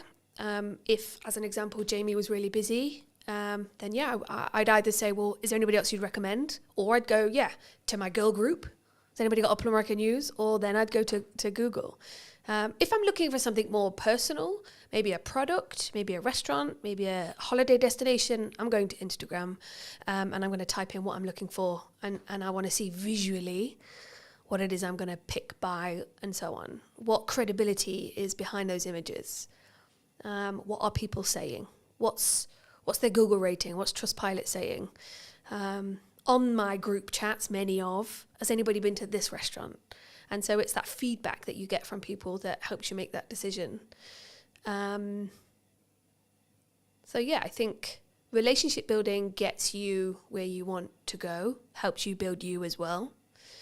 Photography is a tool that helps you capture who you really are, what the product really looks like. If you can look at an image and go, my God, I can almost smell that. Is that the person that put the flowers next to the candle? Or is it the photographer directing, or the creative director? Like, there's a whole team of collaboration that puts an image together that helps you portray a person. Or, I mean, straight into my head, I've just got Coca-Cola, not the can, and not a branded glass, but it is a clear glass with just Coke streaming into it and it's all fizzy. We instantly go, Coca-Cola, I'm thirsty and I want a Coke Zero. Yeah, I'm going to go get that. But it was an image that helped me salivate and want a can of Coke or a burger or whatever it might be. So yeah, I think it's powerful. Do you think that's why, like for me, whenever all I get from that feedback is like, you have to front load your marketing 3 to maybe 6 months before you want the action? And I think that's sometimes what people get wrong, especially when you're starting out. I think I know I was privy to it as well. You didn't, in my early years, I didn't financially plan well enough so that I knew I had 3 months worth of runway. So actually I can see the problem 3 months out. Or I didn't specifically focus on my marketing, so it was maybe a bit more scattergun than it should have been. And that's potentially why the marketing didn't do the job I needed it to do, whether that is sell more projects, bring in more podcast guests, get the podcast to whether it's making some revenue, etc., whatever the objective is. But I guess that bridges into, how do you think people should, because I'm big for collaboration, right? And I'm big for let's work together, let's see how we can collaborate to create something more meaningful. Is that a unique skill set though, nowadays? To collaborate? Because I think it's very easy, because this would be a good example, because some would say, well, you're a competitor of mine. Am I? I don't think so. But some could say that. We're both in the creative space where we create visual identities. I think collaboration can be everything. And I think it comes back to a line of 10 photographers. Who am I going to choose? Which relationship do I have? What is their style? What's my style? And is that a good match? I think to be competitive and decide not to build relationships with your competitor, or, I mean, I know 2 financial advisors who wouldn't, and I know she's referred customers to this other person when she could have taken it on herself, but it wasn't quite right. It just wasn't a fit. And that was a personality relationship thing. But if she didn't have that relationship, then she wouldn't have been able to collaborate. I think some of the best things come out of collaboration. Planning ahead. It's interesting because when I walked in, I think you and James had said, it looks like everything's going really well. Because I guess, I mean, I don't know what people think looking outside in. But sometimes I'm lying in bed at 11 o'clock at night writing my morning post, and I'm going to schedule it for 7 a.m. or 8 a.m. And I might do that consistently for a few weeks. Do I wish I could be the kind of person that would plan 3 months ahead? Yes. But equally, what if something changes? And so I like to have a little bit of control over that. And that's something I'm still learning. Do I want to hire someone to do all that for me? Absolutely. But I think everybody should learn how to do it themselves first before you move on. Equally, can't afford that yet. And so, yeah, I think for now, I'm just going to be in bed, scheduling, 11 o'clock at night, lights off, tapping away, trying to get something out in the morning. I think it's important to be consistent, however you show up to be consistent. That's just who you are. And I guess one of the things I have struggled with is, well, she's doing it that way, so I should do it that way. And that puts that pressure on. But I'm just not built that way. I'm built last minute, and it makes it more exciting. And the more pressure, I used to work on cruise ships for 6 years. You don't have time. Time is not a thing. Location is not a thing. You show up and you get the job done. You live, you work, you play in the same place. And those things just need doing there and then. So I guess that's the way that I've learned. How did you learn? How did that person learn to... I've got a friend, Rel. A lot of people watching this might know Rel. She is organised. She plans. It's just built within her, you know? I'm not that person. I'm not at all, but I can walk into a room of 500 people and introduce myself. But I can't plan. It's just not my thing. And consistency, I hate that word, but it is probably one of the key elements of success within marketing, because your customers want to see consistency. Coca-Cola don't sell those cans if they aren't consistently putting it on billboards, right? So yeah, there's such an array of things that we should be doing. What do you actually want to do? Because if you're shoulding yourself, then I don't think it's real. I think you need to do things to be consistent within business, within marketing, within your products and services, sure. But when you're showing up for yourself, are you shoulding yourself, or are you doing it because you want to? Because there are days when there's no post going out, and that's because I'm having a crap day. And I can't think, and I don't want to do it. Or I'm editing, and I'm just burying my head in that. But equally, do I want to do it? Today, I want to do it. Today, I wanted to do this podcast. So I showered, I straightened my hair, I put my best blazer on, and I came, and I'm doing my thing. So ask yourself, do I want to, or should I be doing it? Do I need to do it? Is this vital? What's the outcome? What's my why? There is a lot of questions you should be asking. Or should yourself?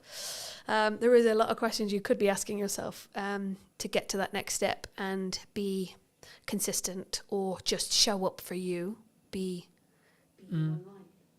I think the important point for maybe someone to leave with as we finish this episode is to do you v you, right? Because I think so many times, and something I've always focused on is, where was I a year ago, and am I better in my subjective terminology of that than where I was a year ago? That could be how much I've turned over this year. That could be how many podcast episodes I've done, how many views I've got, etc., etc., etc., etc. Right? And I think when you focus on those metrics, when you focus on having a very clear vision on where I was in comparison to where I am, rather than I'm going to focus on where I am versus where you are, it allows you to be more open to open collaboration with other colleagues, other people in your industry, or other clients that are correct for you, but also potentially having the right attitude or point of view to say, actually, no, this person isn't for me. But you know who you would be really a good fit for? This person over here. Mm-hmm. Because I have that relationship. I know who their best fit is. And I've passed on work to other people because I think they're a better fit. Yeah, I could have quoted the work. Yeah, I could have done the work. But would I have served that person better or as good as the person over here? Maybe not. For those people who have maybe enjoyed this conversation and want to connect with you, see some of your work, see some of your consistent content, where's best for people to reach out for you? LinkedIn is a good platform. That's my most used platform. So yeah, definitely come connect, comment, see what I'm up to on there. And I'm always happy to have a chat, a coffee, or you will catch me at the Dell on the shuffleboard. So yeah, come down and say hi. Thanks so much for the time. And if you were going to speak to you 10 years ago, what advice would you give that person? Ooh, 10 years ago, I just left ships and I thought I could do business and I couldn't. Educate myself. Surround yourself with those that you want to learn from is what I would say. Thank you so much for the time. Thank you very much. And if you did enjoy this episode and you would like to see more like it, I'd love to hear what you think in the comment section down below. And why not be subscribed so you do not miss next week, where I'll be back with what is missing in marketing today. Thank you ever so much for coming back and joining me, and I'll see you very, very soon.